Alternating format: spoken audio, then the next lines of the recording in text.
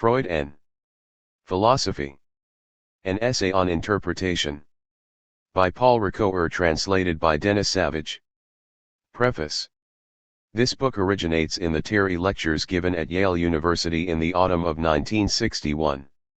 I wish to express my deep thanks to the lecture committee, the philosophy department, the director of the Yale University Press, and the president of Yale University for the invitation to undertake this work. In the autumn of 1962, 8 lectures given in the Cardinal Mercier Chair at the University of Louvain became the next stage of the work.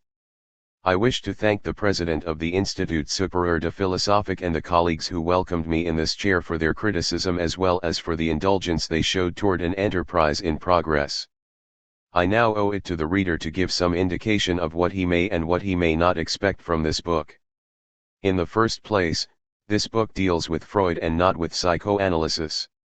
This means there are 2 things lacking: analytic experience itself and a consideration of the post-Freudian schools. As for the first point, it is taking a gamble, no doubt, to write about Freud without being an analyst or having been analyzed, and to treat his work as a monument of our culture, as a text in which our culture is expressed and understood. The reader will have to judge whether the wager has been won or lost. As for the post-Freudian literature, I have deliberately set it aside, either because it stems from corrections brought to Freud's ideas from analytic experience that I do not have, or because it introduces new theoretical conceptions the discussion of which would have led me away from a rigorous debate with the true founder of psychoanalysis. Therefore I have treated Freud's work as a work unto itself, and have avoided discussing the conceptions of dissidents turned adversaries, Adler and Jung, or of students turned dissidents, Erich Fromm, Karen Horney, Harry Stack Sullivan, or of disciples turned creators, Melanie Klein, Jacques Lacan. Secondly, this book is one not of psychology but of philosophy. My interest centers on the new understanding of man that Freud introduces. I place myself in the company of Roland Dalbys, my first professor of philosophy, to whom I here wish to render homage, and of Herbert Marcuse, Philip Reif, and J.C. Flugel. For my work differs from that of Roland Dalbys on an essential point: I do not believe that Freud may be confined to the exploration of the less human elements in man. My enterprise stems from the opposite conviction: psychoanalysis conflicts with every other global interpretation of the phenomenon of man because it is an interpretation of culture. On this point I am in agreement with the last 3 authors cited. I differ from them, however, by the nature of my philosophical preoccupation. My problem concerns the texture or structure of Freudian discourse. First, it is an epistemological problem: what is interpretation in psychoanalysis, and how is the interpretation of the signs of man interrelated with the economic explanation that claims to get at the root of desire? Second, it is a problem of reflective philosophy: what new self-understanding comes out of this interpretation, and what self is it which thus comes to self-understanding? Third, it is a dialectical problem: does Freud's interpretation of culture exclude all others? If not, what is the rule of thought by which it can be coordinated with other interpretations without falling into eclecticism? These 3 questions mark the circuitous route by which I take up the problem left unresolved at the end of my Symbolism of Evil, namely the relationship between a hermeneutics of symbols and a philosophy of concrete reflection. The execution of this program required that Book 2, The Reading of Freud, conducted as rigorously as possible, be kept separate from Book 3, The Philosophical Interpretation, which I propose. Thus the reader may treat the analytic of Book 2 as a separate and self-sufficient work. In it I have tried to remain close to the Freudian text itself. To this end I have retranslated almost all the passages I cite. 5. The philosophical interpretation is placed before and after my reading of Freud, being divided into the questions that make up the problematic of Book I and the attempts at solution that form the dialectic of Book 3. 6. Translator's note. This translation began when my wife, Rosa, and I first translated the 3 lectures which Paul Ricoeur presented as the Terry Lec Tours. We both feel very grateful to M. Ricoeur for his friendship and for opening up to us the richness of his meditations on Freud, symbolism, and interpretation. I have tried to make the translation conform as closely as possibly to the French text. Several minor corrections were made of the original text, all of them after consultation with the author. I wish to thank Mary Parr for reading several chapters for style, and especially Paul Lee of the University of California, Santa Cruz, for his painstaking reading of the entire manuscript and for his many helpful suggestions. I also wish to thank the Department of Philosophy of Marquette University for their secretarial help in typing the manuscript. Dennis Savage, Milwaukee, Wisconsin, November 1969. Book I. Problematic, The Placing of Freud. Chapter 1, Language, Symbol, and Interpretation. Psychoanalysis and Language. This book is a discussion or debate with Freud. Why this interest in psychoanalysis, an interest justified neither by the competence of an analyst nor by the experience of having been analyzed. The purpose of a book is never entirely justified. In any event, no one is required to display his motives or to entangle himself in a confession. To attempt it would be self-delusion. Yet, more than anyone, the philosopher cannot refuse to give his reasons.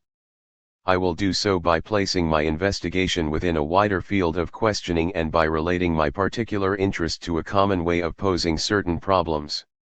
It seems to me there is an area today where all philosophical investigations cut across one another: the area of language. Language is the common meeting ground of Wittgenstein's investigations, the English linguistic philosophy, the phenomenology that stems from Husserl, Heidegger's investigations, the works of the Bultmannian school and of the other schools of New Testament exegesis, the works of comparative history of religion and of anthropology concerning myth, ritual, and belief, and finally, psychoanalysis. Today we are in search of a comprehensive philosophy of language to account for the multiple functions of the human act of signifying and for their interrelationships. How can language be put to such diverse uses as mathematics and myth, physics, and art? It is no accident that we ask ourselves this question today. We have at our disposal a symbolic logic, an exegetical science, an anthropology, and a psychoanalysis, and, perhaps for the first time, we are able to encompass in a single question the problem of the unification of human discourse. The very progress of the aforementioned disparate disciplines has both revealed and intensified the dismemberment of that discourse. Today the unity of human language poses a problem. Such is the broad horizon within which our investigation is set. The present study in no way pretends to offer the comprehensive philosophy of language we are waiting for. I doubt moreover that such a philosophy could be elaborated by any one man. A modern Leibniz with the ambition and capacity to achieve it would have to be an accomplished mathematician, a universal exegete, a critic versed in several of the arts, and a good psychoanalyst. While awaiting that philosopher of integral language, perhaps it is possible for us to explore some of the key connections between the disciplines concerned with language. The present essay is an attempt to contribute to that investigation. I contend that the psychoanalyst is a leading participant in any general discussion about language. To start with, psychoanalysis belongs to our time by virtue of Freud's written work. Through this medium, psychoanalysis addresses itself to those who are not analysts and who have not been analyzed. I am well aware that without actual practice a reading of Freud is truncated and runs the risk of embracing only a fetish.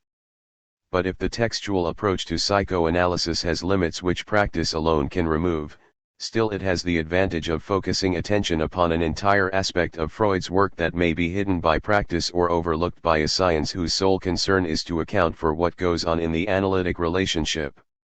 A meditation on Freud's work has the advantage of revealing that work's broadest aim, not only the renovation of psychiatry, but a reinterpretation of all psychical productions pertaining to culture, from dreams, through art and morality, to religion. This is how psychoanalysis belongs to modern culture. By interpreting culture it modifies it, by giving it an instrument of reflection it stamps it with a lasting mark. The fluctuation in Freud's writings between medical investigation and a theory of culture bears witness to the scope of the Freudian project. True, the major texts on culture are to be found in the last part of Freud's work. However, psychoanalysis should not be regarded as a form of individual psychology, tardily transposed into a sociology of culture. A summary glance at the Freudian bibliography shows that the first texts on art, morality, and religion follow shortly upon the interpretation of dreams too, and are then developed alongside the great doctrinal texts that constitute the Papers on Metapsychology, 1913-17, Beyond the Pleasure Principle, 1920, and The Ego and the ID, 1923.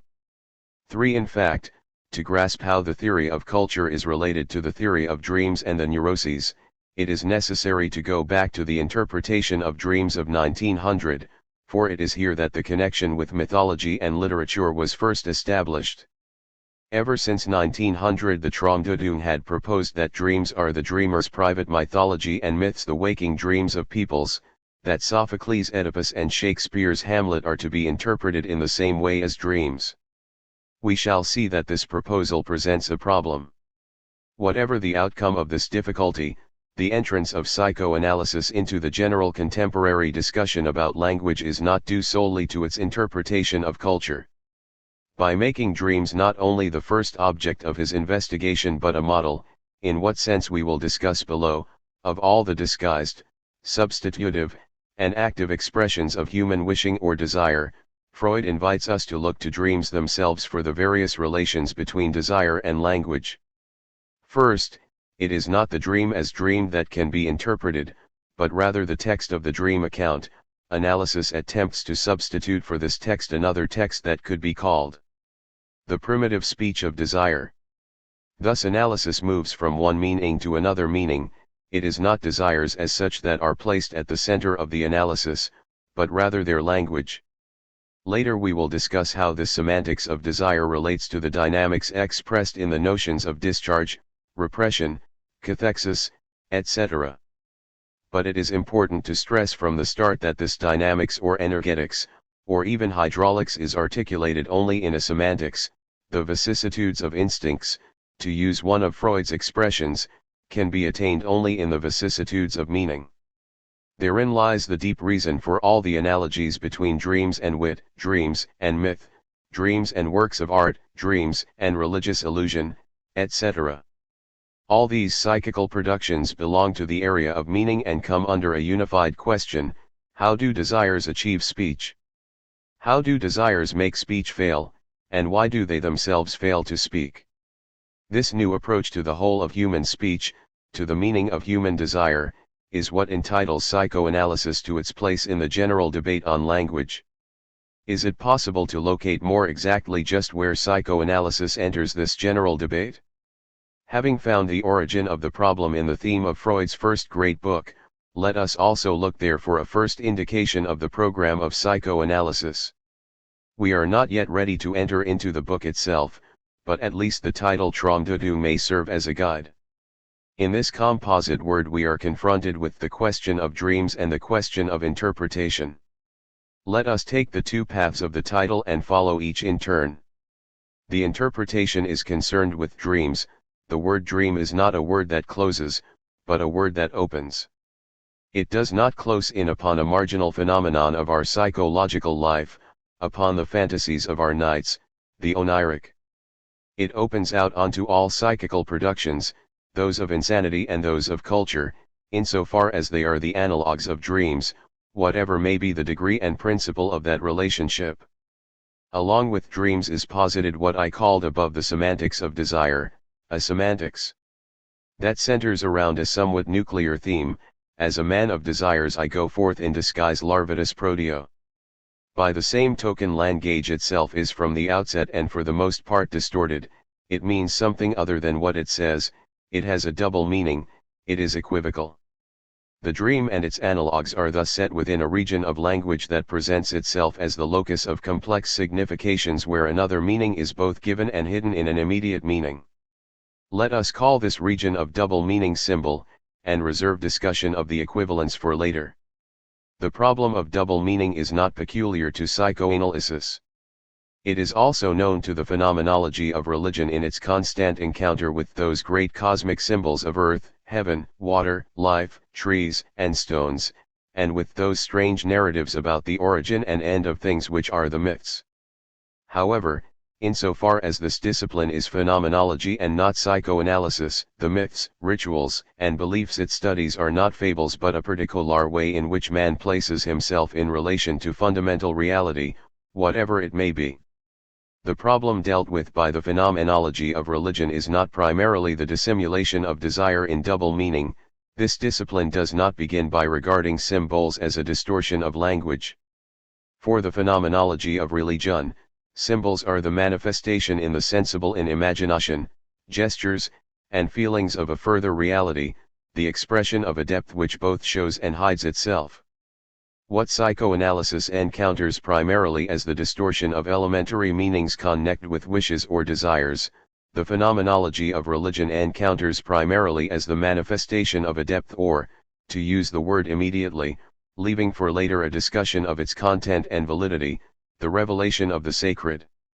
Within the general discussion of language a limited but important debate immediately arises limited, certainly, because it does not raise the question of the status of univocal languages, but important, since it covers the totality of double-meaning expressions.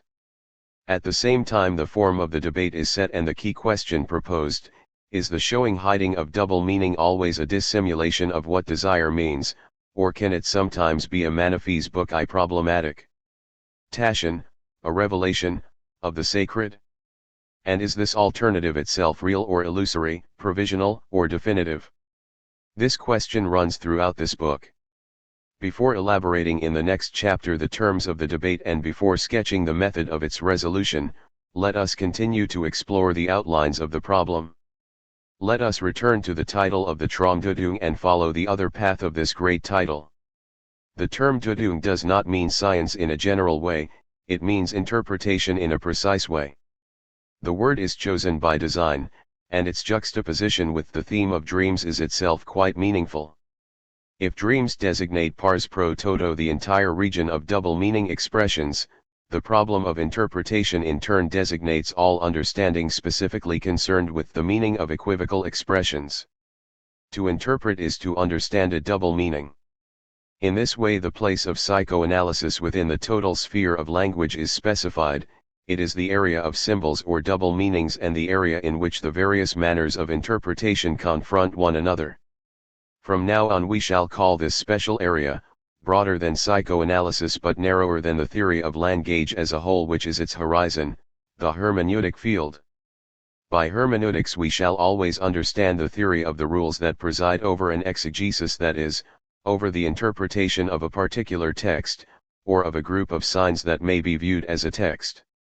We shall explain later what we mean by the notion of text and by the extension of the concept of exegesis to all signs bearing an analogy to a text.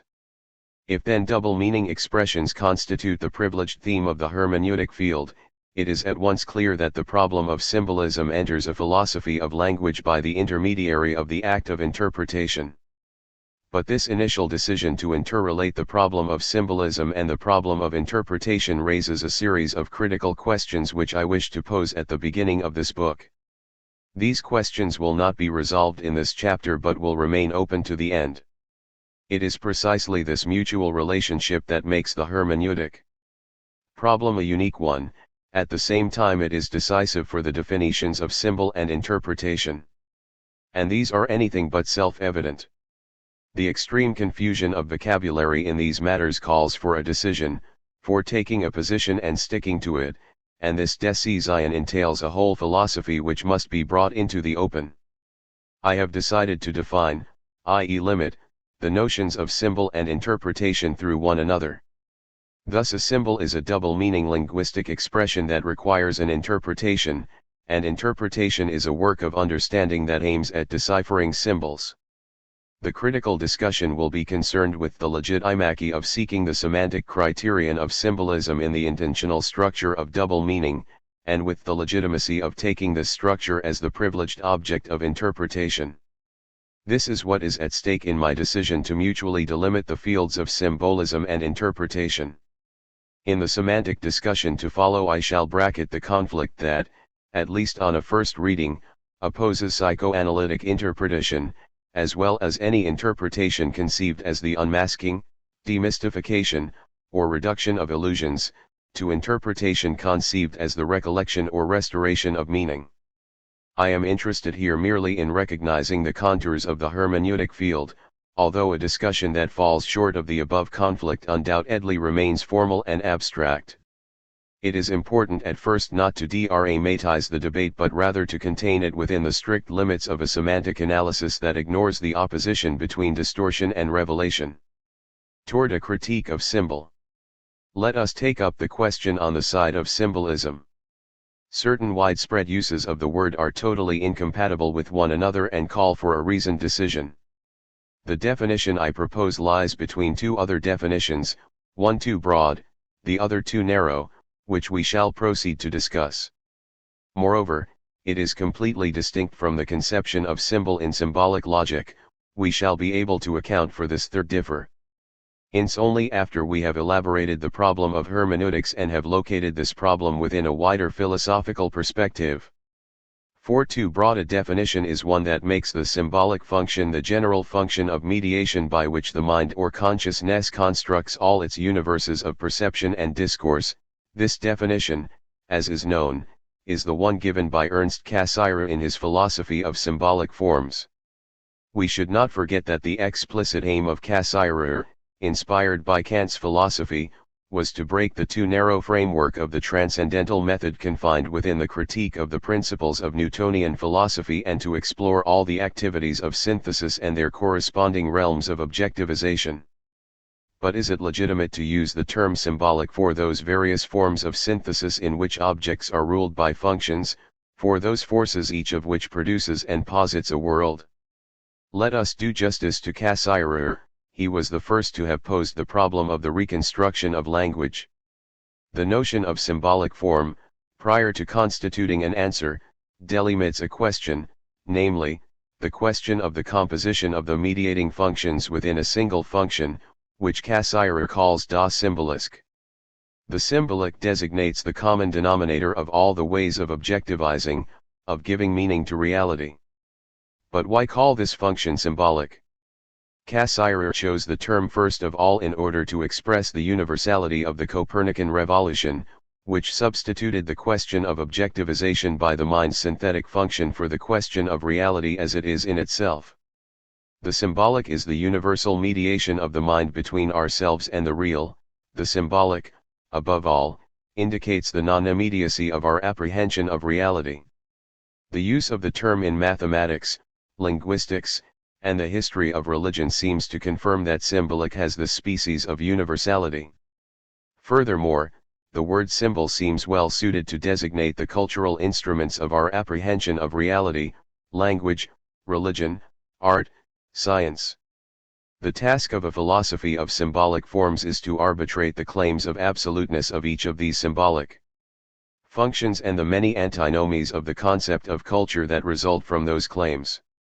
Finally, the word symbol expresses the mutation undergone by a theory of categories: space, time, cause, number, etc. when it escapes the limits of a mere epistemology and moves from a critique of reason to a critique of culture. I do not deny the advantages of this choice, still less the legitimacy of Cassirer's problem, although the Kantian transcendentalism which continues to govern the notions of objectivization, synthesis, and reality is prejudicial, in my opinion, to the work of description and classification of the symbolic forms. We mentioned the unique problem that Cassirer denotes by the term symbolic from the beginning, the problem of the unity of language and the interrelationship of its multiple functions within a single empire of discourse. But this problem seems to me better characterized by the notion of sign or signifying function. 5. How man gives meaning by filling a sensory content with meaning. That is the problem Cassirer deals with. Is this a dispute over words? I do not think so. What is at stake in this terminological discussion is the specificity of the hermeneutic problem. By unifying all the functions of mediation under the title of the symbolic, Ricoeur makes this concept equally as broad as the concepts of reality and culture. Thus a fundamental distinction is wiped out, which constitutes, as I see it, a true dividing line, the distinction between univocal and plurivocal expressions. It is this distinction that creates the hermeneutic problem. Moreover, Anglo-Saxon linguistic philosophy will see to it that we are mindful of this division of the semantic field. If we use the term symbolic for the signifying function in its entirety, we no longer have a word to designate the group of signs whose intentional texture calls for a reading of another meaning in the first, literal, and immediate meaning. As I see it, the problem of the unity of language cannot validly be posed until a fixed status has been assigned to a group of expressions that share the peculiarity of designating an indirect meaning in and through a direct meaning, and thus call for something like a deciphering, i.e. an interpretation, in the precise sense of the word. To mean something other than what is said, this is the symbolic function. Let us proceed a bit further in the semantic analysis of sign and symbol. In every sign, a sensory vehicle is the bearer of a signifying function that makes it stand for something else. But I will not say that I interpret the sensory sign when I understand what it says. Interpretation has to do with a more complicated intentional structure. A first meaning is set up which intends something, but this object in turn refers to something else which is intended only through the first object. What may lead to confusion here is the fact that in a sign there is a duality, or rather two pairs of factors, which in each case go together to form the unity of the signification. First, there is the structural duality of the sensory sign and the signification it carries, the signifier and the signified, in the terminology of Freud and de Saussure. Second, there is the intentional duality of the sign, both sensory and meaningful, signifier and signified, and the thing or object designated. This double duality, structural and intentional, is most clearly seen in linguistic signs of conventional institution. On the one hand, words, phonetically different according to various languages, carry identical significations or meanings. On the other hand, these significations make the sensory signs stand for something that the signs designate. We say that words, by their sensible quality, express significations, and that, thanks to their signification, they designate something. The term to signify covers the twofold duality of expression and designation. But this is not the duality that specifies a symbol. The duality of symbolism is of a higher degree. It is neither the duality of sensory sign and signification nor that of signification and thing, the latter duality moreover being inseparable from the former.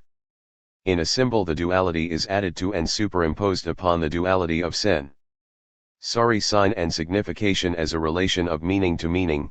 It presupposes signs that already have a primary, literal, manifest meaning. Hence I deliberately restrict the notion of symbol to double or multiple meaning expressions whose semantic texture is correlative to the work of interpretation that explicates their second or multiple meanings. Though this delimitation may appear at first to break the unity seen by Ricoeur between all the signifying functions, it helps to disengage an underlying unity, thus affording a starting point for a new approach to Ricoeur's problem.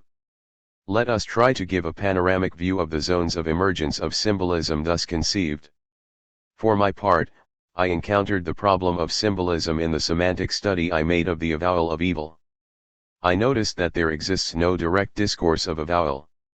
Evil, whether the evil one suffers or the evil one commits, is always confessed by means of indirect expressions that are taken from the sphere of everyday experience and which have the remarkable character of analogously designating another experience. I will provisionally call it the experience of the sacred.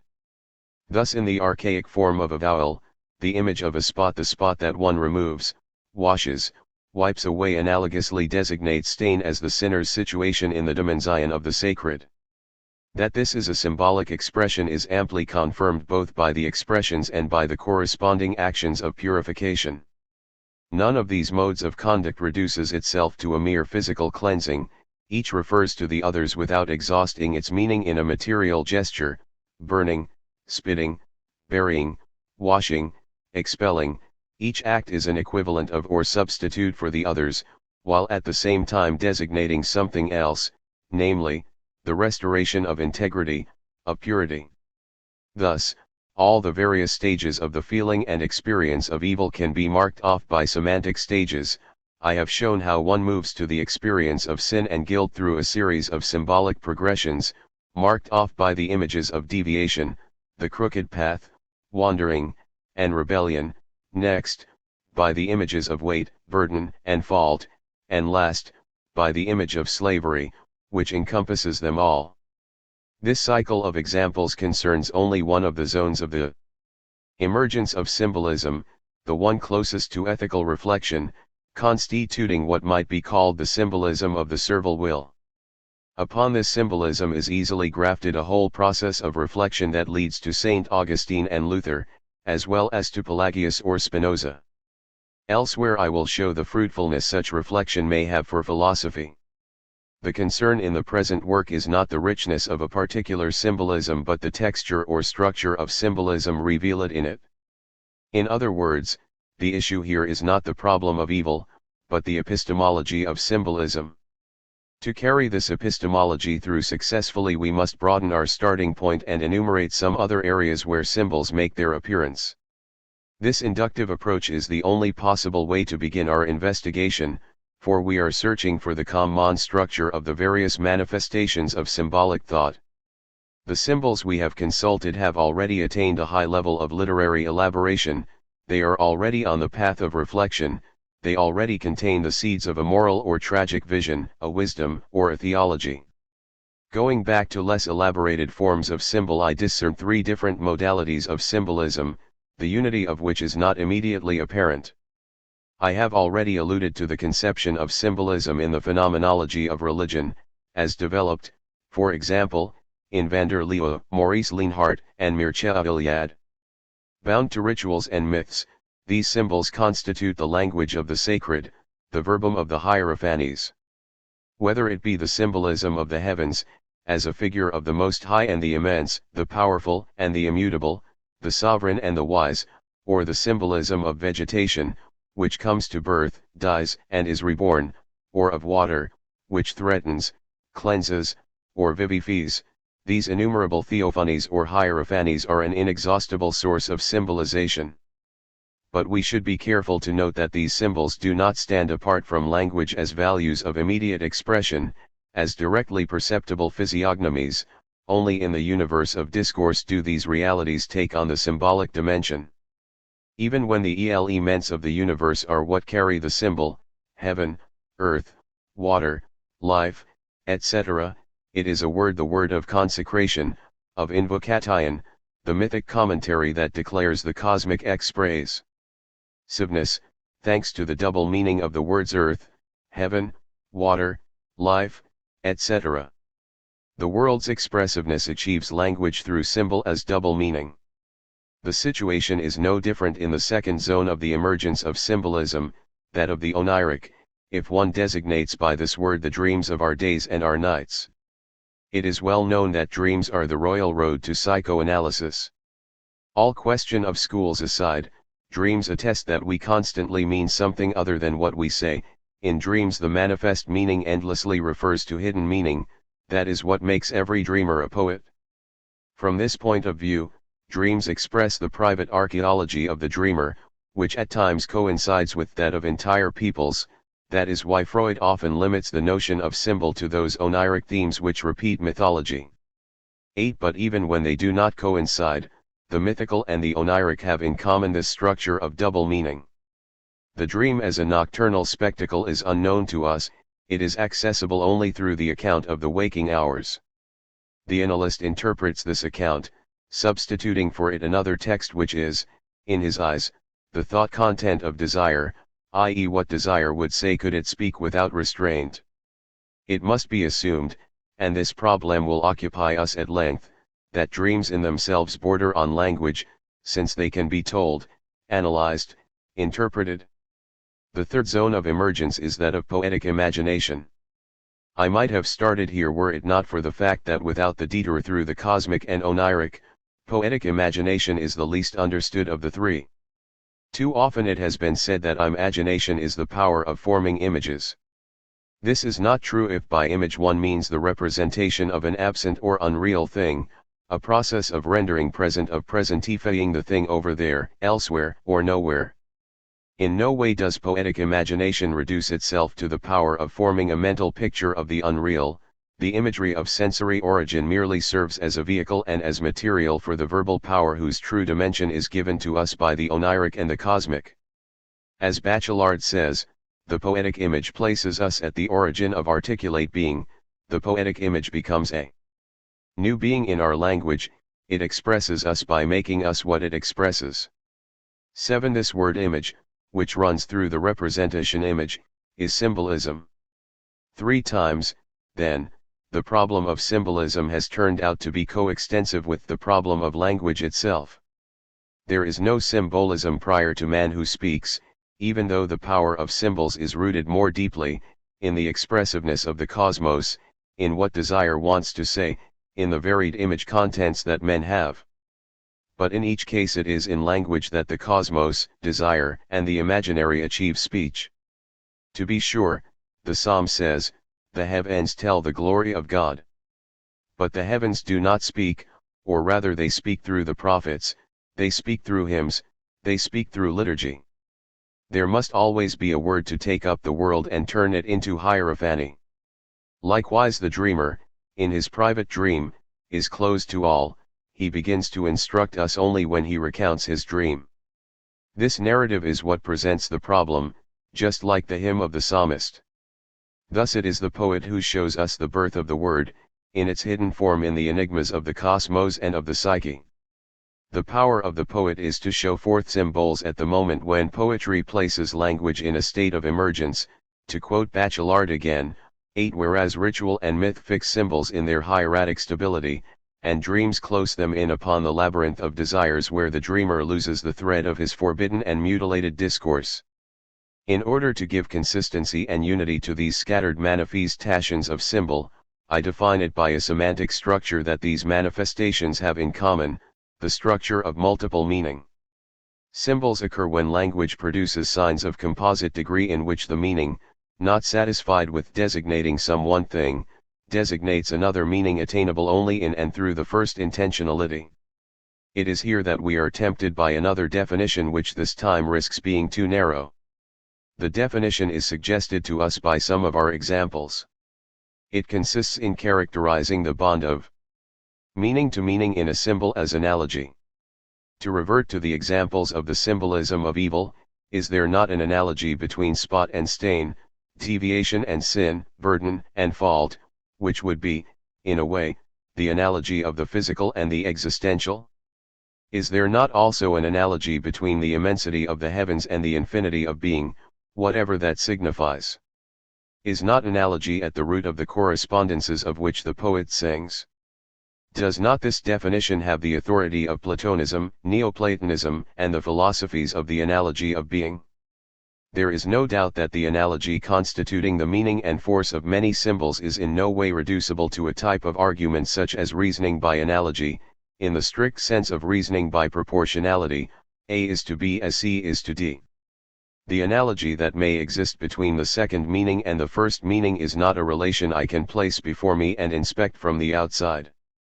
It is not an argument, far from lending itself to formalization, it is a relation adhering to its terms. I am carried by the first meaning, directed by it, toward the second meaning. The symbolic meaning is constituted in and through the literal meaning which achieves the analogy by giving the analog. In contrast to a likeness that we could look at from the outside, a symbol is the very movement of the primary meaning intentionally assimilating us to the symbolized, without our being able to intellectually dominate the likeness. This correction of the notion of analogy does not suffice, however, to cover the whole field of hermeneutics. I would consider rather that analogy is but one of the relations involved between manifest and latent meaning. Psychoanalysis, as we shall see, has uncovered a variety of processes of elaboration that are operative between the apparent and the latent meaning. The dream work is singularly more complex than the classical way of analogy, so too Nietzsche and Marx have denounced a multitude of ruses and falsifications of meaning. Our entire hermeneutic problem, as we shall state in the next chapter, proceeds from this twofold possibility of an innocent analogical relationship or a cunning distortion. In discussing the psychoanalytic notion of interpretation, we will be occupied with this polarity in symbols. To have once caught sight of it is enough to prompt a search for a definition of symbol that would be narrower than Cassirer's symbolic function and at the same time wider than the analogy of the Platonic tradition and literary symbolism. In order to arbitrate the discordance between a definition that is too long and a definition that is too short, I propose to delimit the field of application of the concept of symbol by reference to the act of interpretation. A symbol exists, I shall say, where linguistic expression lends itself by its double or multiple meanings to a work of interpretation. What gives rise to this work is an intentional structure which consists not in the relation of meaning to thing but in an architecture of meaning, in a relation of meaning to meaning, of second meaning to first meaning, regardless of whether that relation be one of analogy or not, or whether the first meaning disguises or reveals the second meaning. This texture is what makes interpretation possible, although the texture itself is made evident only through the actual movement of interpretation. This double approach to symbol through a definition that is too long and a definition that is too short leads us to the question that will be the object of the next study: what is interpretation? We have already glimpsed the disharmony intrinsic to the question. In any event, the reference of symbols to a hermeneutic understanding has a philosophic significance I would like to bring out at the end of this first investigation. It is through interpretation, we said above, that the problem of symbols enters into the wider problem of language. However, the link with interpretation is not external to symbols, it is not superadded to them as a chance thought. No doubt a symbol is, in the Greek sense of the word, an enigma, but as Heraclitus says, the master whose oracle is at Delphi does not speak, does not dissimulate, he signifies, over a /4 ye over a Caperni ia scot rrj.iv. 9. Enigma does not block understanding but provokes it. There is something to unfold, to disimplicate in symbols. That which arouses understanding is precisely the double meaning, the intending of the sec and meaning in and through the first. In the figurative expressions of the serval will that constitute the symbolism of avowal, I was able to show that it is the very excess of meaning in comparison to the literal expression that puts the interpretation in motion. Thus, in the most archaic symbolism, the penitent spontaneously intends the meaning of stain in that of spot. In order to characterize this manner of living in and through analogy without the latter being recognized as a distinct semantic structure, one can speak of symbolic naivete, but this naivete is from the start moving toward interpretation by virtue of that transgression of meaning by meaning at the heart of the symbolic structure. In general terms, every mythos involves a latent logos which demands to be exhibited. That is why there are no symbols without the beginning of interpretation. Where one man dreams, prophesies, or poetizes, another rises up to interpret. Interpretation organically belongs to symbolic thought and its double meaning. This appeal to an interpretation that proceeds from symbols assures us that a reflection upon symbols falls within a philosophy of language and even within a philosophy of reason, as we shall try to show when we confront the meaning of symbol in hermeneutics with its meaning in symbolic logic. In hermeneutics, symbols have their own semantics, they stimulate an intellectual activity of deciphering, of finding a hidden meaning. Far from falling outside the bounds of language, they raise feeling to meaningful articulation. Thus avowal has seemed to me a word that tears feeling from its mute opacity. All the stages of feeling can thus be marked off by semantic stages. Symbols are not a non-language. The split between univocal and plurivocal language extends across the empire of language. That which reveals the richness or overdetermination of meaning and demonstrates that symbols belong to integral discourse is the work, perhaps interminable, of interpretation. The time has come to say what interpretation is and how psychoanalytic interpretation enters into the conflict between interpretations.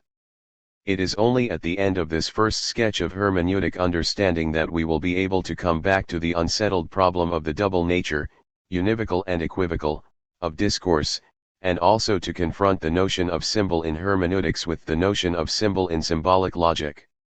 Chapter 2, The conflict of interpretations. At the end of the preceding study we asked, what is interpretation? This question governs the following one: how does psychoanalysis become involved in the conflict of interpretations? The question of interpretation, however, is no less perplexing than that of symbol. We thought we could arbitrate the differences concerning the definition of symbol by appealing to an intentional structure, the structure of double meaning, which in turn is brought to light only in the work of interpretation. But the concept of interpretation itself poses a problem. The concept of interpretation.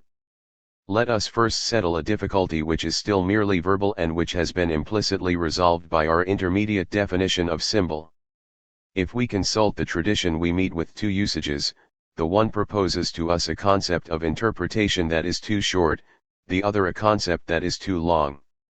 These two variations in the extension of the concept of interpretation reflect fairly closely the ones we considered in the definition of symbol. If we recall here the two historical roots of these discordant traditions, the perihermeneuses of Aristotle and biblical exegesis, it is because they give a rather good indication of what corrections are to be made if one is to arrive at our intermediate concept of hermeneutics. Start with Aristotle. As is well known, the second treatise of the Organon is called the Perihermeneuses, on interpretation. From it stems what I call the overly long concept of interpretation, a concept somewhat reminiscent of symbol in the sense of the symbolic function of Cassirer and many of the moderns.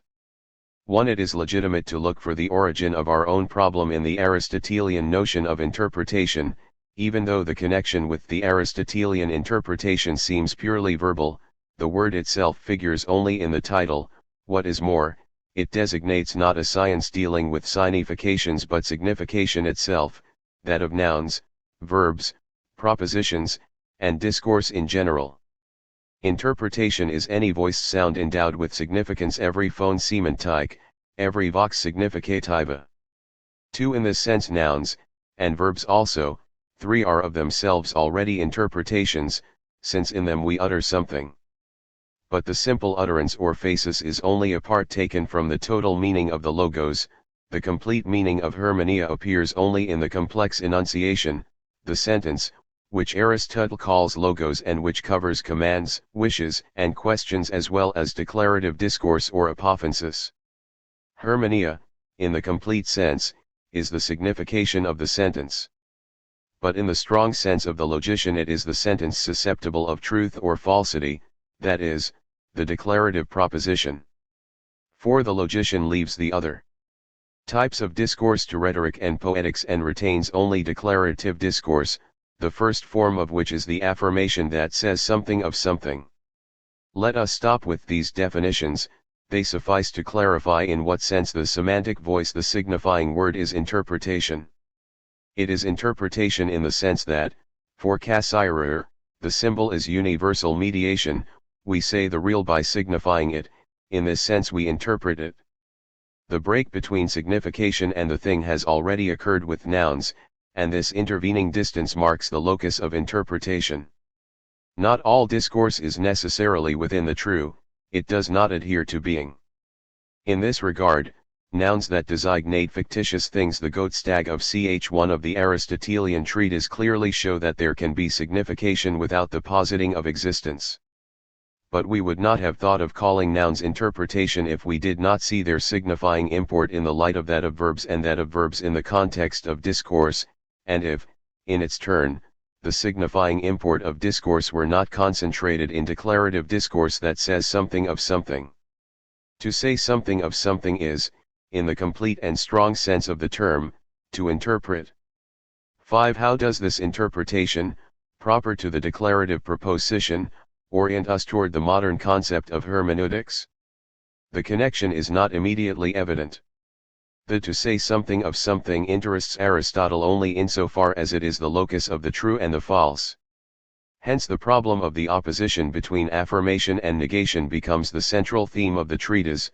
The semantics of the declarative proposition serves merely as an introduction to the logic of propositions, which is essentially a logic of opposition, and the latter in turn leads to the analytics, i.e. the logic of arguments.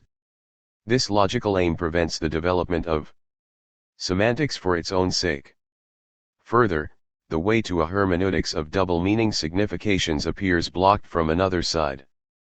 The notion of signification requires univocity of meaning, the definition of the principle of identity, in its logical and ontological sense, demands it.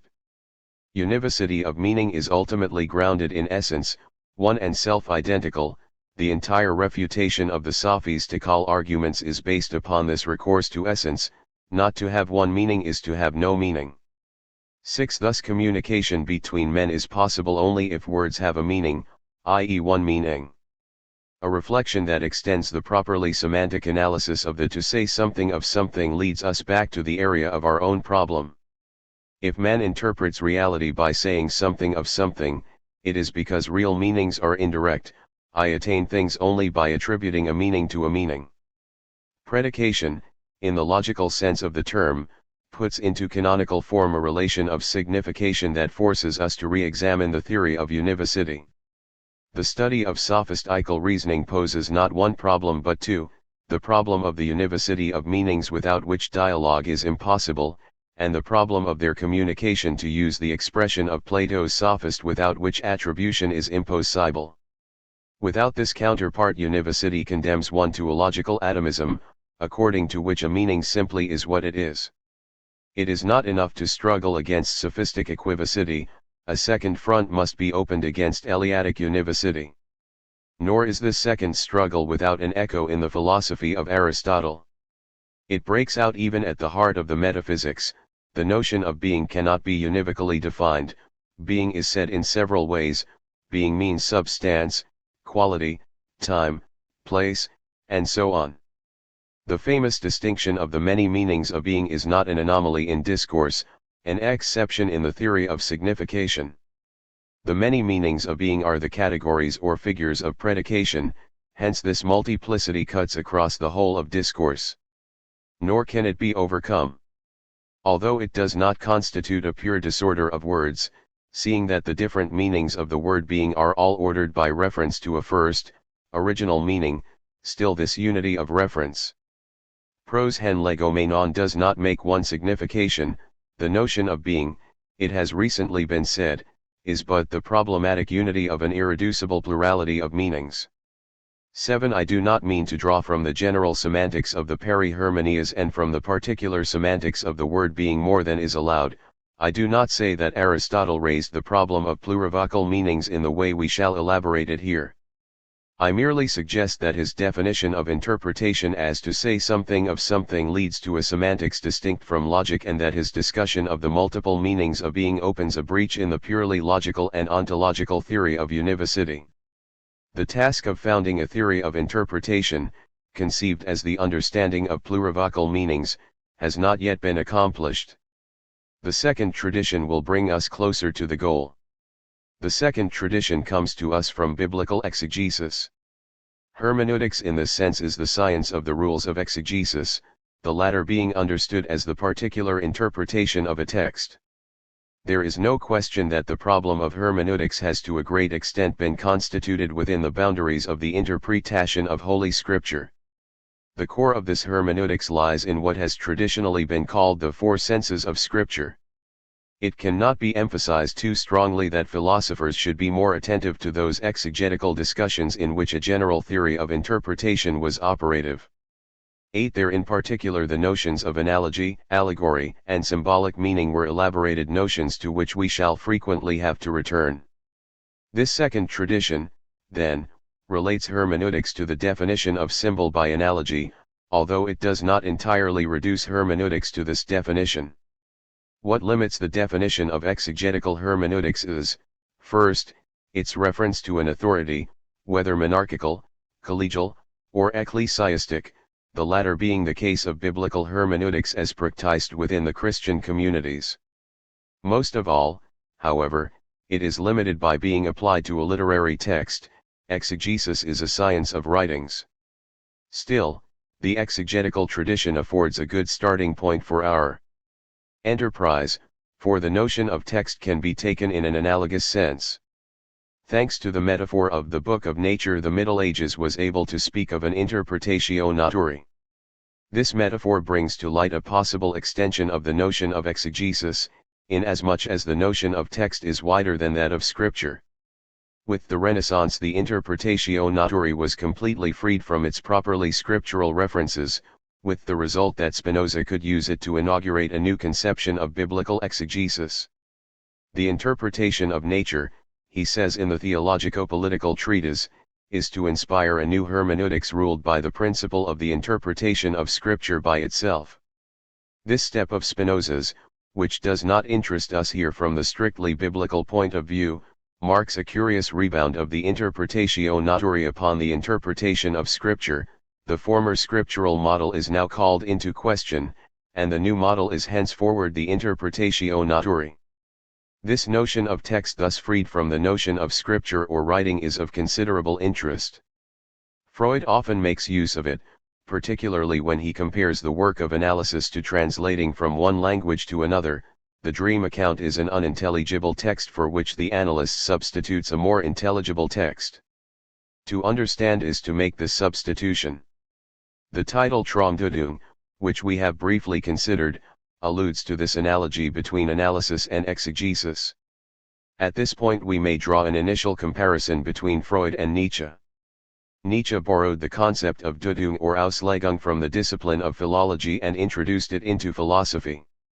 It is true that Nietzsche remains a philologist when he interprets Greek tragedy or the pre-Socratics, but with him the whole of philosophy becomes interpretation. Interpretation of what? We shall answer that question later, when we enter into the conflict of interpretation. For the present this point can be made: the new career opened up for the concept of interpretation is linked to a new problematic of representation, of Vorstellung. It is no longer the Kantian question of how a subjective representation or idea can have objective validity.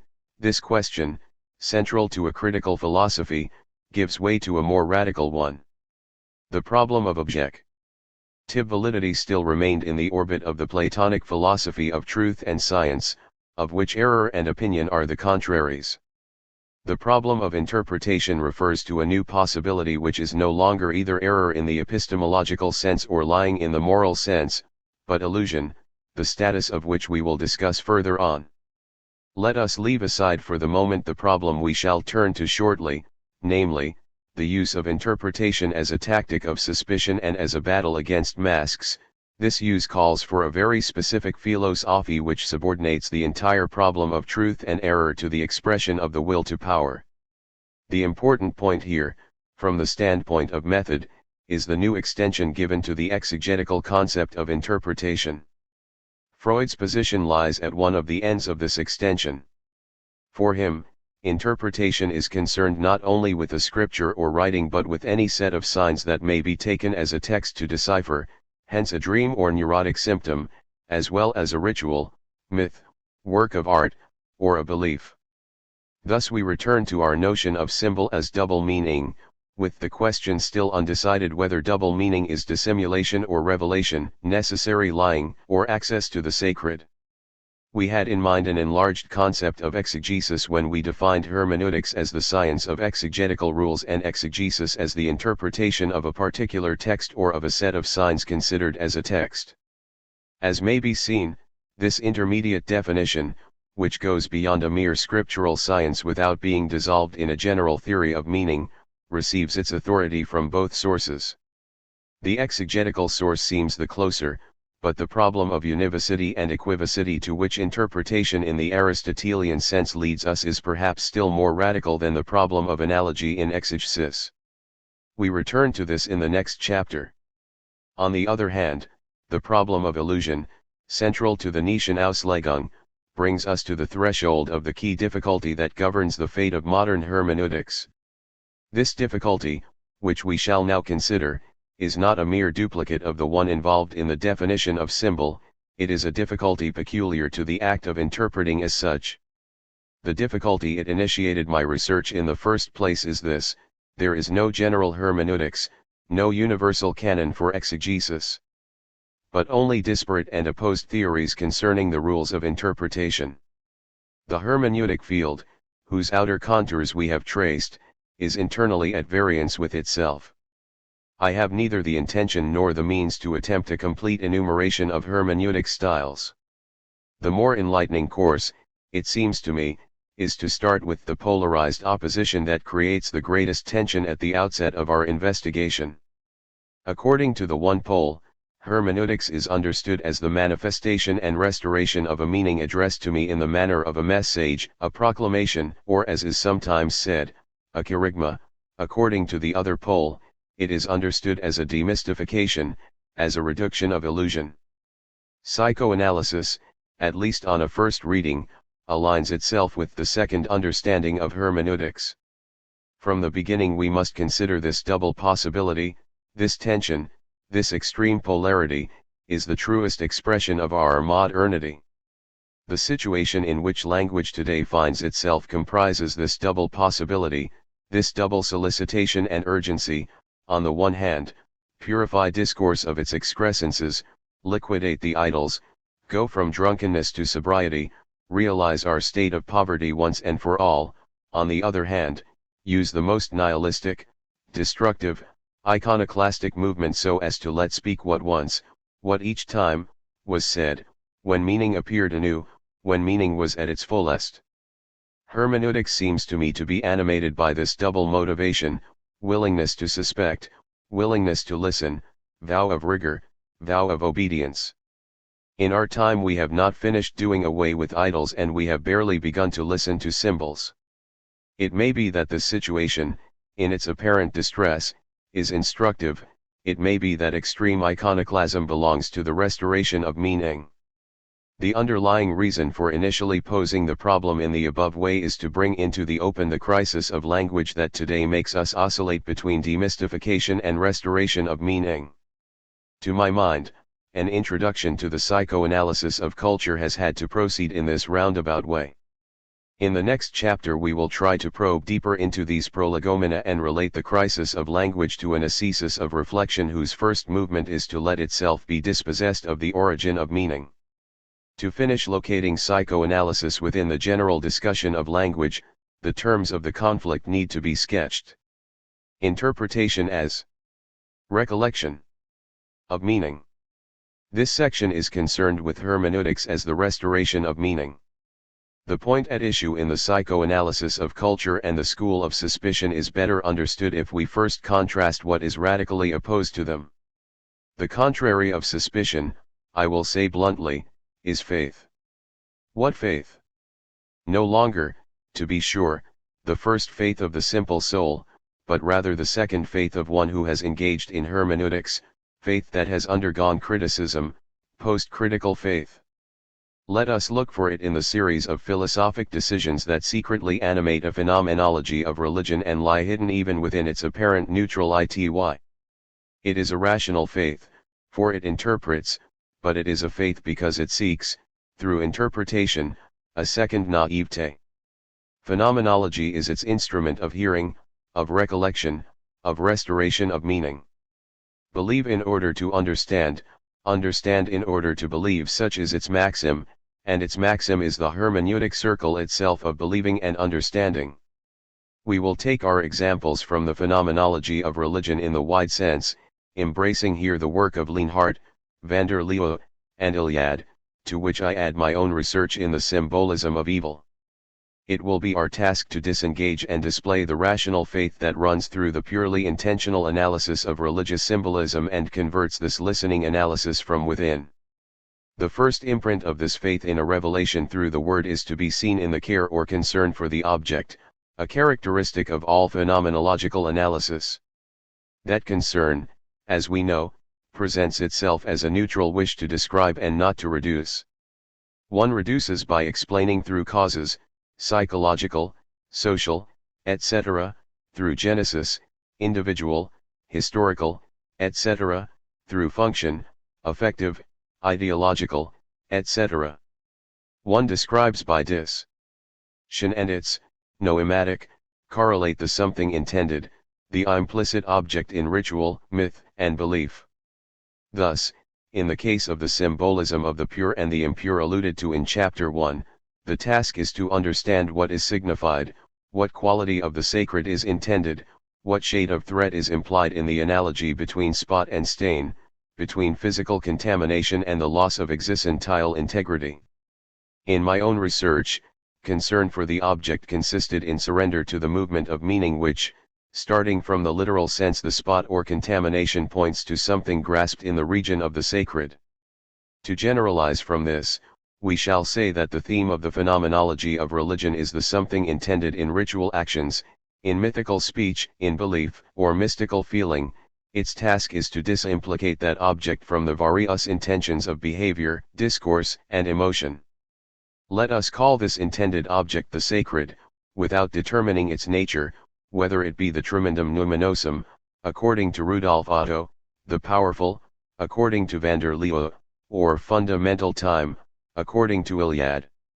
In this general sense, and with a view to underlining the concern for the intentional object, we may say that every phenomenology of religion is a phenomenology of the sacred.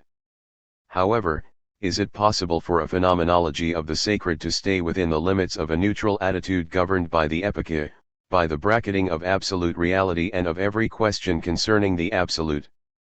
The epike requires that I participate in the belief in the reality of the religious object, but in a neutralized mode, that I believe with the believer, but without positing absolutely the object of his belief.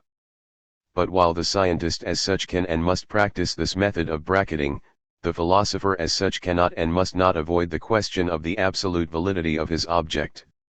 For would I be interested in the object, could I stress concern for the object, through the consideration of cause, genesis, or function, if I did not expect, from within understanding, this something to address itself to me?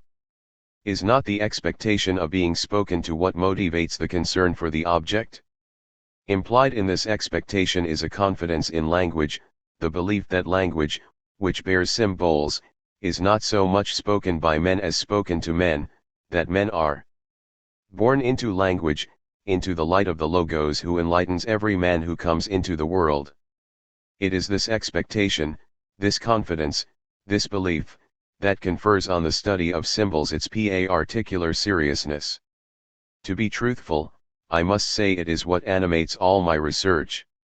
But it is also what today is contested by the whole stream of hermeneutics that we shall soon place under the heading of suspicion. This latter theory of interpretation begins by doubting whether there is such an object and whether this object could be the place of the transformation of intentionality into kerygma, manifestation, proclamation. This hermeneutics is not an explication of the object, but a tearing off of masks, an interpretation that reduces disguises. Second, according to the phenomenology of religion, there is a truth of symbols. This truth, in the neutral attitude of the Husserl en epike, means merely the fulfillment die Erfüllung of the signifying intention. For a phenomenology of religion to be possible, it is necessary and sufficient that there be not only one but several ways of fulfilling various intentions of meaning according to various regions of objects. Verification, in the sense of logical positivism, is one type of fulfillment among others and not the canonical mode of fulfillment. It is a type required by the corresponding type of object, namely, the physical object and, in another sense, the historical object, but not by the concept of truth as such, or, in other words, by the requirement of fulfillment in general. It is in virtue of this multiplicity of types of fulfillment that phenomenology, in a reduced, neutralized mode, speaks of religious experience, not by analogy, but according to the specific type of object and the specific mode of fulfillment in that field. We encountered this problem of fulfillment in the order of symbolic meanings in our investigation of the analogical bond between the primary or literal signifier and the secondary signified, for example, the bond between spot and stain, between deviation, or wandering, and sin, between weight, or burden, and fault. Here we run up against a primordial, unfailing relationship, which never has the conventional and arbitrary character of technical signs that mean only what is posited in them. In this relationship of meaning to meaning resides what I have called the fullness of language. The fullness consists in the fact that the second meaning somehow dwells in the first meaning. In his trait Destroyer Generate the Religions, Mircea Eliade clearly shows that the force of the cosmic symbolism resides in the non-arbitrary bond between the visible heavens and the order they manifest. Thanks to the analogical power that binds meaning to meaning, the heavens speak of the wise and the just, the immense and the ordered. Symbols are bound in a double sense, bound to and bound by. On the one hand, the sacred is bound to its primary, literal, sensible meanings. This is what constitutes the opacity of symbols. On the other hand, the literal meaning is bound by the symbolic meaning that resides in it. This is what I have called the revealing power of symbols, which gives them their force in spite of their opacity. The revealing power of symbols opposes symbols to technical signs, which merely signify what is posited in them and which, therefore, can be emptied, formalized, and reduced to mere objects of a calculus. Symbols alone give what they say. But in saying this, have we not already broken the phenomenological neutrality? I admit it. I admit that what deeply motivates the interest in full language, in bound language, is this inversion of the movement of thought which now addresses itself to me and makes me a subject that is spoken to. And this inversion is produced in analogy. How? How does that which binds meaning to meaning bind me? The movement that draws me toward the second meaning assimilates me to what is said, makes me participate in what is announced to me. The similitude in which the force of symbols resides and from which they draw their revealing power is not an objective likeness, which I may look upon like a relation laid out before me. It is an existential assimilation, according to the movement of analogy, of my being to being. This allusion to the ancient theme of participation helps us make a third step along the path of explication, which is also the path of intellectual honesty. The fully declared philosophical decision on emating the intentional analysis would be a modern version of the ancient theme of reminiscence. After the silence and forgetfulness made widespread by the manipulation of empty signs and the construction of formalized languages, the modern concern for symbols expresses a new desire to be addressed. This expectancy of a new word, of a new tidings of the word, is the implicit intention of every phenomenology of symbols, which first puts the accent on the object, then underscores the fullness of symbol, to finally greet the revealing power of the primal word. Interpretation as exercise of suspicion. We shall complete our assigning of a place to Freud by giving him not just one interlocutor but a whole company. Over against interpretation as restoration of meaning we shall oppose interpretation according to what I collectively call the school of suspicion. A general theory of interpretation would thus have to account not only for the opposition between two interpretations of interpretation, the one as recollection of meaning, the other as reduction of the illusions and lies of consciousness, but also for the division and scattering of each of these two great schools of interpretation into theories that differ from one another and are even foreign to one another. This is no doubt truer of the school of suspicion than of the school of reminiscence. Three masters, seemingly mutually exclusive, dominate the school of suspicion: Marx, Nietzsche, and Freud. It is easier to show their common opposition to a phenomenology of the sacred, understood as a propedeutic to the revelation of meaning, than their interrelationship within a single method of demystification. It is relatively easy to note that these three figures all contest the primacy of the object in our representation of the sacred, as well as the fulfilling of the intention of the sacred by a type of analogy of being that would engraft us onto being through the power of an assimilating intention. It is also easy to recognize that this contesting is an exercise of suspicion in three different ways. Truth as lying would be the negative heading under which one might place these three exercises of suspicion. But we are still far from having assimilated the positive meaning of the enterprises of these three thinkers. We are still too attentive to their differences and to the limitations that the prejudices of their times impose upon their successors even more than upon themselves. Thus Marx is relegated to economics and the absurd theory of the reflex consciousness, Nietzsche is drawn toward biologism and a perspectivism incapable of expressing itself without contradiction, Freud is restricted to psychiatry and decked out with a simplistic pansexualism. If we go back to the intention they had in common, we find in it the decision to look upon the whole of consciousness primarily as false consciousness. They thereby take up again, each in a different manner, the problem of the Cartesian doubt, to carry it to the very heart of the Cartesian stronghold. The philosopher trained in the school of Descartes knows that things are doubtful, that they are not such as they appear, but he does not doubt that consciousness is such as it appears to itself. In consciousness, meaning and consciousness of meaning coincide. Since Marx, Nietzsche, and Freud, this too has become doubtful. After the doubt about things, we have started to doubt consciousness. These three masters of suspicion are not to be misunderstood, however, as three masters of skepticism. They are, assuredly, three great destroyers. But that of itself should not mislead us. Destruction, Heidegger says in Senuendizeit, is a moment of every new foundation, including the destruction of religion, insofar as religion is, in Nietzsche's phrase, a Platonism for the people. It is beyond destruction that the question is posed as to what thought, reason, and even faith still signify. All three clear the horizon for a more authentic word, for a new reign of truth, not only by means of a destructive critique, but by the invention of an art of interpreting. Descartes triumphed over the doubt as to things by the evidence of consciousness, they triumph over the doubt as to consciousness by an exegesis of meaning. Beginning with them, understanding is hermeneutics.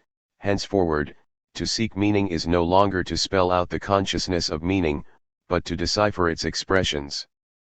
What must be faced, therefore, is not only a threefold suspicion, but a threefold guile. If consciousness is not what it thinks it is, a new relation must be instituted between the patent and the latent.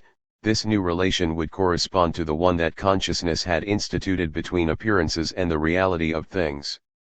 For Marx, Nietzsche, and Freud, the fundamental category of consciousness is the hidden shown or, if you prefer, simulated manifested.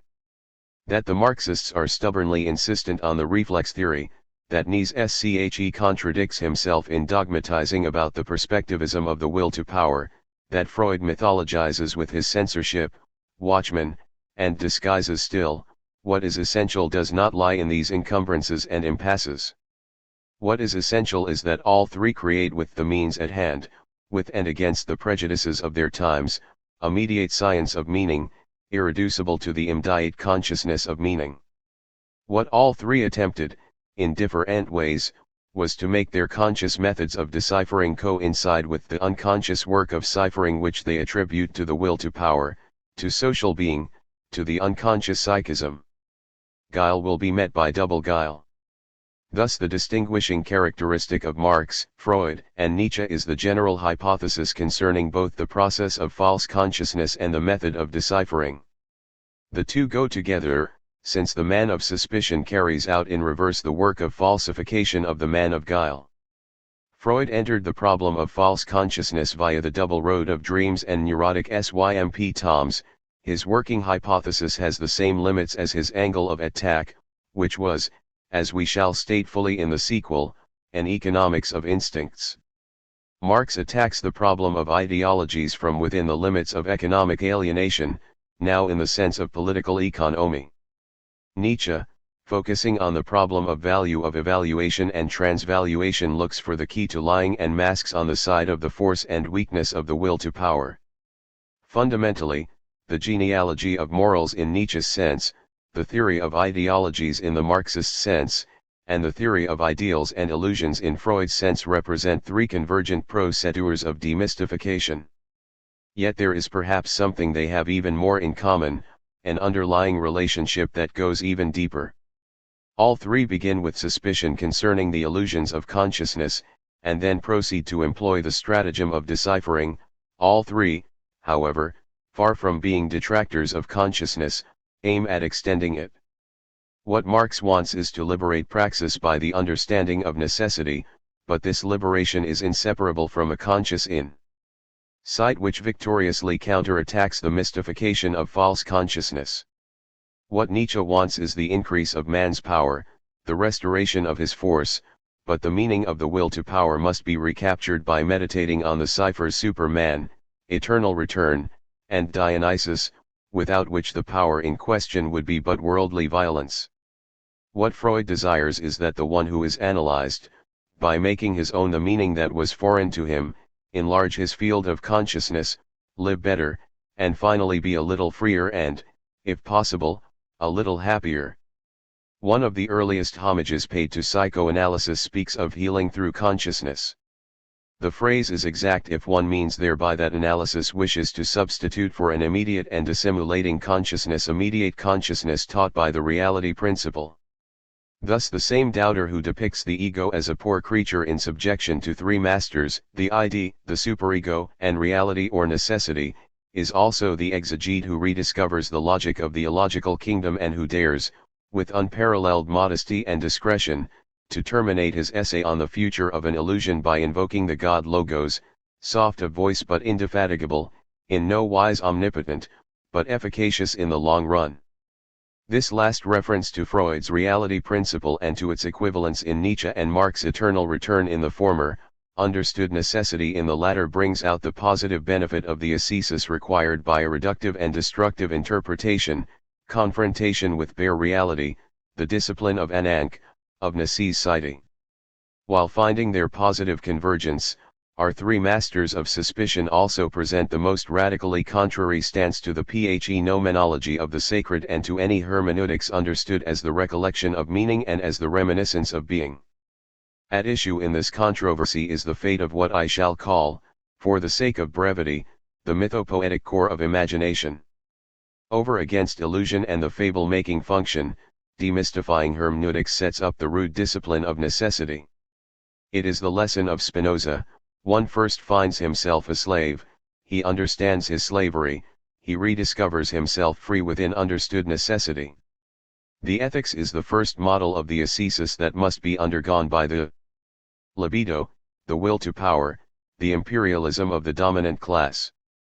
But, in return, does not this discipline of the real, this ascesis of the necessary lack the grace of imagination, the upsurge of the possible? And does not this grace of imagination have something to do with the word as revelation? This is what is at issue in the debate. Our question now is to determine to what extent such a debate can still be arbitrated within the limits of a philosophy of reflection. Chapter 3, Hermeneutic. Method and Reflective Philosophy.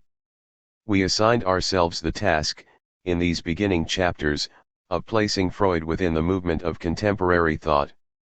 Before becoming involved with its technical language and specific problem, we wanted to reconstruct the context in which psychoanalysis is set.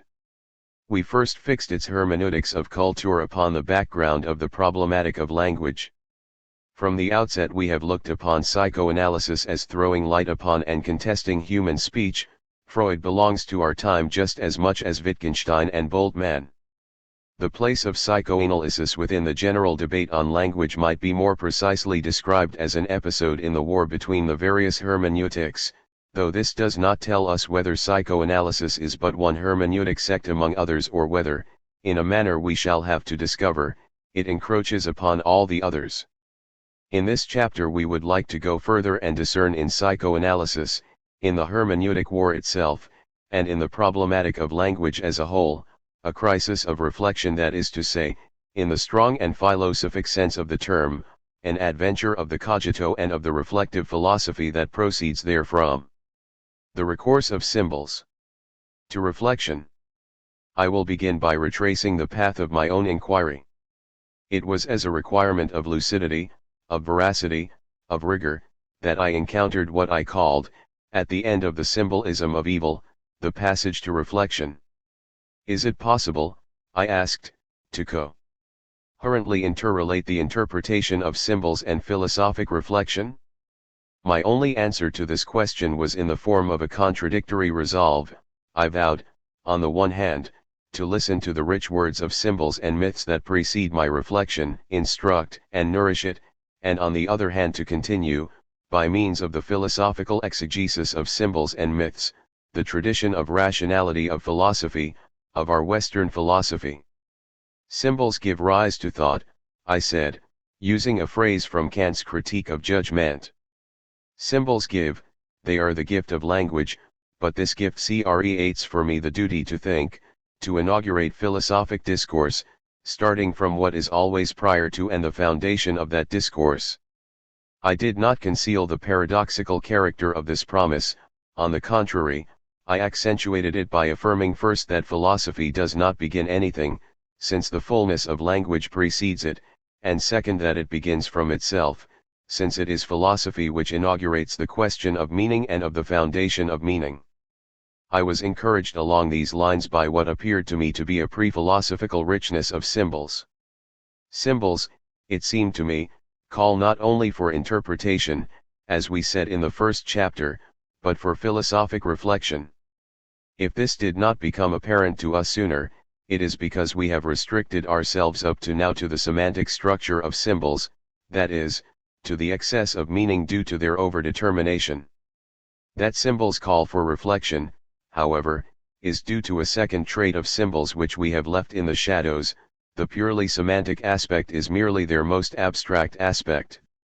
Linguistic expressions are embodied not only in rituals and emotions, as was suggested above when we mentioned the symbolism of the pure and the impure, but also in myths, that is, in the great narratives about the beginning and the end of evil. I have studied 4 cycles of these myths: the myths of the primal chaos, the myths of the wicked god, the myths of the soul exiled in an evil body, and the myths concerning the historical fault of an individual who is both an ancestor and a prototype of humanity. New traits of symbol appear here, and with them new suggestions for a hermeneutics. First, these myths introduce exemplary personages: Prometheus, Anthropo, Adam, who begin to generalize human experience on the level of a universal concept or paradigm in which we can read our condition and destiny. Second, thanks to the structure of the narrative that tells of events that happened once upon a time, our experience receives a temporal orientation, an elah extended between a beginning and an end. Our present becomes charged with a memory and a hope. More profoundly still, these myths recount, after the manner of a trans-historical event, the irrational break, the absurd leap, which separates two views, one concerned with the innocence of coming to be, the other with the guilt of history. At this level symbols have not only an expressive value, as they do on the merely semantic level, but a heuristic value, since they confer universality, temporality and ontological import upon our self-understanding. Interpretation therefore does not consist simply in extricating the second intention, which is both given and masked in the literal meaning. It tries to thematize this universality, this temporality, this ontological exploration implied in myth. Thus, in their mythical form symbols themselves push towards speculative expression, symbols themselves are the dawn of reflection. The hermeneutic problem therefore is not imposed upon reflection from without, but proposed from within by the very movement of meaning, by the implicit life of symbols taken at their semantic and mythical level. There is a third way in which the symbolism of evil calls for a science of interpretation, a hermeneutics. Semantically as well as mythically, the symbols of evil are always the obverse side of a greater symbolism, a symbolism of salvation. This is already true on the semantic level. To the impure there corresponds the pure, to the wandering of sin corresponds pardon in its symbol of the return, to the weight of sin, deliverance, and, more generally, to the symbolism of slavery, that of liberation. It is even clearer on the mythical level. The images of the beginning receive their true meaning from the images of the end. The symbolism of chaos constitutes the preface of a poem that celebrates the enthroning of Marduk. To the tragic god corresponds the purification of Apollo, the same Apollo who through his oracle called Socrates to examine other men. To the myth of the soul in exile corresponds the symbolism of deliverance through knowledge. To the figure of the first Adam correspond the successive figures of the king, the Messiah, the just one who suffers, the Son of Man, the Lord, the Logos. The philosopher, qua philosopher, has nothing to say concerning the proclamation, the apostolic kerygma, according to which these figures are brought to fulfillment in the coming of the Christ Jesus, but he can and should reflect upon these symbols insofar as they are representations of the end of evil. What, then, does this one-to-one correspondence between the two symbolisms signify? It signifies, first, that the symbolism of evil receives its true meaning from the symbolism of salvation. The symbolism of evil is only a particular province within religious symbolism, thus the Christian credo does not say I believe in sin, but I believe in the remission of sins. More fundamentally, however, the correspondence between a symbolism of evil and a symbolism of salvation signifies that we must cease being totally absorbed in a symbolism of evil that is severed from the rest of the symbolic and mythic universe and reflect upon the totality formed by these symbols of the beginning and the end. Thereby is suggested the architectonic task of reason, which has already been sketched in the interplay of the mythic correspondences. It is this totality, as such, which demands expression at the level of reflection and speculation. Symbols themselves demand this speculative reflection. An interpretation of symbols that extricated their philosophical meaning would not be something supra to them. Such an interpretation is required by the semantic structure of symbols, by the latent speculation of myths, and finally by the fact that each symbol belongs to a meaningful totality which furnishes the first schema of the system. Though we do not yet know what privileged place the symbols and myths of evil have within the empire of symbolism, we will here try to pose the problem in its full generality by asking the question: how can a philosophy of reflection nourish itself at the symbolic source and become hermeneutic? It must be admitted that the question seems quite perplexing. Traditionally, since Plato, that is, it is put in the following terms: what is the place of myth in philosophy? If myth calls for philosophy, is it true that philosophy calls for myth? Or, in the terms of the present work, does reflection call for symbols and the interpretation of symbols? This question precedes any attempt to move from mythical symbols to speculative symbols, whatever the symbolic area being dealt with. One must first make sure that the philosophic act, in its innermost nature, not only does not exclude, but requires something like an interpretation. At first sight the question seems hopeless. Philosophy, born in Greece, introduced new demands in contrast to mythical thought. First and foremost, it established the idea of a science, in the sense of the Platonic episteme or the Wissenschaft of German idealism. In view of this idea of philosophical science, the recourse to symbols has something scandalous about it. In the first place, symbols remain caught within the diversity of languages and cultures and espouse their irreducible singularity. Why begin with the Babylonians, the Hebrews, the Greeks, be they tragic or Pythagorean? Because they nourish my memory. In that case I put my singularity at the center of my reflection, but does not philosophical science require that the singularity of cultural creations and individual memories be reabsorbed into the universality of discourse? Secondly, philosophy as a rigorous science seems to require univocal significations. But symbols, by reason of their analogical texture, are opaque, non-transparent. The double meaning that gives them concrete roots weights them down with materiality. This double meaning is not accidental but constitutive, inasmuch as the analogous sense, the existential sense, is given only in and through the literal sense. In epistemological terms, this opacity can only mean equivocity. Can philosophy systematically cultivate the equivocal? Thirdly, and this is the most serious point, the bond between symbol and interpretation, in which we have seen the promise of an organic connection between mythos and logos, furnishes a new motive for suspicion. Any interpretation can be revoked, no myths without exegesis, but no exegesis without contesting. The deciphering of enigmas is not a science, either in the Platonic, Hegelian, or modern sense of the word science. Our preceding chapter gave a glimpse of the gravity of the problem. There we considered the most extreme opposition imaginable within the field of hermeneutics, the opposition between the phenomenology of religion, conceived as a remythicizing of discourse, and psychoanalysis, conceived as a demystification of discourse. By the same token our problem becomes graver in becoming more precise. The question now is not simply why an interpretation, but why these opposed interpretations. The task is not only to justify the recourse to some kind of interpretation, but to justify the dependence of reflection upon preconstituted hermeneutics that are mutually exclusive. To justify the recourse to symbols in philosophy is ultimately to justify cultural contingency, equivocal language, and the war of hermeneutics within itself. The solution of the problem hinges on showing that reflection, in principle, requires something like interpretation. Starting from that requirement, one can then justify, also in principle, the detour through the contingency of cultures, through an incurably equivocal language, and through the conflict of interpretations. Let us begin at the beginning. Up to the present we have only been considering the recourse of symbols to reflection. What makes that recourse intelligible is reflections are to symbols. When we say philosophy is reflection, we mean, assuredly, self-reflection. But what does the self signify? Do we know it any better than the word symbol and interpretation? No doubt we do, but with a knowledge that is abstract, empty, and vain.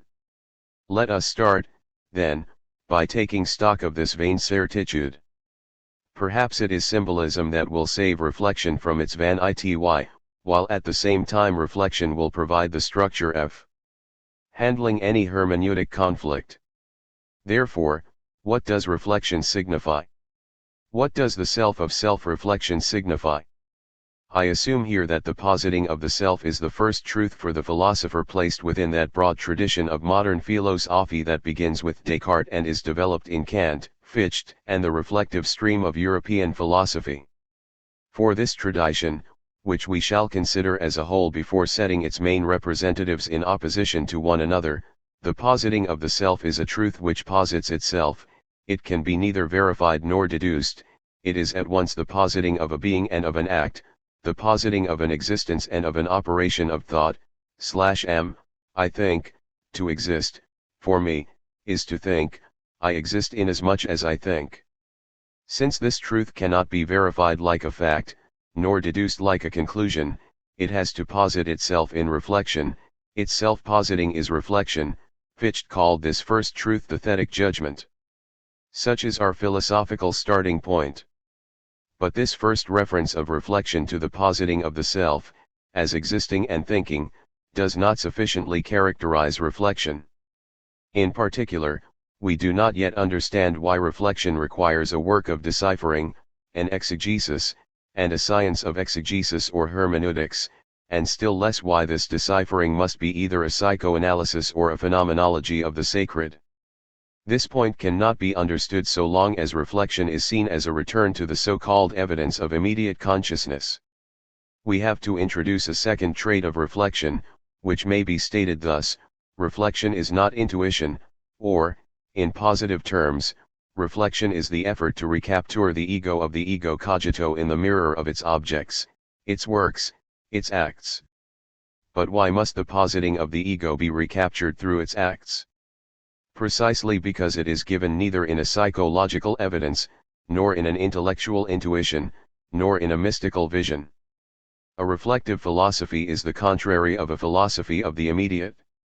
The first truth I think remains as abstract and empty as it is invincible. It has to be mediated by the ideas, accessions, works, institutions, and monuments that objectify it. It is in these objects, in the widest sense of the word, that the ego must lose and find itself. We can say, in a somewhat paradoxical sense, that a philosophy of reflection is not a philosophy of consciousness, if by consciousness we mean immediate self-consciousness. Consciousness, as we shall say later, is a task, but it is a task because it is not a given. No doubt I have an apperception of myself and my acts, and this apperception is a type of evidence. Descartes cannot be dislodged from this incontestable proposition: I cannot doubt myself without perceiving that I doubt. But what does this apperception signify?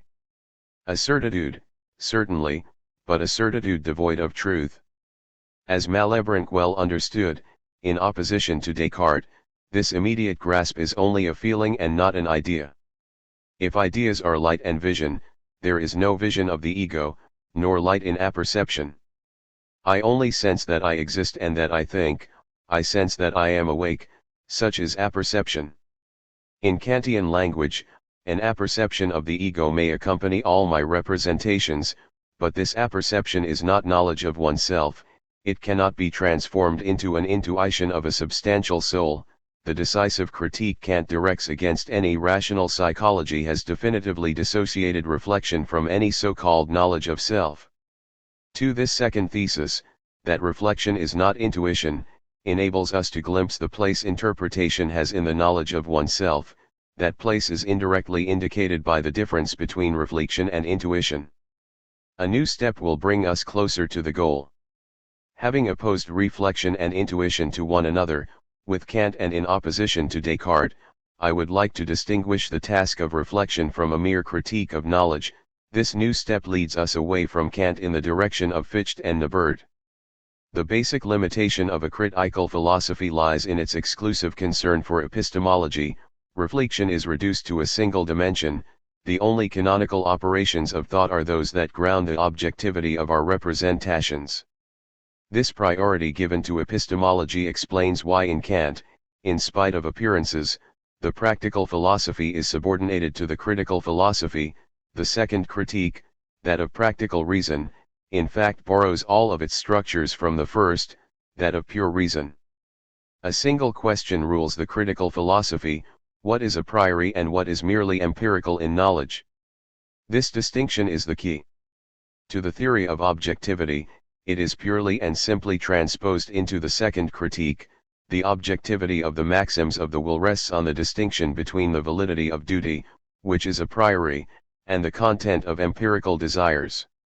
It is in opposition to this reduction of reflection to a simple critique that I say, with Fichte and his French successor, Jean Niebuhr, that reflection is not so much a justification of science and duty as a reappropriation of our effort to exist. Epistemology is only a part of this broader task. We have to recover the act of existing, the positing of the self, in all the density of its works. Why must this recovery be characterized as appropriation and even as reappropriation? I must recover something which has first been lost. I make proper to me what has ceased being mine. I make mine what I am separated from by space or time, by distraction or diversion, or because of some culpable forgetfulness. Appropriation signifies that the initial situation from which reflection proceeds is forgetfulness. I am lost, led astray among objects and separated from the center of my existence, just as I am separated from others and as an enemy is separated from all men. Whatever the secret of this diaspora, of this separation, it signifies that I do not at first possess what I am. The truth that Fichte called the thetic judgment posits itself in a desert wherein I am absent to myself. That is why reflection is a task, an Aufgabe, the task of making my concrete experience equal to the positing of I am. Such is the ultimate elaboration of our initial proposition that reflection is not intuition. We now say, the positing of self is not given, it is a task, it is not Gegeben, but Aufgabe. At this point one may wonder whether we have not overly stressed the practical and ethical side of reflection. Is this not a new limitation, like that of the epistemological stream of the Kantian philosophy? Moreover, are we not farther than ever from our problem of interpretation? I do not think so. The ethical stress put on reflection does not mark a limitation, if we take the notion of ethical in its wide sense, as in Spinoza, when he calls the total process of philosophy ethical. Philosophy is ethical to the extent that it leads from alienation to freedom and beatitude.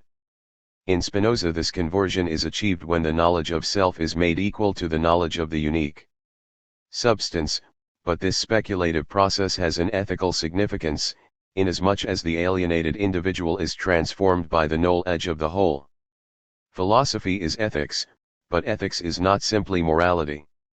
If we follow Spinoza's use of the word ethical, we must say that reflection is ethical before becoming a critique of morality. Its goal is to grasp the ego in its effort to exist, in its desire to be. This is where a reflective philosophy recovers and perhaps also saves the Platonic notion that the source of knowledge is itself eros, desire, love, along with the Spinozistic notion that it is conatus, effort. Such effort is a desire, since it is never satisfied, but the desire is an effort since it is the affirmative positing of a singular being and not simply a lack of being. effort and desire are the two sides of this positing of the self in the first truth, /m.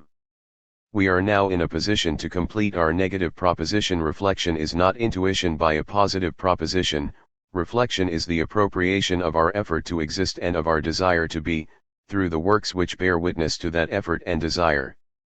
That is why reflection is more than a mere critique of knowledge and even more than a mere critique of moral judgment. Prior to every critique of judgment, it reflects upon the act of existing that we deploy in effort and desire. This third step leads us to the threshold of our problem of interpretation. The positing or emergence of this effort or desire is not only devoid of all intuition but is evidenced only by works whose meaning remains doubtful and revocable. This is where reflection calls for an interpretation and tends to move into hermeneutics. The ultimate root of our problem lies in this primitive connection between the act of existing and the signs we deploy in our works. Reflection must become interpretation because I cannot grasp the act of existing except in signs scattered in the world. That is why a reflective philosophy must include the results, methods, and presuppositions of all the sciences that try to decipher and interpret the signs of man. 3. Such is, in its principle and widest generality, the root of the hermeneutic problem. The problem is posed both by the factual existence of symbolic language which calls for reflection and, conversely, by the indigence of reflection which calls for interpretation. In positing itself, reflection understands its own inability to transcend the vain and empty abstraction of the /think and the necessity to recover itself by deciphering its own signs lost in the world of culture. Thus reflection realizes it does not begin as science.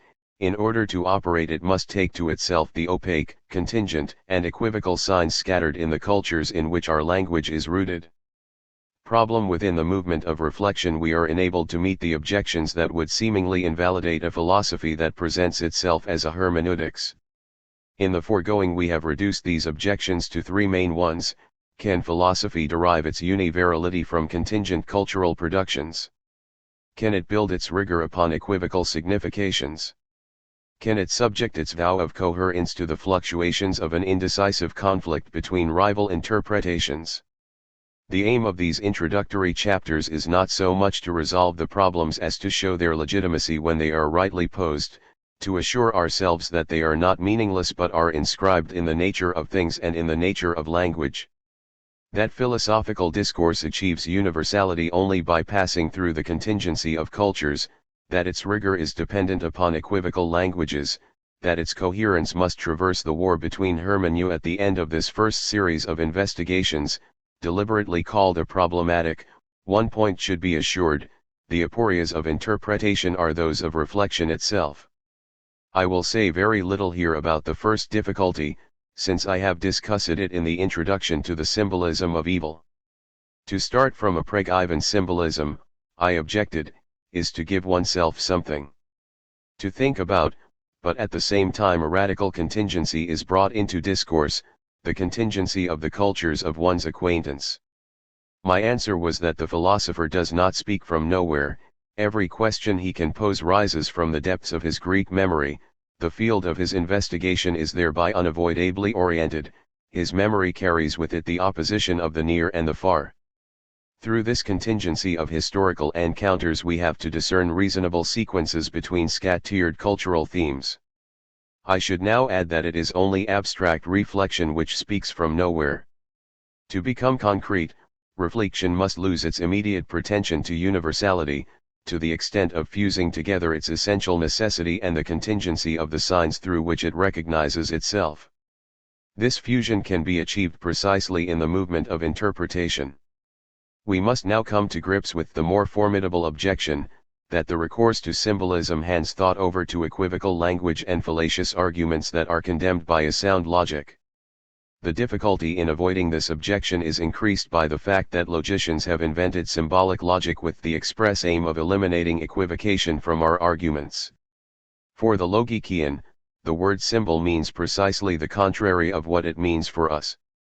The important status of symbolic logic obliges us to say something about this encounter, which at the very least constitutes a strange homonymity, The obligation is all the more pressing in view of the fact that we have constantly alluded to the duality of univocal and equivocal expressions and have implicitly assumed that the latter can have an irreplaceable philosophical function.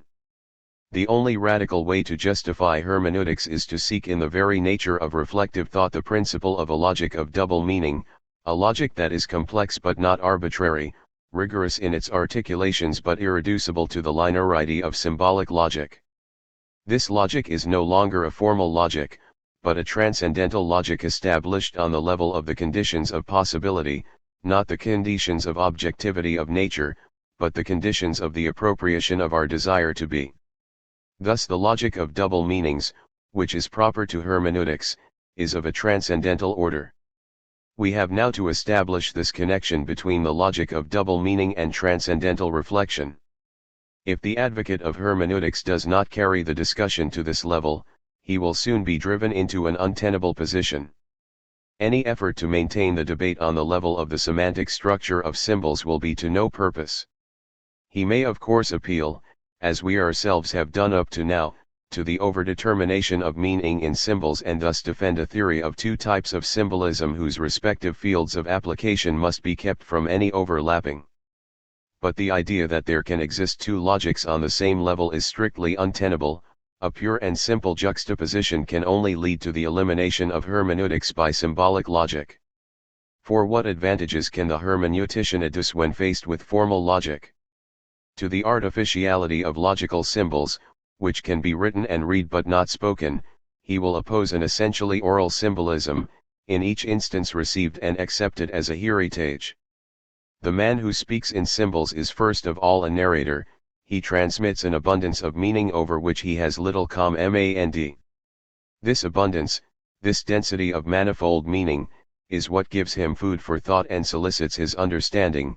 Interpretation consists less in suppressing ambiguity than in understanding it and in explicating its richness. It may also be said that logical symbolism is empty, whereas symbolism in hermeneutics is full. It renders manifest the double meaning of worldly or psychical reality. This was suggested earlier when we said that symbols are bound. The sensible sign is bound by the symbolic meaning that dwells in it and gives it transparency and lightness. The symbolic meaning is in turn bound to its sensible vehicle, which gives it weight and opacity. One might add that this is also the way symbols bind us, viz. by giving thought a content, a flesh, a density. These distinctions and oppositions are not false, they are merely unfounded.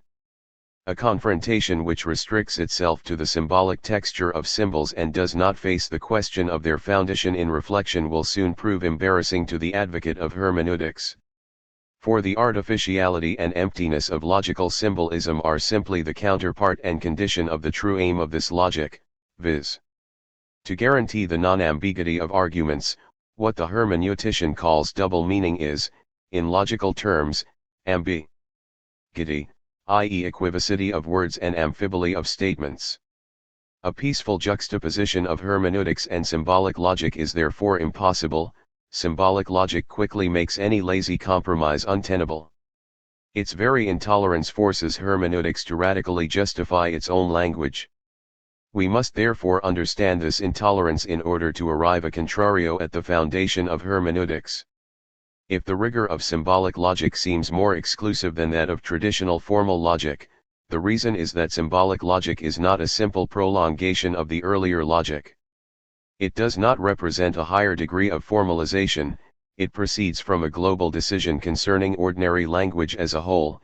It marks a split with ordinary language and its incurable ambiguity. It questions the equivocal and hence fallacious character of the words of ordinary language, the amphibolous character of its constructions, the confusion inherent in metaphor and idiomatic expressions, the emotional resonance of highly descriptive language. Symbolic logic despairs of natural language precisely at the point where hermeneutics believes in its implicit wisdom.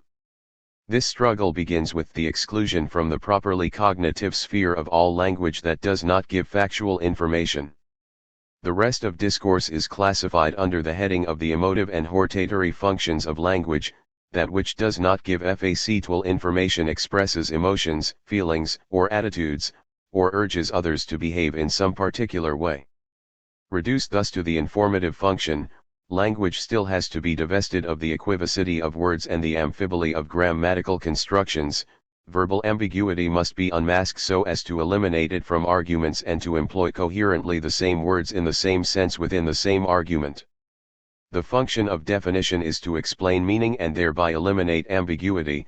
The only definitions that succeed in doing this are scientific ones. These are not content with pointing out the meaning words already have in usage, independently of their definition. Instead they very strictly characterize an object in light of a scientific theory, for example, the definition of force as the product of mass and acceleration in the context of Newtonian theory. But symbolic logic goes further.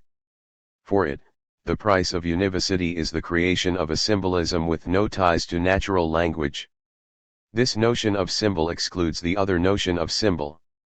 The recourse to a completely artificial symbolism introduces in logic a difference not only of degree but of nature. The symbols of the logician intervene precisely at the point where the arguments of classical logic, formulated in ordinary language, run into an invincible and, in a way, residual ambiguity.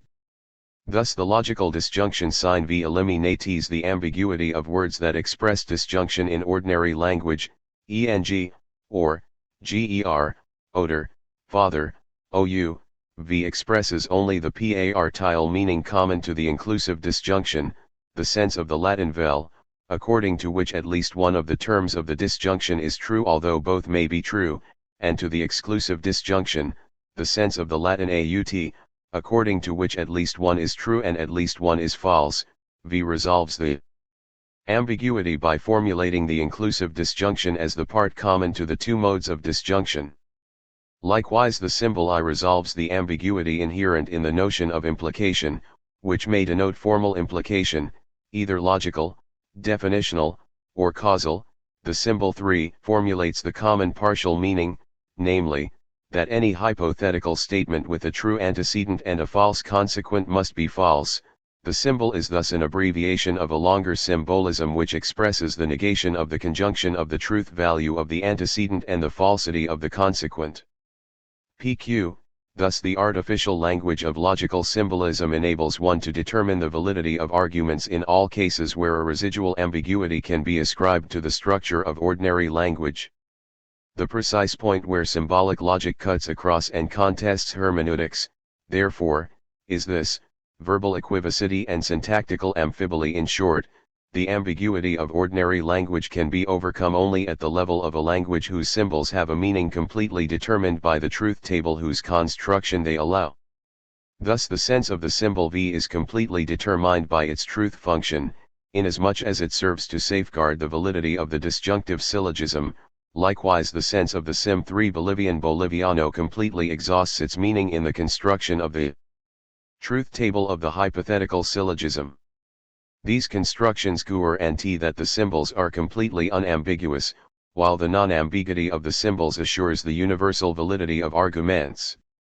As long as the logic of multiple meaning is not grounded in its reflective function, it necessarily falls under the blows of formal and symbolic logic.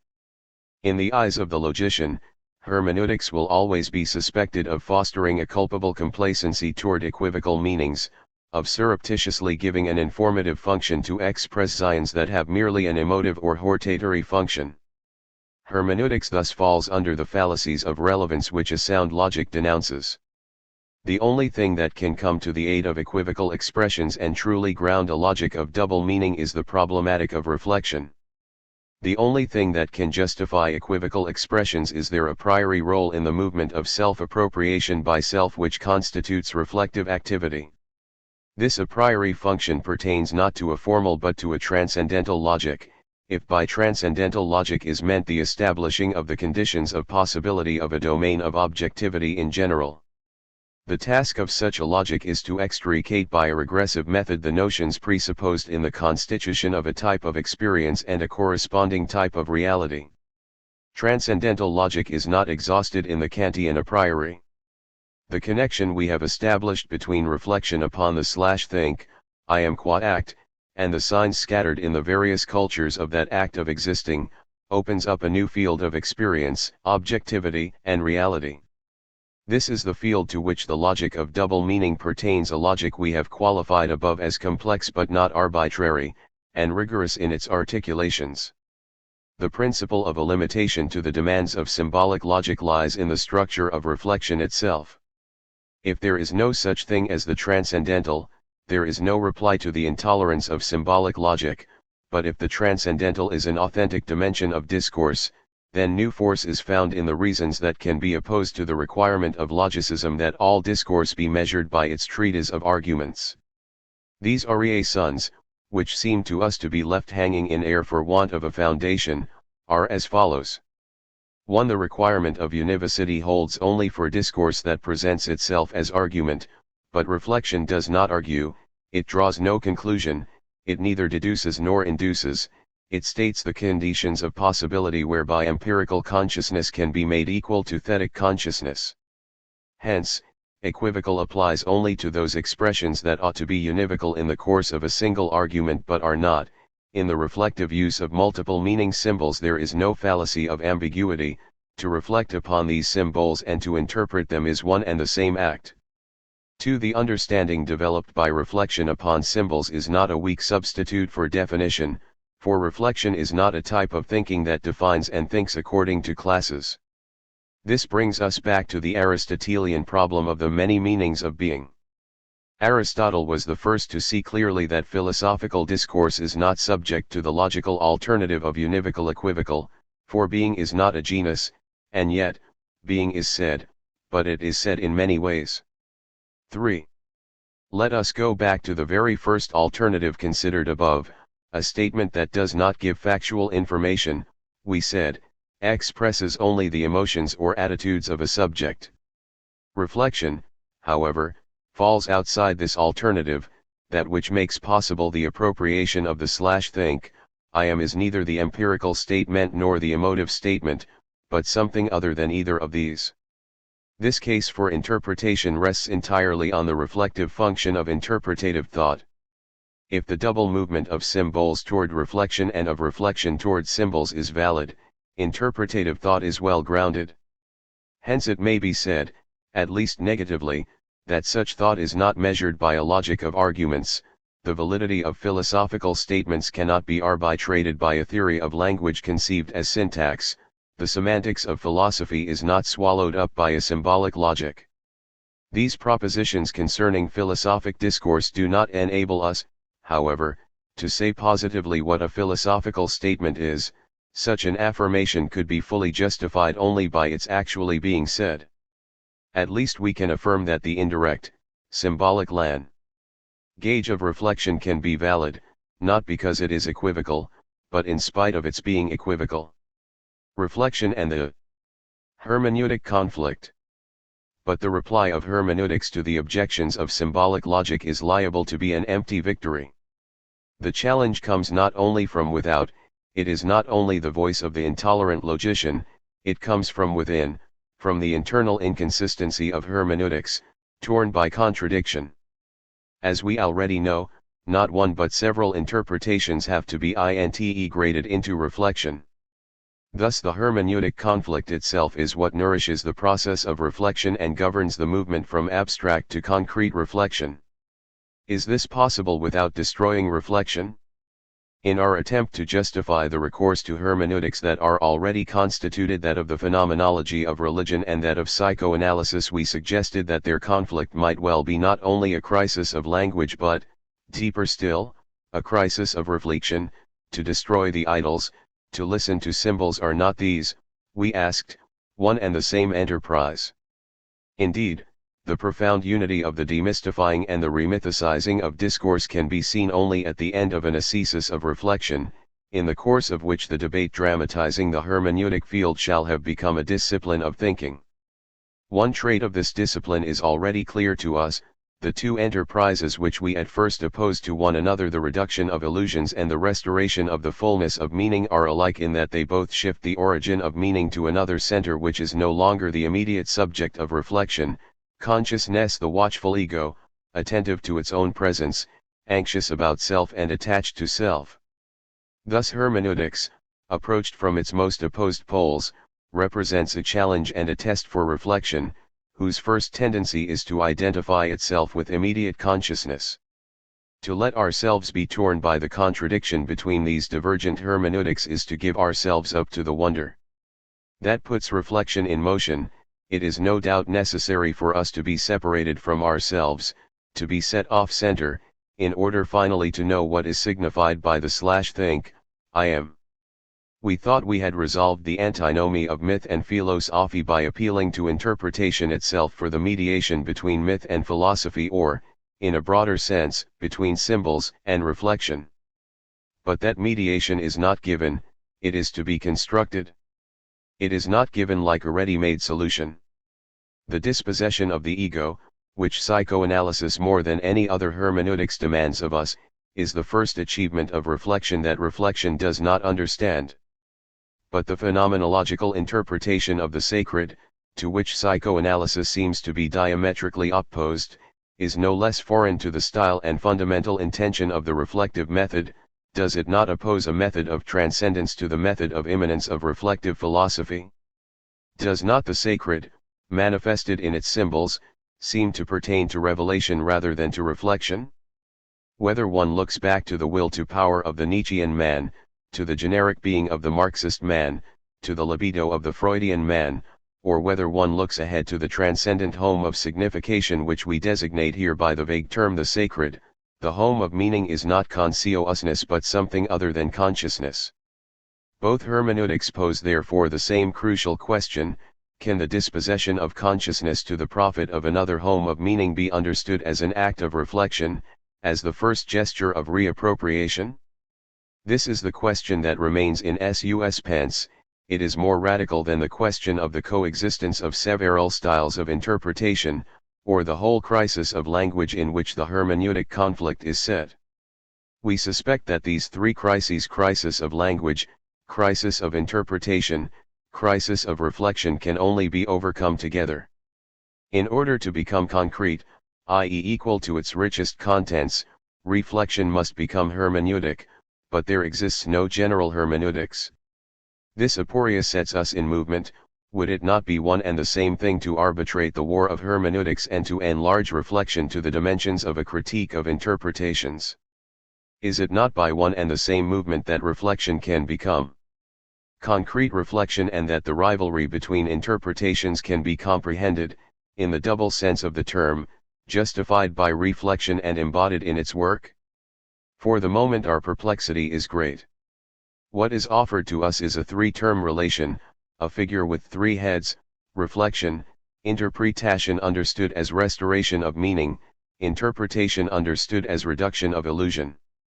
No doubt we shall have to penetrate quite deeply into the conflict between interpretations before we see appear, as a requirement of the very war of hermeneutics, the means of grounding the three together in reflection. But in its turn reflection will no longer be the positing, as feeble as it is peremptory, as sterile as it is irrefutable, of the /think, I am. It will have become concrete reflection, and its concreteness will be due to the harsh hermeneutic discipline. Book 2. Analytic, Reading. Of Freud. Introduction. How to read Freud. Before entering my essay to understand Freud, I would like to explain how it was written and how it should be read. What I propose is not an interpretation on a single level, but rather a series of readings, each of which is both completed and corrected by the following one. Because of the great distance between the first and last readings, it may seem that the initial interpretation has been retracted, but such is not the case.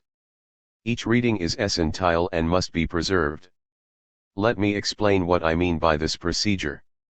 I will first say something about the two main divisions of this study, which I have called an analytic and a dialectic, and then about the movement of the analytic itself. 1. With a view toward a dialectic between conflicting hermeneutics, I first wrote a separate study dealing solely with the Freudian interpretation. I call this separate interpretation an analytic because of the mechanical and external nature of its opposition to all the other interpretations. How is the analytic, taken as a whole, connected with the dialectic? The relation between the analytic and the dialectic answers to the central difficulty raised in the problematic. In my introductory presentation of Freud I regarded him, along with Marx and Nietzsche, as one of the representatives of reductive and demystifying hermeneutics. In this view I was guided by a taste for extremes. I saw Freud as having a precise place in the hermeneutic debate, opposed to a non-reductive and restorative hermeneutics, and in league with other thinkers who wage a combat comparable to his. The whole movement of this book consists in a gradual readjusting of that initial position and of the panoramic view of the battlefield governing it. In the end it may seem that in this indecisive combat Freud is nowhere because he is everywhere. That impression is correct. The limits of psychoanalysis will finally have to be conceived not so much as a frontier beyond which exist other points of view, rival or allied, but rather as the imaginary line of a front of investigation which constantly advances, while the other points of view filter through the dividing line. In the beginning, Freud is one combatant among many. In the end, he shall have become the privy-legged witness of the total combat, for all the opposition will be car-ride over into him. We will first come across his allies, now no longer alongside him but within him. The issues raised by Nietzsche and Marx will gradually be seen to rise to the heart of the Freudian question as questions of language, ethics, and culture.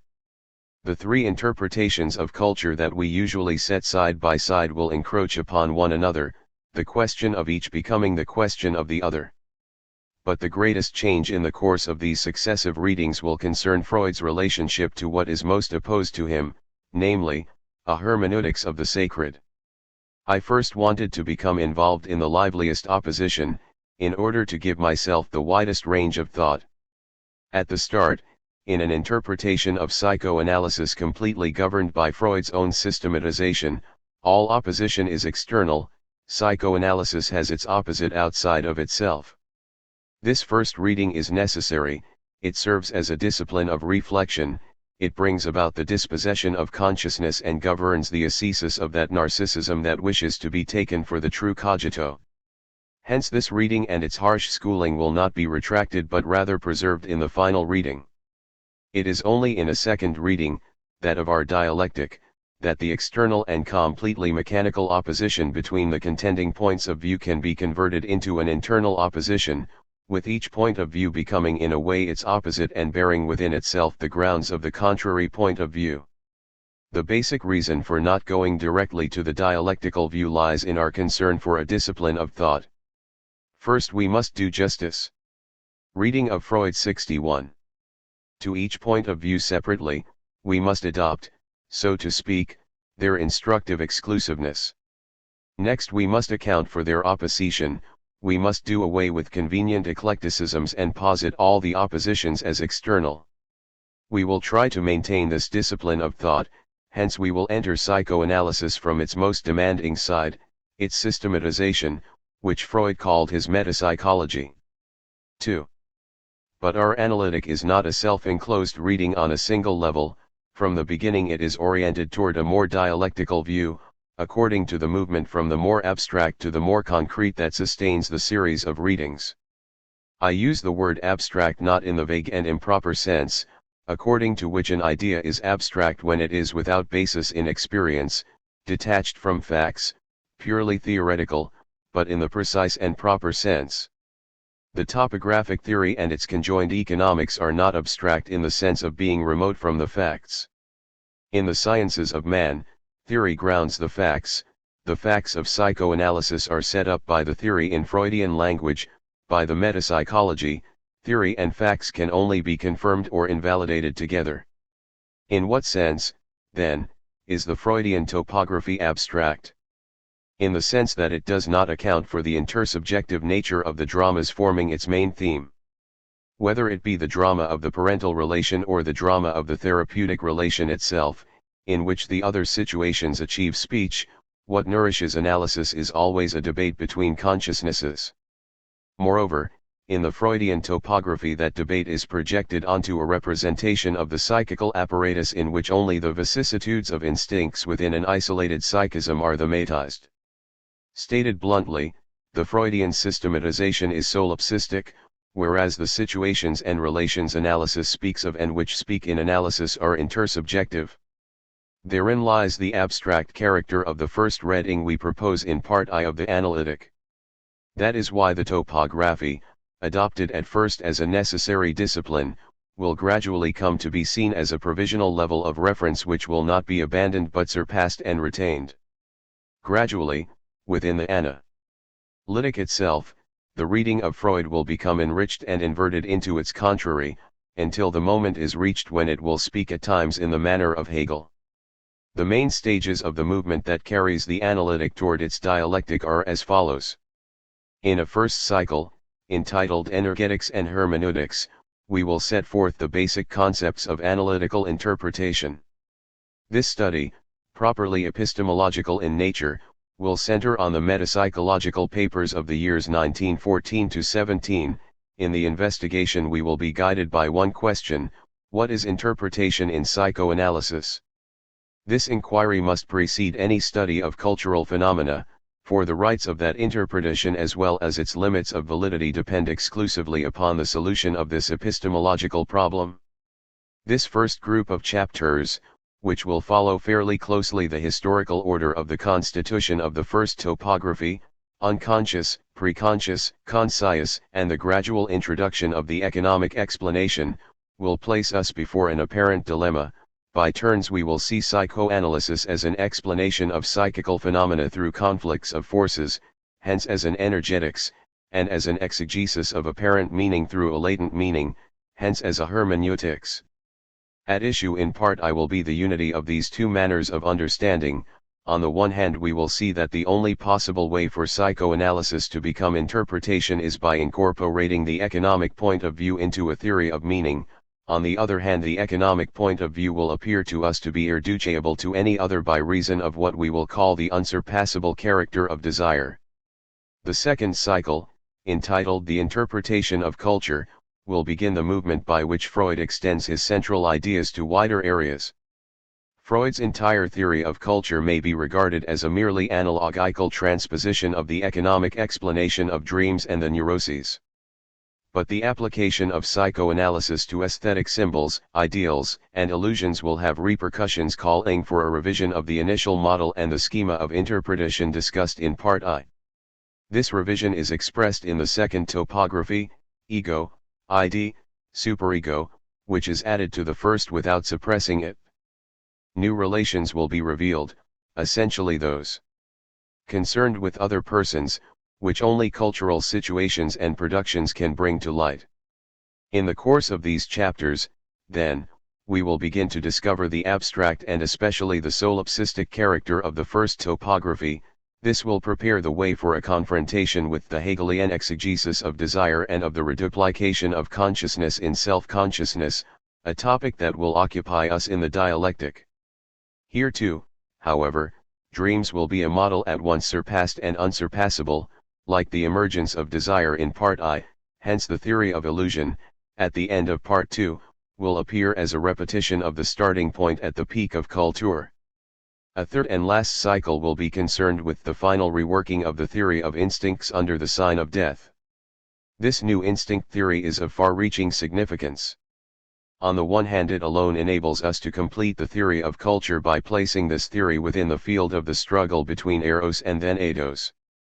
By the same token, it enables us to carry to its completion the Freudian interpretation of the reality principle, which functions throughout as counterpole to the pleasure principle. However, in thus completing the theories of culture and reality, the new theory of instincts does not limit itself to questioning the initial dream model. It upsets the topographical starting point itself, or, more precisely, the mechanistic form in which the topography was first stated. This mechanism, whose basic hypothesis about the functioning of the physical apparatus we present at the beginning of Part I, was never entirely eliminated from the later presentations of the topography. It resists being integrated into an interpretation of meaning through meaning and renders precarious the connection between energetics and hermeneutics that we present in Part I. It is fundamentally challenged only at the level of this final theory of instincts. But the paradox is that the final development of the theory marks the return of psychoanalysis to a sort of mythological philosophy, the emblems of which are the figures of eros, then eidos, and anank. Thus our analytic progresses, by successive self-surpassing, toward a dialectic. That is why these chapters should be read as successive strata or episodes in which understanding, by advancing from the abstract to the concrete, changes meaning.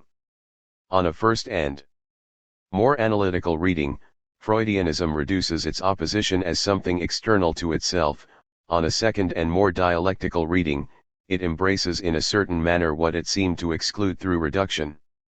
I expressly ask the reader, therefore, to suspend his judgment and to engage in moving from a first understanding, which has its own criteria, to a second understanding, in which the opposing thought is heard in the texts of the master of suspicion himself. Part I. Energetics. N. Hermeneutics. The epistemological problem in Freudianism. Our first cycle of investigation concerns the structure of psychoanalytic discourse. This prepares the way for an inspection of the phenomenon of culture, which will be the subject matter of the second cycle. For the present inquiry I have used a title that directly indicates the central difficulty in the psychoanalytic epistemology. Freud's writings present themselves as a mixed or even ambiguous discourse, which at times states conflicts of force subject to an energetics, at times relations of meaning subject to a hermeneutics. I hope to show that there are good grounds for this apparent ambiguity, that this mixed discourse is the raison d'etre of psychoanalysis. I will limit myself in this introduction to showing the necessity of both dimensions of psychoanalytic discourse. The precise task of the 3 chapters of Part I will be to overcome the gap between the 2 orders of discourse and to reach the point where one sees that the energetics implies a hermeneutics and the hermeneutics discloses an energetics. That point is where the positing or emergence of desire manifests itself in and through a process of symbolization. Within a topographic economic explanation, the status of interpretation, or Deutung, presents itself at first as an aporia. If we emphasize the deliberately antiphenomenological bent of the topography, we appear to remove any basis for a reading of psychoanalysis as hermeneutics, the substitution of the economic notions of cathexis, i.e. placement and displacement of energy, for the notions of intentional consciousness and intended object apparently calls for a naturalistic explanation and excludes an understanding of meaning through meaning. In short, it would seem that the topographic economic point of view can uphold an energetics but not a hermeneutics. And yet there is no doubt that psychoanalysis is a hermeneutics. It is not by accident but by intention that it aims at giving an interpretation of culture in its entirety. But works of art, ideals, and illusions are various modes of representation. And if we move from the periphery to the center, from the theory of culture to the theory of dreams and the neuroses, which forms the hard core of psychoanalysis, we are constantly led back to interpretation, to the act of interpreting, to the work of interpretation. It was in the work of dream interpretation, as we shall fully elaborate, that the Freudian method was forged. All the contents with which the analyst works are increasingly representational, from fantasies to works of art to religious beliefs. But the problem of interpretation is exactly coextensive with the problem of meaning or representation. Hence psychoanalysis is interpretation from beginning to end. This is where the aporia arises. What is the status of representation or ideas in relation to the notions of instinct, aim of instinct, and affect? How can an interpretation of meaning through meaning be integrated with an economics of cathexis, withdrawal of cathexis, anti-cathexis? At first glance, there seems to be an antinomy between an explanation governed by the principles of the metapsychology and an interpretation that necessarily moves among meanings and not among forces, among representations or ideas and not among instincts. As I see it, the whole problem of the Freudian epistemology may be centralized in a single question: how can the economic explanation be involved in an interpretation dealing with meanings, and conversely, how can interpretation be an aspect of the economic explanation? It is easier to fall back on a disjunction, either an explanation in terms of energy, or an understanding in terms of phenomenology. It must be recognized, however, that Freudianism exists only on the basis of its refusal of that disjunction. The difficulty in the Freudian epistemology is not only its problem but also its solution. At the outset, Freud did not clearly see the entanglement of the points of view in the metapsychology. The successive presentations of the topography bear the mark increasingly less pronounced, it is true, of an initial state in which the topography is cut off from the work of interpretation. What we call the quantitative hypothesis weighs heavily upon the economic explanation. The result is that all the later presentations of the topography suffer from a residual dissociation. We will look for the key to the initial divorce between explanation and interpretation in the project of 1895. This will be the object of our first chapter. We will then show how the celebrated Chapter 7 of the Interpretation of Dreams takes up the line of thought of the project, but also goes beyond it and more clearly paves the way for its integration into the work of interpretation. This will be the concern of our second chapter. Finally, we will look to the papers on metapsychology of 1914-17 for the most mature expression of the theory, and will concentrate at some length on the relationship between instincts and representations or ideas, which is the basis not only for all the difficulties but also for all the attempts at resolution. It may be that the possibility of moving from force to language, but also the impossibility of completely integrating force within language, lies in the positing or emergence of desire. Chapter 1, and Energetics. Without hermeneutics. The project of 1895 represents what could be called a non-hermeneutic state of the system. Indeed, the notion of the psychical apparatus that dominates this essay appears to have no correlation with the work of deciphering, although, as we shall see, the interpretation of neurotic symptoms is not absent from this notion. The notion is based on a principle borrowed from physics, the constancy principle, and tends to be a quantitative treatment of energy. This recourse to the principle of constancy and the quantitative hypothesis is the aspect of Freudianism that most resists the reading I propose, based on the correlation between energetics and hermeneutics, between connections of forces. 1. The essay known as The Project for a Scientific Psychology was first published in London in 1950 at the end of a volume of letters from Freud to Wilhelm Fliess, including some drafts and notes, under the general title Aus der Entgender Psychoanalyse, London, Imago, 1950, ENG Trans.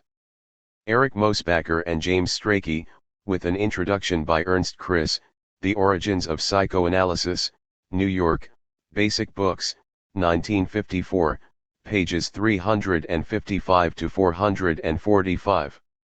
The essay has in fact no definite title.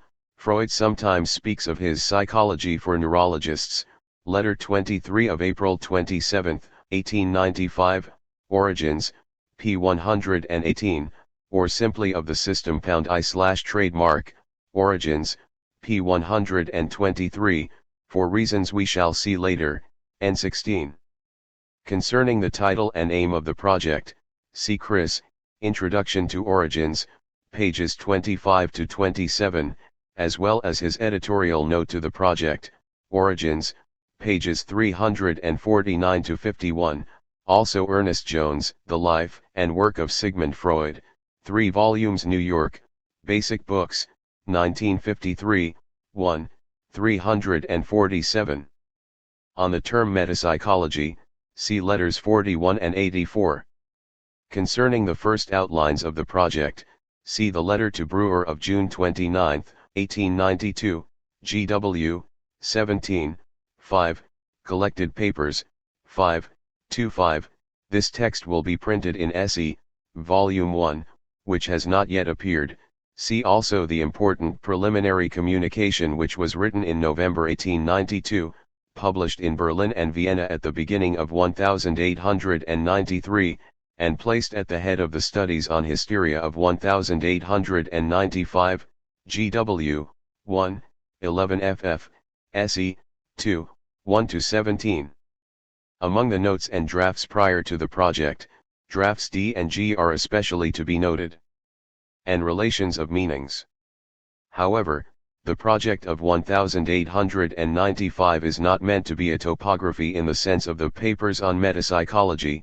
It is important at the outset not to identify the notion of psychical apparatus with the topographic point of view. The first is simply patterned on a physical model, the second is correlative to an interpretation of meaning through meaning.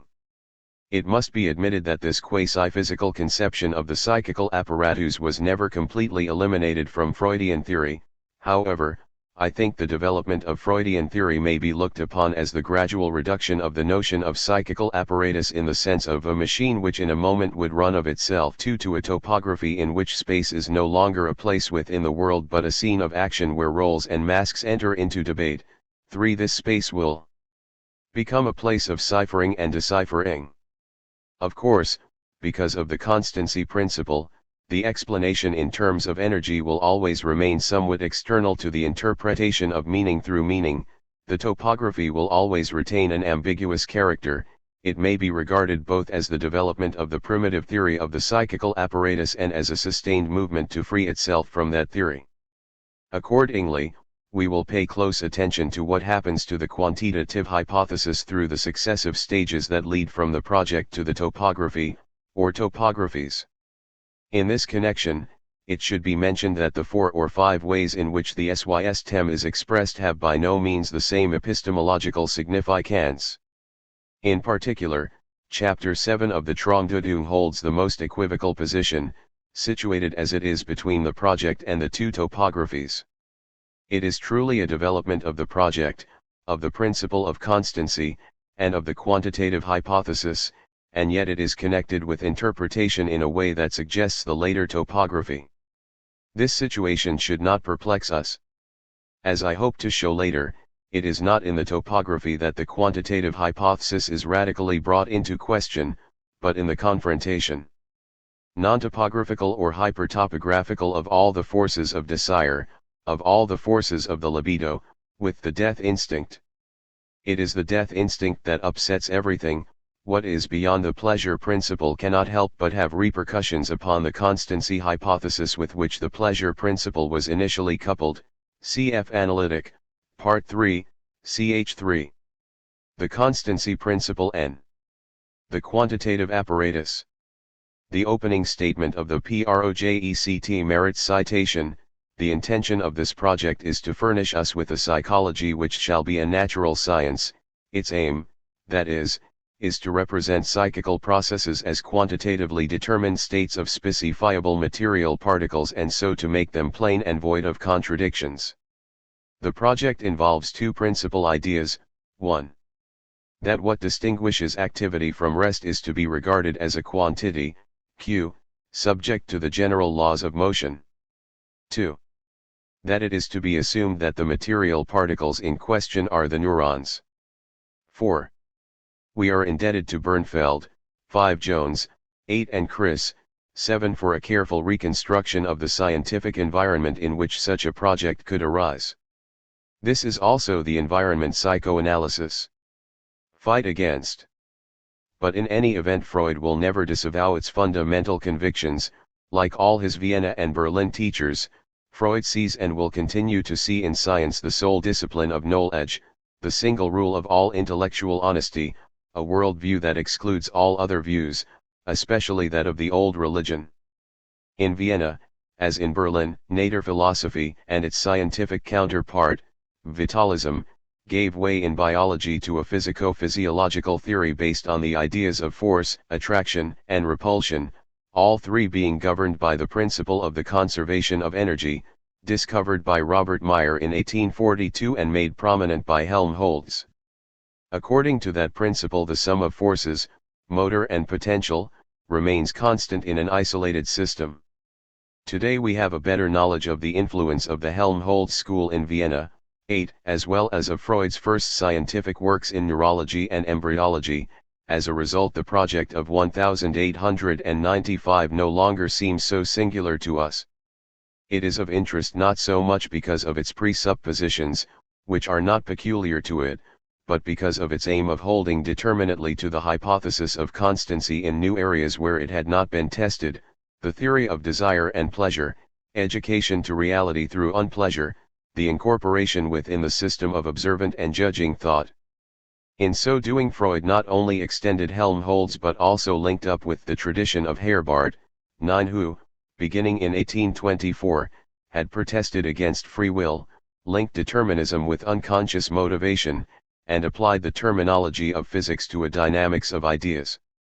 The use of the word idea in the sense of perception and representation, the theme that ideas have primacy over affects, which plays an eminent role in the metapsychological papers, and perhaps even the word if not the notion of Verdrestigung, repression, may also be traced to Herbart.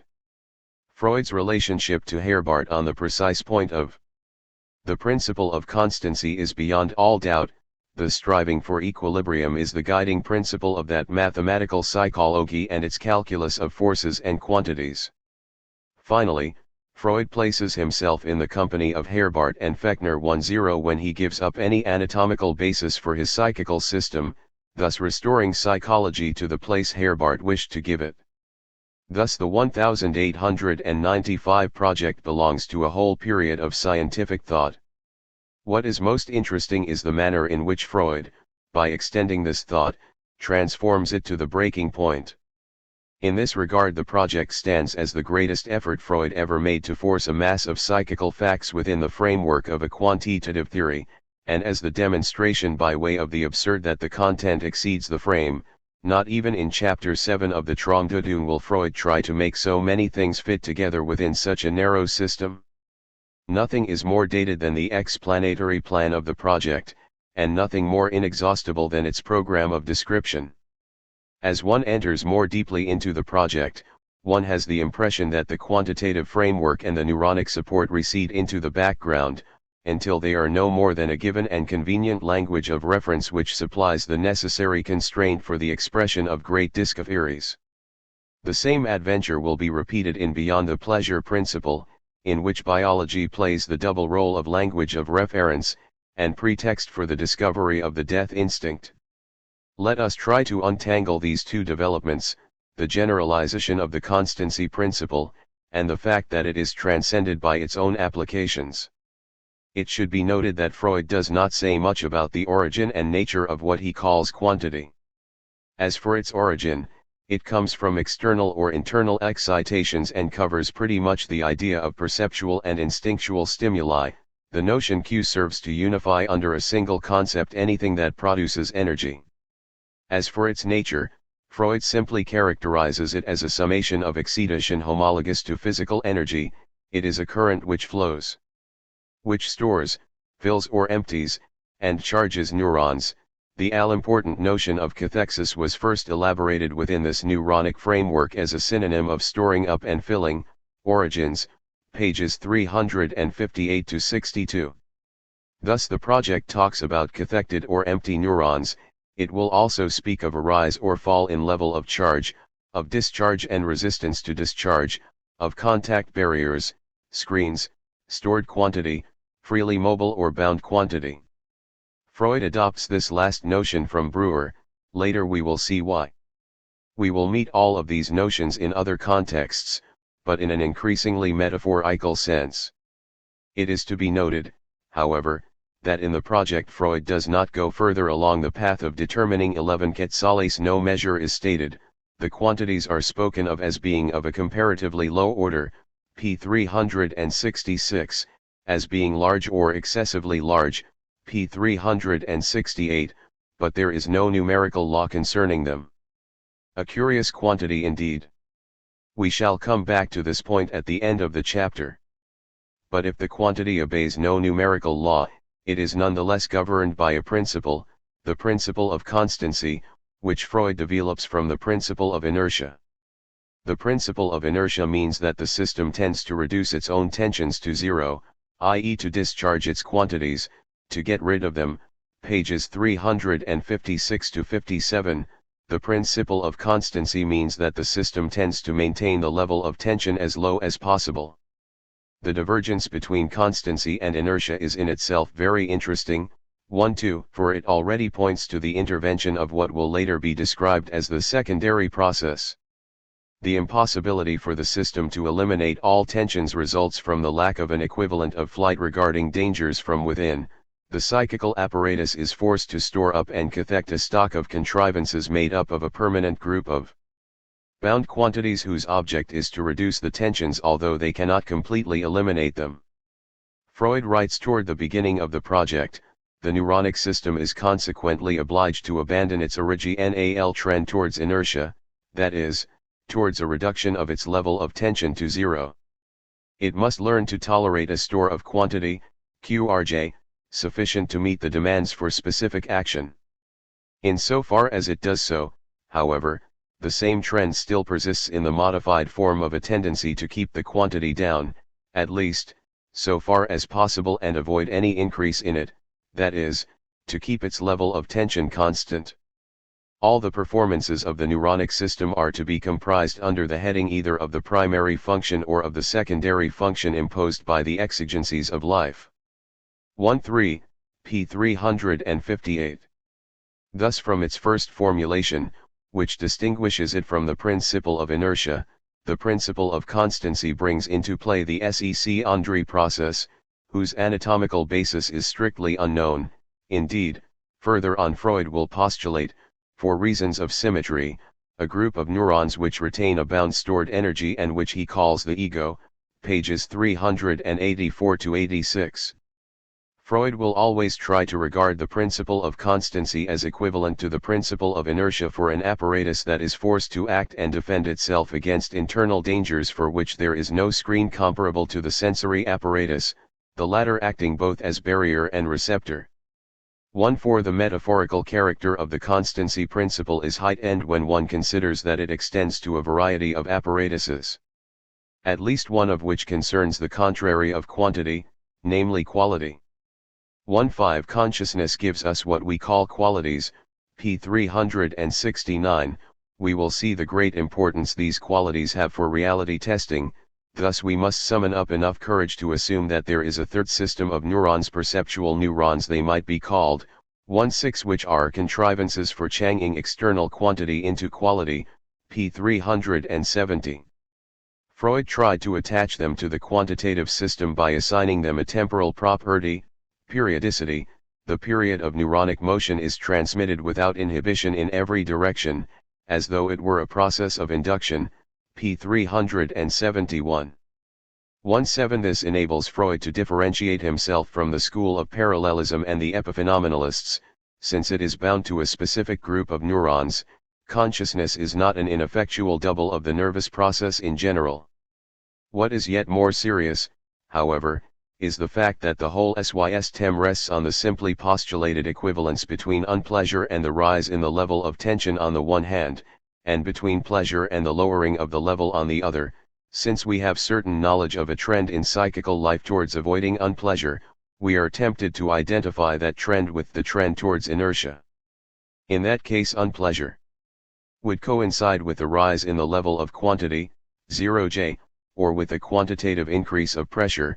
It would be the perceptual sensation when there is an increase of quantity, CRE, in V. Pleasure would be the sensation of discharge, p. 373. This is a mere postulate, since unpleasure and pleasure are sensed intensities which Freud localizes along with sensory qualities in a third type of neurons, the coneurons, and since he characterizes these intensities as the cathexis of W by Yen. 1.8 In fact, this is a new example of the transformation of quantity into quality, which Freud tries to liken to the previous transformation by again appealing to the phenomenon of periodicity, pages 373 to 74, already called upon to account for sensory qualities. 1.9 Desires or wishes enter this mechanistic theory, pages 383 to 84, through the intermediary of the traces left by the experiences of pleasure and unpleasure.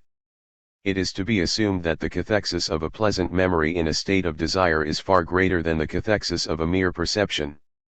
This assumption allows for a first definition of repression, equated here with primary defense, as the removal of cathexis from a hostile memory image, p. 383. 2.0 At this point, however, the system starts to break down. The pleasure-unpleasure combination sets into play much more than the isolated functioning of the psychical apparatus. It sets into play the external world, food, the sexual partner, and with the external world other persons appear. It is remarkable that Freud, in designating the overall process that encompasses being aided by others, chose to speak of the experience of satisfaction. At early stages the human organism is incapable of achieving this specific action. It is brought about by extraneous help, when the attention of an experienced person has been drawn to the child's condition by a discharge taking place along the path of internal change, e.g. by the child's screaming.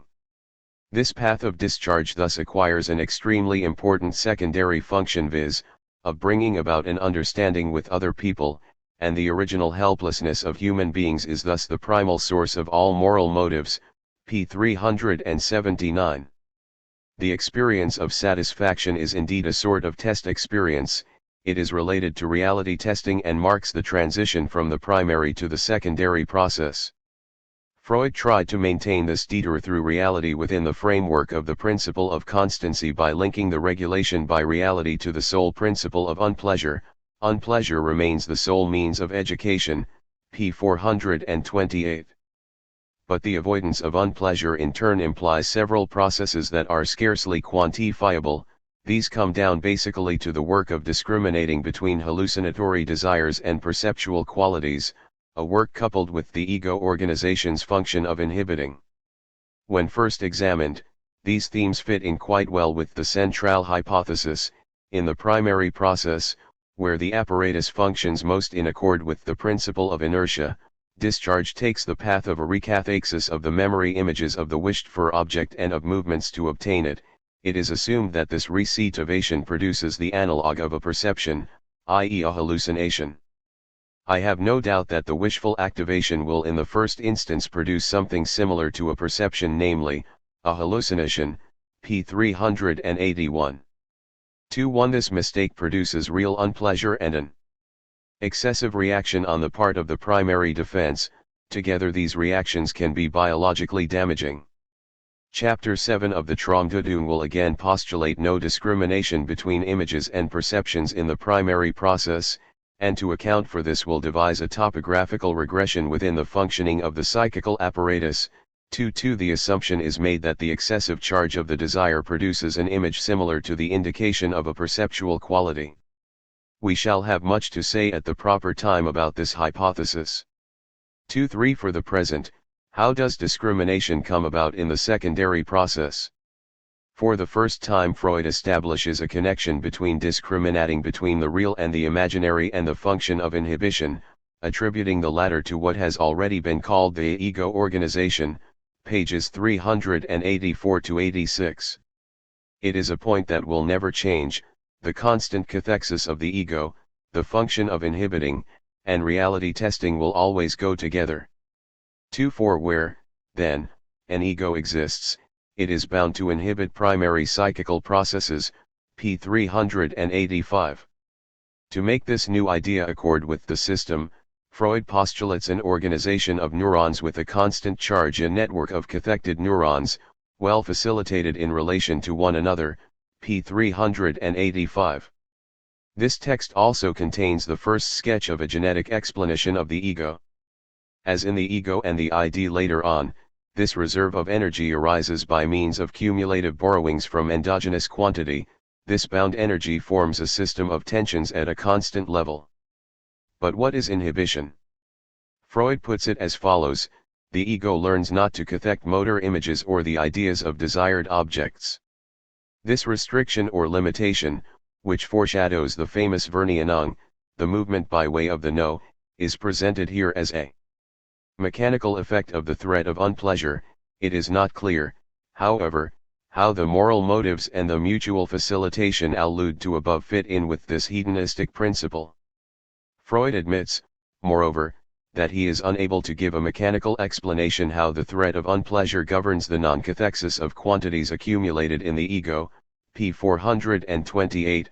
On this occasion he states, "From this point onwards I shall venture to omit any mechanical representation of biological rules of this kind, and I shall be content if I can henceforward keep faithfully to a clearly demonstrable course of development," p. 428.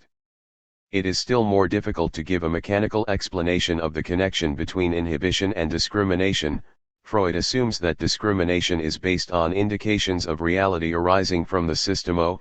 It is this report of a discharge coming from W, that constitutes an indication of quality or reality to yen, p. 387.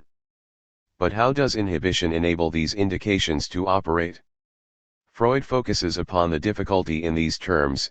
It is the inhibition brought about by the ego that makes possible a criterion for distinguishing between a perception and a memory, p. 388. But the explanation he gives is rather a description of the problem to be resolved. Wishful cathexis carried to the point of hallucination and a complete generation of unpleasure, involving a complete expenditure of defense, may be described as psychical primary processes. On the other hand, those processes which are only made possible by a good cathexis of the ego and which represent a moderation of the primary processes may be described as psychical secondary processes. It will be seen that the sine qua non of the latter is a correct exploitation of the indications of reality, and that this is only possible when there is inhibition on the part of the ego. We have thus put forward a hypothesis to the effect that, during the process of wishing, inhibition on the part of the ego leads to a moderation of the cathexis of the object wished for, which makes it possible for that object to be recognized as not being a real one. Pages 388 to 89, along with discrimination, certain functions are assigned to the system that are less and less ascribable to measurable energies. In the third part, the project introduces some descriptive themes that will not be developed until much later. Judgment, a term borrowed from W. Jerusalem 2:5, is conceived as the recognition of the identity between a wishful cathexis and a perceptual indication of reality. This real recognition of a wished-for object is the first stage in achieving an estimation of reality, a belief. Freud is confident that he can give a quantitative interpretation of it, but it is clear that the cathexis of carrot neurons, p. 396, is simply a translation of psychology into a conventional technical language. The same may be said of attention, conceived as the interest aroused in carrot by the indications of reality. The explanation Freud proposes is already an economic one. The interest consists in the fact that the ego has learned to hypercathect perception, p. 419. But does this remain a mechanical and quantitative explanation? Still more remarkable is the role attributed to the verbal 2-6 stage of observant thought. Verbal images, the famous things heard which combine with things experienced in the childhood, seduction, scene 27, contribute not only to the construction of fantasies, their positive function is contemporaneous with attention and understanding, p. 423. Verbal images contribute to the secondary function by becoming indications of thought reality rather than of perceived reality. Thus we have found that the characteristic thing about the process of cognitive thought is that the attention is from the start directed to the indications of the discharge of thought, that is, to indications of speech, p. 424. Freud will remain faithful to this notion of 2 degrees of reality, the first on the biological and perceptual level, the second on the intellectual and scientific level. Thought which is accompanied by the cathexis of indications of thought reality or of indications of speech is the highest and most secure form of cognitive thought process, p. 431. The scientist's disinterestedness, his ability to concentrate steadily on an idea, is thus translated into energy terms. To do this, Freud returns to Breuer's notion of bound energy, defining it as a condition in the neurons, which, though there is a high cathexis, permits only a small current to flow, p. 425. Thus the process of thought would be characterized mechanically by this bound condition, which combines a high cathexis with a small flow of current, p. 426. But it must be admitted that from now on there is no longer any anatomical basis.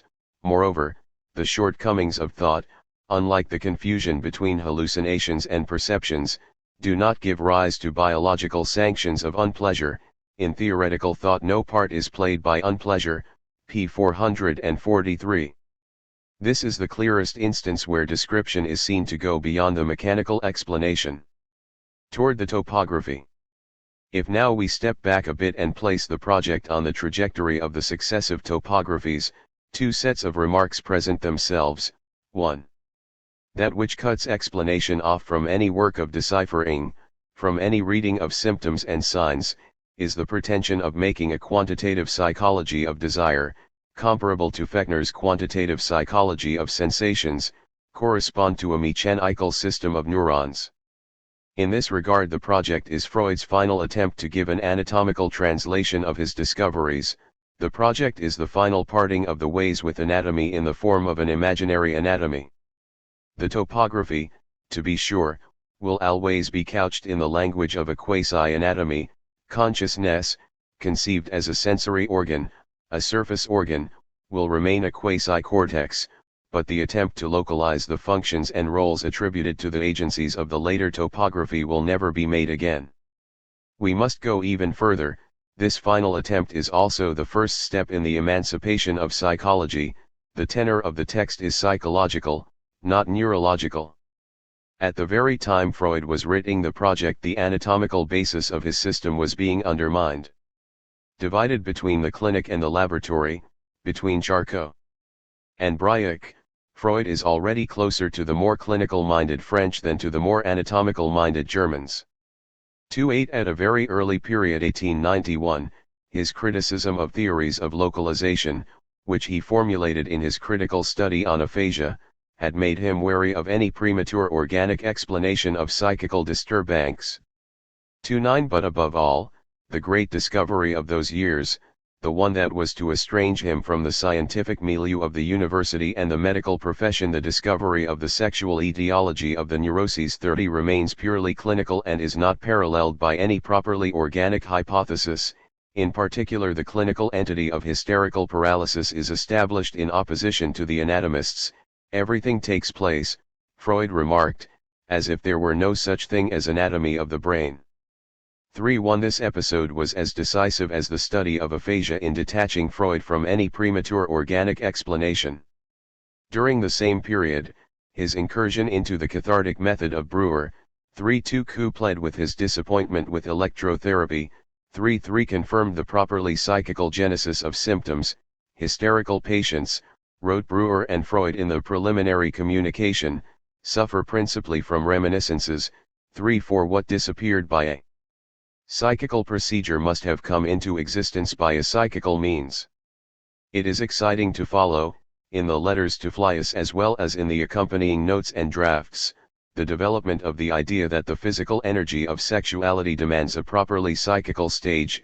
The essential reason for constructing the concept of the libido at its psychological and non-anatomical level was to account for the disturbances that affect the psychical elaboration of sexuality.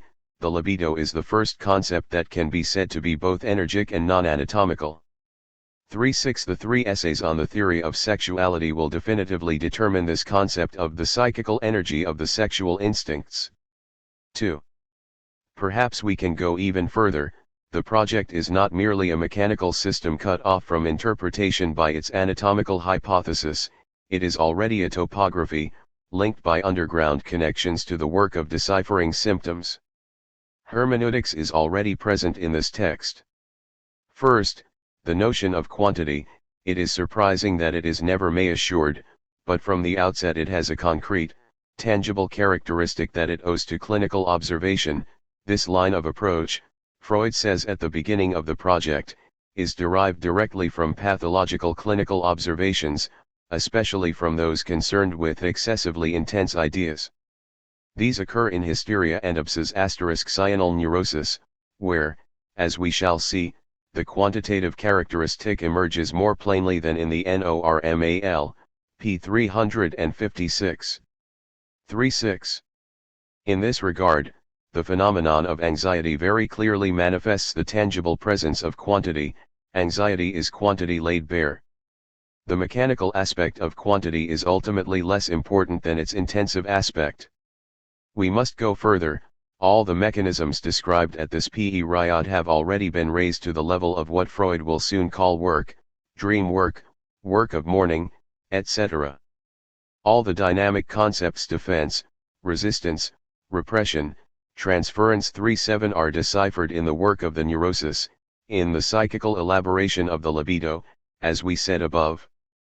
By the same token, the energy concepts are already correlative to the whole activity of interpretation brought into play by the etiology of the neuroses. Finally, the theory of constancy and its anatomical translation furnish little support to the edifice. When the project, barely drafted, succumbs to doubt, only the clinical observations on the neuroses will stand firm. 3.8 The sexual etiology of the neuroses was actually a much better guide than any mechanism or quantitative system. From the beginning Freud had the distinct impression that he had touched on one of the great secrets of nature, letter 18 of 1894. However, one should not conclude from this second set of remarks that the constancy principle and the quantitative hypothesis are liquidated along with the pseudo-anatomical translation. Affects will continue to be treated as displaceable or bound quantities joined to ideas, and the notion of cathexis will remain closely linked with this strange quantity that is never measured. It may even be thought that the discovery and practice of the method of free association, which was substituted for the cathartic method, rather reinforced the idea that the psychism presents some definite agency. The conviction that the psychism is not a chaos but presents a hidden order not only gave rise to the method of interpretation but also reinforced the deterministic explanation. As Jones says toward the beginning of his book, Freud never abandoned determinism for teleology. 3.9 The constancy principle was the instrument by which a theory of desire or wishing, with its ideas of purpose, aim, and intention, remained subordinated to a deterministic hypothesis. Jones, 366. At the end of chapter 3 we will account for this coincidence between the idea of interpretation as the relation of meaning to meaning and the idea of order and system. Because of this coincidence the principle of constancy, conceived as the self-regulation of a psychical system, will outlast its expression in terms of neurons. For a long time the reality principle will be looked upon as a complication and a detour. It will be seriously challenged only by the death instinct. In the face of death, life will present itself as eros. Having reached this ultimate phase of the metapsychology, one may then wonder whether the Freudian theory has not restored the nature philosophy which the school of Helmholtz endeavored to overthrow, and Goethe's Weltanschauung which the young Freud had admired so much. If so, then Freud will have brought to pass the prophecy he made about himself, to return to philosophy by way of medicine and psychology. 4.0. Chapter 2, Energetics and Hermeneutics in the Interpretation of Dreams. The difficult Chapter 7 of the Interpretation of Dreams 1, Traumdeutung, is unquestionably the heir to the project of 1895, left unpublished by Freud himself. The project found an outlet in the interpretation of dreams. However, at least two changes have supervened. The first is so great that no one could overlook it. The psychical apparatus of the interpretation of dreams functions without any anatomical reference. It is a psychical apparatus. From this point on, dreams impose a theme that may be called Herbartian. There are dream thoughts. A dream is the accomplishment or fulfillment, Erfüllung, of a desire or wish, Wunsch, that is to say, it is something psychical or ideational. Hence the interpretation of dreams no longer speaks one. I shall frequently cite passages from the interpretation of dreams so as to propose to French readers a more exact translation of the original text. The title itself, which directly concerns the theory of hermeneutics, should be translated literally. Deutung does not mean science but interpretation. The French translation to which I refer with the reservation that I may correct it is that of I. Meyerson, La Science de Rêves, Paris, Puf, 1950, translated from the 7th German edition. I also indicate in parentheses the pagination of the edition of the Club Français du Livre, 1963. Translator's note: by the author's directive, nearly all references to the French editions are omitted and all quotations are taken from James Strachey's translation in the Standard Edition, volumes 4 and 5. 2. The evolution of the theory may be followed in the letters to Fliess written after the project, see particularly letters 39 and 52, which are still close to the project. It is important for our later discussion to note that the theory of the hallucinatory character of dreams, a theory already introduced in the project The Origins of Psychoanalysis, p. 401, preceded the more general thesis that dreams are a wish fulfillment, letters 28, 45, and 62, cf. Anseu, Yoto Analyze, pages 82 to 129. Of cathected neurons but of cathected ideas. This first change entails another one which, though less visible, is perhaps of greater importance for an epistemological reflection on models. The schema of the psychical apparatus oscillates between a real representation, as was the machine of the project, and a figurative representation, as will be the later schemata of the topography. We shall try to understand this ambiguity and, if possible, justify it to a certain extent. These two changes disclose a more radical transformation affecting the relationship between the topographic economic explanation on the one hand and interpretation on the other. In the project that relation was left unclear. The interpretation of symptoms, which arose from observations of transference in neurotic patients, guided the construction of the system without itself being thematized within the system. As a result, the systematic explanation seemed to be independent of the concrete work of the analyst and of the patient's own work on his neurosis. Such is not the case in the interpretation of dreams. Here the systematic explanation is placed at the end of a process of work whose own rules have been elaborated. The express aim of the explanation is to present a schematic transcription of what goes on in the dream work that is accessible only in and through the work of interpretation. The explanation, therefore, is explicitly subordinated to interpretation. It is not by accident that this book is called Die Traumdeutung, the interpretation of dreams. The dream work and the work of exegesis. The thesis that dreams have meaning is first of all a polemical thesis which Freud defends on two fronts. On the one hand, it is opposed to the notion that dreams are a chance play of representations, a waste product of mental life, and that the sole problem concerning them is their lack of meaning. From this first point of view, to say that dreams have meaning is to assert that they are an intelligible, and even intellectual, operation of man. To understand them is to experience their intelligibility. On the other hand, the thesis is opposed to any premature organic explanation of dreams. The thesis signifies that one can always substitute for the dream account another account, with a semantics and a syntax, and that these two accounts are comparable to one another as two texts.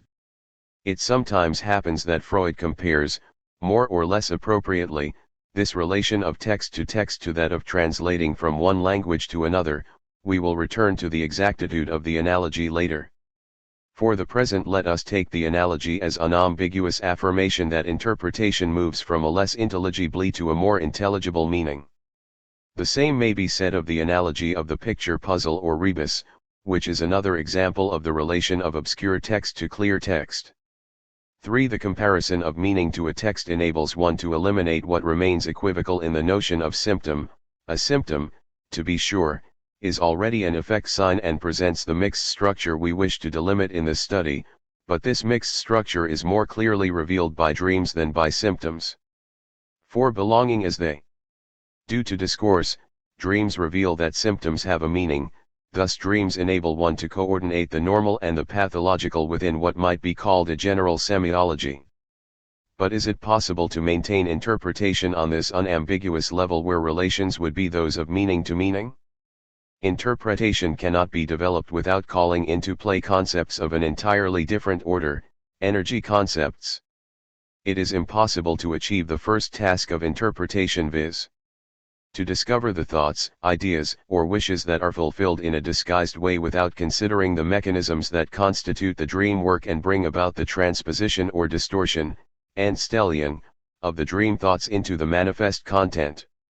This study of the dream work, according to one of the methodological texts of the interpretation of dreams, constitutes the second task. 5. The distinction between the two tasks has only a pedagogical value. However, the discovery of the unconscious dream thoughts shows that they are the same as the thoughts of waking life. All the strangeness of dreams is centered, rather, upon the dream work. Transposition or distortion, in which the dream work roughly consists, splits dreams off from the rest of psychical life, whereas the revealing of the dream thoughts relates dreams to waking life. Moreover, the first task, which in the course of the book is not clearly distinguished from the second, cannot be accomplished to any great extent without recourse to economic concepts. To find the dream thoughts is, in fact, to follow out a certain regressive path which, beyond the present impressions and bodily excitations, the memories of waking life or the day's residues, or the actual wish for sleep, discloses the unconscious, that is to say, the earliest wishes.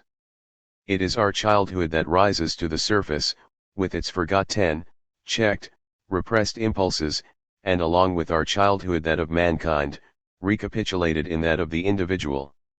Dreams provide access to a basic phenomenon that will constantly preoccupy us in this book, the phenomenon of regression, of which we shall shortly better understand not only the temporal but the topological and dynamic aspects.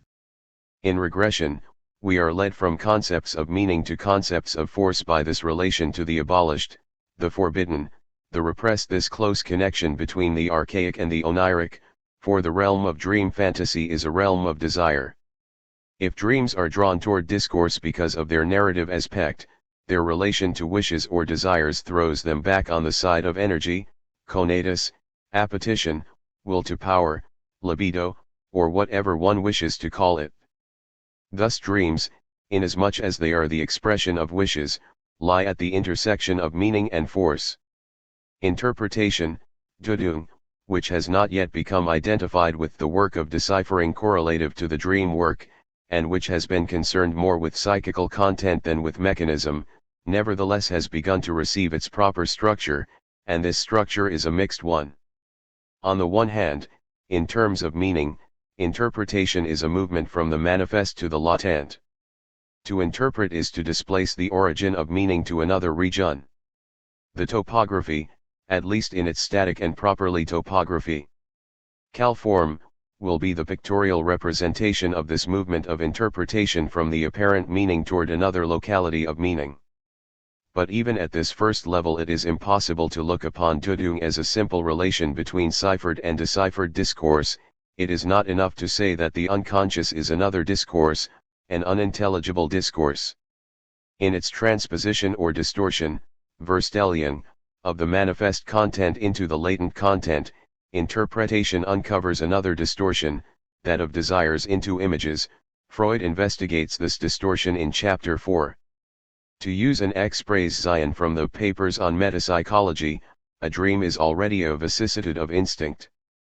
But it is impossible to thematize this Verstellen more precisely without proceeding to the second task of accounting for the mechanisms of the dream work, Traumarbeit, which is the subject of Chapter 6.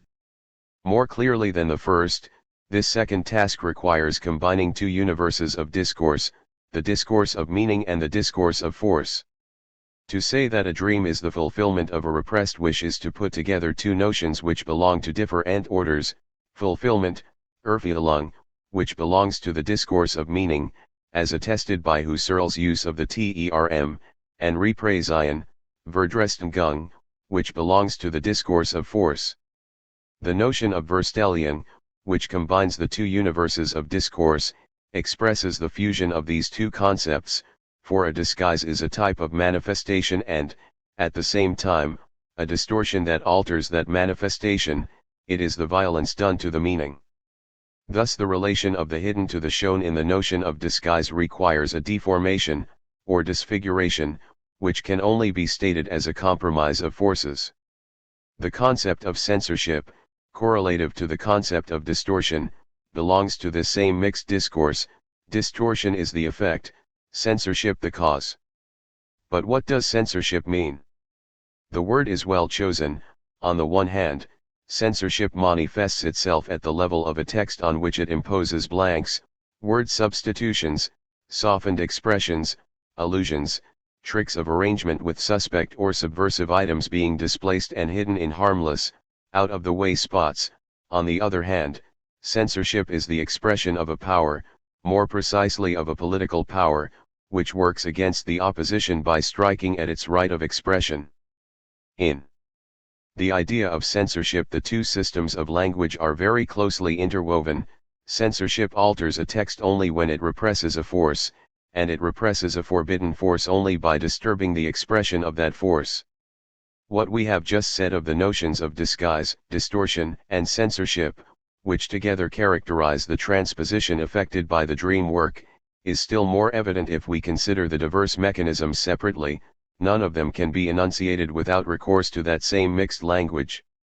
On the one hand, the dream work is the inverse of the analyst's work of deciphering and is homogeneous therefore with the mental operations of interpretation which trace it back.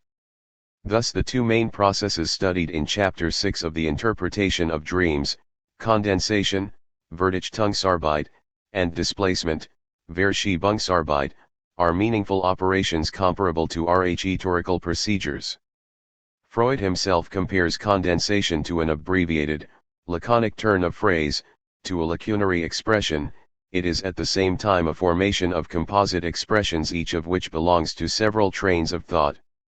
He compares displacement to a shift away from the central point, or again to an inversion of emphasis or value, whereby the various ideas of the latent content transfer their psychical intensities to the manifest content.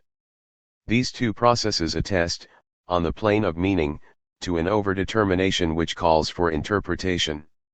Each of the elements of the dream content is said to be overdetermined when it is represented in the dream thoughts many times over. 6. Overdetermination also governs, though in different ways, condensation and displacement. This is clear in the case of condensation, where the problem is to set out or make explicit a multiplicity of meanings through free association.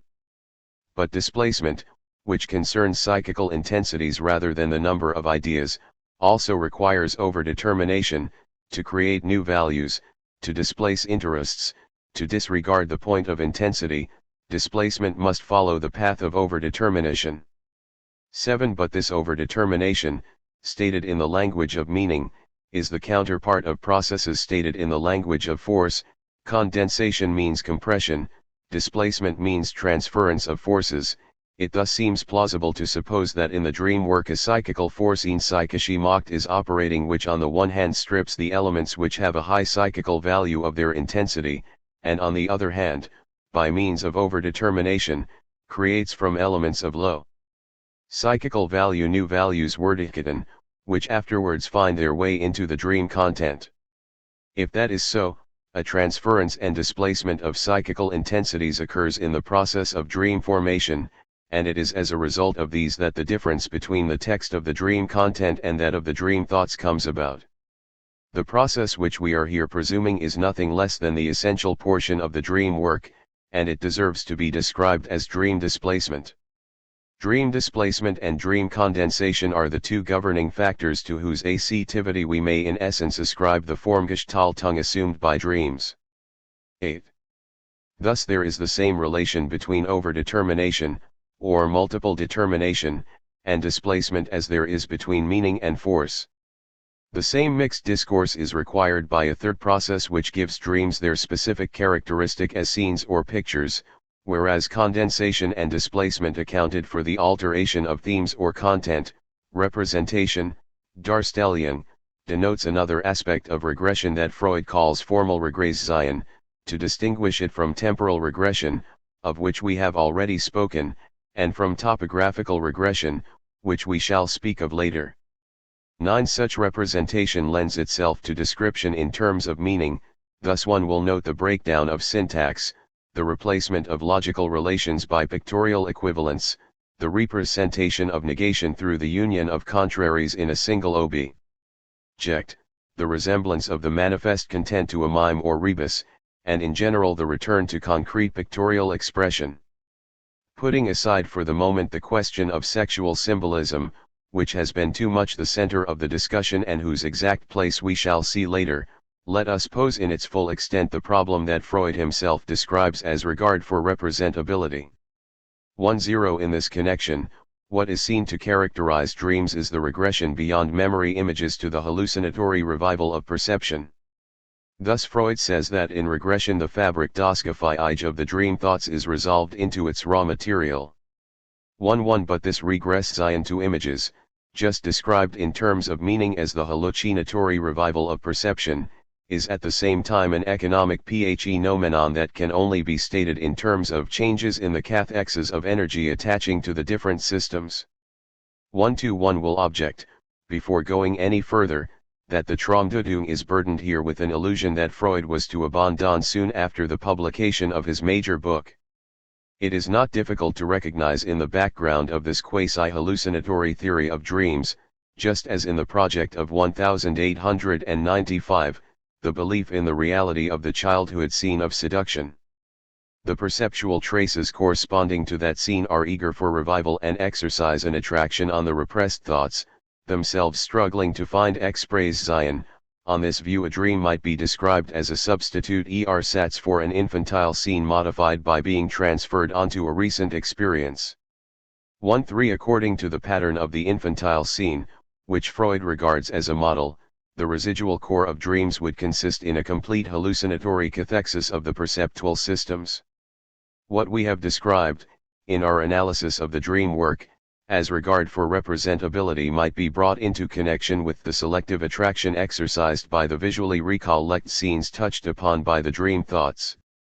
1.4 These texts clearly show that Freud regarded the predominance of pictorial representation in the dream work as the hallucinatory revival of a primitive scene that had actually been perceived. The objection that may be raised about this assumption, however, is aimed more against the topography of Chapter 7 than against the description of representation in the context of the dream work. There is no doubt that by interpreting the infantile scene as a real memory, Freud is forced to confuse fantasies with the mnemic traces of real perceptions, in which case topographical regression is a regression to perception and the proper dimension of the imaginary is lost. We shall come back to this later.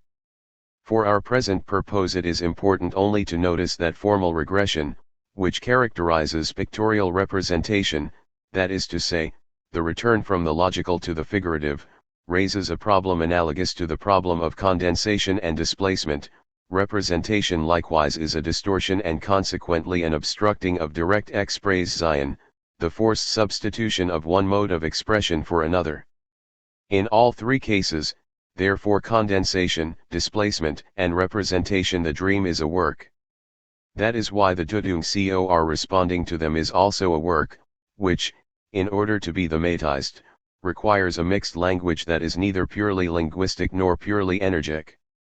In the notion that interpretation is a work we have the key to a difficulty with which I shall terminate the study of the main concepts of the interpretation of dreams, before proceeding to the topography of Chapter 7. The difficulty has to do with Freud's use of the notions of symbol and symbolic interpretation. This use is at first rather disconcerting. On the one hand, Freud opposes his own interpretation to a symbolic interpretation, and on the other hand he gives an important place, precisely within the framework of representation, to the sexual symbolization of dreams, with which the book itself has too hastily been identified. A clarification of this point is of the greatest importance to us, for in the vocabulary of our problematic the term symbol stands for all double-meaning expressions and is the pivotal point of interpretation.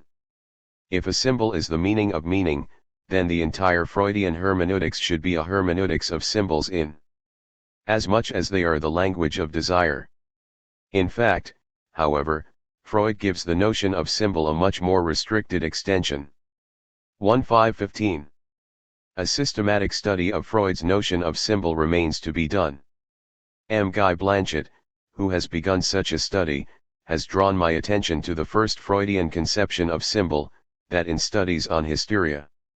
In the preliminary communication of 1892, the subtitle of the first chapter of the Studies, the symbolic connection designates the hidden relation between the determining cause and the hysterical symptom. The symbolic connection is thus distinct from the manifest connection. The same text establishes, for the first time, a parallel between this symbolic connection and the dream process. Limited at first to the sufferings or pains of hysterical patients, this connection is gradually extended to all hysterical symptoms by means of the relation, gradually brought to light, between symbolization and memory.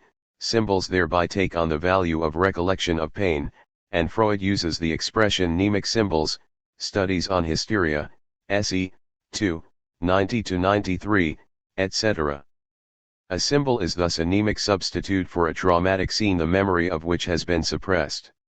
If it is true, as was already said in the preliminary communication, that hysterics suffer mainly from reminiscences, GW 1, 86, SE 2,1. Mnemic symbols are the means by which the trauma continues to exist in the form of symptoms. Mnemic symbols, unlike the chronic mnemic residues, are deformed or converted, in the sense that one speaks of hysterical conversion. Symbolization therefore is coextensive with the whole field of distortion connected with repression, the latter being identified at this period with defense. The project of 1895 still bears the imprint of this early conception of symbol as a mnemic substitute for a repressed trauma. Origins, pages 406-07. Thus symbolization tends to denote any substitute formation in cases where resistance is exercised against the return of the repressed memory. This first sense of the word symbol is therefore wider than that in the interpretation of dreams, for it covers everything later called transposition or distortion, and stellion. However, the intermediary role assigned to idiomatic expressions in the formation of hysterical symptoms foreshadows the future restriction of symbolism to cultural stereotypes. It is as though there were an intention to express the mental state by means of a physical one, and linguistic usage affords a bridge by which this can be effected. A lecture of January 1893, on the psychical mechanism of hysterical phenomena, SE 3, 34. Thus the facial neuralgia of a female patient treated conjointly by Ricoeur and Freud symbolized an insult, felt as a slap in the face. Another patient, who suffered from the feeling that she could not take a single step forward in life, symbolized in the pains of her legs pains which were already present from other sources her sense of helplessness. In the studies on hysteria, Freud saw therefore that symbolization is not only a distortion of the body through fantasies but a revival of the primitive meaning of words, as he will state in the 1910 paper The Antithetical Meaning of Primal Words, SE 11, which we shall study further on. In his survey of previous dream theories, Freud encounters two popular methods of dream interpretation which he opposes to one another as being essentially different: symbolic interpretation and the decoding method. The first of these procedures considers the content of the dream as a whole and seeks to replace it by another content which is intelligible and in certain respects analogous to the original one. This is symbolic dream interpreting, and it inevitably breaks down when faced by dreams which are not merely unintelligible but also confused.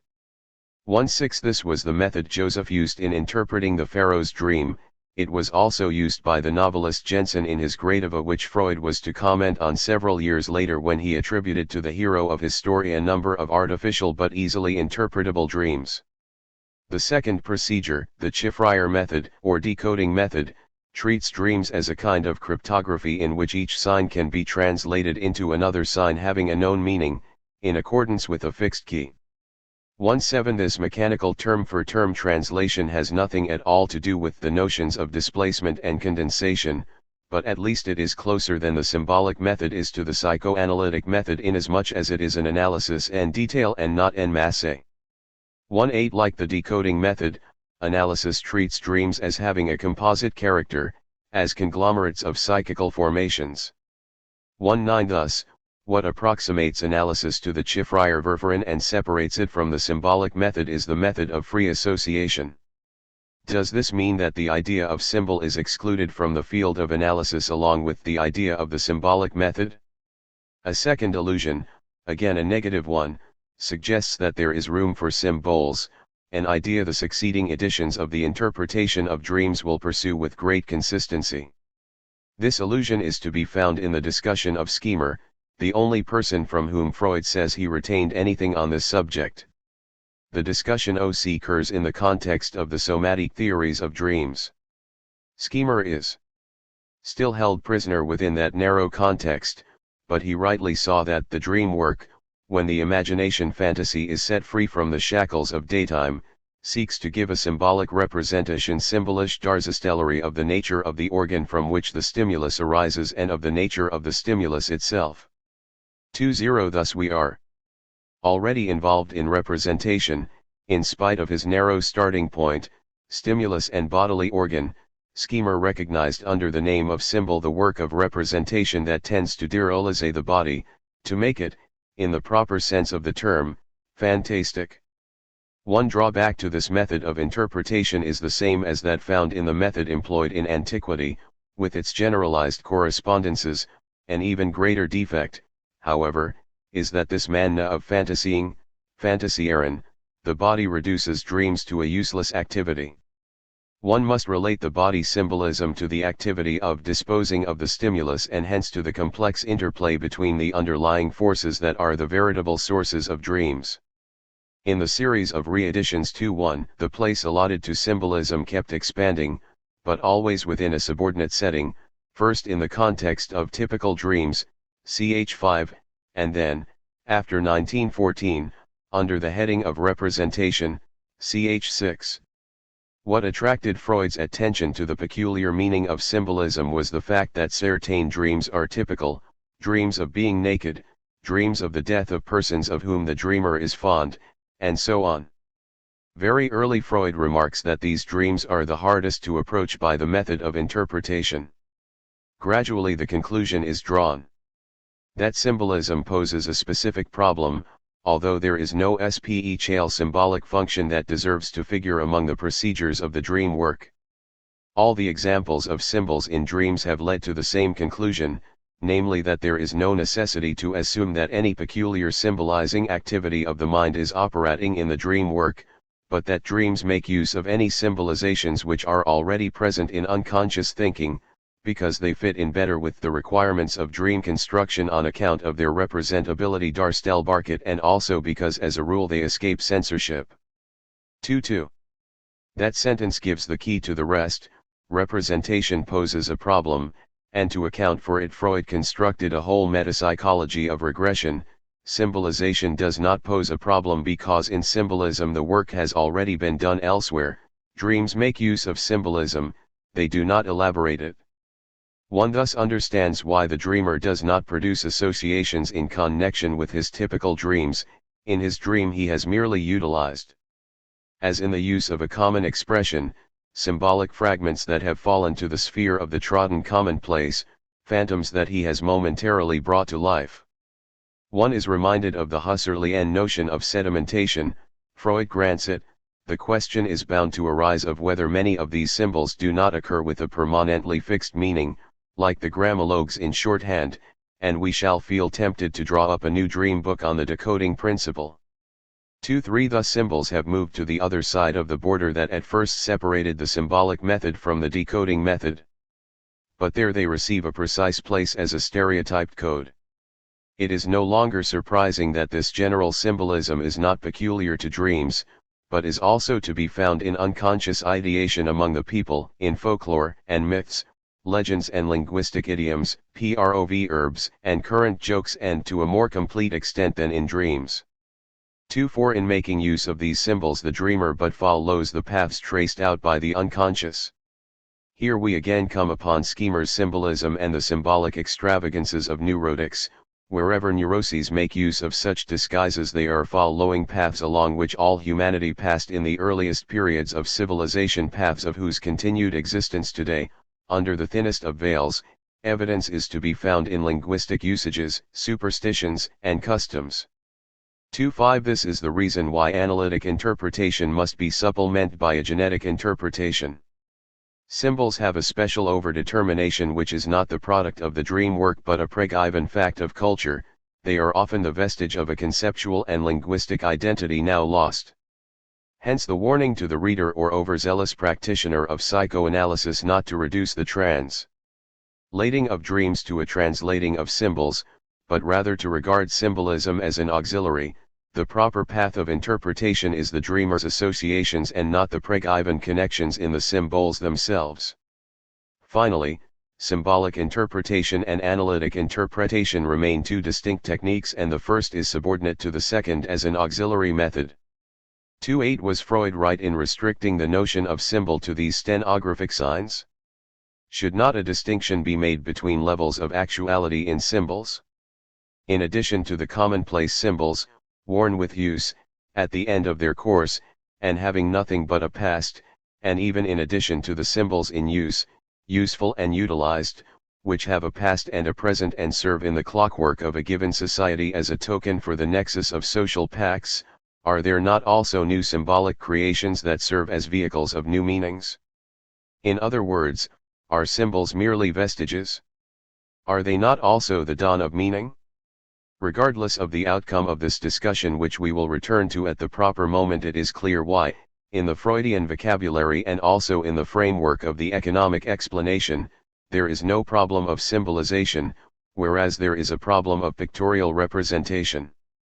But even within the narrow limits in which Freud confines symbols, the problem is not exhausted, for the psychoanalysis of myths, which we will meet with in the second part of this analytic, is elaborated precisely on the symbolic level. It is not accidental that the interpretation of Oedipus Rex and Hamlet, which we shall later discuss in detail, is elaborated in relation to the analysis of typical dreams. How does the systematization in Chapter 7 relate to the economic and hermeneutic concepts developed in the chapters preceding this difficult final one? Its relation to the rest of the work is complex. It is partly the elucidation, by means of an auxiliary representation, of what has already been elaborated and stated in implicit or confused terms, but it is also the imposition of a theory that remains somewhat external to the material it gathers together and coordinates. Hence the theory presents itself as an addition to the half-economic, half-hermeneutic, more practiced than reflected network of conceptions that we have drawn from the work itself. The presentation of the topography in Chapter 7 is skillfully divided into 3 episodes, which are interspersed with descriptive and clinical themes that tend to becloud the reading somewhat. In the first, 28, the psychical apparatus is pictured spatially as functioning in both a progressive and a regressive direction. In the SEC and 29, the apparatus is viewed as an evolving system endowed with a temporal dimension. In the third, 30, the apparatus is presented as having force and conflict in addition to space and time. This progression parallels the one we tried to establish at the level of interpretation. Interpretation, we said, aims first of all at locating the actual dream thoughts, which we look for first in the somatic excitations, then in the residues of the previous day, then in the wish to sleep. The topography serves to determine the region in which the dream thoughts originate. This is the first function of the topography in its purely static form. The topographical location of the wish to sleep, as compared with the wishes assigned to dreams as their true origin, will make the problem quite clear. It is well known that Freud assigns dreams a certain function with regard to sleep. The wish fulfillment that characterizes dreams is a substitute action which protects sleep. 3.1. Dreams containing death wishes, and more particularly, a child's death wish against his father. Regarding the Oedipus myth, Freud was in fact more interested in the sources of dreams, the title of Chapter 5, namely their rootedness in childhood desires, than in the role of representation or symbolization in the legendary disguise. So important is the wish for sleep that the transformation of external stimuli into images and the entire dualization of the body, of which the symbolic distortion described by Schemmer is the counterpart, must be attributed to it. Certain texts would even lead one to think that this wish is the dominant wish, since the censorship admits only those interpretations of the stimuli that are compatible with the wish to sleep. 3.2. This would seem to take us back to Aristotle, for whom a dream is thinking that persists, insofar as we are asleep, in the state of sleep. 3.3. The solution of this difficulty is a topographical one. The wish to sleep is assigned to the preconscious system and the underlying instinctual wishes that instigate dreams belong to the unconscious system. 3.4. That is why the precise relation between the intermittent wish to sleep and the permanent wishes that seek an outlet in dreams is left in suspense until the celebrated Chapter 7. 3.5. The subsidiary thesis in this discussion is that no wish, not even the wish to sleep, is efficacious unless it is joined to the indestructible and, so to say, immortal desires that stem from our unconscious and whose infantile character is attested by the neuroses. Thus the first function of the topography is to give a schematic picture of the descending degrees of desire all the way to the indestructible. Even at this point, perhaps, we may say that the topography is the metaphorical picture of the indestructible as such, In the unconscious nothing can be brought to an end, nothing is past or forgotten. 3.7 This statement foreshadows the formulations of the papers on metapsychology. The unconscious is timeless. The topography is the locality which pictorially represents that timelessness. But this pictorial representation is at the same time a snare, the snare of thingness. Hence, from the very first presentation of the topography, Freud is careful to soften the spatial aspect of his schema and to emphasize its directional orientation. He makes this adjustment by turning to the well-defined problem of regression. It will be remembered that regression designates both the return of thought to pictorial representation, formal regression, and the return of man to childhood, temporal regression. To these Freud now adds a regression of another kind, topographical regression, viz. the flow of an idea, which is barred from ending in motor active ity, back from the motor pole toward the perceptual pole and ending in hallucination. This third type of regression is therefore inseparable from the other two modes of regression whose disclosure was possible only through dream deciphering. The question is whether it adds something to the former regressions or is merely their schematic representation. In interpreting the famous dream about the dead child whose body is burning and who comes to awaken its father, Freud raises the question of the nature of the psychical locality. 3.8 Of the scene of action of dreams a psychical rather than anatomical locality. This notion of psychical locality is analogous from the outset. The psychical apparatus functions like a compound microscope, or like a photographic apparatus. The psychical locality is like the place in the apparatus where the image is formed. This point is itself an ideal point to which there corresponds no tangible component of the apparatus. Thus the comparison leads to the paradox of a series of localities that constitute not so much a real extension as a fixed order. Strictly speaking, there is no need for the hypothesis that the psychical systems are actually arranged in a spatial order. It would be sufficient if a fixed order in Festreihenfolge were established by the fact that in a given psychical process the excitation passes through the systems in a particular temporal sequence. 3.9 Properly speaking, therefore, spatiality is only an auxiliary representation. It is meant to represent the mental apparatus as composed of distinct systems which function in determined directions. At this point it should be remarked that the execution of this program bears the imprint of an illusion we have thus far left undiscussed. Freud is still under the influence of the theory of the child seduction by an adult. This illusion is what nourishes the interpretation of regression as an attraction exercised by memory traces which arise from and lie close to perception. Thus the two ends of the apparatus are defined as motility and perception. The mnemic traces are placed near the perceptual end, the critical agency near the motor end. The traces are close to perception just as the preconscious is close to motor activity. Finally, the unconscious lies behind the preconscious, in the sense that it has no access to consciousness except via the preconscious. The progressive direction of the functioning of waking life lies toward motor activity, whereas the regressive direction designates the movement by which an idea Vorstellung is turned back into the sensory image build / from which it was originally derived. 4.0 What renders this topography obsolete is doubtless the fact that the regressive pole is characterized as the perceptual pole. This schema is closely linked with the hallucination theory of wishes that was inherited from the project of 1895 and kept alive by the theory of childhood seduction considered as a real memory. The decisive phenomenon, as Freud sees it, is not that the path toward motor activity is closed off, but that the dream thoughts, thus thrust back from consciousness, are attracted by childhood memories which have retained a certain closeness to perception by virtue of their sensory vividness. On this view, a dream might be described as a substitute for an infantile scene modified by being transferred onto a recent experience. The infantile scene is unable to bring about its own revival and has to be content with returning as a dream. For one, it is understandable that when Freud finally discovered his error, he thought for a moment the whole system was going to collapse. 4.2 It would seem that this confusion of a fantasy scene with a perceptual one prevents the topography of the interpretation of dreams from completely freeing itself from natural spatiality and from drawing all the consequences implied in the idea of a psychical locality.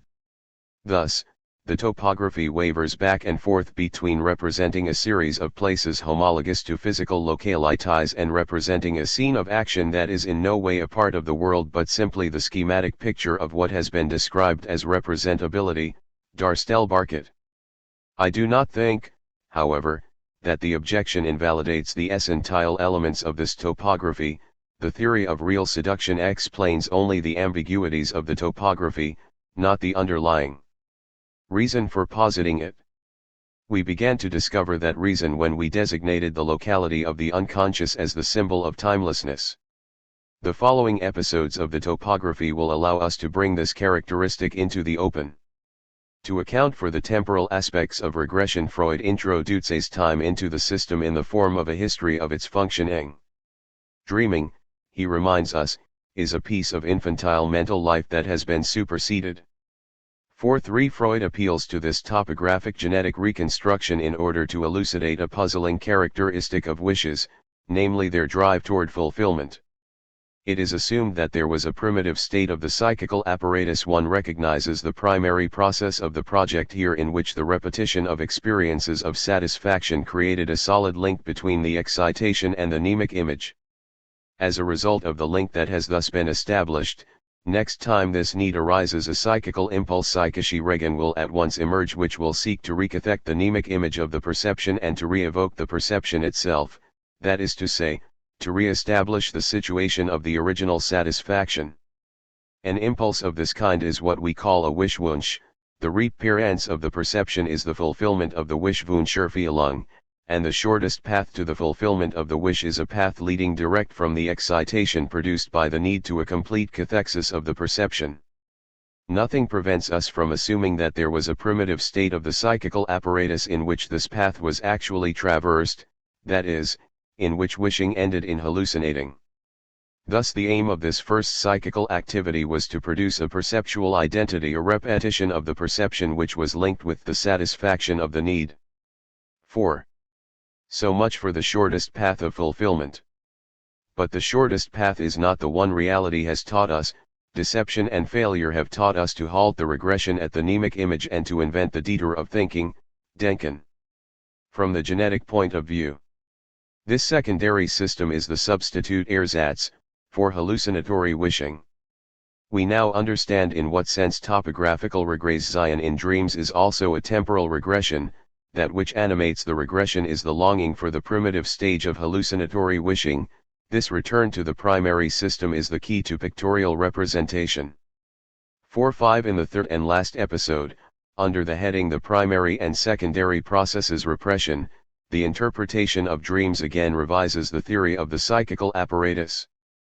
Besides space and time, the apparatus now receives force and conflict. This reworking of the apparatus is prescribed by the dream work and especially by the process of repression to which all the dream mechanisms are related. The purely topographical point of view with which we began was linked to the question of the origin of dream thoughts in the unconscious. It was natural therefore to represent that origin as a locality and the regression toward perception as a regression toward one of the ends of the apparatus. What is important now are the relations at the frontiers of the system. Consequently, the localities must be replaced by processes of excitation and modes of its discharge. What we are doing here is once again to replace a topographical way of representing things by a dynamic one. 4.6 From the dynamic point of view, the primary process is directed toward the free discharge of quantities of excitation, whereas the secondary process aims at inhibiting this discharge and at transforming the cathexis into a quiescent one, ihre Handbesetzung. This language is familiar to us from the project. The problem, then, has to do with the mechanical conditions, mechanisch Verhältnisse, of the discharge of excitation, according to whichever system is in control. What is the significance of this problem? The point at issue is the fate of the regulation by the unpleasure principle and, ultimately, the fate of the constancy principle. Freud's whole effort is aimed at establishing the secondary process within the context of the regulation by unpleasure. To that end he reconstructs repression on the model of flight provoked by an external danger and regulated by the anticipation of pain, repression is a sort of avoidance abwendung of the memory which is no more than a repetition of the previous flight from the perception. 4.7 This affords us, says Freud, the prototype and first example of psychical repression. 4.8 The avoidance of the memory image may be interpreted economically as a regulation by the least expenditure of unpleasure. The process that occurs under these conditions of inhibition will be called the secondary process. 4.9 There is consequently nothing new here in comparison with the project. On the contrary, the attentive reader will note that the project is ahead of the interpretation of dreams in the description of the secondary process. Perhaps this retreat of the interpretation of dreams in relation to the project will give us the key to this topography and its consequences. It is indeed striking that the interpretation of dreams is sparing in its explanation of the secondary process, as though the functioning of the apparatus in the progressive direction did not interest it. There are, to be sure, some scattered remarks about the role of consciousness that confirm the project. Here too consciousness is accessible both to peripheral excitations and to pleasure-unpleasure. It is called a sense organ for the perception of psychical qualities. Here too the process of becoming conscious depends on verbal images, the core of the preconscious. Because of these images, the pleasure-unpleasure regulation develops complications. The course of cathectic processes is no longer automatically regulated by the unpleasure principle. Consciousness is now attracted by other signs besides those of pleasure-unpleasure. This is possible because the system of linguistic symbols constitutes what Freud calls a second sensory surface, Sinnesuberflächen. Consciousness is now turned not only toward perception, but toward the preconscious thought processes as well. One recognizes here the project's 2 degrees of reality testing. Oddly enough, however, that is not the aspect the interpretation of dreams develops. What is encountered on this progressive path is still another process of the dream work, one we have not yet spoken of and which Freud calls secondary revision, Bearbeitung. This process consists, within the dream itself, in a first interpretation, a rationalization, which gives dreams an affinity both to waking life and to daydreams. The brevity of the interpretation of dreams is still more noticeable in regard to the nature of the secondary process. Thus the problem of great importance in the project of the relation between the inhibition exercised by the ego organization and the discernment of perceived qualities is not developed, whence the enigmatic character of the lines dealing with thought identity, which Freud distinguishes from perceptual identity 8.0 and takes from the theory of judgment presented above. That is why the interpretation of dreams appears to come far less close than the project to what seemed to us the breaking point of the system, namely, the liberation from the pleasure principle. To be sure, Freud explicitly says that thinking must aim at freeing itself more and more from exclusive regulation by the unpleasure principle and at restricting the development of affect in thought activity to the minimum required for acting as a signal. 5.1 And in enigmatic terms he describes this task of consciousness as a greater delicacy in functioning, achieved by a hypercathexis, Verbesetzung. 52 Here one recognizes the problem, raised in the project, of the transition from observant thought to the cogitative process, which operates not with indications of perceived reality but with indications of thought reality. If the interpretation of dreams does not enter into the study of the secondary process to the same extent as the project, it is because its problem is entirely different. The project aimed at being a complete psychology for the use of neurologists. The interpretation of dreams aims at accounting for the strange or bewildering, befremdendes, phenomenon of dream work. Why does the apparatus so often function in the regressive rather than in the progressive direction? This problem is faced by the interpretation of dreams.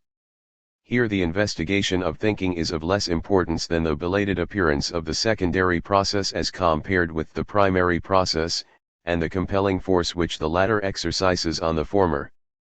The primary process is truly primary, it is present from the first von Anfangen. 53 The secondary process makes a belated appearance and is never definitively established. 5.4 Thus we see what Chapter 7 is getting at. Its true problem is the indestructibility of the primary system. Because the pleasure-unpleasure principle is never completely or definitively replaced, the principle of constancy remains our ordinary truth. Consequently, what might have destroyed the system is less important than what confirms it, and what confirms it is man's failure to escape from the pleasure-unpleasure principle. After all, thinking only aims at freeing itself from that principle. That this is indeed the most basic intention of the psychology is confirmed by the place given to repression in the final pages. 5.5. The place is not an indifferent one. Freud's final analysis of repression comes immediately after his pessimistic remarks about the belated appearance of the secondary system as compared with the primary system. Repression is the ordinary operational mode of a psychism condemned to making a late appearance and being prey to the infantile, the indestructible. The desires arising from the invincible core of our being cannot be stopped on their path toward unpleasure except by a conversion or transformation of affects, an Affektverwandlung, which is the essence of repression. 5.6. Of course that which produces this transformation is the secondary system, but not through access to what we just called thinking. The secondary system is reduced here to operating from within pleasure-unpleasure by the conversion of affects. As a result, the preconscious turns away from its thoughts that have become unpleasant, and thus the principle of pleasure-unpleasure is confirmed. Freud's conclusion serves to confirm the earlier idea of the belated appearance of the secondary system and the indestructible character of the primary system. The presence vorhandensein of a store of infantile memories, which has from the first been held back from the Ps, becomes a sine qua non of repression. 5.7. Thus two aspects become intelligible now that we see them together, whereas when taken separately they had puzzled us. On the one hand, the interpretation of dreams seemed to us less advanced than the project with respect to going beyond the constancy and unpleasure principles, but regression, of which dreams are the witness and model, precisely attests to man's inability to go beyond those principles. On the other hand, the topography of Chapter 7 seemed to us to waver between a realism of things and an auxiliary representation of processes that require a different scene of action than the space of nature. Freud's illusion about the real memory of the infantile scene only partially explains this wavering. In the last analysis, the spatiality of the topography expresses man's inability. 56. We here recognize the infantile stage of condemnation Verurteilung, that is, of rejection based on judgment Verwerfung durch das Urteilen.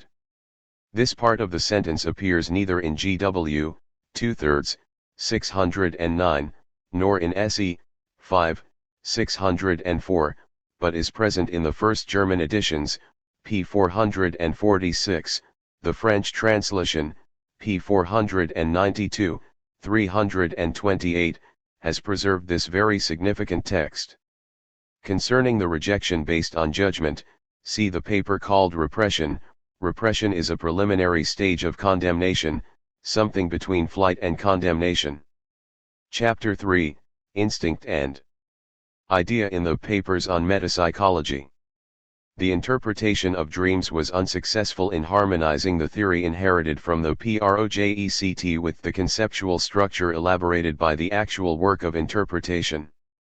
As a result, Chapter 7 seems to remain somewhat external to the organic development of the book. This structural discordance is a sign that the language of meaning implied by the work of interpretation, and the quasi-physical language implied by the language of the topography, are not yet perfectly coordinated. In the papers on metapsychology, nearly all of which were written in the early war years, this problematic reaches its point of maturity and the two requirements of analytic discourse attain an equilibrium. On the one hand, these papers coherently thematize the topographic economic point of view in what is called the first topography, unconscious preconscious conscious.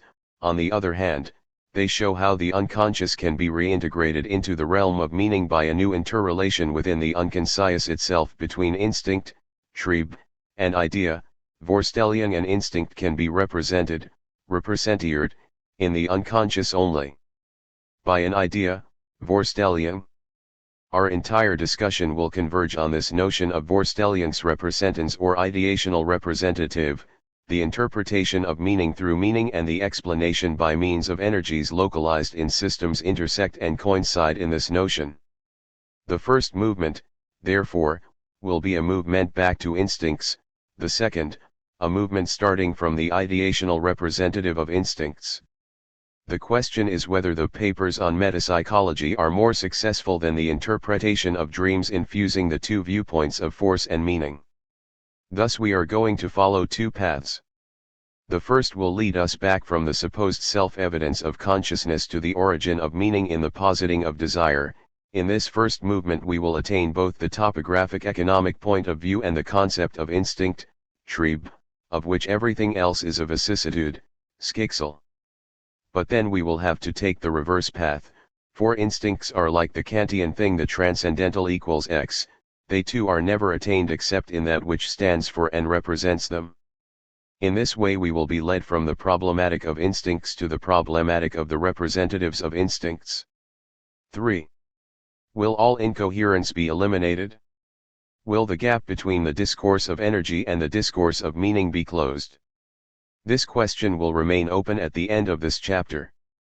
But at least we will be able to understand the reasons for this state of affairs. The attainment of the topographic economic view, and of the concept of instinct. At the start of this investigation we take as our guide the paper of 1912 entitled A Note on the Unconscious in Psychoanalysis 4 and the first two sections of the celebrated paper of 1915, The Unconscious.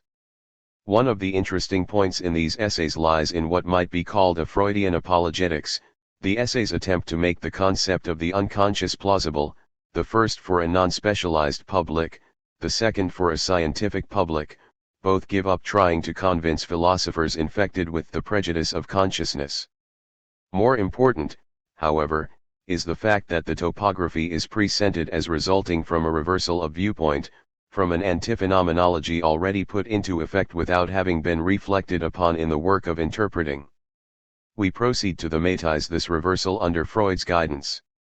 The movement of thought leads from a descriptive concept, where the term unconscious is still an adjective, to a systematic concept, where it becomes a substantive. The loss of its descriptive meaning is indicated by the abbreviation UBO, which we translate as UCS.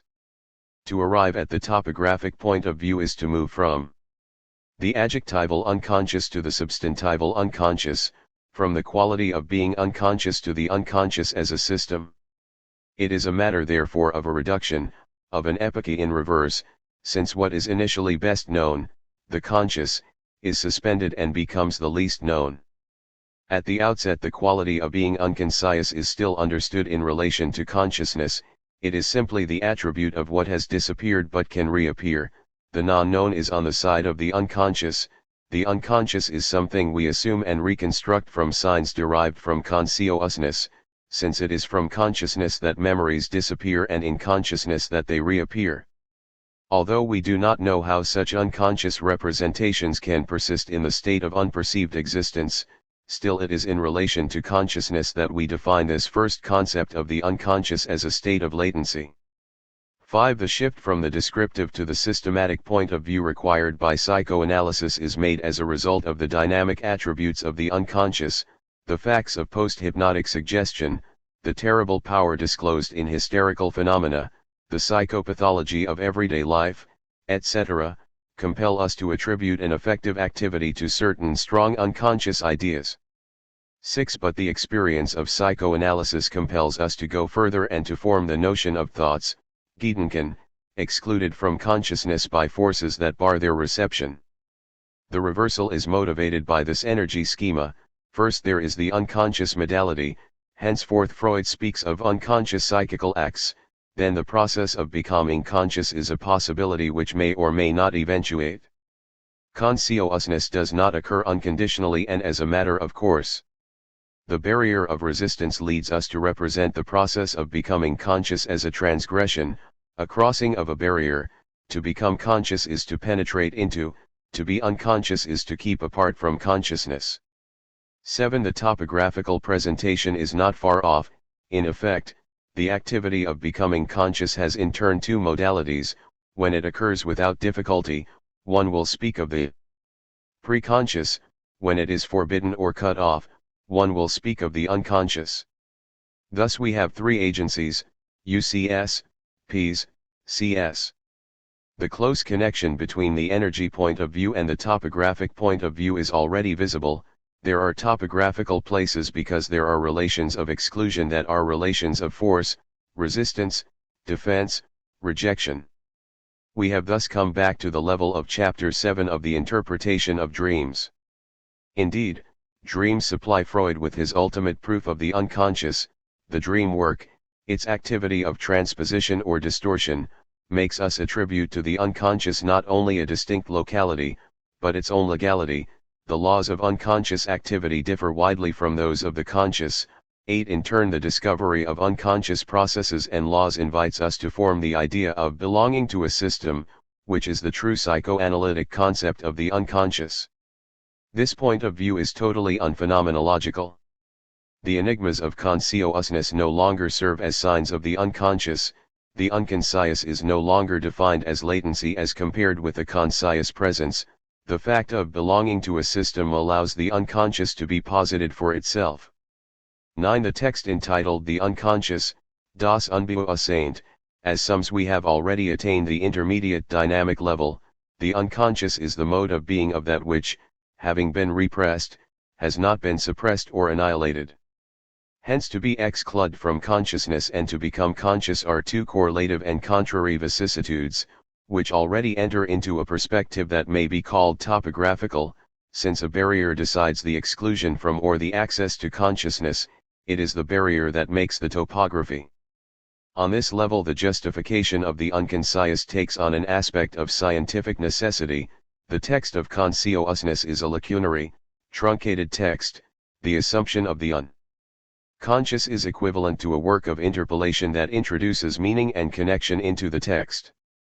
10. Besides being necessary, the hypothesis is also legitimate, for it does not differ basically from the reconstruction we make of the consciousness of other people by inference from their behavior, although in psychoanalysis it is not a second consciousness we infer but a psychism that lacks consciousness.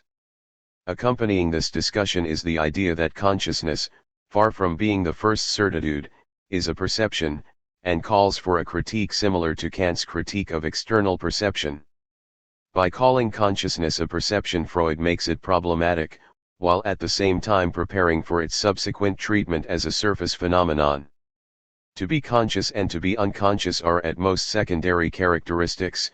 What alone count are the relations of psychical acts to instincts and instinctual aims, in accord with their interconnections and the particular psychical system to which they belong.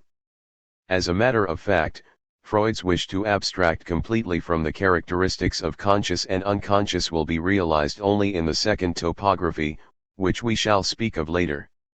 In spite of the ambiguity of using the words conscious and unconscious sometimes in a descriptive and sometimes in a systematic sense, these terms will be retained in the first topography to designate the systems themselves, the systematic sense being indicated by the abbreviations UCS, Ps, CS.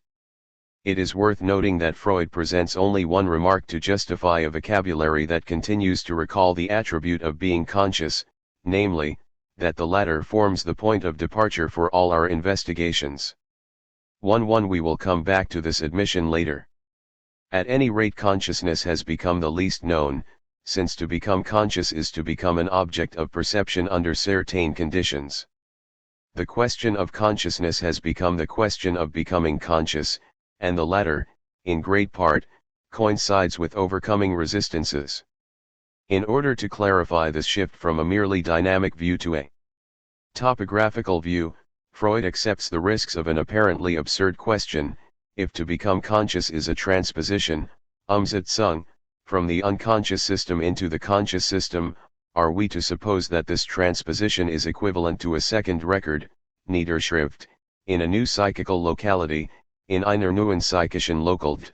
1-2 Or is it a matter of a change of state involving the same material and occurring in the same locality? An abstruse question, as Freud admits, but it must be raised if we are to take the topographical point of view seriously. 1-3 The question is serious only if one does not confuse the psychical locality, local it, with anatomical localities, Ortlichkeiten, and Freud proposes, at least provisionally, to assume the naive and crude hypothesis of the transition from one location to another and a double registration of the same idea in two different places. Why this absurdity? It should be noted that Freud appeals here to psychoanalytic practice, as if the most naive and crudely naturalistic explanation were more faithful to what actually takes place in interpretation. If, says Freud, one communicates, mitteilt, to a patient the meaning of his trouble by telling him the idea which he has at one time repressed, the patient is neither relieved nor cured, for he remains separated from this idea by his resistances, which only make him reject it again. Thus the idea is recorded both in the conscious region of auditory memories and in the unconscious, where it remains enclosed as long as the resistances are not overcome.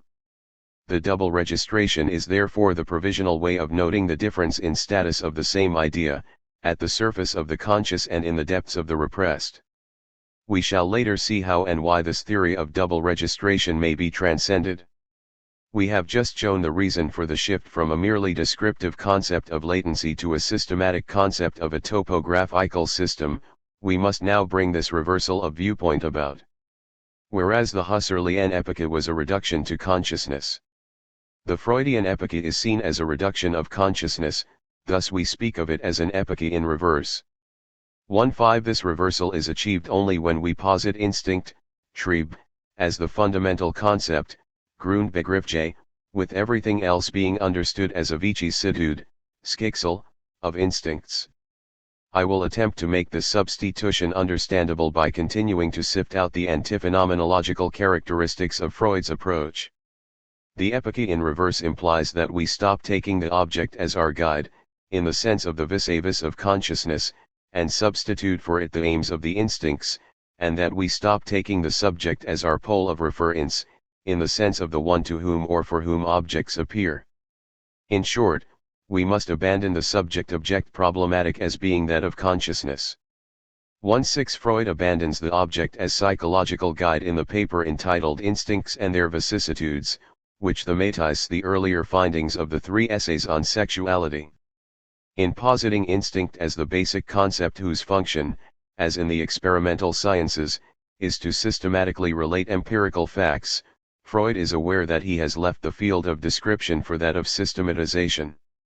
1.7 Implied in this systematization are not only Konventions, definitions of stimulus, need, and satisfaction, but also hypotheses or postulates, Voraussetzungen, the most important of which is the familiar hypothesis of constancy, which states that the psychical apparatus is automatically regulated by feelings belonging to the pleasure-unpleasure series.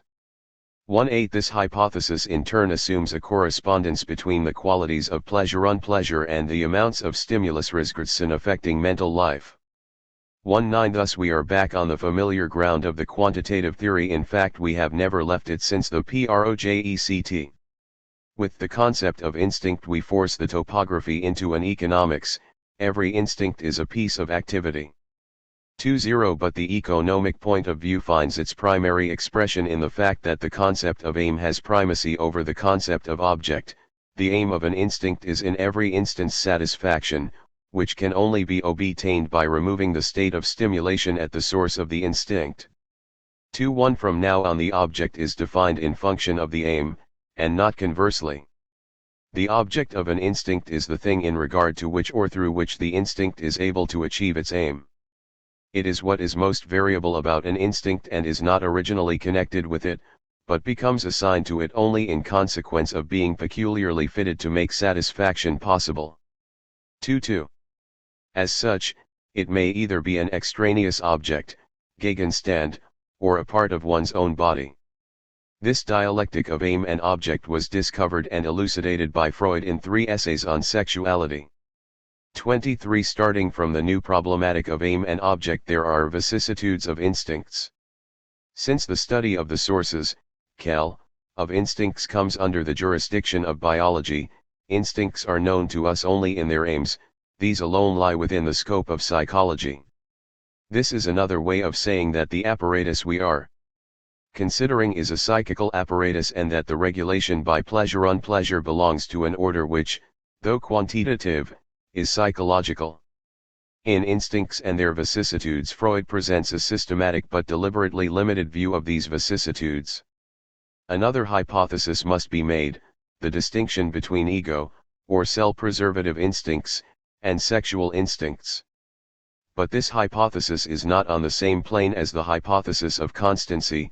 The latter is a general hypothesis, whereas the distinction between the two kinds of instincts is only a working hypothesis that will undergo subsequent alteration.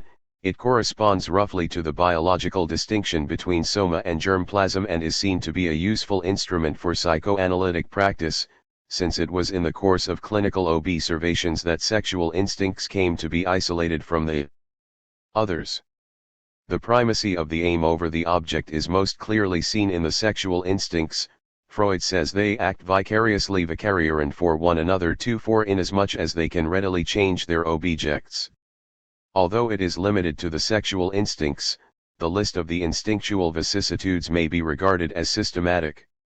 Whereas the interpretation of dreams dealt only with repression, this vicissitude is now inserted among three others: reversal, verkehren, of an instinct into its opposite, turning round, wendung, upon the subject's own self, and sublimation.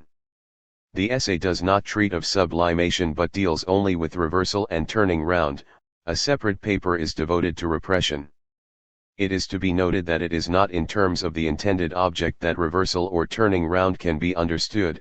On the contrary, the intended object will itself be reinterpreted in economic terms. In the reversal from the active to the passive role in the paired opposites voyeurism exhibitionism, the aim is what changes. In the reversal from an external content to the content of oneself in Halt like verkehren, 2-5 in the pair sadism masochism, the object is what changes, but in relation to an unchanged aim, the causing of pain. But the reversal may also be stated in terms of turning round, for masochism is actually sadism turned round upon the subject's own ego, and exhibitionism includes looking at one's own body. We are not interested here in a detailed study of these diverse vicissitudes, but rather in their underlying structural principle. In this regard, the chief thing to notice is that the notion of object is recast in accordance with the economic distribution of libido. But this economic recasting of the notion of the object entails that of the subject.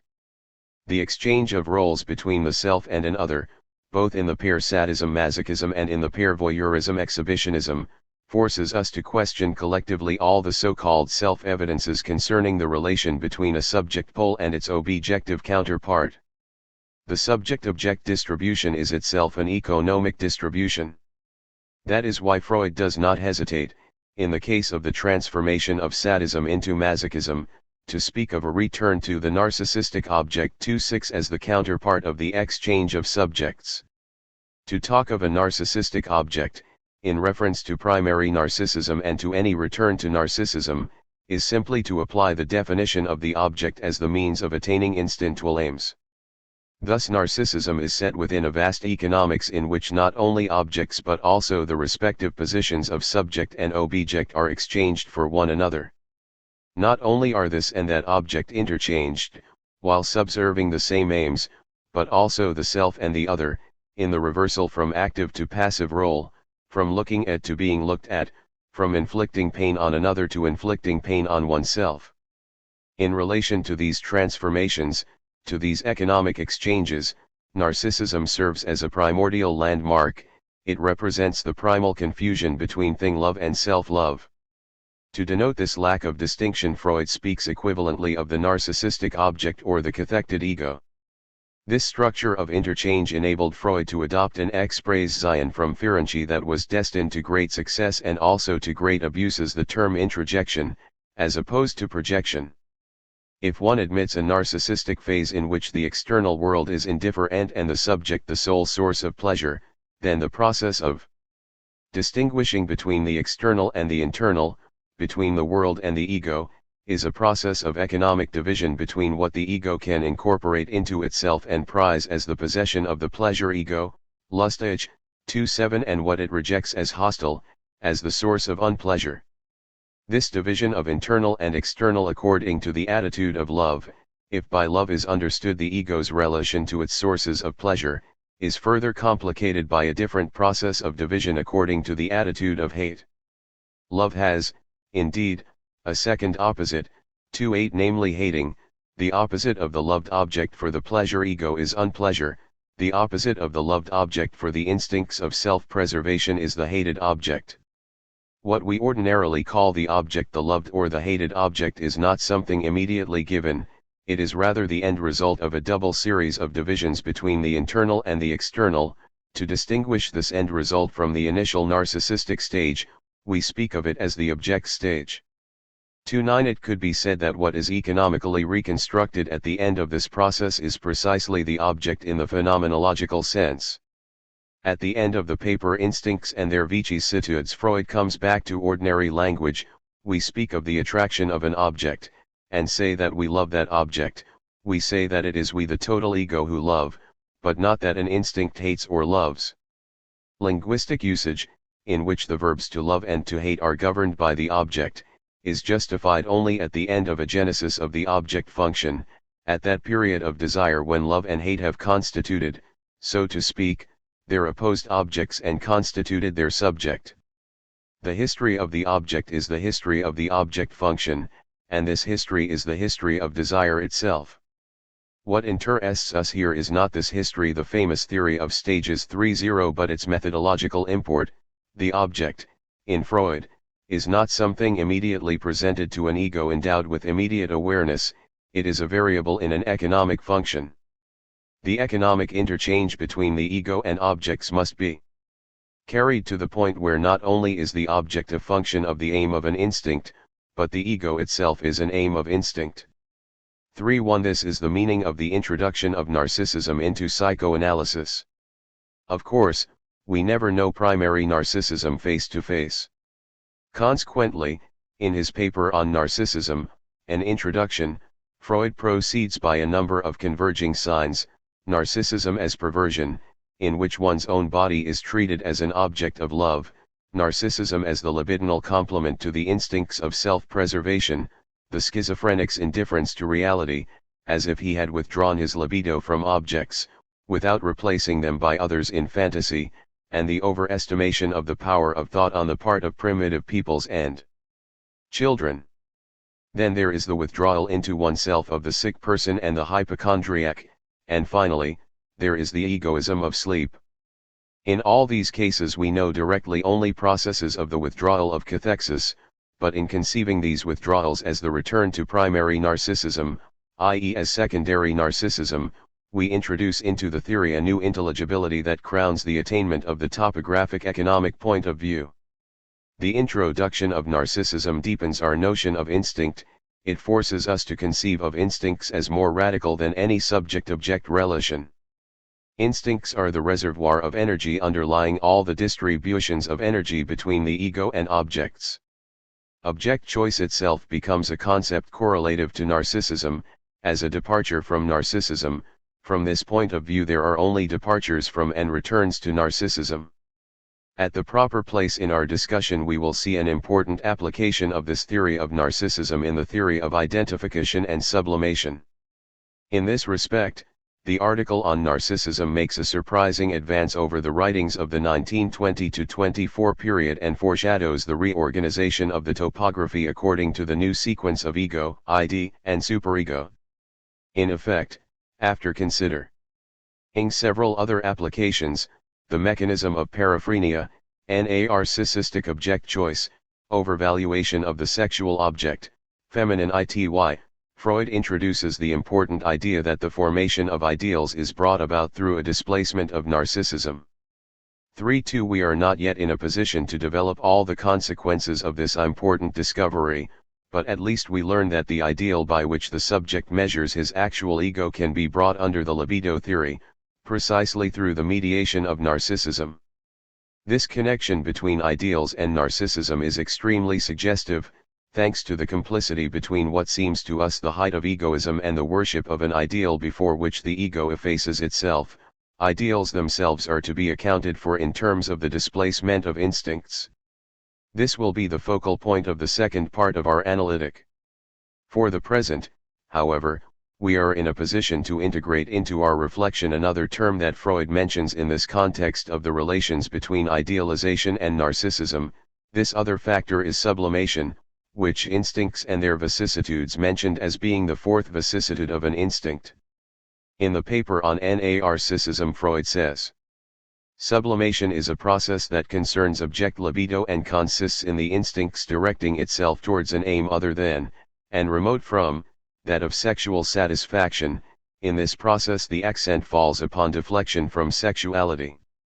Idealization is a process that concerns the object, by it that object, without any alteration in its nature, is aggrandized and exalted in the subject's mind. Idealization is possible in the sphere of ego libido as well as in that of object libido. For example, the sexual overvaluation of an object is an idealization of it. Insofar as sublimation describes something that has to do with the instinct and idealization something to do with the object, the two concepts are to be distinguished from each other. 3. That is one reason for distinguishing between idealization and sublimation. But even more important is the fact that one can submit himself to an ideal without succeeding in sublimating his libidinal instincts. The neurotic is precisely the victim of the heightened demands imposed upon his instincts by the formation of an ego ideal, demands accompanied by a low potential of sublimation. To be successful, of course, idealization requires sublimation, but it does not always obtain it, for it cannot enforce it. 3. We touch here on something very important. There exists a shortcut, a way of violence in the formation of ideals, which we will not understand until we have introduced masochism as another primary phenomenon. By contrast, sublimation would be a kind of gentle conversion. If we understood this, we would see that sublimation is quite a different vicissitude from repression. Sublimation is a way out, a way by which the claims of the ego can be met without involving repression. 3. All this will only become meaningful, however, in the transition from the first to the second topography and through the introduction already proposed in the paper on narcissism of a special psychical agency.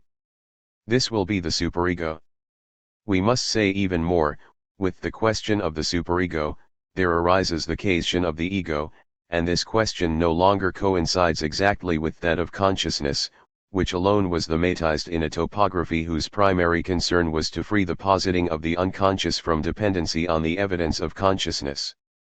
Without anticipating too much of the second topography and the new problems it raises, we can take the investigation of the relations between narcissism and object libido a bit further by mentioning as a final example perhaps the most striking one of all the work of mourning, to which Freud devotes one of his admirable short essays, Mourning and Melancholia 3.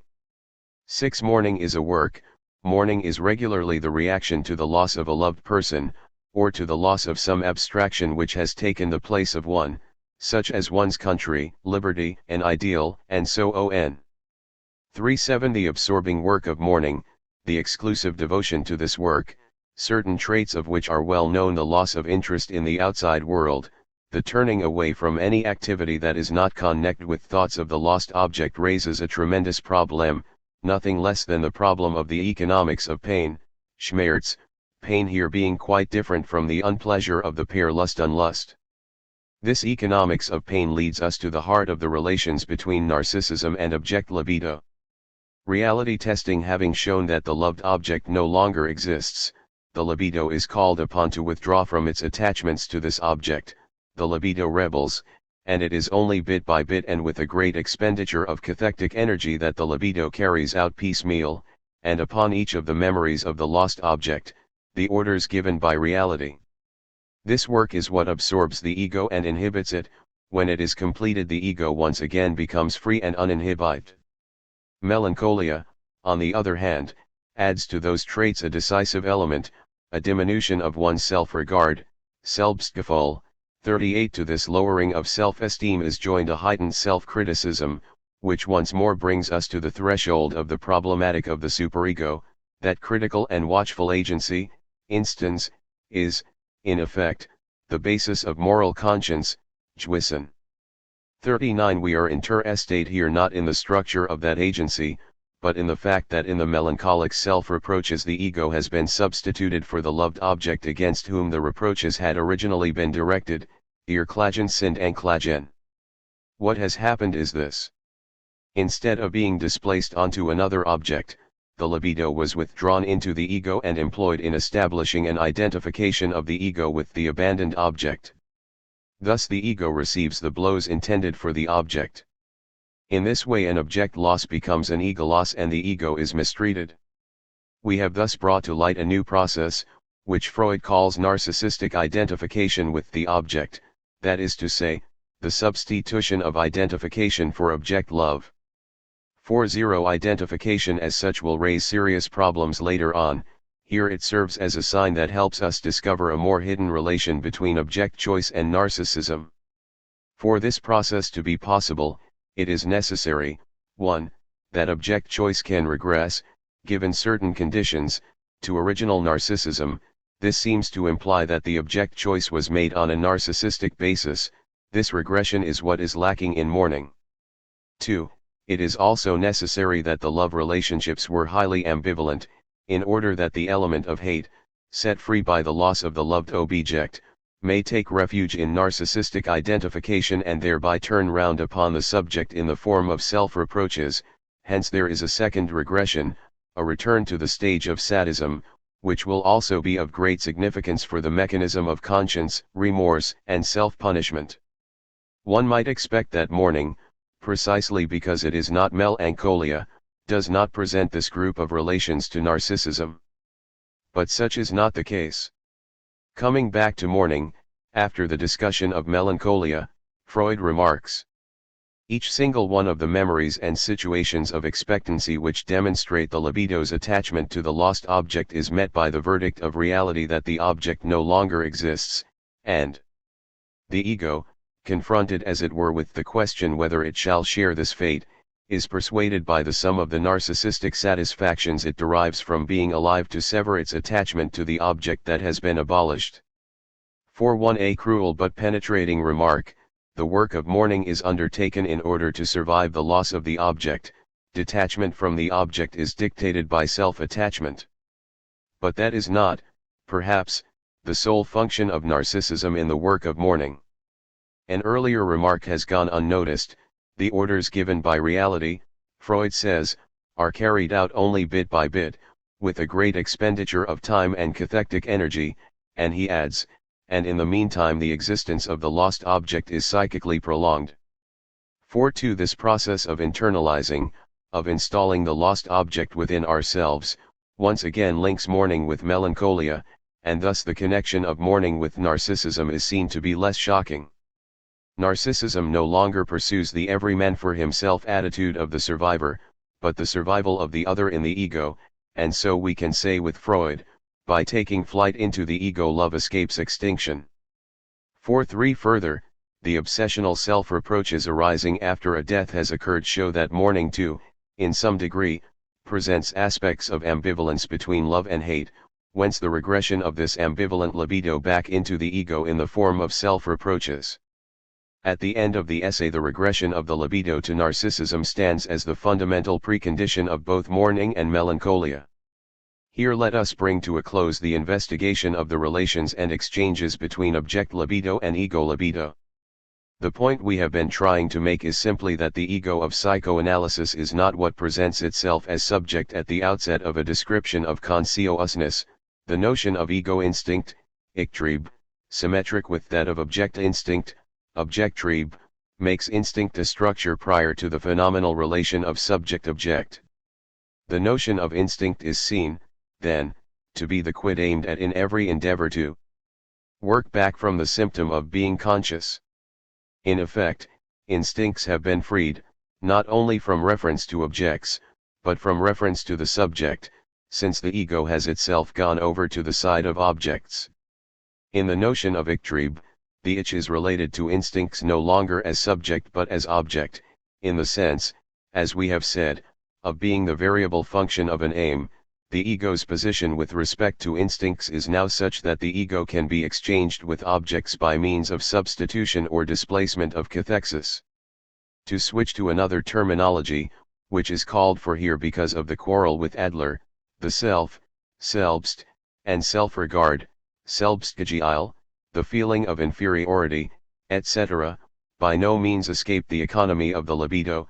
Self-regard comes within a generalized erotic, by means of the great redistributions of erotic cathexes. 4. In order to understand the topography one must, I think, keep clearly in mind the double destruction of the intended object as supposed guide, and of the subject as supposed pole of reference for all the intentions of consciousness. One might say that the topography is the non-anatomical, psychical locality introduced into psychoanalytic theory as the condition of the possibility of all the vicissitudes of instincts. It is the marketplace of cathexes where ego instincts and object instincts are exchanged for one another. At the end of this epoch in reverse, consciousness is now the least known, it has ceased to be self-evident and has become a problem. This problem, dealt with in the topography, has to do with the process of becoming conscious. Such is, it seems to me, the meaning of the difficult fifth section of The Unconscious, entitled The Special Characteristics of the System UCS, whose examination we postponed. Freud presents this section as a description, but its meaning is actually opposed to any description, it is rather the transcription in descriptive, quasi-phenomenological terms of the result of the antiphenomenology. That is why I present it here as a result and not as a given. The distinction we have made between the two psychical systems receives fresh significance when we observe that processes in the one system, the UCS, show characteristics which are not met with again in the system immediately above it. 4-5 We shall likewise use pseudo-descriptive terms when we say, the unconscious is timeless, the unconscious is exempt from contradiction, the unconscious follows the pleasure principle and not the reality principle, etc. But these characteristics are in no way descriptive, for the attribute of being conscious Bewusstheit, which is the only characteristic of psychical processes that is directly presented to us, is in no way suited to serve as a criterion for the differentiation of systems. 4-6 And further on, consciousness stands in no simple relation either to the different systems or to repression. 4-7 Whence the conclusion, the more we seek to win our way to a metapsychological view of mental life, the more we must learn to emancipate ourselves from the importance of the symptom of being conscious. Bewusstheit. 4-8 In the topography what we transcribe is precisely this emancipation. Representatives and ideas.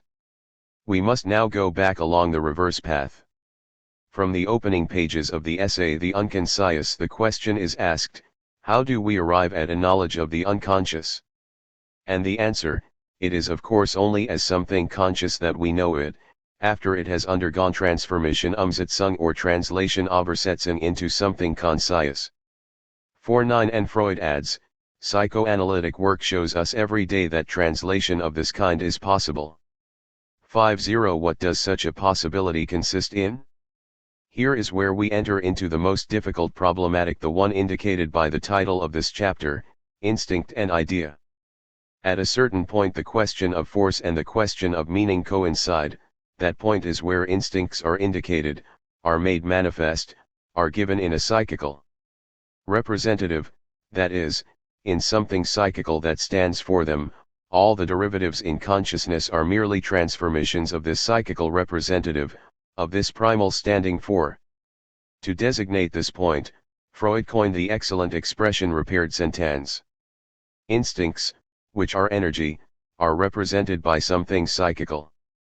But we must not speak of representation in the sense of Vorstellung, i.e. an idea of something, for an idea is itself a derived form of this representative which, before representing things the world, one's own body, the unreal stands for instincts as such, presents them purely and simply. This function of presentation, or representation, is evoked not only on the first page but in the first sentence of The Unconscious. We have learned from psychoanalysis that the essence of the process of repression lies, not in putting an end to, in annihilating, the idea which represents an instinct den Trieb repaired sentierend Vorstellung, but in preventing it from becoming conscious. 5.1 What is the nature of this function of presentation or representation that governs not only ideas but, as we shall see, affects as well? If the problem we enter upon here is not basically a new one, 5.2 it is new in terms of Freud's position. Freud's originality consists in shifting the point of coincidence of meaning and force back to the unconscious itself. He presupposes this coincidence as making possible all the transformations and translations of the unconscious into the conscious. In spite of the barrier that separates the systems, they must be assumed to have a common structure whereby the conscious and the unconscious are equally psychical. That common structure is precisely the function of representance. This function is what lets us interpolate unconscious acts into the text of conscious acts. It assures a close contact, Iron 63, between conscious and unconscious psychical processes and makes it possible that the latter, with the help of a certain amount of work, can be transformed into, or replaced, by, conscious mental processes. 5.4 Finally, because of it all the categories which we employ to describe conscious mental acts, such as ideas, purposes, resolutions, and so on, can be applied to them. Indeed, we are obliged to say of some of these latent states that the only respect in which they differ from conscious ones is precisely in the absence of consciousness. Wegfall de Bewusstseins. 55. This function of representance is certainly a postulate. Freud gives no proof for it. He assumes it as that which allows him to transcribe the unconscious into the conscious and to group the two together as comparable psychical modalities. That is why he writes this function into the definition of instinct itself. He will one day say, the theory of the instincts is so to say our mythology. 5.6 We do not in fact know what instincts are in their own dynamism. We do not talk of instincts in themselves, we talk of instincts in their psychical representatives, and by the same token we speak of them as a psychical and not as a biological reality. True, we were able to call them a form of activity, thereby designating them as energy, drive, tension, etc. But the psychological qualification of that energy is a part of its definition, for it is an energy that is not represented by, but representative of, organic energies. If now we apply ourselves to considering mental life from a biological point of view, an instinct appears to us as a concept on the frontier between the mental and the somatic, as the psychical representant of the stimuli originating from within the organism and reaching the mind. And to emphasize the composite character of this concept, Freud connects with it the notion of work, in which we have recognized a privileged expression of the composite language required by psychoanalysis. An instinct is a measure of the demand made upon the mind for work, ein Masterbeitanforderung, in consequence of its connection with the body. 6.7. Hence, we cannot say simply that instincts are expressed by ideas. This is only one of the derived aspects of the representative function of instincts. More radically, it must be said that instincts themselves represent or express the body to the mind, in Die Seele. This is, perhaps, the most fundamental hypothesis of psychoanalysis, the one that qualifies it as psychoanalysis. Let us examine this hypothesis in its important consequences.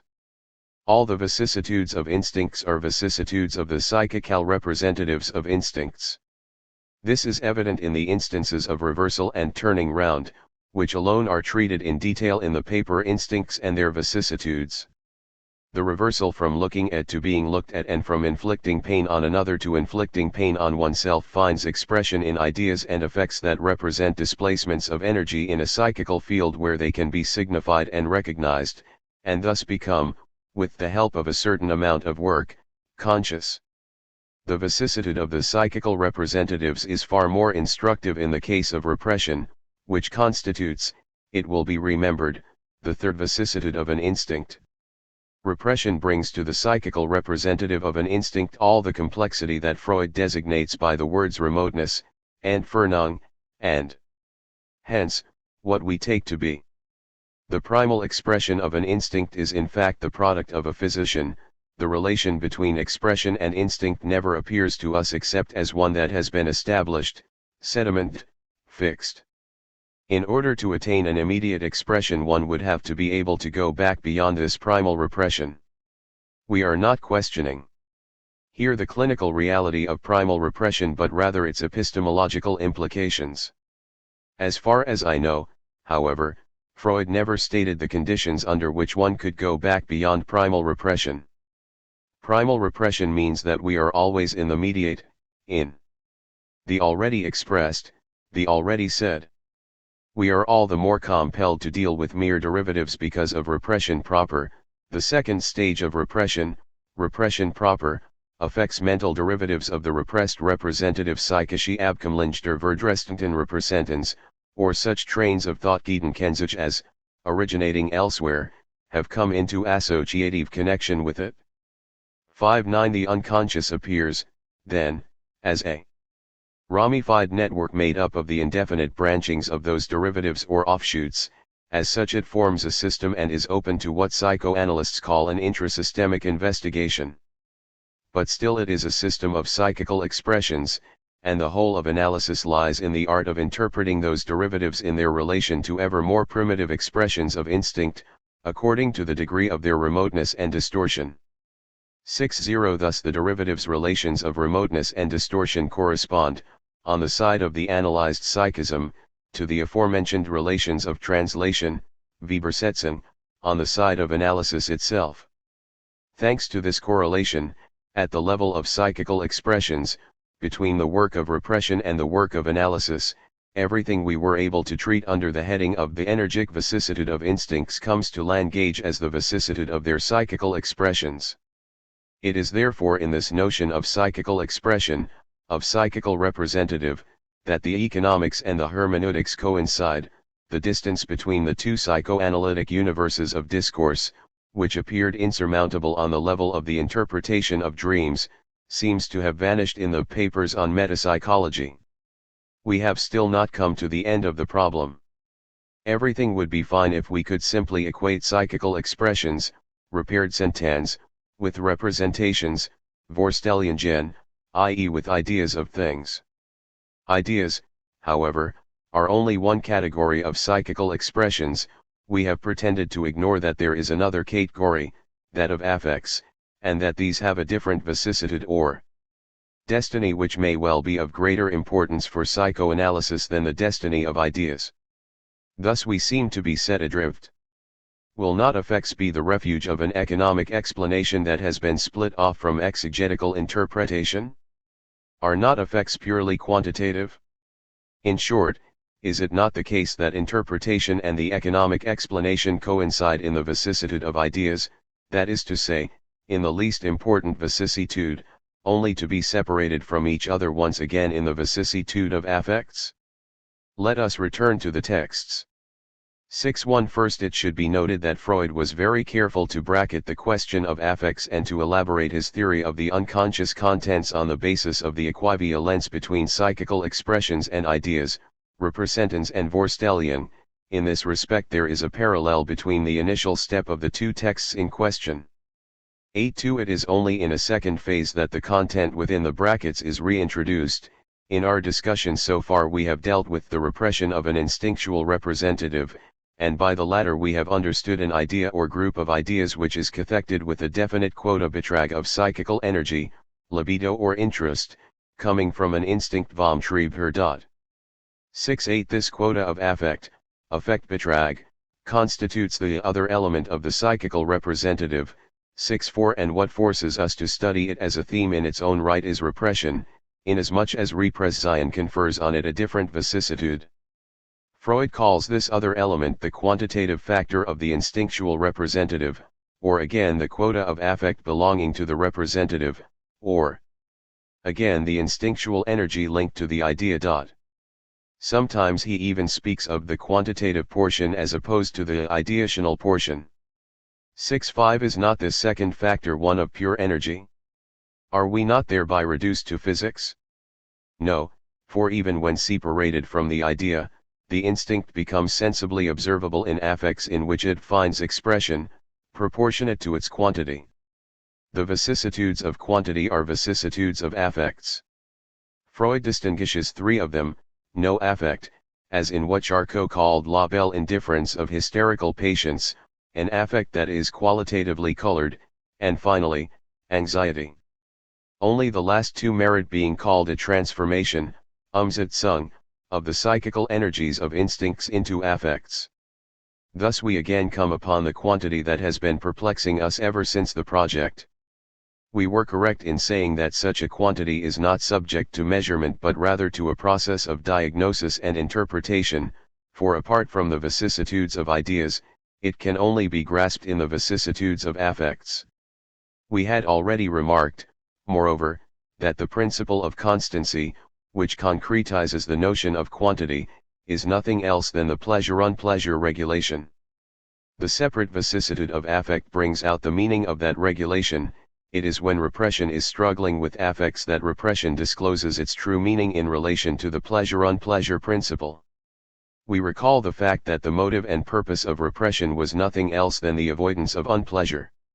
It follows that the vicissitude of the quota of affect belonging to the instinctual representative is far more important than the vicissitude of the idea, and this fact is decisive for our assessment of the success or failure of the process of repression. 6.6. That is why Freud undertakes to give a new interpretation of the theory of the neuroses within the double perspective of the vicissitude of the ideational portion and the vicissitude of the quantitative portion. The manner in which he does this is not important for us here except for the conceptualization involved, substitutive formations, symptoms, the return of the repressed, and so on. The paper entitled Repression definitely enables us to say that the quantitative portion is recognizable only in affects. However, by distinguishing between the vicissitudes of ideas and those of affects, it leaves open the question whether the economic explanation of affects is not irreducible to the interpretation of ideas, or, in other words, whether interpretation is not fixed upon ideas and the economic explanation upon affects. If the true task of repression lies in dealing with the quota of affect, is it not the case that the economics of repression is ultimately irreducible to any interpretation of meaning through meaning? Section 3 of The Unconscious seems to move in this direction, for it expressly links the economic point of view with the consideration of affects. 6.7. The topographical point of view, on the contrary, was introduced in Section 2 on the basis of the identification of psychical expressions with ideas. In a sense that is purely topographic and not yet economic, Freud reminds us, at the beginning of Section 3, that an instinct can never become an object of consciousness, only the idea that represents the instinct can. Even in the unconscious, moreover, an instinct cannot be represented otherwise than by an idea. 6.8. The triple vicissitude of affects poses a specifically economic problem, that of the processes of discharge, Abwehrvergangen. In this sense we must speak of access to effects just as we speak of access to motility. In both cases it is a question of discharge, and in both cases consciousness is the guardian of the discharge. This is quite true, but the separate vicissitudes of affects should not make us forget that affects remain affects of ideas. That is why it was possible and necessary to begin by bracketing affects. We are being duped by language if we think we have established a strict parallel between ideas and affects. Thus, when we speak of an unconscious feeling or emotion, unconscious anxiety, an unconscious feeling of guilt, we forget that, stricto sensu, the feeling is felt, hence conscious. We can only mean an instinctual impulse Triebregung, the ideational representative of which is unconscious, for nothing else comes into conceit irration. 7.0 We always designate an affect by the idea of which it is the affect, and when we speak improperly of unconscious effects, it is because we misconstrue the original representative connection and regard the affect as the manifestation of an idea that is not proper to it. It may be objected, however, that this strictness of vocabulary concerns only the descriptive point of view. From the systematic point of view, the vicissitude of the quantitative factor remains a distinct vicissitude. The notion of unconscious affect is again required when we consider the specific effects of repression on the discharge of affect and the three vicissitudes of that discharge which we have already mentioned above. But what is an inhibited affect? A repressed idea continues to exist as an actual structure Realibildung in the system UCS. 7.1 A repressed effect, on the other hand, is rather obscurely designated as a potential beginning, Ansitzmöglichkeit, which is prevented from developing. 7.2 We know nothing about these processes of discharge, Abwehrwirkung, apart from their psychical expressions or manifestations, which are perceived as feelings, Empfindungen. At most we can only trace out a certain path, mark off a certain development, starting from those affective potencies of which we know very little, moving thence to instinctual impulses, and finally to explicit affects. This is the path upon which we placed ourselves earlier when we spoke of the conscious system's control over the release of affect in the same terms we use for the control of consciousness over modal ity. But even so we should not overlook the fact that a pure affect, an affect that has come directly from the unconscious such as anxiety with no particular object, is an affect waiting for a substitutive idea to which it can attach itself. An affect that we describe as being severed from its idea is an affect in search of a new ideational support by which it can penetrate into consciousness. Therefore we can neither reduce affects and their quantitative factor to ideas, nor treat them as a distinct reality. At any rate, the difference between affects and ideas is the basis for the distinction between the topography and the economics. The theory of affects offers certain possibilities of autonomy to the economic point of view. Section 4 of The Unconscious goes to the extreme limit of these possibilities by presenting the economics as a third point of view in addition to the dynamic and topographic ones. In this section Freud attempts to follow out the vicissitudes of amounts of excitation and to arrive at least at some relative estimate of their magnitude. 7.3 This is the consummation, Freud says, of psychological research. I propose that when we have succeeded in describing a psychical process in all its dynamic, topographical, and economic aspects, we should speak of it as a metapsychological presentation.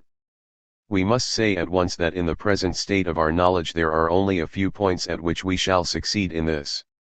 7.4 This tentative effort and its few points actually amount to a new and systematic treatment of the theory of the neuroses along the lines of the article repression. But this time, instead of following the separate vicissitudes of ideas and effects, Freud constructs a sort of typology or combination system by uniting in different ways the two orders of psychical expressions. I will not enter into the sketch of the clinical catalogue of the neuroses either here or elsewhere. I simply wish to point out the shift in language and conceptualization that occurs in this section. The analysis moves in the direction of a pure economics. It is concerned solely with the placement and displacement of cathexis, withdrawal of cathexis, and anti-cathexis. Thus there is a withdrawal of the preconscious cathexis, retention of the cathexis, or replacement of the preconscious cathexis by an unconscious one. 7.5 That Freud envisages here an actual substitution of the economic explanation for the topographical one is clearly implied in the solution he provides to the strictly topographical hypothesis of the double registration. The earlier hypothesis is replaced by the strictly economic hypothesis of a change in the state of cathexis, and he adds, the functional hypothesis has here easily defeated the topographical one. 7.6 To the sequence of withdrawal, retention, and replacement of cathexis Freud adds another economic mechanism, anti-cathexis, which he says is the sole mechanism of primal repression and the means by which the preconscious system protects itself from the pressure exerted on it by unconscious ideas. A bit further on he will also add the mechanism of hypercathexis. The theory of the unconscious thus seems to have swung to the side of a pure economics. The dominant factor is no longer the vicissitudes of ideas within a history of meaning. Ideas now seem to be but the anchorage point for the genuine processes, which are economic in nature and which Freud schematizes in the ordered play of cathexis. Must we not go further and say that in the end the Freudian unconscious is characterized more by energy than by meaning? Section V. Special characteristics of the system UCS, which we have already alluded to as having an antiphenomenological theme but have not really explored, characterizes the unconscious system much more in terms of the discharge of affects than in terms of ideas. The nucleus of the UCS consists of instinctual representatives which seek to discharge their cathexis, that is to say, it consists of wishful impulses Wunschregungen. 77 That is why the characteristics of the unconscious, which we have already enumerated, all bear the mark of non-meaning do non-signifiant. Trademark if there are in this system no negation, no doubt, no degrees of certainty, the reason is that impulses coexist without any relations of meaning, in the UCS. There are only contents, cathected with greater or lesser strength. If the primary process is dominant, it is because the cathexes are more mobile here and the displacements and condensations effected more easily. If the unconscious is timeless, zeitlos, it is because it has, properly speaking, no reference to time. We are not yet at the level of a transcendental aesthetic. Reference to time, Freud tells us, is bound up with the work of the system CS. Lastly, the dominance of the pleasure principle means that the fate of the unconscious processes depends only on how strong they are and on whether they fulfill the demands of the pleasure-unpleasure regulation. As for the act of becoming conscious, it too is defined in an economic way, when we consider that it is no mere act of perception, but is probably also a hypercathexis, a further advance in the psychical organization. 7-9 All these characteristics of the systems bring us back very close to the project, that is, to the two states of cathectic energy, the tonically bound state and the mobile state. The final step in the triumph of the economic over the topographical point of view is taken when the critical frontier is moved back from between the preconscious and the conscious to between the unconscious and the preconscious. 80 Let us call a halt here and take an overall view of the problem. The path we have taken has consisted in a gradual reversal of priorities. At the start we raised the problem of the psychical representative of instincts, we bracketed effects and started from the primacy of ideas in the topographical structure of the unconscious. Next we removed the parenthesis from affects and attempted to subordinate the quota of affect to ideas. We then considered the vicissitude proper to this quantitative factor, and this consideration led us to add the economic to the topographical point of view and to give the interplay of cathexes primacy over meaning. I think I am being fair to the Freudian systematization in drawing two conclusions from this whole discussion. First, the irreducible character of affects, from the economic point of view, that is, from the point of view of the interplay of cathexes, exposes a situation whose traits become progressively more precise.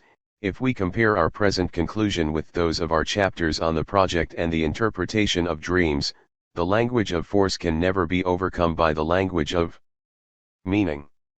This does not differ from what we said at the end of the preceding chapters when we posited that the topography and its naturalistic naivete are suited to the very essence of desire, inasmuch as desires are indestructible, immortal, that is to say, always prior to language and culture. 1 It is impossible to realize this pure economics apart from the representable and the sayable. We cannot hypostatize the unamiable of desire, on pain of falling short of a psychology. That is what prevents us from constructing a theory of representance. The latter cannot, of course, be reduced to a theory of representation in the sense of ideas, since effects represent instincts and instincts represent the body to the mind. But the mere verbal assonance which so perplexes the translator betrays a profound kinship between representance and representation in the sense of ideas. In any case, no economics can efface the fact that affects are the charge of ideas. The separating of affects from ideas is a further aspect of this intentional connection, which may be stretched out indefinitely but never nullified. That is why effects look for another ideational support to force their way into consciousness. So little did Freud reduce the interpretation of meaning to the economics of force that the paper on the unconscious ends with a significant circular movement that takes us back to the starting point, that is, to the deciphering of the unconscious in its derivatives. This return to the point of departure deserves to be examined for the structure of its argumentation. The topography separated the systems from one another, and the economics completed that separation with the theory that each system has its own peculiar laws, the intrasystemic relations. But the economics also requires that we finally come to consider the intersystemic relations. That is why the unconscious ends not with the special characteristics of the unconscious system but with a consideration of the communication between the systems. 8.2 Only then will there be a true recognition or assessment of the unconscious. 8.3 The communication between the systems can only be deciphered, however, in the meaningful architecture of the derivatives.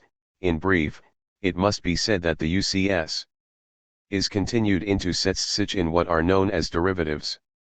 8.4 Freud especially focuses on those derivatives which present both the highly organized features of the conscious system and the characteristics of the unconscious. We are well acquainted with these hybrid formations as the fantasies of both normal and neurotic people and as substitute formations. The composite nature of fantasies assures us that the unconscious must always be deciphered, or diagnosed, in what we called at the end of our previous analysis the symptom of being conscious. Furthermore, these derivatives of the unconscious, these intermediaries between the two systems, not only afford access to the unconscious but open the way to influencing it, which is what psychoanalytic treatment is based upon. 8.5 What is the meaning of this circular movement of the argumentation? This movement would be unintelligible if the economic point of view were to free itself entirely from the interpretation of meaning through meaning.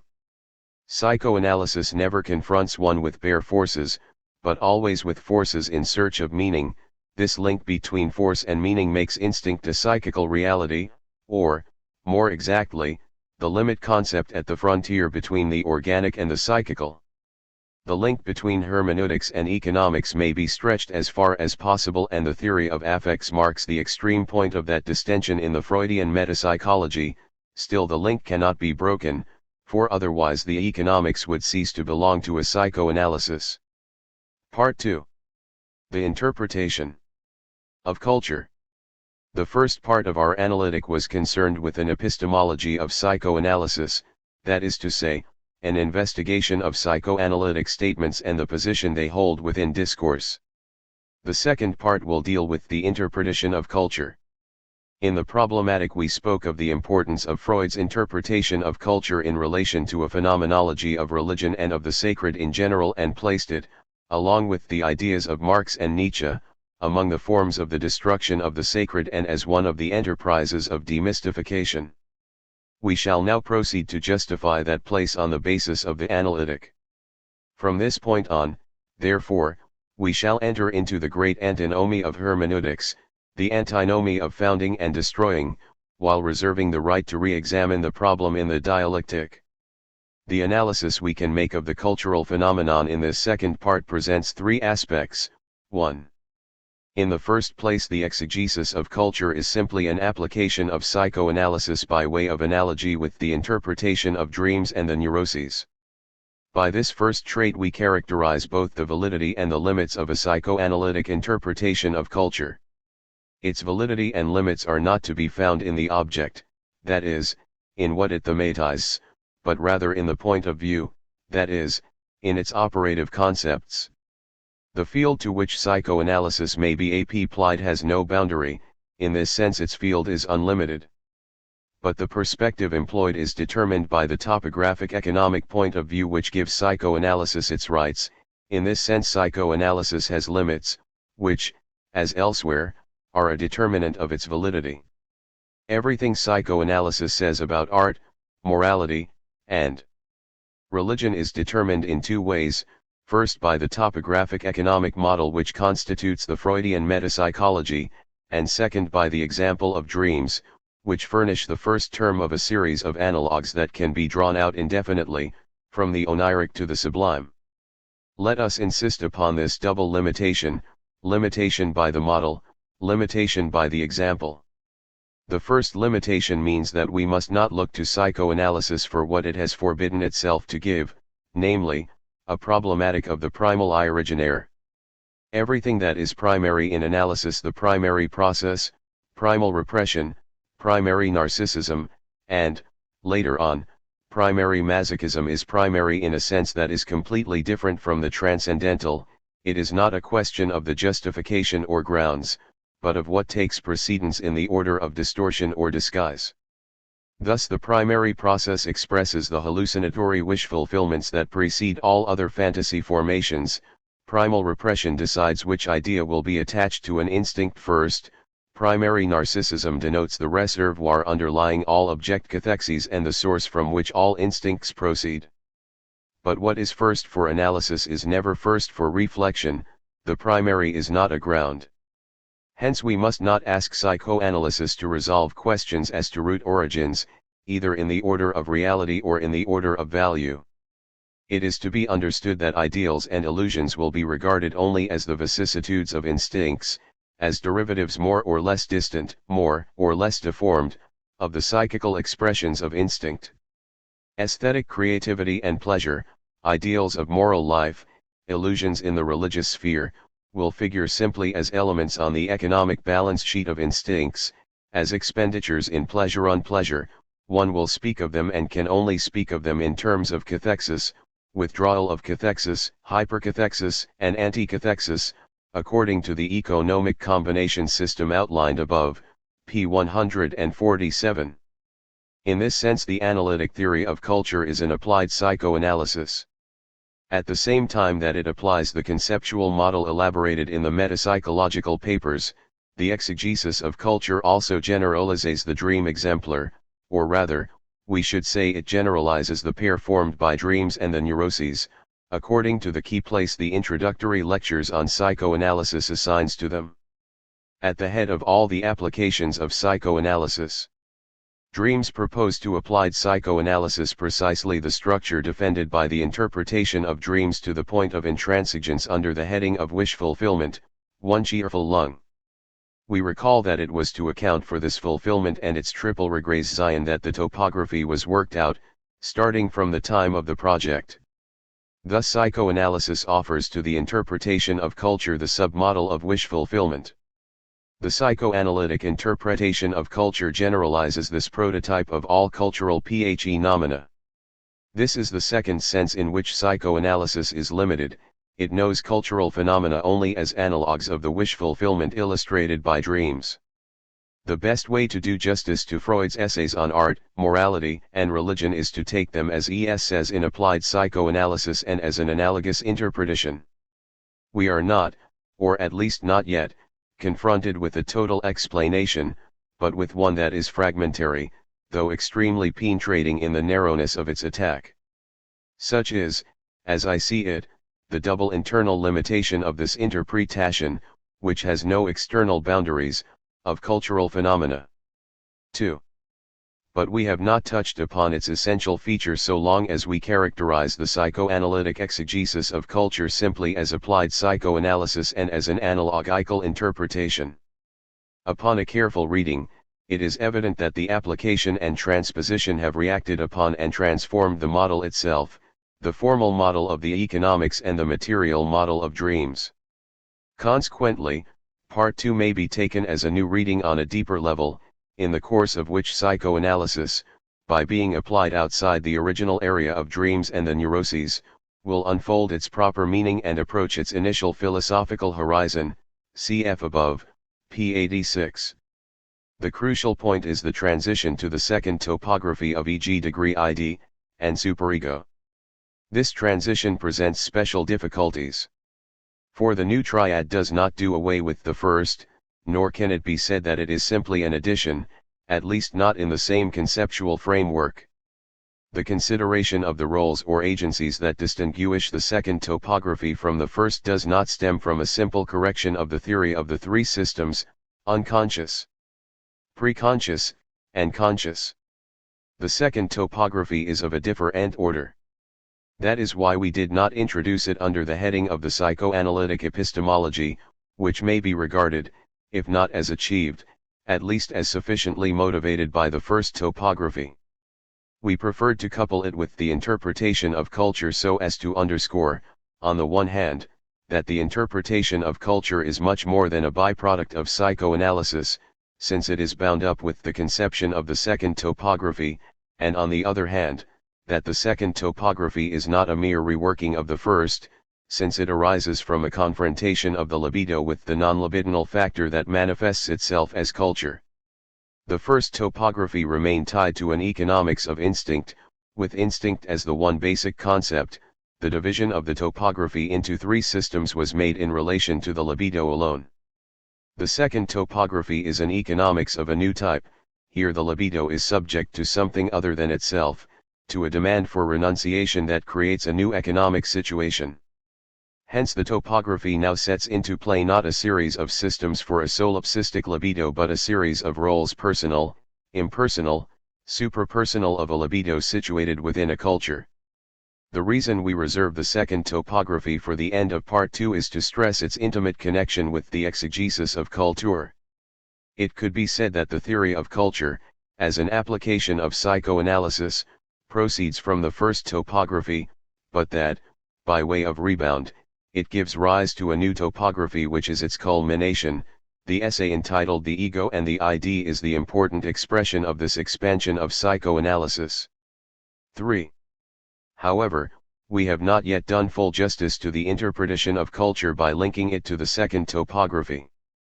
To move from a fragmentary, one-sided, and solely analogical view of cultural phenomena to a systematic view of culture, a much more radical recasting of the theory of instinct is required. The problem of culture will be elaborated in a unified manner when we take into account the death instinct and the reinterpretation of the libido as eros over against death.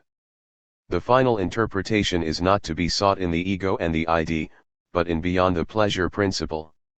Between eros and death, culture will represent the great theater of the battle of the giants. At the same time, however, we shall have reached the point where psychoanalysis turns from science to philosophy, perhaps even to mythology. Part 2 of the analytic will remain on this side of that point, halfway between the still reassuring slopes of applied psychoanalysis and the summits or chasms of a new dramaturgy, all the personages of which are mythical, Eros, then Aetos, and Ananke. This mythico-philosophical dramaturgy will be the subject of Part 3 of the analytic. Chapter 1, The Analogy of Dreams. The privileged place of dreams. The privileged place assigned to dreams in the series of cultural analogues is not due to mere chance. Lest one be surprised at the paradigmatic character of the interpretation of dreams, it is important to recall the peculiar affinity between the processes of interpretation and its foremost illustration. What makes dreams a model can be formulated under the following points. 1. Dreams have a meaning, there are dream thoughts, and these thoughts are not basically different from those of waking life. Everything that places dreams in the same current as the rest of psychical life makes them capable of being transposed into cultural analogues. 2. Dreams are the disguised fulfillment of repressed wishes or desires. This second thesis orients us toward a precise type of interpretation, the hermeneutics of deciphering. Since desires hide themselves in dreams, interpretation must substitute the light of meaning for the darkness of desire. Interpretation is lucidity's answer to ruse. We touch here upon the source of any theory of interpretation understood as the reduction of illusion. 3. Disguise is the effect of a work, the dream work, the mechanisms of which are far more complicated than might be suggested by a generalization of scriptural exegesis or even by an investigation of the genealogy of morals in the manner of Nietzsche. Displacement, condensation, pictorial representation, secondary revision, these well-defined procedures open the way to new structural analogies. If dream interpretation can stand as the paradigm for all interpretation, it is because dreams are in fact the paradigm of all the stratagems of desire. 4. The desires or wishes that dreams stand for are necessarily infantile. Dreams typify the threefold regression of the psychical apparatus, in the formal sense of a return to images, in the chronological sense of a return to infancy, and in the topographical sense of a return to the fusion between desire and pleasure, according to the type of hallucinatory fulfillment called the primary process. Thus dreams give us access to a general phenomenon which will repeatedly claim our attention, the phenomenon of regression. They enable us to grasp the three different forms of this regression. Henceforward we may characterize analogical interpretation not only as a deciphering of hidden meanings, as a struggle against masks, but as the revelation of archaism of every sort. We shall see the important consequence this has for the ethical sphere. 5. Finally, dreams enable us to elaborate, by means of countless cross-checks, what could be called the language of desire, that is to say, and architectonic of the symbolic function in its typical or universal features. Sexuality, as we know, is what basically sustains the symbolism. It is preeminently susceptible of symbolization. In it Darstellbarkeit, representability, reaches its highest point.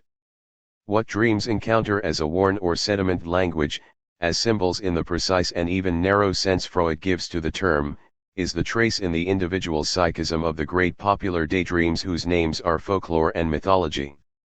The generalization of the oniric model should not be regarded, however, as a monotonous repetition.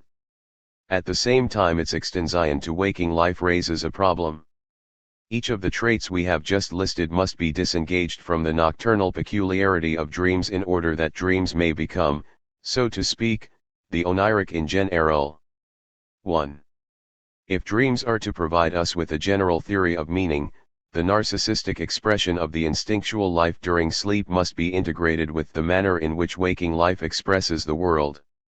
2.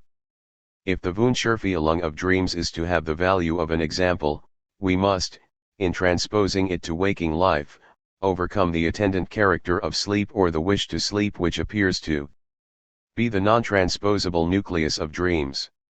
Must sleep also be generalized metaphorically as a nocturnal factor immanent to the law of waking life? 3. A more crucial difficulty arises from the fact that the procedures by which the dream work achieves the distortion of meaning are quite singular and strange, a characteristic Freud stressed in the interpretation of dreams and contrasted with waking thought. One of the tasks of the theory of culture, therefore, will be to extract from the dream work a group of structures related to the general function of fooling the censorship.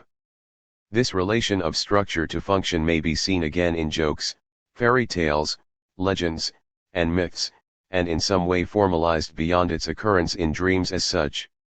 For this, however, the notion of regression must be extended beyond its elementary presentation in the interpretation of dreams, for the topographical regression toward perception does not appear to be characteristic of fantasy as a whole. In this respect, the interpretation of culture will from beginning to end be a struggle with the theme of the primitive scene that Freud will always try to connect with real memories, even after he has given up its first expression in the supposed scene of the child's seduction by the adult. It seems highly unlikely that a topographic economic theory of cultural phenomena can be built on the model of the primary process and the hallucinatory cathexis of the perceptual systems. 4. The same difficulty, but in different terms, is raised by the theme of the infantile nature of dreams. Here the chronological aspect of regression comes to the fore. How can themes of progression be introduced into an interpretation that first and foremost is attentive to the retrogressive march of the physical apparatus? As we shall see, in order to maintain the universal validity of the oniric model, Freud refuses as far as possible to oppose progression and regression to each other.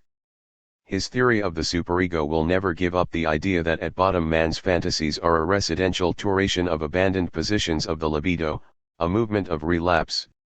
In this idea is rooted a certain cultural pessimism on the part of Freud, which will be reinforced by the discovery of the death instinct of symbolization, which in the interpretation of dreams was said to fall outside the dream work proper. Freud's reason for turning in that book to the interpretation of myths was precisely to facilitate the interpretation of symbols that resist the method of free association. The decoding method at the level of the individual psychism must give way here to a genetic method at the level of the history of culture.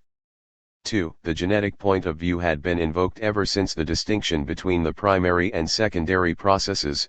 The interpretation of culture will enable us to see how it is connected with the topographic economic point of view. For all these reasons, the interpretation of culture will be the great detour that will reveal the dream model in its universal significance. Dreams will prove to be something quite other than a mere curiosity of nocturnal life or a means of getting at neurotic conflicts. Dreams are the royal road to psychoanalysis. 3. Their function as a model stems from the fact that they reveal all that is nocturnal in man, the nocturnal of his waking life as well as of his sleep. Man is a being capable of realizing his desires and wishes in the mode of disguise, regression, and stereotyped symbolization. In and through man desires advance masked. Psychoanalysis is of value insofar as art, morality, and religion are analogous figures or variants of the oniric mask. The entire drama of dreams is thus found to be generalized to the dimensions of a universal poetics. This is not a betrayal of the Traumdeutungs method but rather an expansion and deepening of it, for the disguised theme, central to the Traumdeutung, has itself been deepened and expanded into all the areas where instincts thrust their representatives and derivatives. Among these masks of desire, analogous to our night dreams, we shall encounter the idols that encumber our false cults. Idols as the daydreams of mankind, such might be the subtitle of the hermeneutics of culture.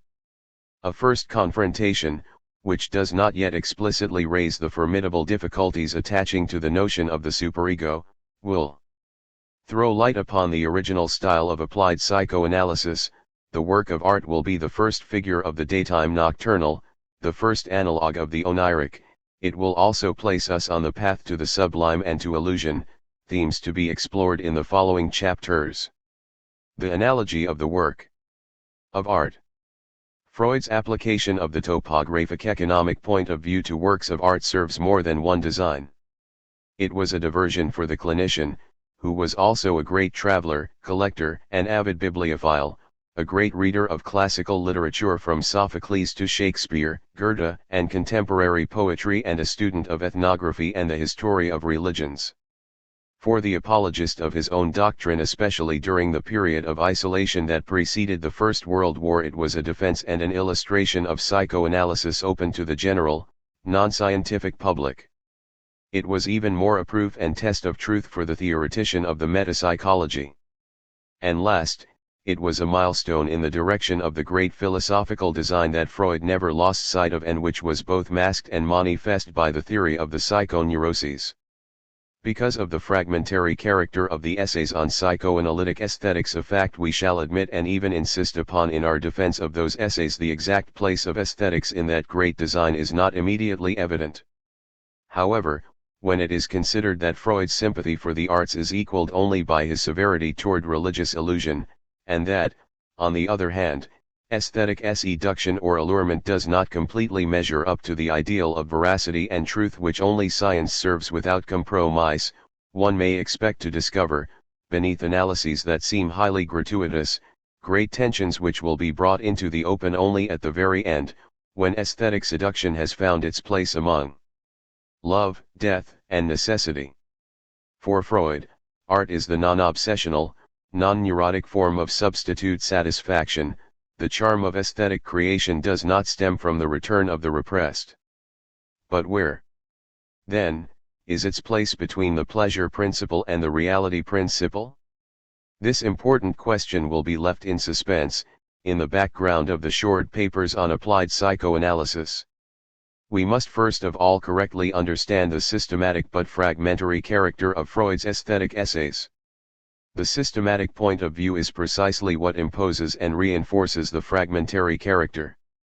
The psychoanalytic explanation of works of art cannot be compared to a therapeutic or didactic psychoanalysis, for the simple reason that it does not have the method of free association at its disposal, nor can it situate its interpretations in the field of the dual relation between doctor and patient. In this respect, the biographical documents available to art interpretation are of no more significance than the information furnished by a third party during a treatment. The psychoanalytic interpretation of art is fragmentary because it is merely analogical. This is in fact the way Freud himself conceived his essays. They resemble an archaeological reconstruction which, starting from a few architectural details, sketches out the entire monument by affording them a probable context. Later we will examine Freud's general interpretation of cultural productions, but even at this point we can see that these fragmentary essays are held together by the systematic unity of his point of view. Thus is explained the peculiar character of these essays, their amazing minuteness of detail and the rigidity even of the theory that coordinates these fragmentary studies with the great fresco of dreams and the neuroses. Taken in isolation from one another, each of the studies is neatly delimited. Jokes and their relation to the unconscious is a brilliant but prudent generalization of the laws of the dream work and of fictional satisfaction in the realm of the comic and the humorous. The interpretation of Jensen's Gradiva makes no pretension of presenting a general theory of the novel, but aims rather at rejoining the theory of dreams through the fictional dreams that a novelist unversed in psychoanalysis attributes to his hero and through the quasi-analytic cure to which he leads him. In The Moses of Michelangelo, the statue is treated as a singular piece of art, but no general theory of genius or of artistic creation is proposed. As for the Leonardo da Vinci, it does not, in spite of appearances, go beyond the modest title, Leonardo da Vinci and a memory of his childhood. The only things illuminated are a few peculiarities of Leonardo's artistic destiny, like streaks of light in a painting of a scene in shadows, streaks of light, empty spaces of light, which may be, as we shall see, only voiced darkness. None of these essays go beyond the simple structural analogy of work to work, of the dream work to artistic work, and, so to speak, of vicissitude to vicissitude, of the vicissitude of instincts to the destiny of the artist. To explicate this oblique mode of insight I follow in some detail a few of Freud's analyses. Without limiting myself to a strict historical order, I will begin with the short paper of 1908, Creative Writers and Daydreaming. For two reasons justify putting it first. In the first place, this short and seemingly insignificant essay is a perfect illustration of the indirect approach to aesthetic phenomena through a series of increasingly closer comparisons. The creative writer is like a child at play. He creates a world of fantasy which he takes very seriously, that is, which he invests with large amounts of emotion arbitrage while separating it sharply from reality Wirklichkeit. 5. From play we proceed to fantasy, not through some vague resemblance, but on the assumption of a necessary connection, namely, that man never gives anything up, but only exchanges one thing for another by forming substitutes. In this way the adult, instead of playing, turns to creating fantasies, and fantasies, in their function as substitutes for play, are daydreams, castles in the air. This brings us to the threshold of poetry, the middle link being furnished by the novel, i.e. by artworks in narrative form. Freud sees in the fictional history of the novelist's hero the figure of His Majesty the ego. 6. It is presumed that the other forms of literary creation could be linked with this prototype through an uninterrupted series of transitional cases. Thus the outlines of what might be called the oniric in general are delineated. In a striking maneuver of abridgment, Freud brings together the two ends of the chain of the fantastic dreams and poetry. Both are manifestations of the same fate, the fate of unhappy, unsatisfied man, the motive force of fantasies. Fantasy and are unsatisfied wishes, and every single fantasy is the fulfillment of a wish, a correction of unsatisfying reality. 7. Does this mean we are simply to repeat the interpretation of dreams? Two sets of remarks indicate that such is not the case. First, it is no accident that the chain of analogies includes the phenomenon of play. We shall learn in the essay Beyond the Pleasure Principle that play implies a mastery over absence, and such mastery is of a different nature than the mere hallucinatory fulfillment of desires. Nor, secondly, is the comparison with daydreams devoid of significance. In daydreams fantasies bear a date mark, Zeitmark, which pure unconscious thoughts, being timeless, do not have. Unlike pure unconscious fantasying, imaginative activity has the power of stringing together the present of a current impression, the past of infancy, and the future of a situation to be realized. Later on we shall pursue the connection between these two sets of remarks. On the other hand, this short study contains in its closing paragraph an important suggestion which takes us back from the fragmentary aspect to the systematic aim. Not being able to penetrate into the innermost dynamism of artistic creation, we might at least be able to say something about the relation between the pleasure it gives rise to and the technique it employs. If dreams are a work, it is only natural that psychoanalysis approaches the work of art from its artisanal side, in order to disclose, with the help of a structural analogy, a far more important functional analogy. Thus the investigation must be oriented toward overcoming resistances. The broadest aim of a work of art is to enable us to enjoy our own fantasies without self-reproach or shame. Two procedures are alleged to serve that intention. the creative writer softens the egoism of daydreams by appropriate alterations and disguises, and he bribes or allures us by a yield of purely formal pleasure attached to the presentation of his fantasies. We give the name of an incentive bonus, or a fore-pleasure, to a yield of pleasure such as this, which is offered to us so as to make possible the release of still greater pleasure arising from deeper psychical sources. 8. This sweeping conception of aesthetic pleasure as the detonator of profound discharges constitutes the most daring insight of the entire psychoanalytic aesthetics. The connection between artistic technique and its hedonistic effect can be used by Freud and his school as a clue in the most penetrating investigations. It meets the conditions of modesty and coherence required of an analytic interpretation. Instead of raising the immense problem of creativity, one explores the limited problem of the relations between the pleasurable effect and the technique employed in producing the work of art. This irreasonable question remains within the restricted competence of an economics of desire. In Jokes and Their Relation to the Unconscious, 1905, Freud outlines a few precise steps leading to the economic theory of fore-pleasure. What this brilliant and meticulous essay sets before us is not a theory of art as a whole, but the study of a precise phenomenon, a precise pleasurable effect, pinpointed by the discharge of laughter. Within these narrow limits, however, the analysis goes very deep. Starting with the study of the verbal techniques of wits, Freud finds therein the essential aspects of the dream work: condensation, displacement, representation by the opposite, etc., thus verifying the repeatedly postulated reciprocity between work, which is subject to an economics, and rhetoric, which admits of interpretation.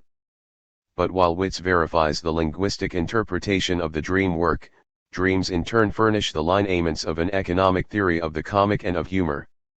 This is where Freud extends and goes beyond the work of Theodor Lipps, Comic und Humor, 1898.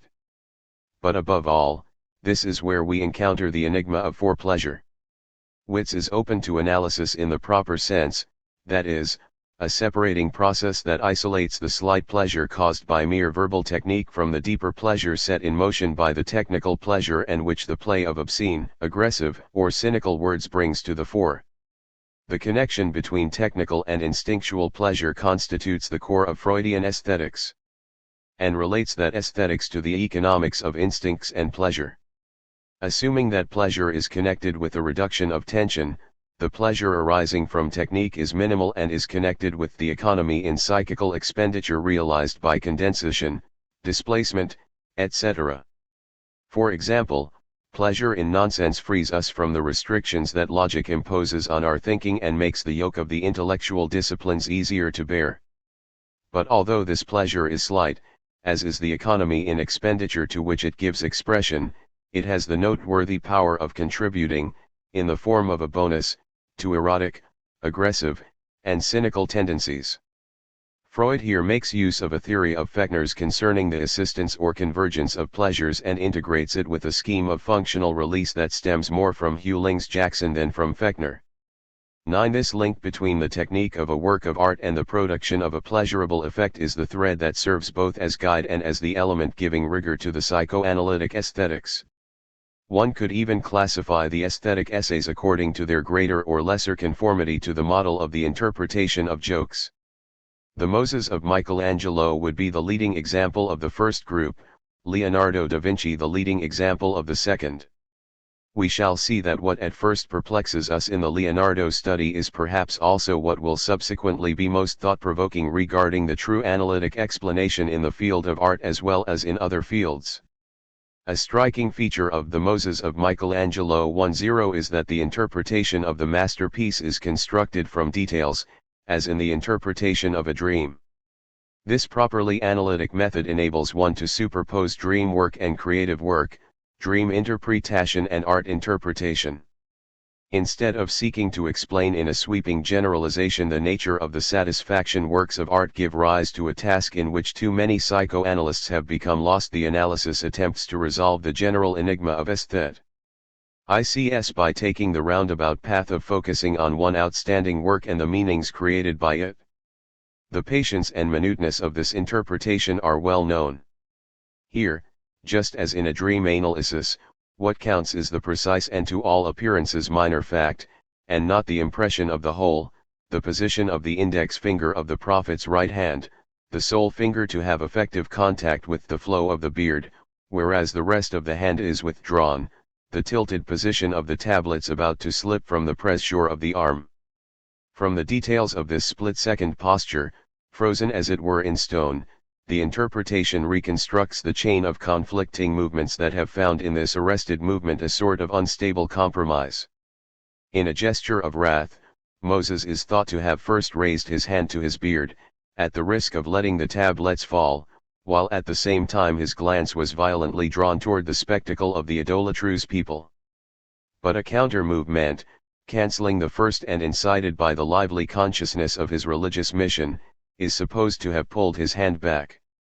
What we have before our eyes is the residue of a movement which has taken place and which the analyst sets out to reconstruct, just as he reconstructs the opposed ideas that give rise to compromise formations in dreams, neuroses, slips of the tongue, and jokes. Digging still deeper beneath this compromise formation, Freud discovers several layers in the thickness of the apparent meaning.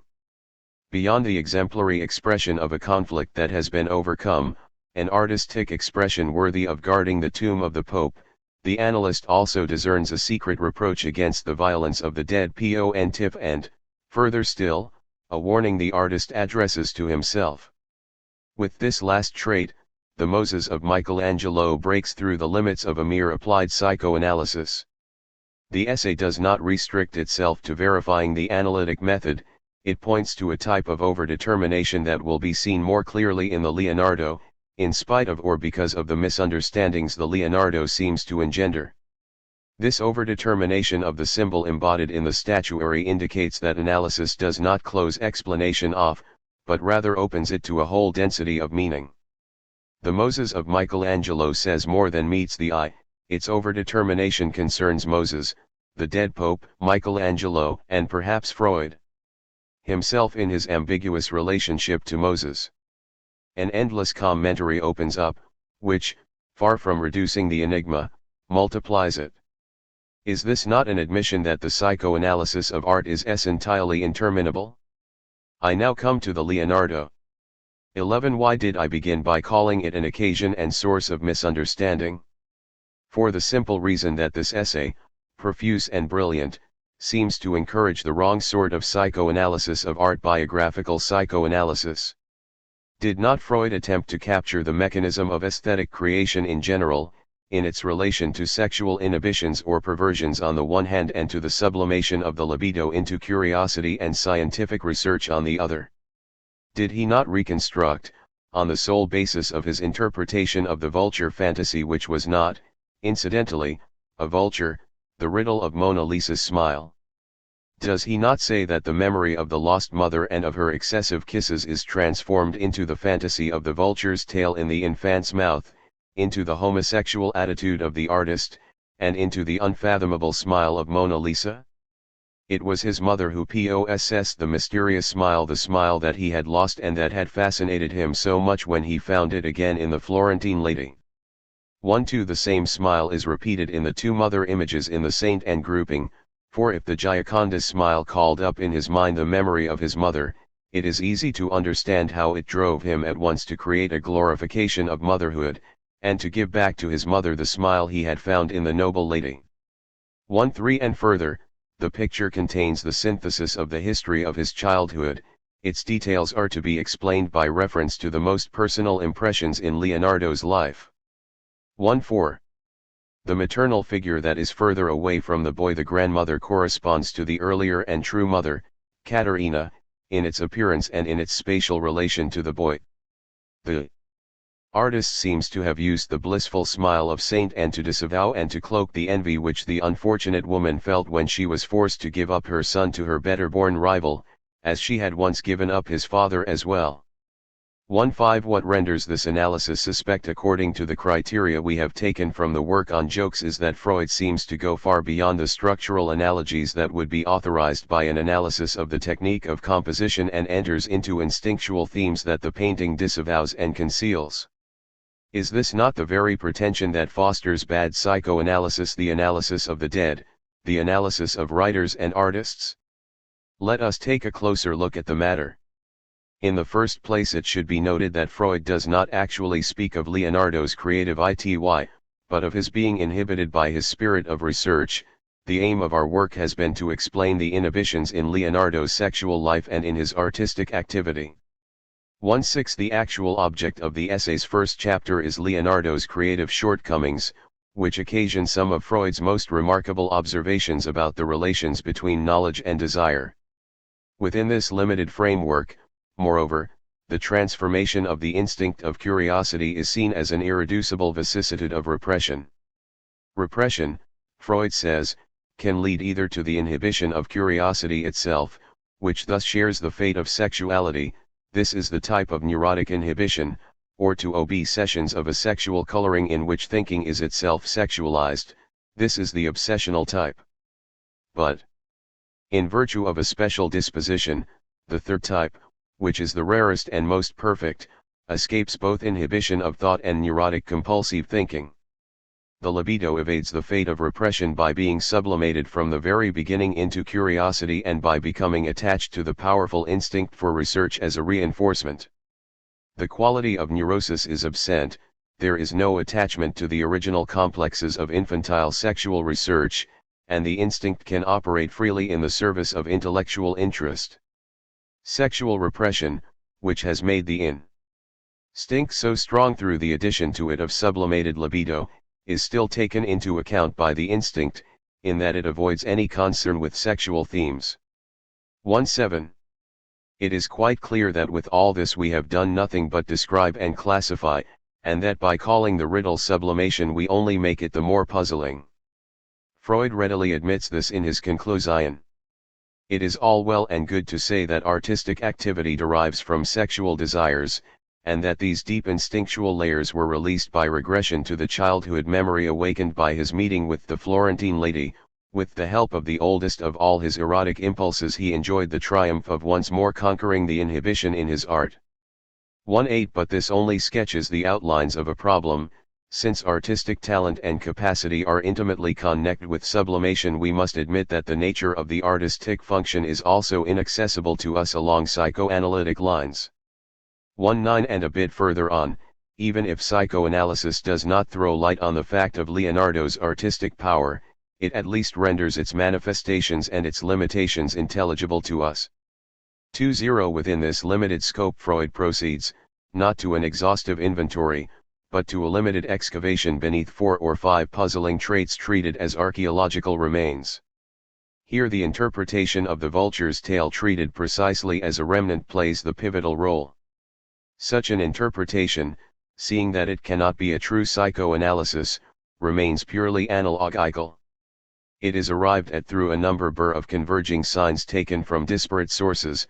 First, the psychoanalysis of homosexuals with its own series of themes, erotic relationship to the mother, repression and identification with the mother, narcissistic object choice, projection of the narcissistic object onto an object of the same sex, etc. Second, the sexual theory held by children concerning the maternal penis, and last, mythological parallels, the phallus of the vulture goddess as seen in archaeology. It is in a purely analogical mode that Freud writes. The child's assumption that his mother has a penis is thus the common source from which are derived the androgynously formed mother goddesses such as the Egyptian Mut and the vulture's coda in Leonardo's childhood fantasy. 2/1 Now, what insight does this give us into the work of art itself? This is where a misunderstanding of the meaning of Freud's Leonardo can be of more help to us than the interpretation of the Moses of Michelangelo. On a first reading we think we have unmasked the smile of Mona Lisa and disclosed what lies hidden behind it, we have shown the kisses the rejected mother lavished on Leonardo. But let us listen with a more critical ear to the sentence, it is possible that in these figures Leonardo denied the unhappiness of his erotic life and has triumphed over it in his art, by representing the wishes of the boy, infatuated with his mother, as fulfilled in this blissful union of the male and female natures. 2:2 The sentence has the same ring as the one we quoted from the Moses analysis.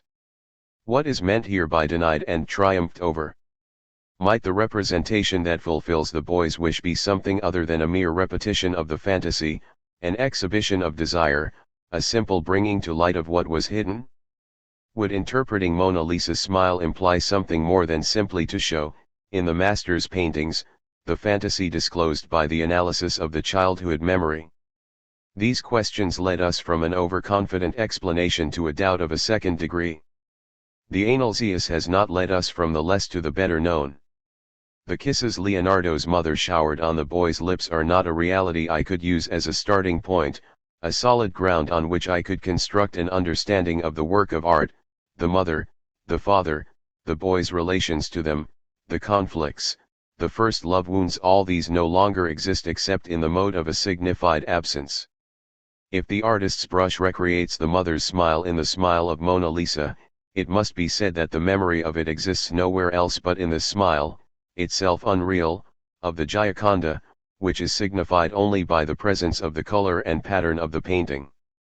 The Gioconda's smile undoubtedly takes us back to the childhood memory of Leonardo da Vinci, but this memory only exists as a symbolizable absence that lies deep beneath Mona Lisa's smile.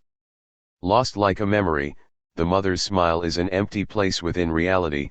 It is the point where all real traces become lost, where the abolished confines one to fantasy. It is not therefore a thing that is better known and that would explain the riddle of the work of art, it is an intended absence which, far from dissipating the initial riddle, increases it. It is precisely here that the doctrine, by which I mean the metapsychology, guards us from the excesses of its own applications. We never have access, it will be remembered, to instincts as such, but only to their psychical expressions, their representatives in the form of ideas and affects. Hence the economics is dependent upon the deciphering of a text. The balance sheet of instinctual investments or cathexes is read only through the screen of an exegesis bearing on the interplay between the signifier and the signified. Works of art are a prominent form of what Freud himself called the psychical derivatives of instinctual representatives. Properly speaking, they are created derivatives. By that I mean that the fantasy, which was only a signified absence, the analysis of the childhood memory points precisely to this absence, finds expression as an existing work in the storehouse of culture. The mother and her kisses exist for the first time among works offered to the contemplation of men. Leonardo's brush does not recreate the memory of the mother, it creates it as a work of art. That is the sense in which Freud could say that in these figures Leonardo denied the unhappiness of his erotic life and has triumphed over it in his art. The work of art is thus both symptom and cure. These last remarks enable us to anticipate some of the problems we will be concerned with in our dialectical investigation. 1. To what extent is psychoanalysis justified in submitting works of art and dreams to the unitary viewpoint of an economics of instincts when the former are a durable and, in the strong sense of the term, memorable creation of our days, whereas the latter are a fleeting and sterile product of our nights? If works of art last and live on, is it not because they enrich the patrimony of cultural values with new meanings? And if they have this power, is it not because they proceed from a specific work, the work of an artisan who embodies meaning in an obdurate matter, communicates this meaning to a public, and thus opens man to a new self-understanding? This difference in value is not overlooked by psychoanalysis. Analysis indirectly approaches it through the notion of sublimation. But sublimation is as much a problem as a solution. 2-3 In any case, it may be said that the object of psychoanalysis is not simply to accept the difference between the sterility of dreams and the creativity of art, but rather to treat it as a difference that poses a problem within a single problematic of desire. Psychoanalysis thereby rejoins Plato's view on the deep-seated unity of poetry and love, Aristotle's view on the continuity of purgation with purification, and Goethe's view on demonism. 2. This common ground between psychoanalysis and a philosophy of creation may be seen in another point. Works of art are not only socially valuable, as was seen in the example of the Moses of Michelangelo and in that of Leonardo, and as will be strikingly shown in the discussion of Sophocles' Oedipus Rex, they are also creations which, as such, are not simply projections of the artist's conflicts, but the sketch of their solution. Dreams look backward, toward infancy, the past. The work of art goes ahead of the artist. It is a perspective symbol of his personal synthesis and of man's futur, rather than a regressive symbol of his unresolved conflicts. But it is possible that this opposition between regression and progression is only true as a first approximation. Perhaps it will be necessary to transcend it, in spite of its apparent force. The work of art sets us on the pathway to new discoveries concerning the symbolic function and sublimation itself. Could it be that the true meaning of sublimation is to promote new meanings by mobilizing old energies initially invested in archaic figures? This is the direction, it would seem, in which Freud himself invites us to look when he distinguishes sublimation from inhibition and obsession in Leonardo, and when even more strongly he opposes sublimation to repression in the essay on Narcissism. 2.4.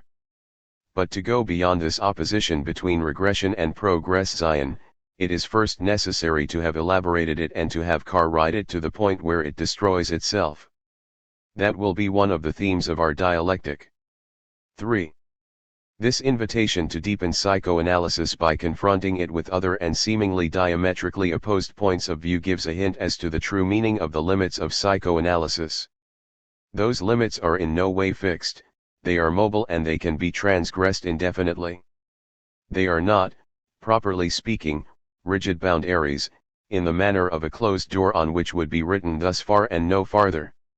A limit, as Kant has taught us, is not an external boundary but a function of a theory's internal validity.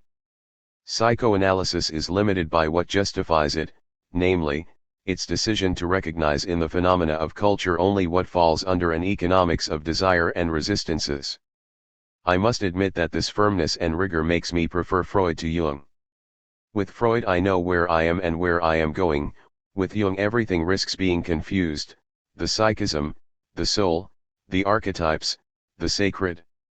It is precisely this internal limitation of the Freudian problematic that will invite us, in a first phase, to oppose to it another explanatory point of view that would seem more appropriate to the constitution of cultural objects as such, and then, in a second phase, to find in psychoanalysis itself the reason for going beyond it.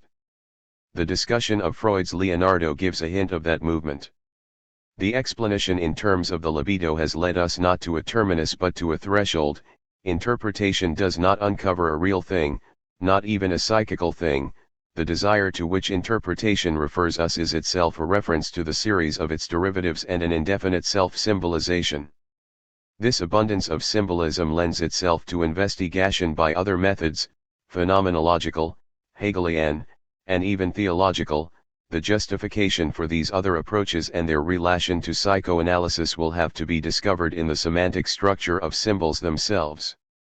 The psychoanalyst, it may be noted in passing, should be prepared for this confrontation by his own culture, not, of course, in order to learn to set external boundaries to his own discipline, but in order to enlarge it and find within it the reasons for ever extending the boundaries that have already been reached. Psychoanalysis thus invites us to move from a first and purely reductive reading to a second reading of cultural phenomena. The task of that second reading is not so much to unmask the repressed and the agency of repression in order to show what lies behind the masks, as to set free the interplay of references between signs. Having set out to find the absent reality signified by desire, the smile of the lost mother, we are referred back by this very absence to another absence, to the unreal smile of the Gioconda.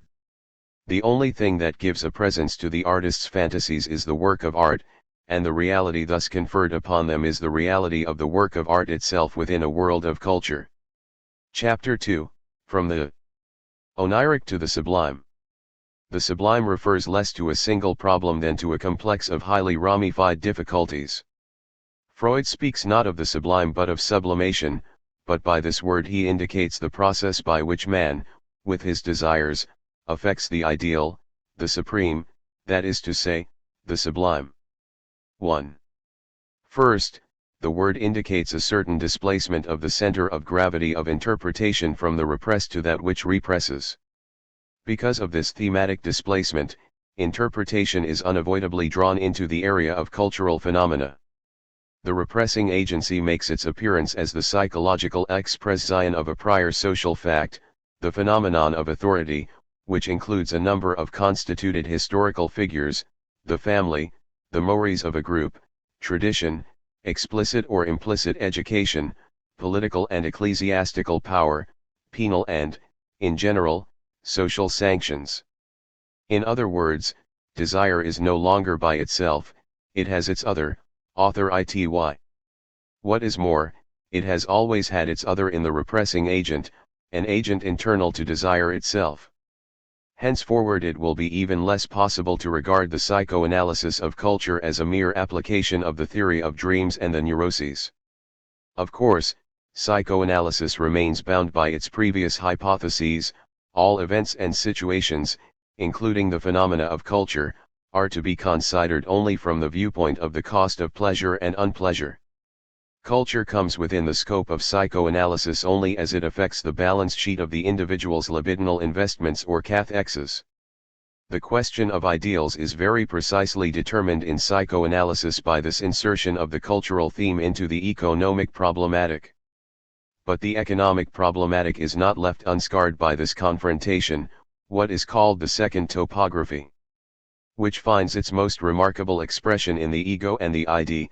1923, states, at the theoretical level, the profound changes imposed upon interpretation.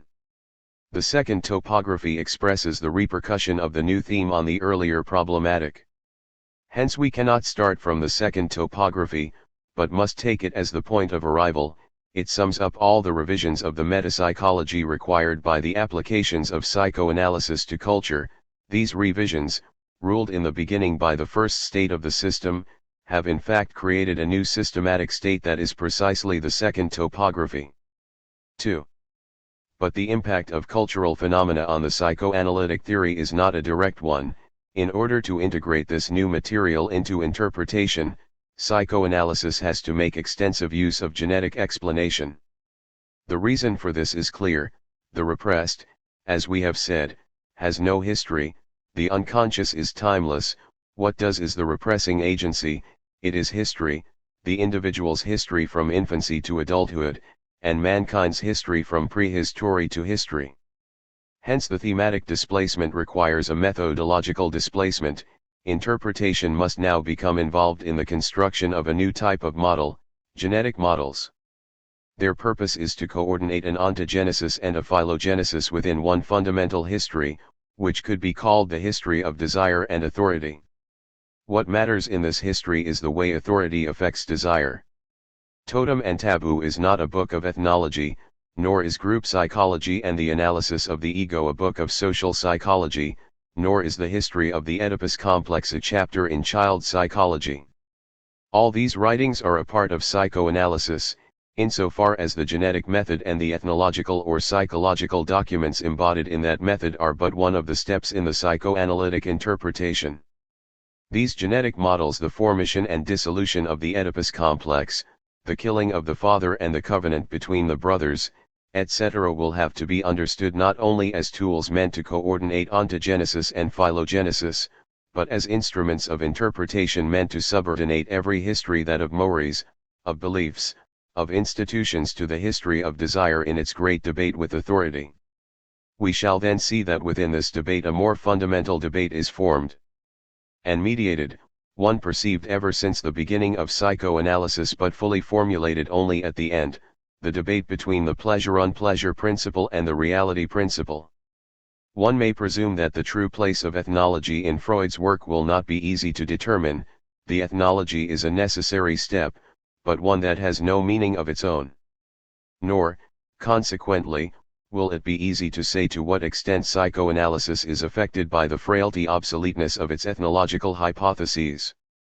3. Thus the thematic and methodological displacements imposed by the consideration of ethical phenomena, in the broad sense where ethos means mores or Sittlichkeit, i.e. customs, or actual morality, are merely steps leading to a new formulation of analytic theory. We shall have to see how the second topography consolidates these various displacements. Which is more important in this new expression of the topography, the fact that all the processes that were clinically described and genetically explained are reduced to the earlier topographic economic point of view, or the transformation of the topography under the pressure of new facts? It is easy to foresee that sublimation, so far described merely as one of the vicissitudes of instinct, will be the point where all these discus scions crystallize. We have roughly characterized the new theme as a thematic shift of attention from the repressed to the agent of repression. Strictly speaking, this point of view was never absent, it even dates from the birth of psychoanalysis, since from its earliest days analysis was understood as a struggle against resistances. Thus, what we will be dealing with under the heading of the sublime is something that analytical experience has always had to face. The same theme was prominent in the theory of dreams and the neuroses under the heading of defense or censorship, thus this was the theme at the origin of the process of distortion, Entstall. Lung. Finally, the entire metapsychology, insofar as it was organized about the instinctual vicissitude called repression, was less a theory of the repressed than a theory of the relationship between the repressed and that which represses. Still, there are legitimate reasons for speaking of a thematic displacement. The agencies of the second topography are not so much places as roles in a personology. Ego, ID, and superego are variations on the personal pronoun or grammatical subject. What is involved is the relation of the personal to the anonymous and the superpersonal in the individual's coming to be. The question of the ego is not, indeed, the question of consciousness, for the question of the act of becoming conscious, a central theme of the first topography, does not exhaust the question of the coming to be of the ego. The two questions were never confused by Freud, nor can the two words consciousness and ego be taken as equivalents. Up to now we have seen the question of the ego stated in a series of polarities, ego instincts and sexual instincts, prior to the essay on narcissism, ego libido and object libido, beginning with on narcissism. In the latter theory, which may be called the general libido theory, the ego is thematized and has become interchangeable with objects, it thus admits of being loved or hated. In this sense one may speak of an erotic function of the ego. However, the true problematic of the ego is not yet determined, it lies beyond the alternative of being loved or hated and is expressed basically in the alternative of dominating or being dominated, of being master or slave. This question is not the question of consciousness. Consciousness, increasingly treated according to an embryological model, is the seat of all the relations with exteriority. Freud will say that it is a surface phenomenon. Consciousness is being for the outside, this was already apparent in the project, where consciousness has to do with the testing of the indications of reality. Of course, the process of becoming conscious is something quite different, but Freud always tried to understand this process as a variety of perception on the model, therefore, of a surface phenomenon. For Freud, internal perception is the analog of external perception, that is why he speaks, in generalizing, of consciousness perception, CSPCPT. All the modalities of consciousness, temporal organization, concatenation of energy, and so on, which in the paper on the unconscious are opposed to the characteristics of the unconscious, stem from its function as a surface. The network of the functions of consciousness constitutes, in Freud's works, the sketch of a true transcendental aesthetic, perfectly comparable to Kant's, inasmuch as it groups together all the conditions of exteriority. The question of the ego, i.e. of domination, is completely different. This question may be introduced by the theme of danger or threat, the primary phenomenon of non-mastery.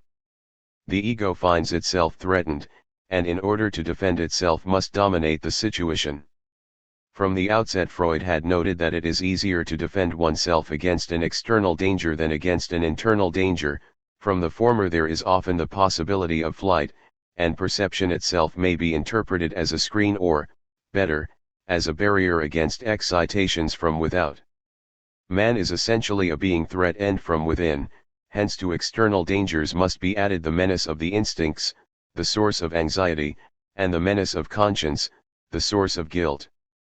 This threefold danger and threefold fear constitute the problematic that gives rise to the second topography. Like Spinoza, Freud approaches the ego through its initial situation of slavery, i.e. of non-mastery. Thus he also rejoins the Marxist concept of alienation and the Nietzschean concept of weakness.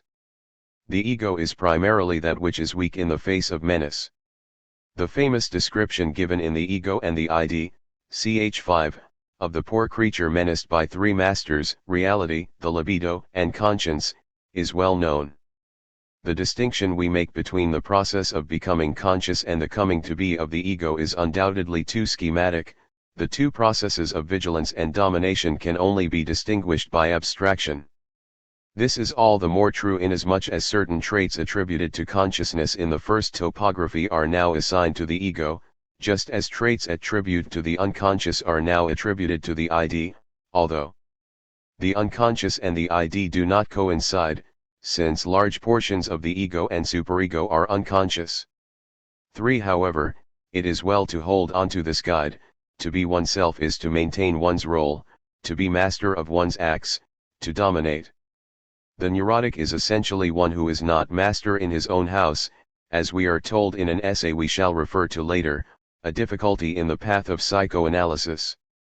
4. However, this is not what is most remarkable and, at first view, most disconcerting. It is not only the neurotic who is not his own master, but also and above all the man of morality, the ethical man.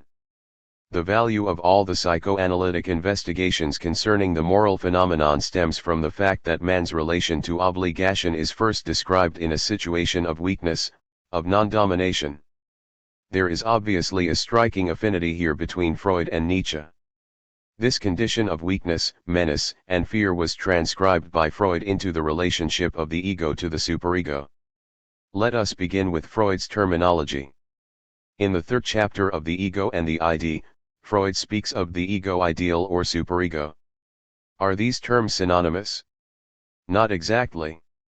The difference is in fact twofold. Whereas the ego ideal designates a descriptive aspect, a manifestation in which the superego is deciphered, the superego is not a descriptive concept but a construct, an entity on a par with the topographic and economic concepts we considered in Part I. Hence we shall leave the question of the superego for later and begin with a consideration of the ego ideal. What complicates things, however, is that not only are the concepts of ego ideal and superego on different epistemological levels, but at their respective levels they do not even have the same extension.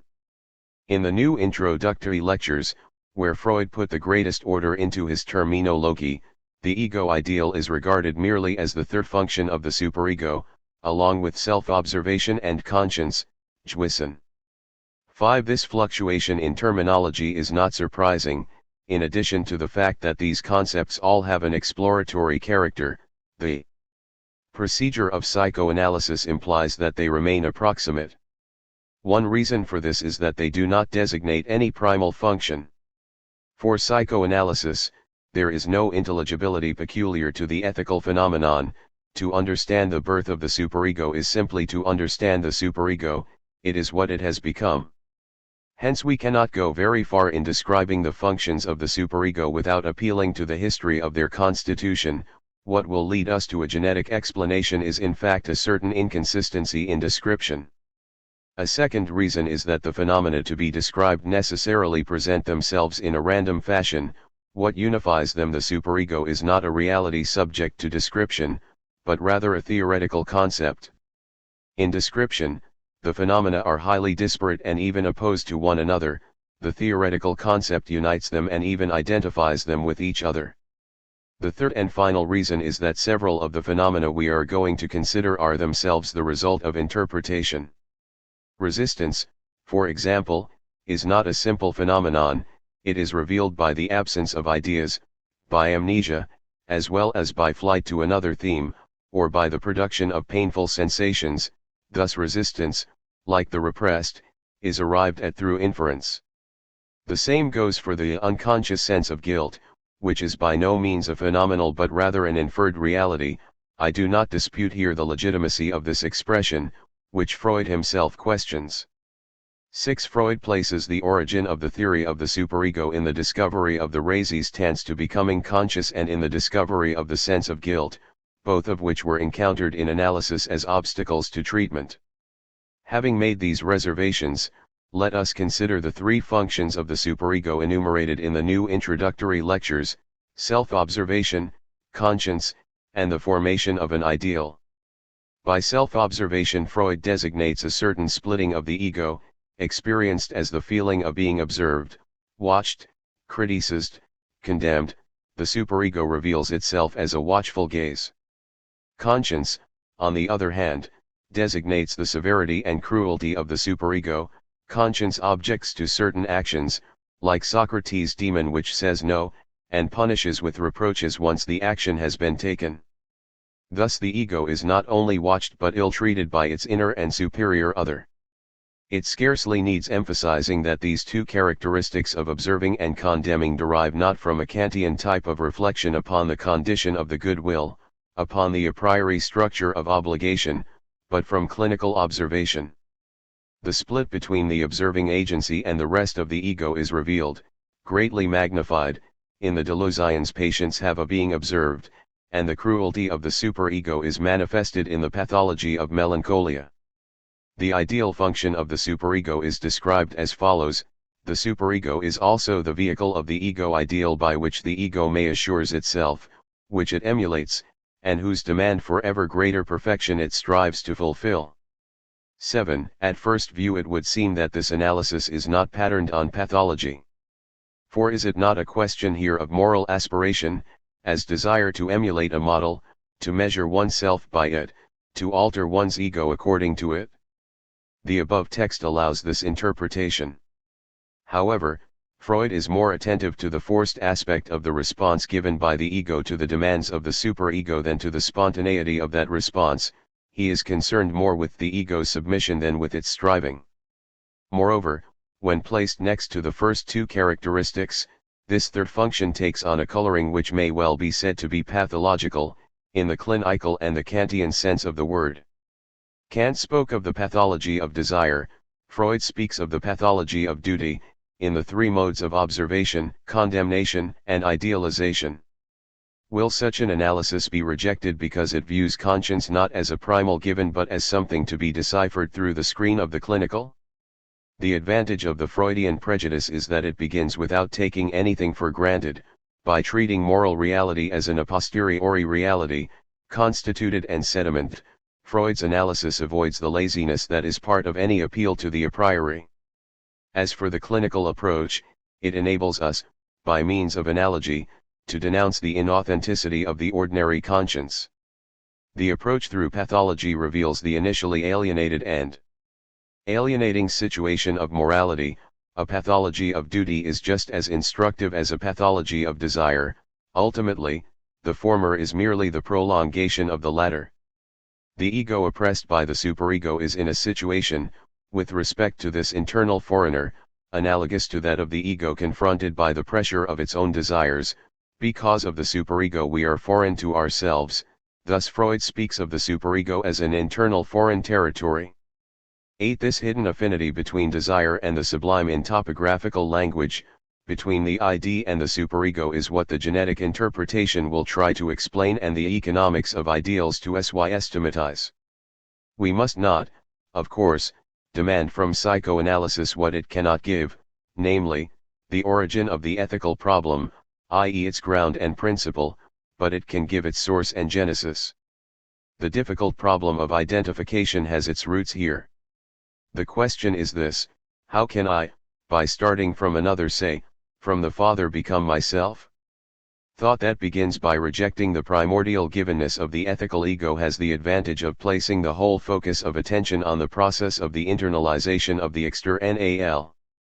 Thereby is revealed not only an affinity with Nietzsche, but also the possibility of a confrontation with Hegel and his concept of the reduplication of consciousness, whereby consciousness becomes self-consciousness. Of course, by rejecting the primordial givenness of the ethical phenomenon, Freud can encounter morality only as a wounding of desire, as interdiction, and not as aspiration. But the limitation of his point of view has its counterpart in coherence.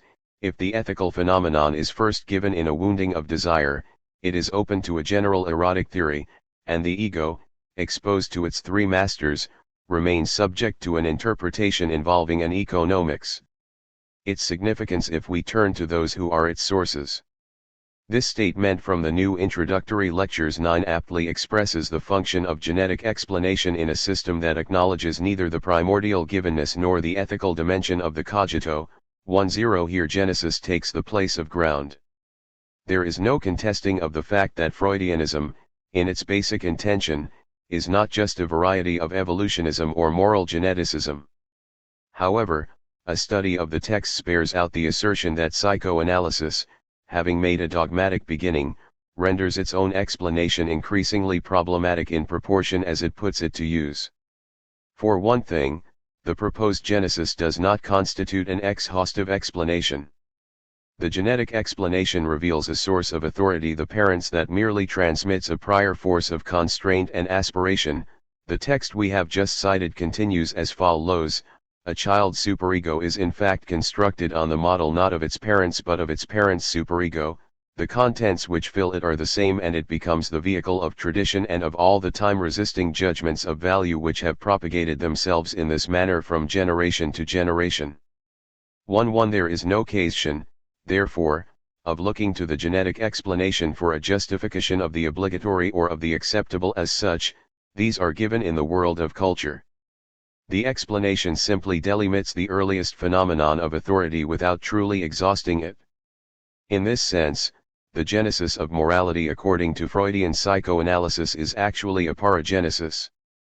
Because of its infinite complexity, the genesis falls back on an economic explanation of the superego as an agency belonging to the same system as the ID. The question is whether the economic explanation will completely cover the problem inherited from the individual and collective history of the superego.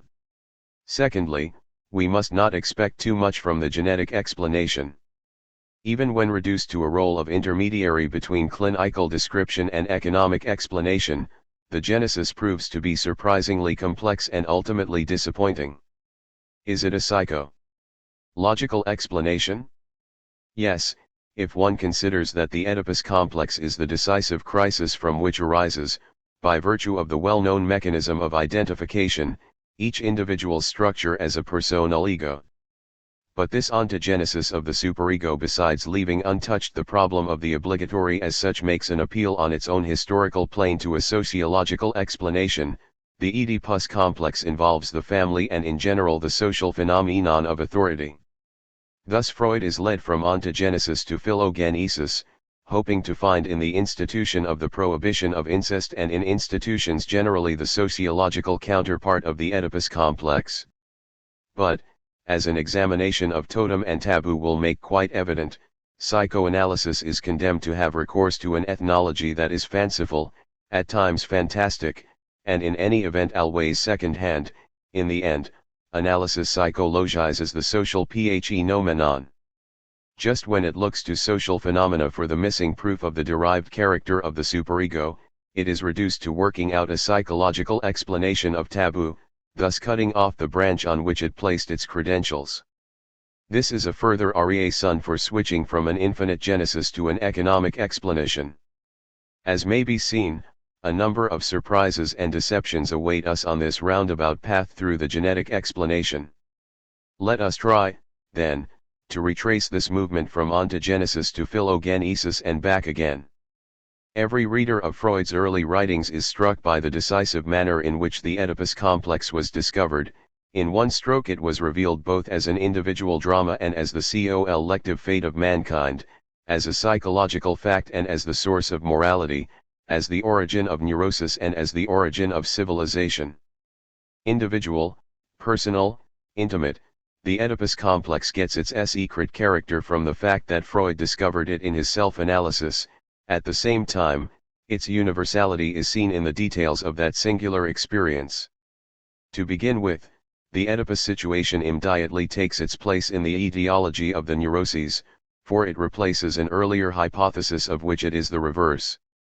We recall the faith Freud had in the theory of the child's seduction by the adult, a theory suggested by the accounts of that scene which his patients related to him during analysis. The Oedipus complex is the theory of seduction in reverse, or rather, the seduction by the father turns out to be the distorted presentation of the Oedipus complex. The father does not seduce the child, but rather the child, in wishing to possess its mother, desires the death of the father. The seduction scene must be understood as a screen memory of the Oedipus complex. The latter very naturally takes the place of the earlier fantasy. 1-2 Placed within the etiology of the neuroses, it is also located within the structure of culture. Another presentiment tells me, as if I knew already though I do not know anything at all, that I am about to discover the source of morality. 1-3 The amazing thing about this discovery is that it is directly accompanied by the conviction that this singular adventure is also a paradigm of destiny. That is how I interpret the strict parallel between Freud's self-analysis and the interpretation of the Greek myth of Oedipus. Being honest with oneself coincides with grasping a universal drama. 1-4 The relation is reciprocal. Self-analysis discloses the gripping power, the compulsion of the Greek legend. The myth in turn is evidence of the fate, the character of non-arbitrary destiny that attaches to the singular experience. Perhaps in this global insight into the coincidence between singular experience and universal destiny must be sought the underlying motivation, which no ethnological inquiry can exhaust, of all Freud's attempts to relate ontogenesis, the individual secret, with phylogenesis, the universal destiny. The scope of this universal drama is seen from the outset. It is shown in the extension of the interpretation of Oedipus Rex to the personage of Hamlet. If the hysteric Hamlet hesitates to kill his mother's lover, it is because within him lies the obscure memory that he himself had meditated the same deed against his father because of passion for his mother.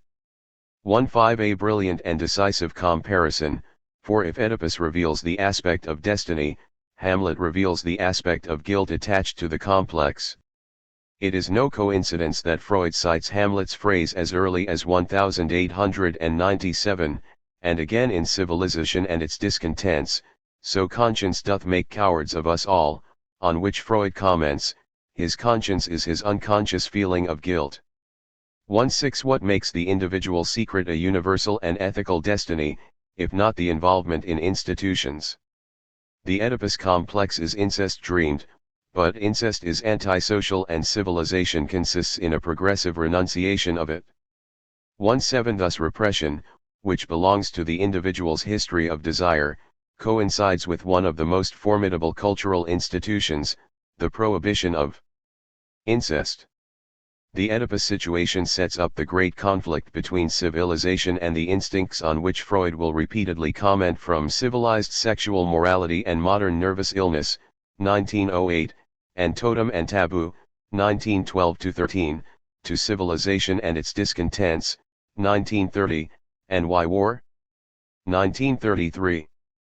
Thus repression and culture, intrapsychical institution and social institution, coincide in this paradigmatic case. From this tangle of insights the psychological genesis proceeds in one direction, the sociological genesis in another. The first line is initiated by the interpretation of dreams and the 3 essays on sexuality, the second by totem and taboo. The interpretation of dreams transcribes almost literally the great discoveries of the preceding years, now known to us through the letters to Flius, but at the same time the cultural import of those discoveries is concealed. The interpretation of the Oedipus complex is placed among the examples of dreams of the death of loved relatives, which come under the heading of typical dreams. The latter appear in the chapter dealing with the material and sources of dreams prior, therefore, to the great chapter on the dream work. 1-8 This arrangement is quite misleading, and even more so the treatment of the Oedipus complex as a mere oniric theme. The Greek legend merely serves to confirm the universal validity of the hypothesis put forward in regard to the psychology of children. 1-9 Our dreams show that the explanation of the tragedy lies in each of us. King Oedipus, who slew his father Laius and married his mother Jocasta, merely shows us the fulfillment of our childhood wishes. Here is one in whom these primeval Urzeitlich wishes of our childhood have been fulfilled, and we shrink back from him with the whole force of the repression by which those wishes have since that time been held down within us. 2. Thus the great conflict between civilization and instincts is projected onto the intrapsychical plane, and more precisely onto the screen of dreams.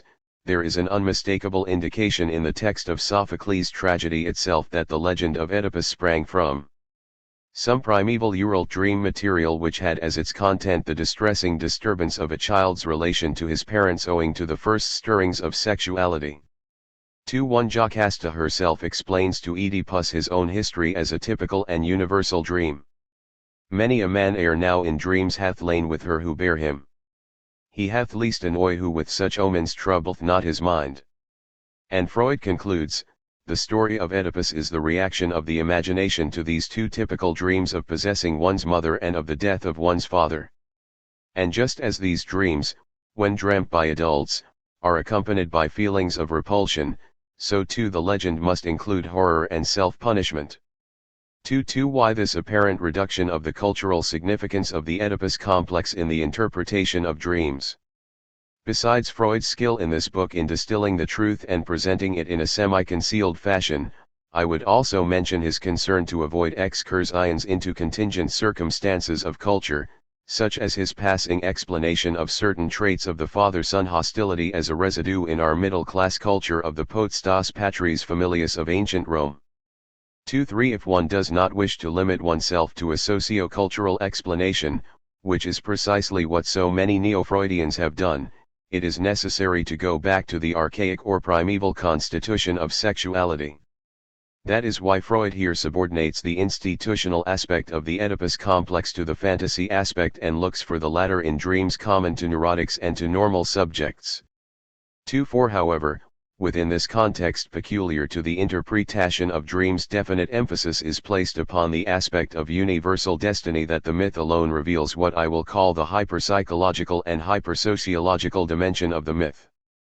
The universal character of the incestuous impulse is confirmed by the sudden discovery that all men share the destiny of Oedipus, and that common destiny is in turn confirmed by the profound and universal power of the legend itself. The myth is of course reduced to a dream fantasy, but this fantasy is universal, for it springs from some primeval dream material. Therefore, the complex will forever bear the name of the myth. Even when psychoanalysis seems to explain the myth by the oniric fantasy, the myth alone is what immediately stamps the dream as typical. 2. The 3 essays on the theory of sexuality are an important step toward the strictly psychological interpretation of the Oedipus complex. All the later theses concerning the role of the Oedipus complex in the establishment of the superego presuppose the existence of an infantile sexuality, hence the immense importance of the 3 essays. More precisely, the 3 essays supply the interpretation of the Oedipus complex with 2 basic themes, that of the structure of infantile sexuality, and that of its history or phases. More than this or that particular thesis concerning the sexual aberrations, infantile sexuality, or the transformations of puberty, the titles of the 3 essays, what this short book entirely intended to show is the weight of prehistory in man's sexual history, a prehistory obliterated, as it were, by a careful amnesia, to which we shall return later. Once the interdict barring us from access to infantile sexuality has been raised, great and terrible truths rise up. The objects and aims with which we are acquainted in an estate of culture are secondary functions of a much broader tendency capable of every sort of transgression and perversion. A disconnected bundle of instincts, including cruelty, is ever on the verge of coming undone, with the resultant formation of neurosis as the negative of perversion. Civilization is built up at the expense of the sexual instincts, through the restriction of their use and in recession against the threat of their potential perversity. In this period, Freud uses the general term sublimation to cover the diversion of sexual forces from their aims to new aims that are socially useful. 2. This whole network of ideas is the background for the specific psychology of the Oedipus complex. In fact, there is no discussion of the Oedipus complex which does not sooner or later touch upon the group of themes of the 3 essays: the existence of infantile sexuality, its polymorphous structure, its disposition to perversion. Infantile incest, presupposed by the Oedipus complex, is only a particular instance of this general theme. But the interpretation of the Oedipus complex is also indebted to the three essays for the first detailed elaboration of the theme of the stages or organizations of the libido, a genetic theme which is the indispensable complement of the structural theme. It is true that the differentiation of the stages is not yet carried very far in the second essay. In the edition of 1915, the section dealing with the phases of development of sexual organization still recognizes only two pregenital organizations, the oral organization and the sides-tichanal organization, but the fundamental distinction between the sexual and the genital is established, not only in its structural significance, but in its historical elaboration. This distinction is the fundamental condition of all the subsequent analyses. At a later date, 1923, and in the following editions of the three essays, this distinction will enable Freud to modify his account by relating the Oedipus complex to another pregenital organization, the phallic stage, hence to a stage posterior to autoerotism, a stage where the libido already has a vis-a-vis, but where, in return, sexuality has failed through lack of organization. To this phallic organization will be related the threat of castration, with the result that in 1924, the dissolution of the Oedipus complex can be explained both by the threat of castration and by the lack of organization and maturation of the corresponding stage.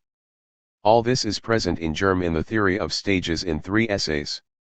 Even the theme of identification finds support in the theory of stages, inasmuch as the prototype of this identification is the incorporation or devouring of the oral or cannibalistic stage. 2.7 It is not difficult to see the importance of this brief book, valued very highly by its author, for the explication of the Oedipus complex. It moves in line with one of the most tenacious tendencies of Freud's thought, namely his insistence on prehistory, 2.8 a theme shared by Marx and Freud, a prehistory which has its own laws and, so to speak, its own history. This weight of prehistory promotes a type of pessimism which is very characteristic of Freud and which all the varieties of Neo-Freudianism have tried to soften or eliminate. We have already seen it in different forms, the indestructibility of wishes in the interpretation of dreams, the timelessness of the unconscious in the papers on metapsychology. What the three essays add to this basic theme is the idea of an original deviation of sexuality, deviation as to the object, deviation as to the aim. In his conclusion, Freud says that a disposition to perversions is an original and universal disposition of the human sexual instinct, and normal sexual behavior is developed out of it as a result of organic changes and psychical inhibitions occurring in the course of maturation. 2.9 Thus human sexuality is the seat of a debate analogous to the one the sophists inaugurated concerning language, the debate between physis and nomos. Like language, human sexuality is the result of institution as much as of nature. The theme of perversion, which has sometimes been looked upon as a carryover from middle-class morality, is there to remind us that by nature the libido holds in reserve all the infractions of ordinary morality. Genital union is always a victory over the libido's original dispersion toward zones, aims, and objects regarded as deviations from the mainstream of genital heterosexuality. Perverts and neuropaths are the human evidence of this original aberration of human sexuality. Fixation and regression to earlier stages are specifically human possibilities inscribed in the structure and history of this prehistory. Hence, institutionalization is necessarily painful. Man is educate only by renouncing archaic practices, by abandoning former objects and aims. Institutionalization is the counterpart of that polymorphously perverse structure. Because the adult remains subject to the infant he once was, because he can lag behind and regress, because he is capable of archaism, conflict is no mere accident which he might be spared by a better social organization or a more suitable education. Human beings can experience entry into culture only in the mode of conflict. Suffering accompanies the task of culture like fate, the fate illustrated by the Oedipus tragedy. Possibility of aberration and necessity of repression are correlative. 3.0 Cultural renunciation, similar to the work of mourning men. Schand above, holds the place occupied by fear in the Hegelian dialectic of master and slave, Identification with the father will enable us shortly to pursue this comparison with the Hegelian notion of recognition. The discovery of the death instinct is already in the three essays. The many allusions to cruelty will allow us to pursue further the comparison between Hegel and Freud. This is the somber background against which the Oedipus episode unfolds. Why is this crisis more important than the others, so important that Freud would almost have it be the sole pathway to neurosis and culture alike? 3-1 Against this apparent aggrandizement of the Oedipus incident, one might legitimately object that all transitions both in the order of aims and in the order of objects are crises and renunciations, and that the Oedipus drama is but a segment in the general drama which Freud calls the finding of an object 3-2, and which, from nursing to weaning, together with the experience of the absence of loved objects, is simply a long history of the choosing of objects and the giving up of objects. Of elections and deceptions, the barrier against incest is, after all, merely one of the ways of checking desire, and one that is quite comparable to the other ways: weaning, absence, withdrawal of affection. However, what gives the prohibition of incest a unique position in this rude schooling of desire, and more particularly in the education in object choice, is precisely its cultural dimension. The three essays put this very clearly. Respect for this barrier is essentially a cultural demand made by society. Society must defend itself against the danger that the interests which it needs for the establishment of higher social units may be swallowed up by the family, and for this reason, in the case of every individual, but in particular of adolescent boys, it seeks by all possible means to loosen their connection with their family, a connection which, in their childhood, is the only important one. 3-3 In this text, the horror of incest is seen as an attainment of civilization which every new individual must appropriate to himself if it has not already been fixed by heredity. The explanation of its origin is switched, therefore, from psychology to ethnology. Does phylogeny take us any further than ontogeny? That is what an examination of totem and taboo will enable us to determine. As far as possible we shall put aside the definite problem of the origin of religious belief, that is, belief in the existence of gods, which Freud derives, as we know, from the totemic institution. It will of course be impossible to separate taboo from totem for very long, for it is precisely Freud's thesis that moral prohibitions are derived from primitive taboo prohibitions, and that the latter are grounded in the totemic kinship, itself interpreted as a hysterical and collective Oedipus complex. Nevertheless, it is legitimate 3-4 to make as thorough an investigation of the book as possible without bringing in its weakest point, namely, the historical Oedipus complex of primitive peoples, which is perhaps merely a scientific myth substituted for Sophocles' tragic myth and projected, as a sort of primitive scene, behind Freud's self-analysis and the psychoanalysis of his patients. If, then, we begin by staying clear of the scientific myth of totem, and remain at the level of the book's first two essays, the horror of incest and taboo and emotional ambivalence, what do we find in totem and taboo? Little more than an applied psychoanalysis, that is to say, one that has been transposed from dreams and the neuroses to taboo. In these two essays, Freud proposes a psychoanalytic interpretation of a rather limited ethnological subject matter. It would be useless to look to them for an ethnological elucidation of the problem of institutionalization. This problem is raised but left unresolved by the psychoanalytic interpretation. It will be the function of the final ethnological myth to make the transition from a mere applied psychoanalysis, in which the model of dreams and neuroses is extended to taboo, to a theory of totem, where ethnology will be regarded as solving the enigma posed by the psychology of the Oedipus complex. If, in the first two essays of Totem and Taboo, the psychoanalysis of taboo scarcely goes beyond an applied psychoanalysis, it is because of the book's two postulates, which are not, however, peculiar to it. On the one hand, primitive peoples give us a well-preserved picture of an early phase of our own development and so constitute an experimental illustration of our prehistory. On the other hand, because of their great emotional ambivalence, they are akin to neurotic patients. By applying psychoanalysis to ethnography, Freud believes he is doing two things at once. he affords the ethnologist an explanation of what the latter describes but does not understand, and he gives the public and his incredulous colleagues the experimental proof of the truth of psychoanalysis. The counterpart of this operation is that without the totemic myth the psychoanalytic explanation of taboo goes no further than that of dreams and the neuroses and runs up against the fact of prohibition and, behind prohibition, the fact of institutionalization or authority. Let us follow the movement of the proof, without dwelling on the details of arguments of no interest to us here. The initial core is the prohibition of incest. The most primitive of primitive peoples, these poor naked cannibals set before themselves with the most scrupulous care and the most painful severity the aim of avoiding incestuous sexual relations. Indeed, their whole social organization seems to serve that purpose or to have been brought into relation with its attainment.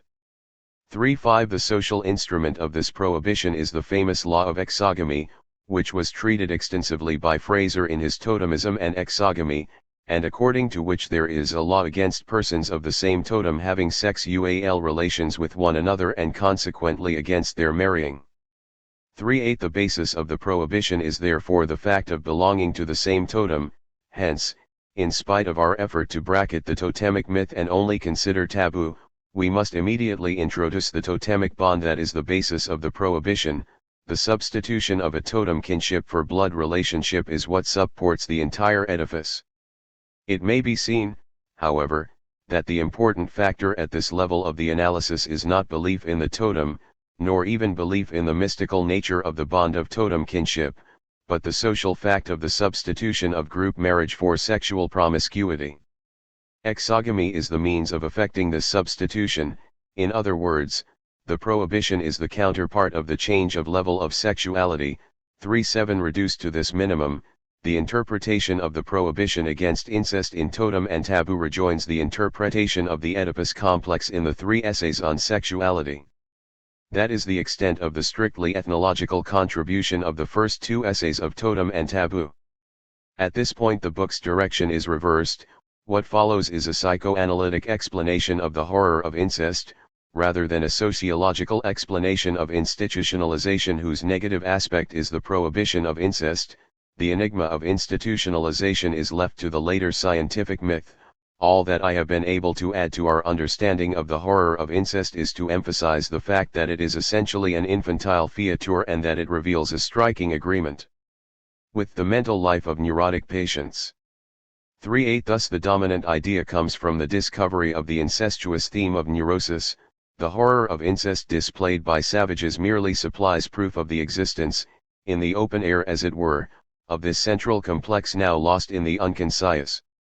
The strictly institutional and structuring function of the prohibition is lost sight of.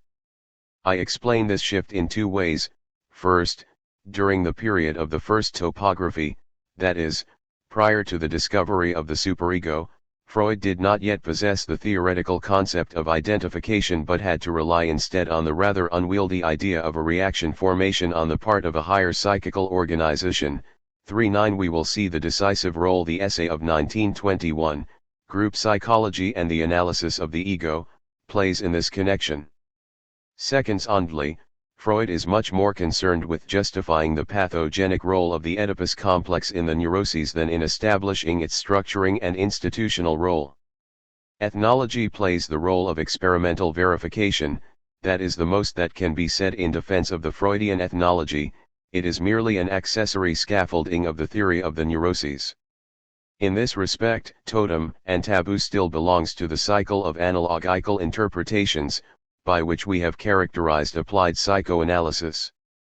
4.0 The pattern of the analogy is furnished by the structural affinity between taboo and obsessional neurosis. The former functions as a collective neurosis, the latter as an individual taboo. 4 characteristics assure the parallel. 1. The fact that the prohibitions lack any assignable motive. 2. The fact that they are maintained by an internal necessity. 3. The fact that they are easily displaceable and that there is a risk of infection from the prohibited object. And 4. The fact that they give rise to injunctions for the performance of ceremonial acts. 4.1 But the most important point in this comparison lies in the analysis of emotional ambivalence. Here the interpretation of taboo serves as the pattern. A taboo is both the attractive and the fearful. This emotional composition of desire and fear throws much light upon the psychology of temptation and calls to mind St. Paul, St. Augustine, Kierkegaard, and Nietzsche. Taboo places us at a point where the forbidden is attractive because it is forbidden, where the law excites concupiscence. The basis of taboo is a prohibited action, for performing which a strong inclination exists in the unconscious. 4.2. From this point on, the burden of proof lies on the side of the neuroses. The phenomenon of authority, with which desire is confronted, is presupposed without being made explicit. Dams, to use an expression from the three essays, have already been imposed upon and opposed to desire, which has already become the desire to transgress. Consequently, in the remaining explanation of Taboo 4.3, Freud continues to pursue his interpretation instead of going back to its conditions and presuppositions. The interpretation spreads out to encompass features that are increasingly further removed from the central core of the ambivalence of the forbidden and the desired, and which are mostly taken from Fraser's The Golden Bough: ambivalent attitudes toward enemies, toward chiefs and kings, toward the dead. An intricate psychology or even psychopathology of taboo is worked out, whereas the properly institutional factor of prohibition is never elaborated. 4.4 The psychopathology often has far-reaching consequences. Thus, in the case of royal ceremonial, a comparison with taboo ceremonial and obsessional ceremonial reveals that excessive respect is actually a figurative way of doing what is forbidden, a disguised expression of hostility, and that this hostility is connected with the father complex of childhood. Primitive peoples are the well-preserved evidence of the ambivalence of the psychical life. Anxiety ultimately points to the force of desires and the indestructibility and insusceptibility to correction, which are attributes of unconscious processes. 4.5 Because he is a big child, the savage gives us a clear picture on a fantastic scale of what in our present condition we see only in the highly concealed and softened figure of the moral imperative, or in the distorted features of obsessional neurosis. Thus emotional ambivalence is seen to be the basis not only of taboo conscience and taboo sense of guilt, but also of the moral imperative as formalized by Kant. 4.6 Did Freud think he had explained conscience by this emotional ambivalence? Certain texts, which deftly transform the analogy into a real relationship, would lead one to believe so. 4.7 But such ambivalence is merely the manner in which we experience certain human relations.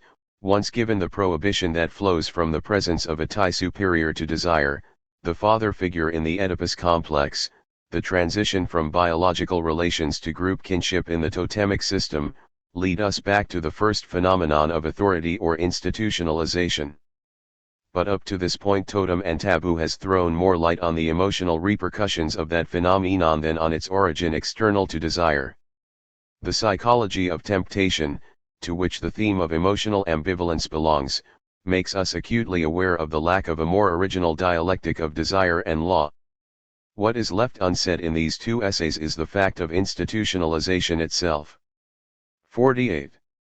In order to fill in this gap, Freud posits at the origin of mankind a real Oedipus complex, an original parricide, of which all later history bears the scar.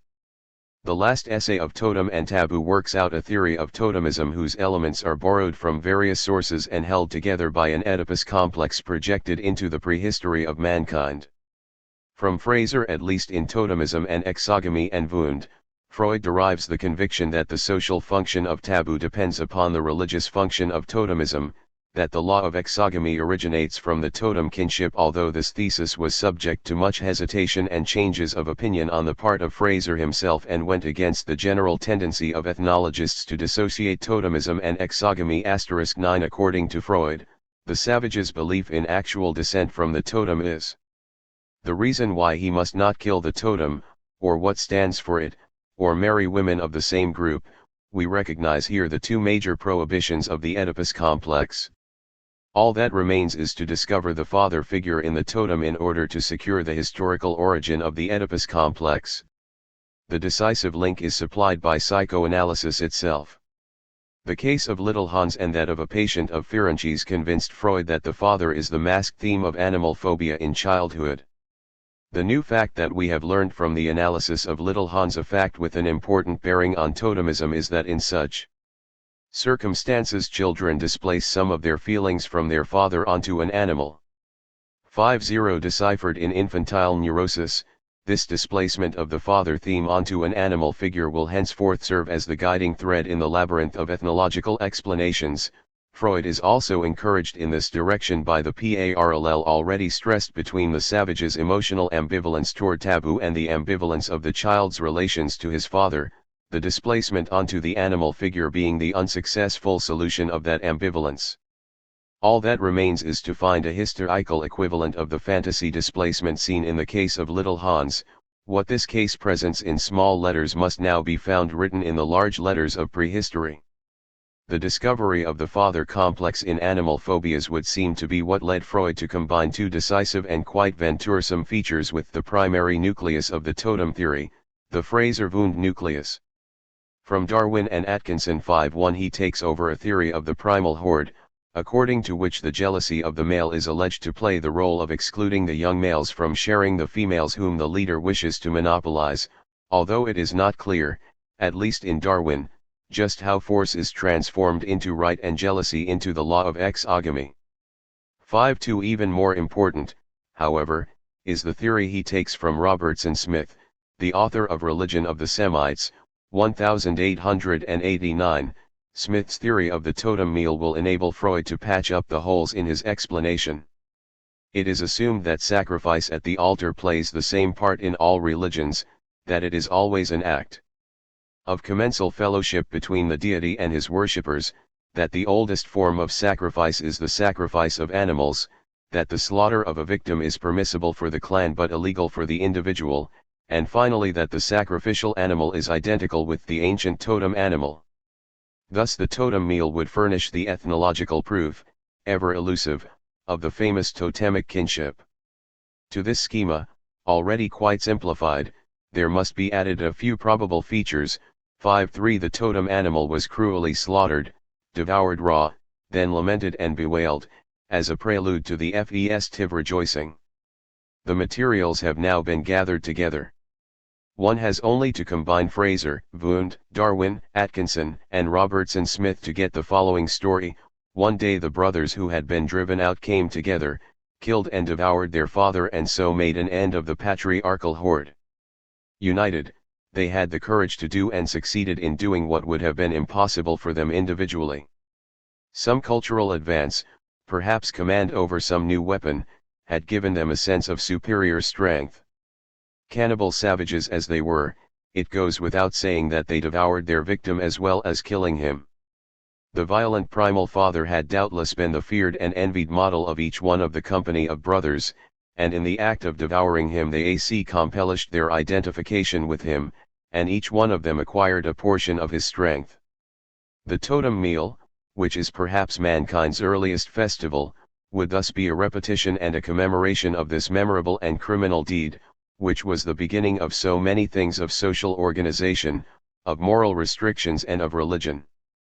5.4 It is difficult to resist the impression that the Oedipus complex, deciphered in dreams and the neuroses, is what enabled Freud to select from the available ethnological materials just those factors that allow for the reconstruction of a collective Oedipus complex of mankind in the sense of an actual event that occurred at the beginning of history. Identification with the totem and ambivalence in its regard are reified, so to speak, in what is now a literal, and not a symbolic, interpretation. If the dreamed animal in animal phobia stands for the father, the ethnological myth allows the father to be substituted for the animal. Thus the symbolic displacement in dreams and the neuroses is paralleled and counterbalanced by a real substitution which is supposed to have taken place in history. All we have done is to take at its literal value an expression used by these people, which they have therefore been glad to keep in the background.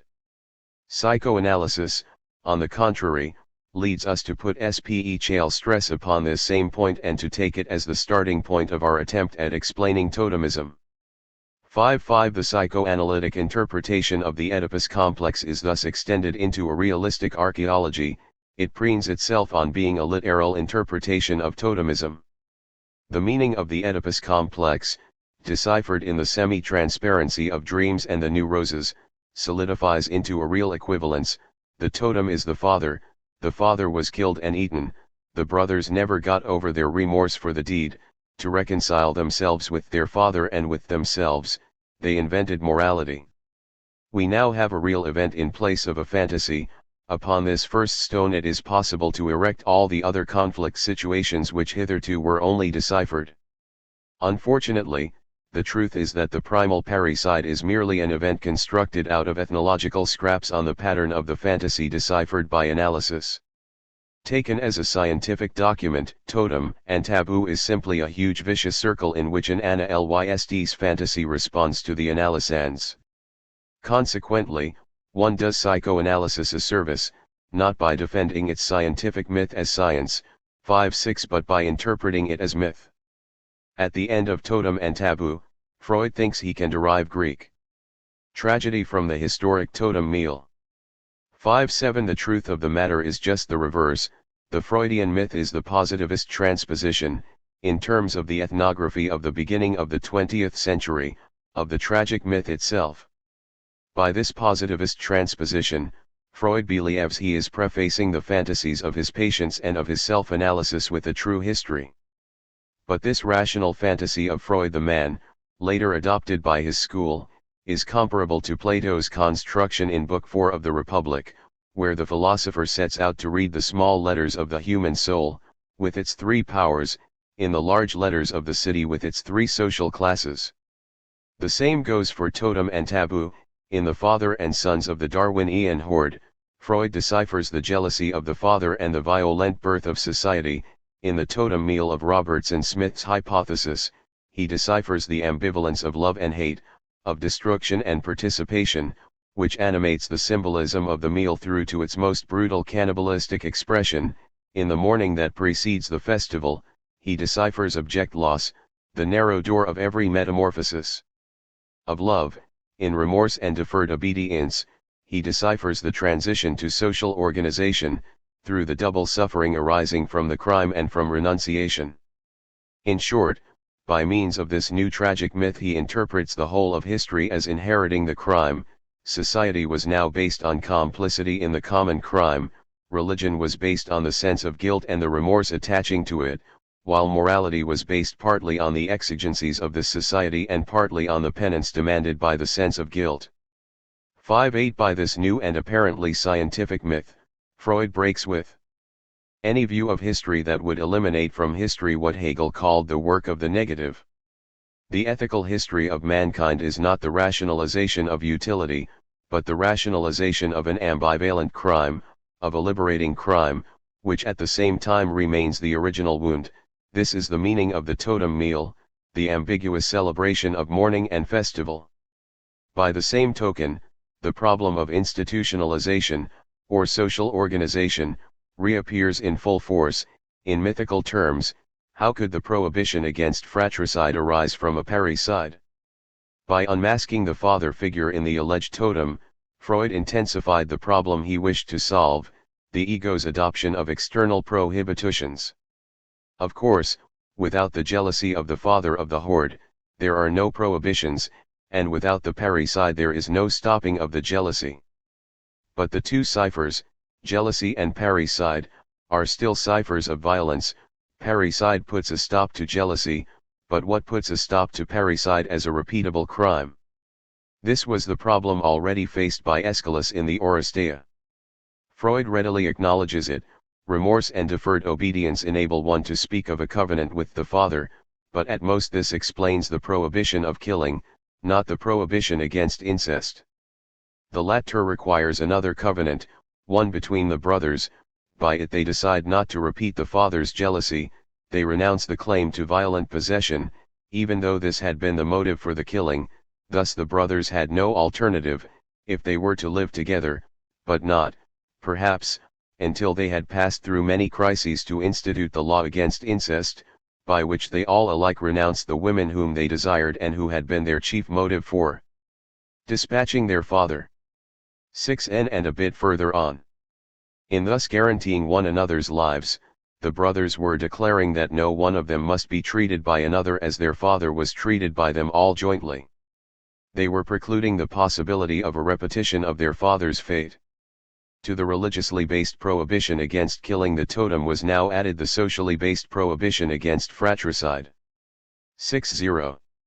With this renunciation of violence, under the goad of discord, there is given the necessary condition for the birth of social organization. The true problem of law is not parricide but fratricide.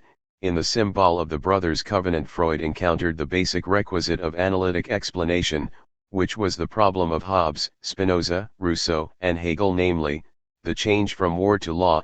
The question is whether this change still falls under an economics of desire. The whole problematic of the superego, which we are now going to consider, centers on this point. The question no longer is the birth of the Oedipus complex, but its dissolution in the building up of the superego.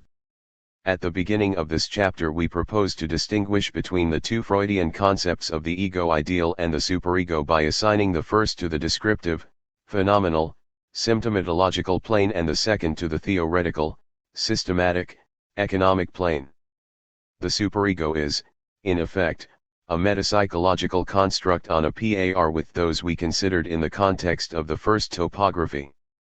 But if the sequence of ego, id, and superego is comparable from the epistemological point of view to the sequence of cs, ps, and ucs, it may legitimately be asked how it is superimposed upon the latter. To say that the first topography had to do with psychical localities and the second with roles or personological functions is not very illuminating, for the distinction remains in the metaphorical order. 6.1 However, the metaphor does orient the research in the right direction, for the difference between roles and localities points to a difference in the manner of treating economic problems. In both cases, of course, the problem remains an economic one. In the second topography as in the first, it is always a question of the changes of cathexis. But, whereas the first topography treats these cathectic changes from the viewpoint of exclusion from consciousness or access to consciousness, whether this access takes place in disguised or substitute, recognized or unrecognized forms, the second topography deals with the cathectic changes from the viewpoint of the ego's force or weakness, hence from the viewpoint of the ego's status of dominance or submission. According to the title of one of the chapters of the ego and the id, the theme of the second topography is the dependent relationships of the ego, ch. 5. These dependent relationships are first of all the relations of master-slave, the ego's dependence on the id, the ego's dependence on the external world, the ego's dependence on the superego. Through these alienating relations there is formed a personology. The role of the ego, the personal pronoun, is constituted in relation to the anonymous, the sublime, and the real, which are variations on the personal pronoun. What is the task of this economics? Its task is to show that what has thus far remained external to desire is actually a differentiation of the instinctual substrate, in other words, to make an economic process of the distribution of cathexis correspond to the historic process of the introjection of authority. A new connection is thus set up between hermeneutics and economics. The Oedipus complex was deciphered in myth and history, in dreams and the neuroses. It is now a matter of stating in topographic and economic terms the corresponding energy distribution. The two topographies express two types of differentiation of the instinctual substrate. Parallel to the differentiation of the ego, which Freud attributes to the influence of the external world and assigns to the PCP-TCS system, there must be considered another differentiation, internal rather than superficial, sublime rather than perceptual. This differentiation, this modification of the instincts is what Freud calls the superego. The new economics is accordingly much more than a translation of a mass of clinical, psychological, and ethnographical material into a conventional language. It has the task of solving a problem that has remained unsolvable on both the descriptive and the historical planes, the fact of authority has constantly appeared as the presupposition of the individual or the collective Oedipus complex. It is necessary to introduce the fact of authority, of restrictions, in order to move from individual or collective prehistory to the history of the adult and the civilized person. The entire effort of the new theory of agencies is aimed at bringing authority into the history of desire, at making it appear as a differentiation of desire. The institution of the superego will be the answer to this requirement. There is therefore a reciprocal relationship between the genetic and the economic points of view. On the one side, the new theory of agencies reveals the repercussion which the genetic point of view and the discovery of the Oedipus complex have upon the first systematization. On the other, it gives the genesis a conceptual structure which enables it, if not to resolve, at least to pose in systematic terms its central problem, how the sublime arises within desire. If the institution of the superego hinges upon the Oedipus drama, the question is how to interrelate the Oedipus event and the superego's advent and to state this relationship in economic terms. The solution to this problem, if psychoanalysis may be said to have solved it, is very concisely stated in the celebrated essay of 1923, The Ego and the ID.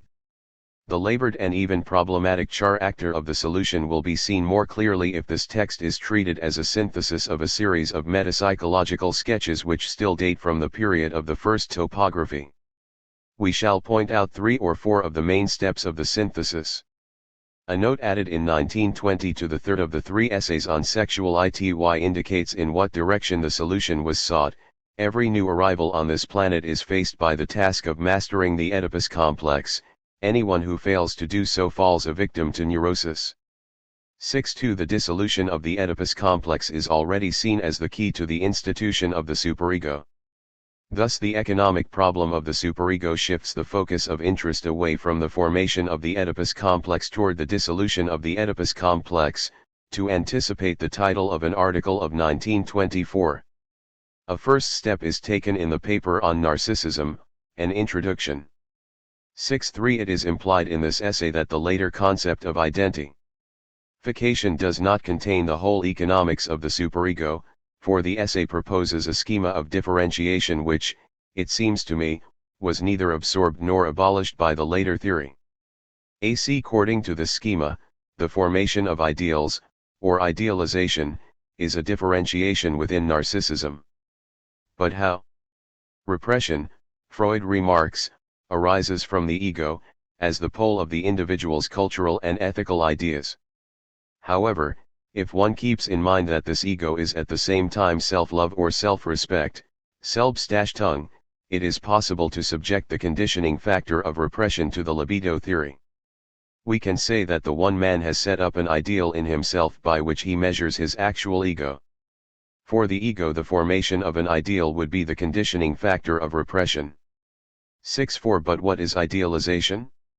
This ideal ego is now the target of the self-love which was enjoyed in childhood by the actual ego.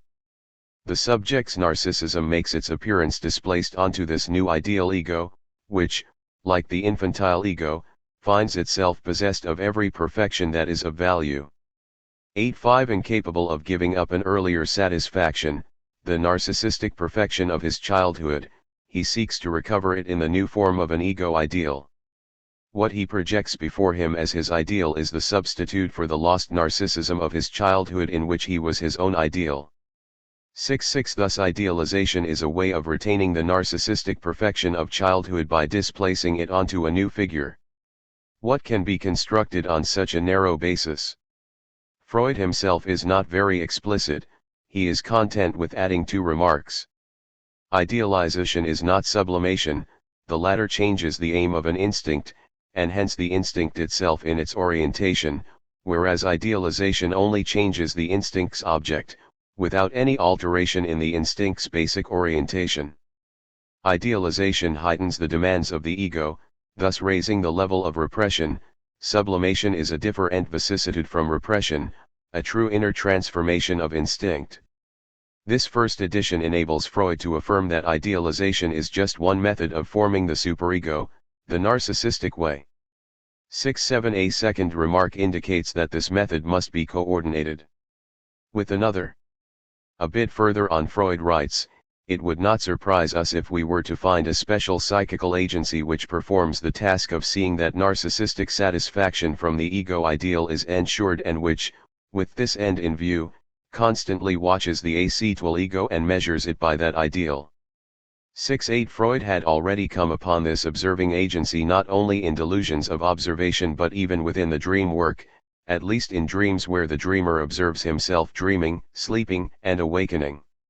What Freud is now suggesting is that the self-observation of dreams and delusional insanity, the dream censorship, the ego ideal, and moral conscience must constitute one and the same agency, but on the whole the manifestations of this one agency indicate a source that is external to narcissism. 6.9 The parental source. There are good grounds for thinking that if a part of the narcissistic energy is displaced onto an ego that is more ideal than real, it is because that energy is attracted by the nucleus derived from the parental complex. To state this in a different way, in order that narcissism may be both displaced and retained in the form of an ideal, it must be mediated by authority. Thus idealization points back to identification. However, it may be that the narcissistic factor of idealization is what gives a basis to identification and explains how influences from other persons become incorporated into the self. For identification to succeed, it may be necessary that the various influences from other people that form the ego ideal unite into an ideal ego rooted in narcissism.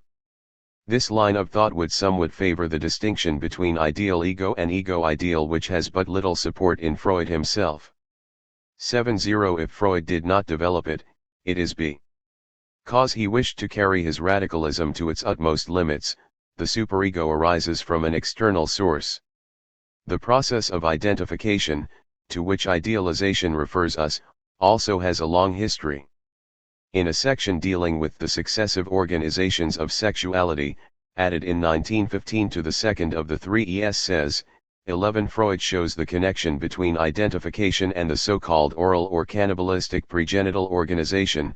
The whole question, however, is whether the identification required by the theory of the superego is a matter of possessing, of having, or whether the desire to be like is not radically different from the desire to have, the most brutal expression of which is the act of devouring. Freud began to recognize the extent of this process in the paper Mourning and Melancholia.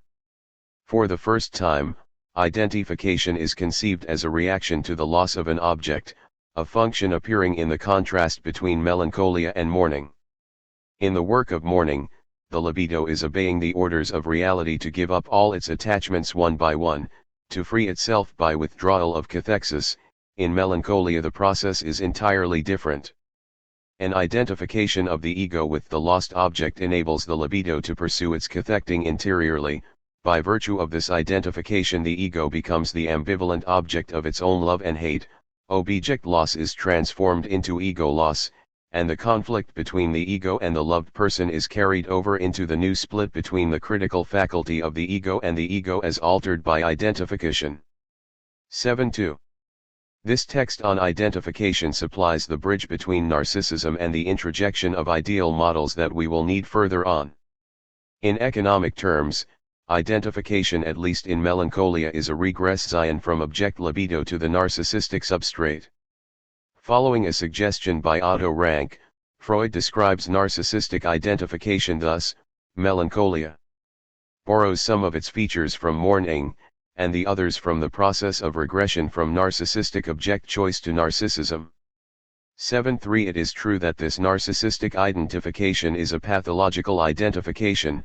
Its affinity to devouring, which represents a narcissistic stage of the libido, is evidence that it belongs to the archaic organizations of the libido. Nevertheless, through this pathological structure, a general process takes form, the prolongation of the lost object in the ego. Thus, during the period of the first topography the problem is extremely complex. First, Freud spoke of sublimation as an instinctual vicissitude distinct from all others, especially from repression. Secondly, he began to elaborate the concept of idealization on the basis of narcissism. Finally, he sketched the concept of identification starting from the oral phase of the libido, and he began to link narcissism and identification together on the model of the narcissistic identification in melancholia.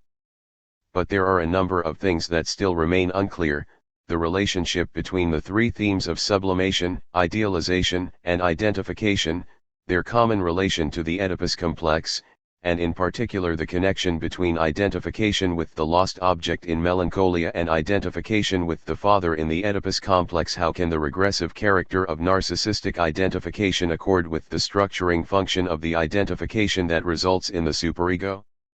The gap between these texts contemporary with the first topography and the great synthesis of the ego and the ID is bridged by the seventh chapter of Group Psychology and the Analysis of the Ego, 1921.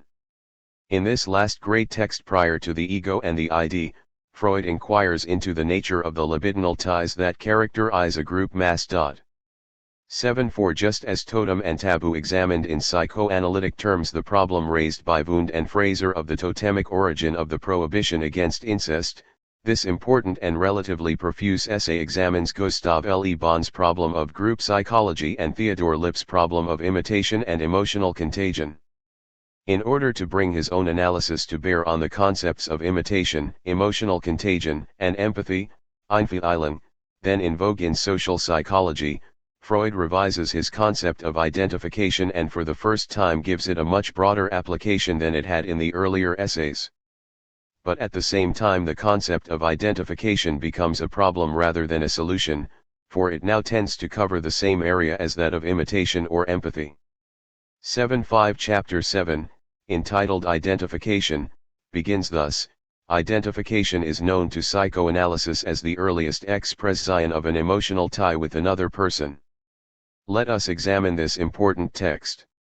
For the first time identification is brought into conjunction with the Oedipus complex. To our great surprise, however, we learn that identification precedes the Oedipus complex as much as it succeeds it. In the early phases of the complex, a little boy shows a special interest in his father. He would like to grow like him and be like him. Then comes, at the same time as this identification, or a little later, the movement of the libido toward the mother. He then exhibits, therefore, two psychologically distinct ties, a straightforward sexual object cathexis towards his mother and an identification with his father which takes him as his model Vorbild-like. The two subsist side by side for a time without any mutual influence or interference. In consequence of an irresistibly advance towards a unification of mental life, they come together at last, and the normal Oedipus complex originates from their confluence. 7.6 It seems that the boy's desire for his mother forces the identification to take on the coloring of jealousy. The identification then turns into the wish to replace the father, the wish for his death. At this stage identification is no longer the origin of the Oedipus complex but its result. But if we go back from this identification result to the identification condition, the latter turns out to be a great enigma. Freud himself forcefully expresses the enigma as follows: it is easy to state in a formula the distinction between an identification with the father and the choice of the father as an object. In the first case one's father is what one would like to be, and in the second he is what one would like to have. The distinction, that is, depends upon whether the tie attaches to the subject or to the object of the ego. The former kind of tie is therefore already possible before any sexual object choice has been made. It is much more difficult to give a clear metapsychological representation of the distinction. We can only see that identification endeavors to mold a person's own ego after the fashion of the one that has been taken as a model. Never will Freud more vigorously express the problematic and undogmatic nature of identification. How, indeed, is this identification to be related to an economics of desire? There are more questions than answers. In the first place, what about the oral origin of identification? It seems that only the desire to have, and not the desire to be like, derives from the oral phase of the libido's organization, the phase in which the object that we long for and prize is assimilated by eating and is in that way annihilated as such. Secondly, what about the narcissistic root of identification? Neurotic identification, which is dealt with in the remainder of the chapter, appears to be constructed upon a neurotic leaning toward the father, rather than upon the desire to become like him. The relationship is instanced in the case of Dora, who imitated her father's cough. Freud summarizes his analysis of that case in the following terms: we can only describe the state of things by saying that identification has appeared instead of object choice, and that object choice has regressed to identification. 78. This is a situation, therefore, not of a primordial identification preceding every object choice, but of a derived identification arising from libidinal object choice through a regression to narcissism. We are back on the grounds of the narcissistic identification described in Mourning and Melancholia and on Narcissism. And so there are at least two identifications, perhaps even three, Freud notes, if one considers that an identification may occur apart from any emotional attitude toward the person who is being imitated, as in the phenomenon of mental infection. Such an identification is frequently seen in cases of hysteria where the imitation occurs independently of any sympathy. This third form rejoins the Einfühlung of the psychologists. The picture of identification turns out to be more complex than we had counted on. Freud summarizes it thus: what we have learned from these three sources may be summarized as follows. First, identification is the original form of emotional tie with an object. Secondly, in a regressive way it becomes a substitute for a libidinal object tie, as it were by means of introjection of the object into the ego. And thirdly, it may arise with any new perception of a common quality shared with some other person who is not an object of the sexual instinct. 7-9. There are many indications that the identification that terminates the Oedipus complex manifests the features of this multiple identification. At the end of the chapter, Freud integrates into his analysis of identification the descriptions that had previously been given in Mourning and Melancholia and on Narcissism. The manner in which melancholia internalizes revenge against the lost object appears as a new variant of identification. By identifying itself with the object of its hatred, the ego is transformed into a center of hatred against itself, and this is comparable to what we described as the critical agency within the ego that observes, judges, condemns. But Freud does not say, in this text, how the adoption of an external ideal can be likened to the introjection of a lost object based on the model of melancholia on the one hand and to a differentiation of narcissism on the other. By its very composition, the text proceeds more by a series of convergent examples than by a systematic construction. Only the economics of the dissolution of the Oedipus complex will enable us to interrelate the following still disconnected themes: identification with an external ideal, introjection of the lost object into the ego, differentiation of narcissism by the formation of ideals. The ego and the ID 80 marks a decisive advance in the integration of these materials because of its resolutely topographic economic character. 81, which is, moreover, what makes this text so extremely difficult. One must convince oneself once and for all that it is a question not of phenomenal but of systematic entities, in the sense stated in the first chapter of the ego and the ID. This work places the synthesis of the earlier materials on the metapsychological level of the project of 1895, Chapter 7 of the Interpretation of Dreams, and the 1915 paper The Unconscious. Thus the unifying principle of the processes described above is to be sought in the interplay of relations between systems. The problem that dominates the third chapter of the ego and the ID is this: from the historical point of view the superego is inherited from parental authority, but from the economic point of view it derives its energies from the ID. How can this be so? How can the internalization of authority be a differentiation of intrapsychical energies?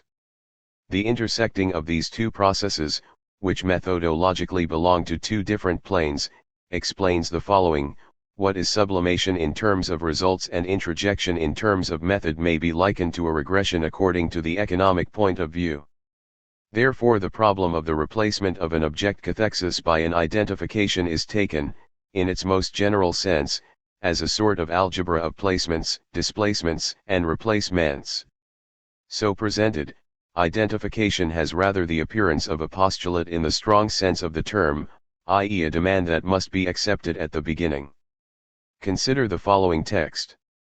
When it happens that a person has to give up a sexual object, there quite often ensues an alteration of his ego which can only be described as a setting up of the object inside the ego. As it occurs in melancholia, the exact nature of this substitution is as yet unknown to us. It may be that by this introjection, which is a kind of regression to the mechanism of the oral phase, the ego makes it easier for the object to be given up or renders that process possible. It may be that this identification is the sole condition under which the ID can give up its objects. At any rate, the process, especially in the early phases of development, is a very frequent one, and it makes it possible to suppose that the character of the ego is a precipitate niederschlag of abandoned object cathexes and that it contains the history of those object choices. 8.2 Thus the abandonment of the desired object, which is the beginning of sublimation, coincides with something like a regression. This is a regression, if not in the sense of a temporal regression to an earlier phase of the organization of the libido, at least in the economic sense of a regression of object libido to the narcissistic libido, considered as a reservoir of energy. If the transformation of an erotic object choice into an alteration of the ego is indeed a method 8.3 of dominating the ID, the price to be paid is this: when the ego assumes the features of the object, it is forcing itself, so to speak, upon the ID as a love object and is trying to make good the ID's loss by saying, "Look, you can love me too, I am so like the object." 8.4 We are prepared for the generalization which henceforth governs the problem, the transformation of object libido into narcissistic libido, which thus takes place obviously implies an abandonment of sexual aims, a desexualization, a kind of sublimation, therefore. Indeed, the question arises, and deserves careful consideration, whether this is not the universal road to sublimation, whether all sublimation does not take place through the mediation of the ego, which begins by changing sexual object libido into narcissistic libido and then, perhaps, goes on to give it another aim. 8.5 The only justification for this important hypothesis is that it enables us to understand the following sequence: sublimation, as regards the aim; identification, as regards the method; regression to narcissism, as regards the economics of cathexes. When we apply this schema to the Oedipal situation, identification takes on a concrete historical meaning, that of the child's identification with the father in his own personal prehistory. 8.6 To what extent does Freud succeed in integrating the identification with the father into the theoretical schema of identification through the abandonment of object cathexes? From the start, Freud finds himself faced with the difficulty elaborated in group psychology and the analysis of the ego, namely, that the identification arising from object cathexis is preceded by a direct and immediate identification which takes place earlier than any object cathexis. 8.7 Moreover, this first identification is what explains the ambivalence of love and hate in the child's relationship to the father. The father is both the obstacle to the boy's desire for his mother and the model to be imitated. If identification is not doubled in this way, the economics of the Oedipus complex is unintelligible. Indeed, according to the schema of identification through the abandonment of the object, what should be expected is an identification not with the father but with the mother. The mother is the object the boy abandons and therefore she must have been the one he identified with. Freud admits that the facts do not seem to fit the theory. Consequently, what he calls the complete Oedipus complex can be accounted for only by assuming a double identification, that is, by introducing into the conflict a confrontation between an object choice and an identification prior to any object choice in such a way that identification with the father presents itself as a double identification, negative by rivalry, positive by imitation. To this must be added the element of bisexuality, a theme going back to the time of Freud's friendship with Fliess, 8.8 if it is not simply taken from him. Bisexuality requires each of these relations to be doubled again, depending on whether the boy behaves like a boy or like a girl. That makes four trends which produce two identifications, a father identification and a mother identification, each of them being both negative and positive. Have we succeeded in making the genesis of the superego coincide with identification through the abandonment of the object? It seems so at first glance, and the following text, which Freud himself places in italics, appears to crown the success of the interpretation. The broad general outcome of the sexual phase dominated by the Oedipus complex may, therefore, be taken to be the forming of a precipitate in the ego, consisting of these two identifications in some way united with each other. This modification of the ego retains its special position, it confronts the other contents of the ego as an ego ideal or superego. 8-9 This precipitate of abandoned object cathexis, by which an object choice becomes a modification of the ego, reminds us somewhat of Kant's notion of self-affection, Selbstaffektion. The ego affects itself by its own renunciatory object choices. This modification of the ego is both a loss for the ID lets go, it gets rid of its objects so that the ego may take over, and at the same time an enlarging of the ID, for the only way this new formation can be adopted by the ID is by making itself loved like the lost object. But the derivation of the superego from the first object cathexis of the ID, from the Oedipus complex, brings it into relation with the phylogenetic acquisitions of the ID and makes it a reincarnation of former ego structures which have left their precipitates behind in the ID. Thus the superego is always close to the ID and can act as its representative Vertretung vis-a-vis the ego. It reaches deep down into the ID and for that reason is farther from consciousness than the ego is. 9-0. Thus all the scattered elements are brought together, father or mother identification, modification of the ego through abandoned objects, enlarging of primary narcissism into a secondary narcissism. However complicated the schema may be, it is still a long way from satisfying all the requirements of the problem.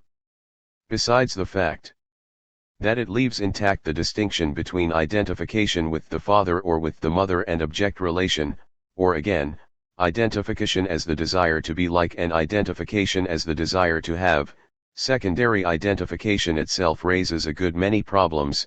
How can a precipitate of identification act as opposition to the ego?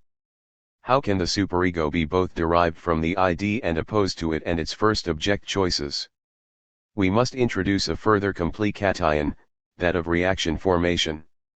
This process goes back to the 3 essays and was invoked in the paper on narcissism in order to criticize and propose an alternative to Adler's notion of masculine protest and overcompensation.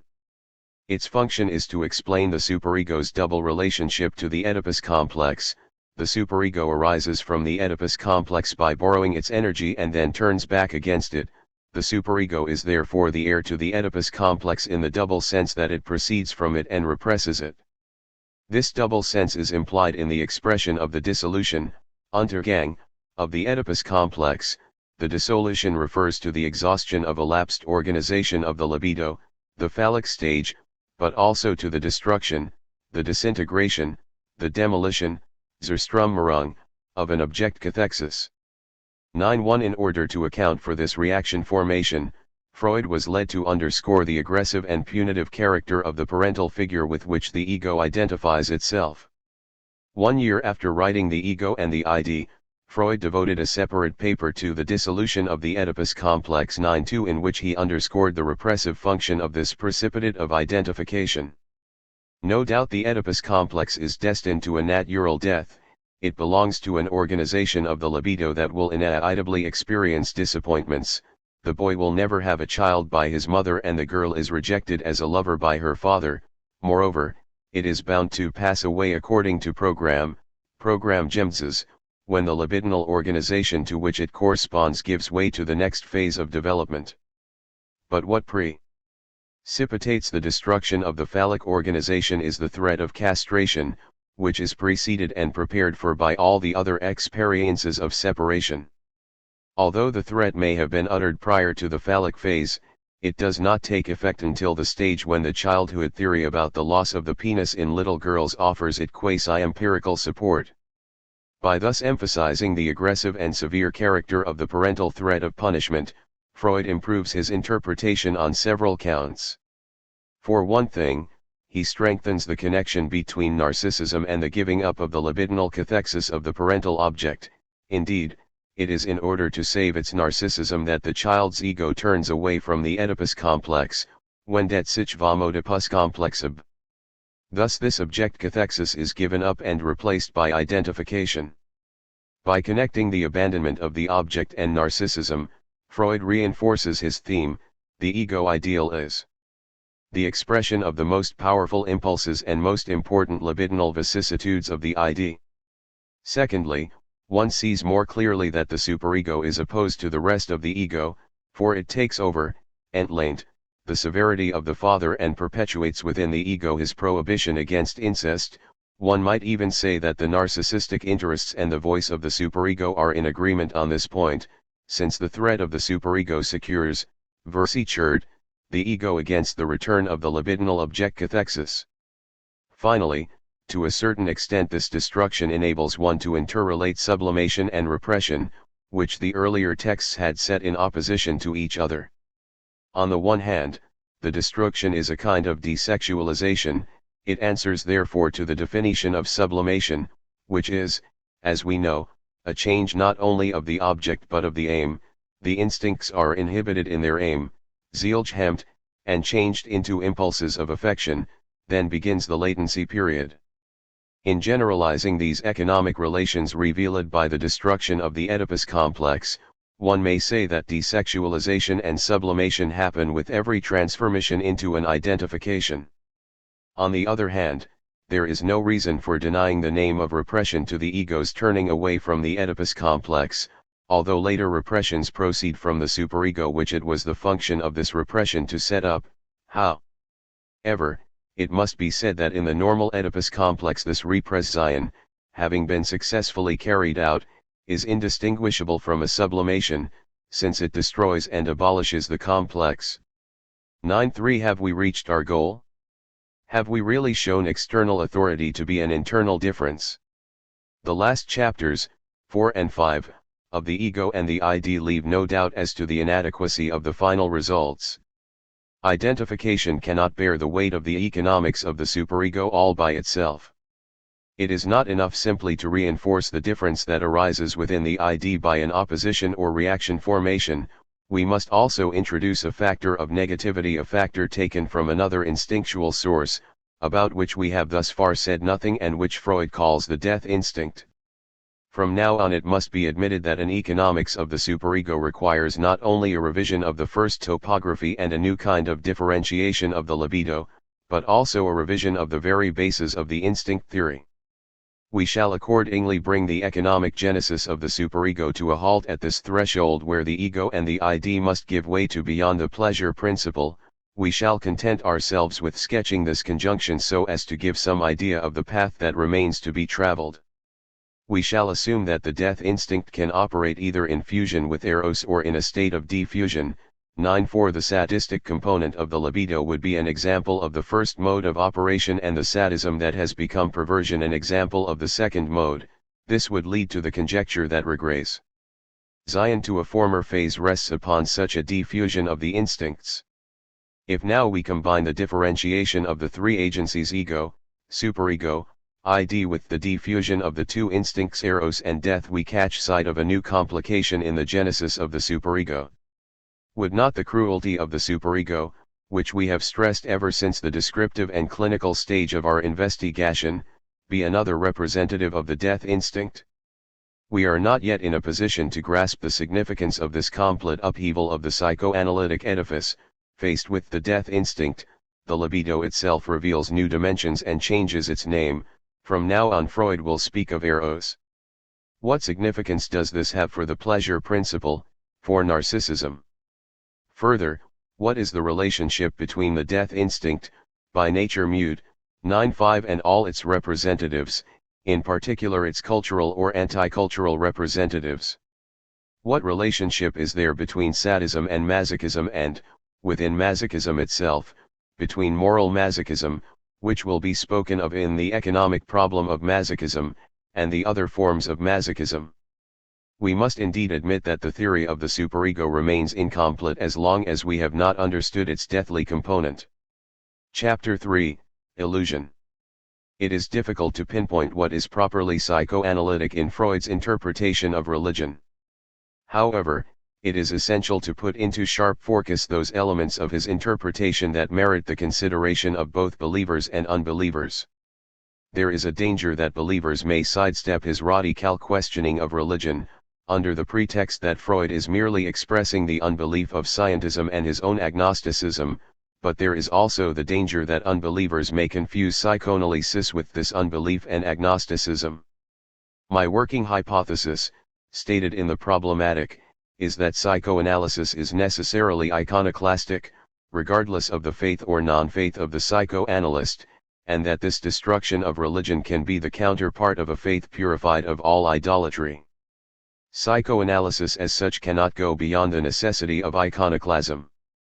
This necessity is open to a double possibility, that of faith and that of non-faith, but the decision about these two possibilities does not rest with psychoanalysis.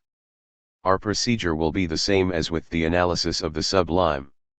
At the first level, corresponding to what we called the descriptive and clinical approaches to the sublime, we will try to delimit what properly pertains to psychoanalysis, and we will concentrate on two themes, observances and illusions. Next we will enter into the genetic ways of interpretation and take up the genesis of the gods at the point where we left it in the preceding chapter. We will then attempt to evaluate the significance of a strictly psychoanalytic phylogenesis of religion. Finally, we will enter into the properly economic theme of the return of the repressed. The entire psychoanalysis of religion is in fact contained in this disclosure of the regressive nature of religion. At the same time the cycle of fantasies will be closed off, from dreams to aesthetic seduction, from seduction to ethical idealization, from the sublime to illusion. We shall have returned to our starting point, the quasi-hallucinatory fulfillment of desire. This will involve a change of levels, however, for religion as illusion will no longer be a private fantasy but a public illusion. Between dreams and illusion we will have to insert culture itself and understand how illusory wish fulfillment can operate on two such different levels as the private dreams of our knights and the daydreams of peoples. The task of an economics of culture will be to account for this return to the starting point of the spiral of fantasies. All of Freud's comments about religion center around two themes, both of them situated in the area of the analogy with neuroses and dreams. The first theme concerns practices or observances, the second concerns belief, that is to say, statements about reality. The second theme, illusion, constitutes the theme proper to religion, but as the first throws more light on the basically analogical character of the psychoanalytic approach to religion, we will begin with it.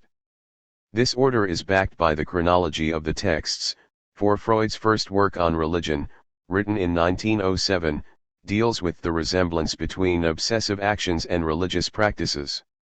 1. Although this paper does not introduce the theme of illusion, it may be said to contain in germ the entire later theory of religion. The precise level of the comparison, as we must not forget in the later discussion, is that of behavior and gesture, of acting, witness the title itself. Freud finds a resemblance between two types of ceremonials, just as he had previously found a resemblance between the dream work and the mechanisms of wit. This first approach cannot go beyond a simple analogy. 2. It will be precisely the ambition of the great ethnological and historical constructs in totem and taboo and Moses and monotheism to ground the resemblance in an identity. But it is important to stay at first on the level of the analogy and to realize that it works both ways. We must not forget that Freud was also the one who discovered that the neuroses have meaning and that the ceremonials of obsessed persons have meaning. The comparison is operative, therefore, from meaning to meaning. Hence it is both legitimate and illuminating to point out the many clusters of resemblance, the qualms of conscience brought on by an omission of some ritual action, the need to protect the performance of the ritual against any external interruption, the conscientiousness with regard to detail, the tendency of ceremonials to become increasingly complicated, esoteric, even petty. Moreover, in connection with ceremonials, an early insight is gained into the depths of the sense of guilt. Ceremonials, and included here are acts of penitence and invocations, have a preventive value with regard to an expected and feared punishment. thus religious observances assume the meaning of defensive or protective measures. These analogies are all the more instructive in that their many meanings remain in suspense. Freud, of course, had no doubt that the meaning of faith is completely exhausted in them, but that should not stop us. Even the famous formula that will be the leitmotif of the whole psychoanalysis of religion has more than one meaning. Freud writes, in view of these similarities and analogies, one might venture to regard obsessional neurosis as a pathological counterpart of the formation of a religion, and to describe that neuroses as an individual religiosity and religion as a universal neurosis. 3. This statement opens as many things as it closes. It is an astonishing thing that man is capable both of religion and of neurosis, in such a way that their analogy can actually constitute a reciprocal imitation. As a result of this imitation, man is neurotic insofar as he is homo religiosus and religious insofar as he is neurotic. The problematic character of the above formula is brought out by another closely related statement: an obsessional neurosis presents a travesty, half comic, half tragic, of a private religion. For thus religion can be caricatured as neurotic ceremonial. Is this situation due to the underlying intention of religion, or is it the result of its degradation and regression when it begins to lose the meaning of its own symbolism? And how does the forgetfulness of meaning in religious observances pertain to the essence of religion? Does it pertain to a still more fundamental dialectic, the dialectic of religion and faith? These questions necessarily remain as background, even though Freud does not raise them himself. Freud was bothered by only one thing: the gap between the privat character of the religion of the neurotic and the universal character of the neurosis of the religious man. The function of phylogenesis will be not only to consolidate the analogy in an identity but to account for this difference on the level of the manifest contents. The second clinical theme of Freud's psychoanalysis of religion is that of illusion. Here it is even more difficult than with the first theme to distinguish the specific contribution of psychoanalysis from Freud's personal convictions. Yet it must be done, for it is here that the problematic of religion is distinguished from that of the sublime. For Freud, of course, ethics and religion have a common stem, the father complex originating in the Oedipal situation. In this sense, the theory of illusion is part of the theory of ideals and constitutes what might be called the fantasy function of the superego, the factor of story-making linked to the factor of prohibition. But the bifurcation of the Oedipus complex into the ethical and the religious branches involves a distinction between two processes, the introjection of ideals and the projection of omnipotence, which latter will presently be at the center of the genetic explanation. It is important therefore to grasp the meaning of this distinction on the descriptive and clinical plane. There are in fact two distinct problematics: ideals and illusion. Ideals represent an internalization of authority in the impersonal manner of the imperative. The existential index of the origin of authority has fallen away and the imperative index alone has been retained, to the exclusion of the indicative. The present problem, concerning religious belief regarded as an illusion, is the positing in reality of figures like the Father. I am not unaware that to a large extent this problematic of illusion is not peculiar to psychoanalysis.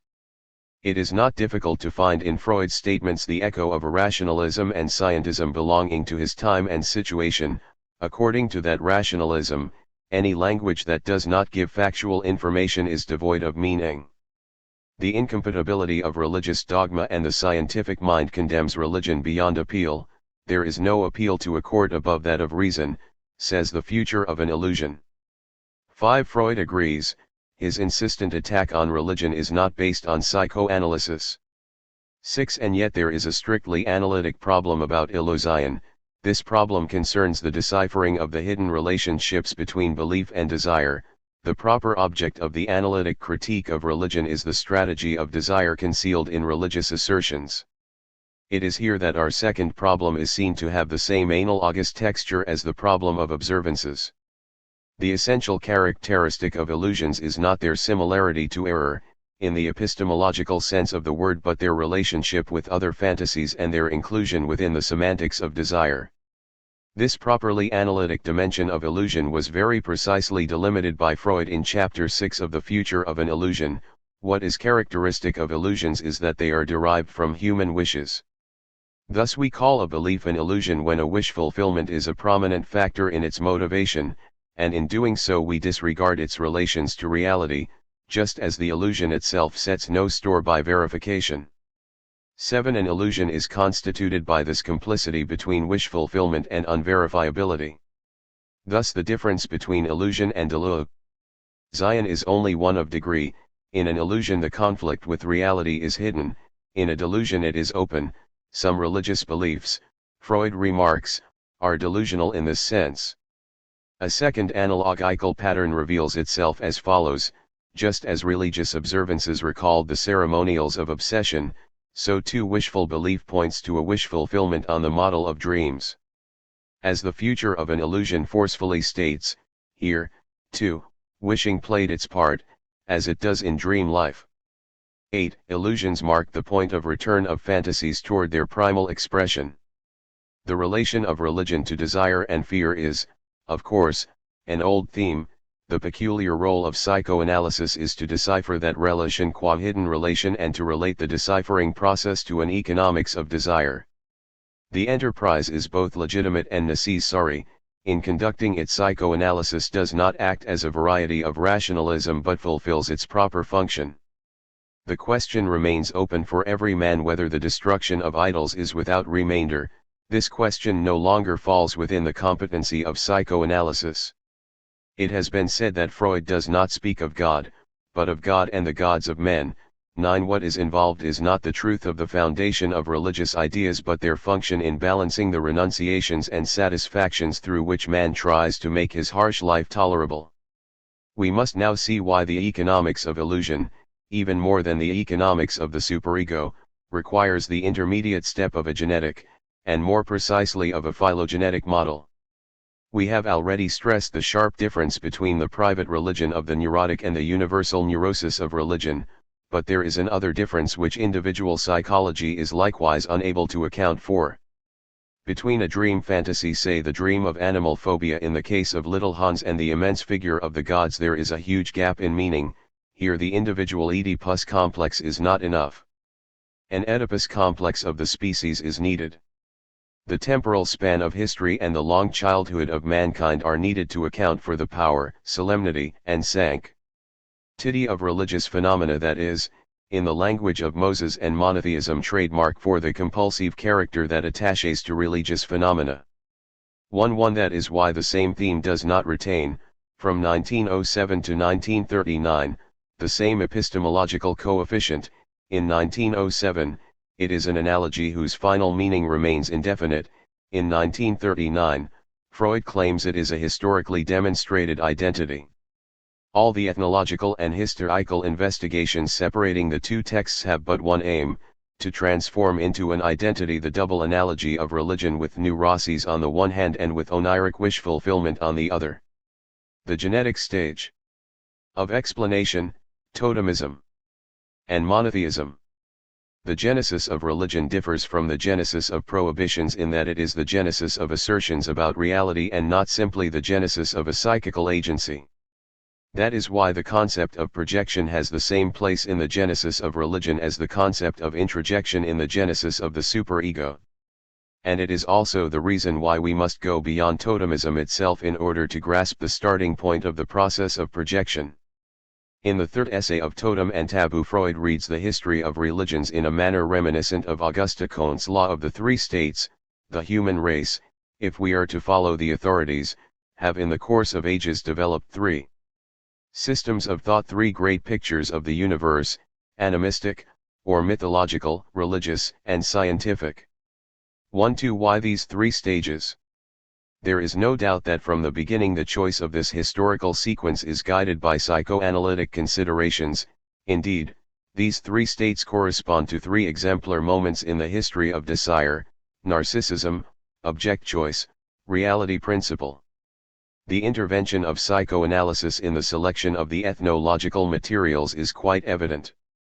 In order to establish the first level of the correspondence between the history of religion and the history of desire, Freud must postulate a pre-animistic stage of animism, a stage described as animatism, in which there is as yet no express belief in spirits and therefore no projection into transcendent figures. Freud admits that the ethnological basis is slight, but this first stage enables him to secure the correspondence between the two series from the outset. This first human Weltanschauung, he boldly writes, is a psychological theory. 1-3 In support of this assertion, it is assumed that this first world conception still finds expression today in magic. Freud posits that magic is the earlier and more important branch of animistic technique. 1-4 And magic is a technique of desire. This technique, the main description of which is taken from Frazer, is, in its double form of imitative magic and contagious magic, a clear instance of what the interpretation of dreams and the theory of obsessional neurosis called the omnipotence of thoughts or overvaluation of mental processes. By way of summary, then, it may be said that the principle governing magic, the technique of the animistic mode of thinking, is the principle of the omnipotence of thoughts. 1-5 As we have seen, this technique is the delayed evidence of the primary process which was only postulated in Chapter 7 of the Interpretation of Dreams. It is here that desires interfere with reality. The quasi-hallucinatory satisfaction of desire marks the primitive encroachment of desire upon reality. Henceforth the true meaning of reality is to be achieved in and through this false efficacy of desire. This parallel is not free from difficulties. The relationship between narcissism and the omnipotence of thought is not very convincing. There is, indeed, an overestimation of the ego's value in narcissism, but not, strictly speaking, an overvaluation of its effectiveness. Magical acts, for their part, are more a relation to the world than to oneself, nor is it clear what features of magical action justify the affirmation that in primitive men the process of thinking is still to a great extent sexualized. This is the origin of their belief in the omnipotence of thoughts. 1-6 On the other hand, what to me seems very penetrating in Freud's initial insight is his view that the first religious problematic is a problematic of omnipotence. It was only natural for a psychoanalysis of religion to look for the equivalent of this problematic in the interplay of desires. Once granted the series of equivalences pre-animism, omnipotence of thoughts, narcissism upon which the theory is based, the law of development is clear. Essentially it consists in a displacement of that omnipotence that first belongs to desire. The spirits of animism, the gods of religion, bear necessity according to the scientific view of the world. This progression marks off another history, that of the libido, which starts from narcissism, rises to the stage of objectivization characterized by attachment to parents, and ends in genital maturity where the choice of objects is adjusted to the rules and requirements of reality. 1-7 The parallel allows the corresponding history of religion to be regarded as the history of a dispossession or renunciation of omnipotence. In this sense, the history of religion marks the advance of anank, necessity, which opposes human narcissism. But why isn't this abandonment a dispossession to the benefit of nature, to the benefit of reality? It is here that a new mechanism must be introduced, the mechanism of projection. 1-8 Patterned on paranoia. Freud does not give us a complete theory of projection here, but rather takes it up at the point where it furnishes an economic solution to a conflict of ambivalence comparable to the one we discovered in the behavior of mourning. But whereas melancholia introjects hate that was once mixed with love and turns it back against the ego, paranoia projects the ego's mental processes outward. Thus spirits are created, they arise from the projection into reality of our own psychical processes, present as well as latent, conscious as well as unconscious. 1-9 It is true that projection does not account for the systematic character of animism, in the sense of the first complete picture of the universe. Therefore we will invoke a subsidiary mechanism, 2-0 taken here from the dream work but also seen in paranoia, the mechanism of secondary elaboration, or better, of secondary revision, Bearbeitung. This rationalization, internal to the dream work and aimed at giving the dream an appearance of unity, connection, and intelligibility so as to make it acceptable, has its religious counterpart in the work of justification we call superstition. In both cases it is a matter of a screen interposed between knowledge and reality, a provisional construction which we must penetrate in order to reach the underlying conflict. This apparent rationality is itself an instrument of the strategy of desire, an additional factor of distortion. 2-1 Upon these basic mechanisms, omnipotence of thoughts and projection of this omnipotence into reality, are built the new mechanisms contemporary with the Oedipus complex. 2-2 The specific contribution of totemism is the theme of reconciliation. We recall that the ethnological core of this theme, according to the fourth essay of Totem and Taboo, is constituted by the totem meal, which is the expression of the communion of God and the faithful. Freud tells us that this meal is the beginning of social organization, of moral restrictions and of religion. 2-3 Thus far we have considered only those aspects of this institution that are capable of being internalized in the form of an intrapsychical agency, but what is the properly religious element in the totem meal? Essentially it is the sense of guilt, which derives from the Oedipus complex. From the initial nebula 3 focal areas have been delineated. The institution of society arises from the covenant between the brothers, and the institution of morality from the deferred obedience that is the result of the covenant. As for religion, it has taken over the guilt. From this point on we can define religion as the series of attempts to resolve the emotional problem posed by the murder and the guilt, and to bring about a reconciliation with the offended father. 2-4 But that is not all. The totem meal enables us to add an additional feature to the picture. Religion is not only repentance, it is also the disguised remembrance of the triumph over the Father, hence a covert filial revolt. This filial revolt is hidden in other features of religion, principally in the Son's efforts to put himself in the place of the Father God. Among all the Son religions, Christianity clearly occupies a special place. Christ is the Son who sacrificed his own life and so redeemed the company of brothers from original sin. In this sacrifice the two features of ambivalence come together. On the one hand the guilt from the killing of the Father is avowed and expiated, but at the same time the Son himself becomes the God, replacing the Father religion by a Son religion. A clear expression of this ambivalence is the revival of the totem meal in the Eucharist. Its meaning is both the reconciliation with the Father and the substitution of the Son for the Father, with the faithful consuming the Son's flesh and blood. 2-5 The striking thing about this history is that it does not constitute an advance, a discovery, a development, but is the sempiternal repetition of its own origins. Strictly speaking, for Freud there is no history of religion. Religion's theme is the indestructibility of its own origins. 2-0 Religion is precisely the area where the most dramatic emotional configurations are revealed as unsurpassable. Its theme is preeminently archaic. It speaks of the Father and the Son, of the killed and lamented Father and of the repentant Son in revolt. As such it is the area of emotive repetition. That is why in principle the gaps in this history are unessential. Totem and Taboo acknowledges two of them. Freud admits that the transition from the totem to God involves other sources or meanings, upon which psychoanalysis can throw no light. 2-7 This transition will be partly filled out in Moses and monotheism. On the other hand the role of the mother goddesses, which was already seen in the Leonardo in connection with the phallic mother, remains obscure. I cannot suggest at what point in this process of development a place is to be found for the great mother goddesses, who may perhaps in general have preceded the father gods. 2-8 Freud is much more interested in the repetitive aspect of religion. Omnipotence of thoughts, paranoiac projection, displacement of the father onto an animal, ritual repetition of the killing of the father and of the filial revolt constitute the indestructible basis of religion.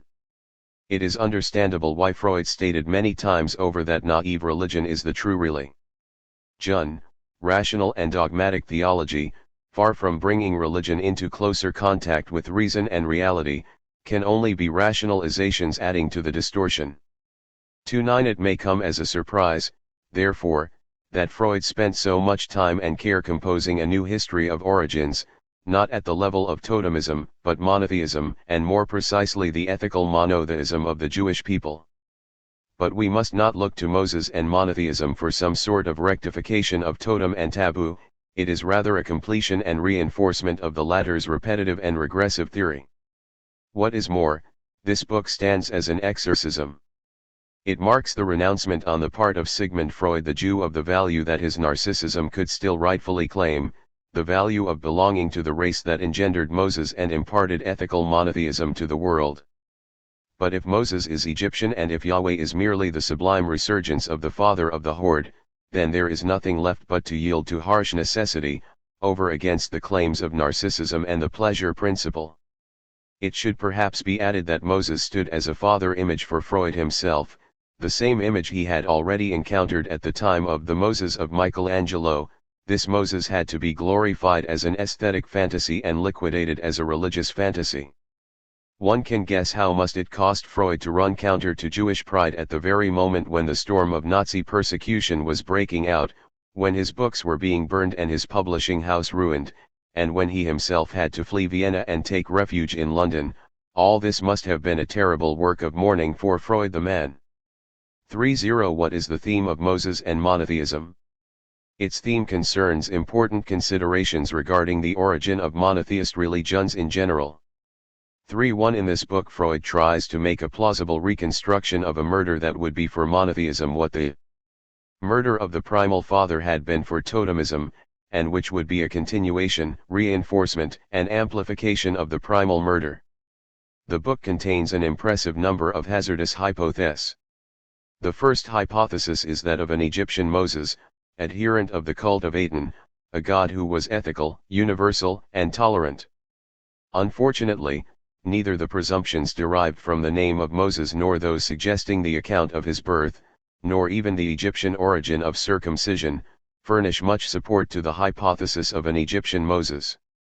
The second hypothesis is that of the monotheism of Aten, which is alleged to have been constructed on the model of an uncontested ruler, the famous pharaoh Akhenaten, and which Moses imposed upon the Semitic tribes.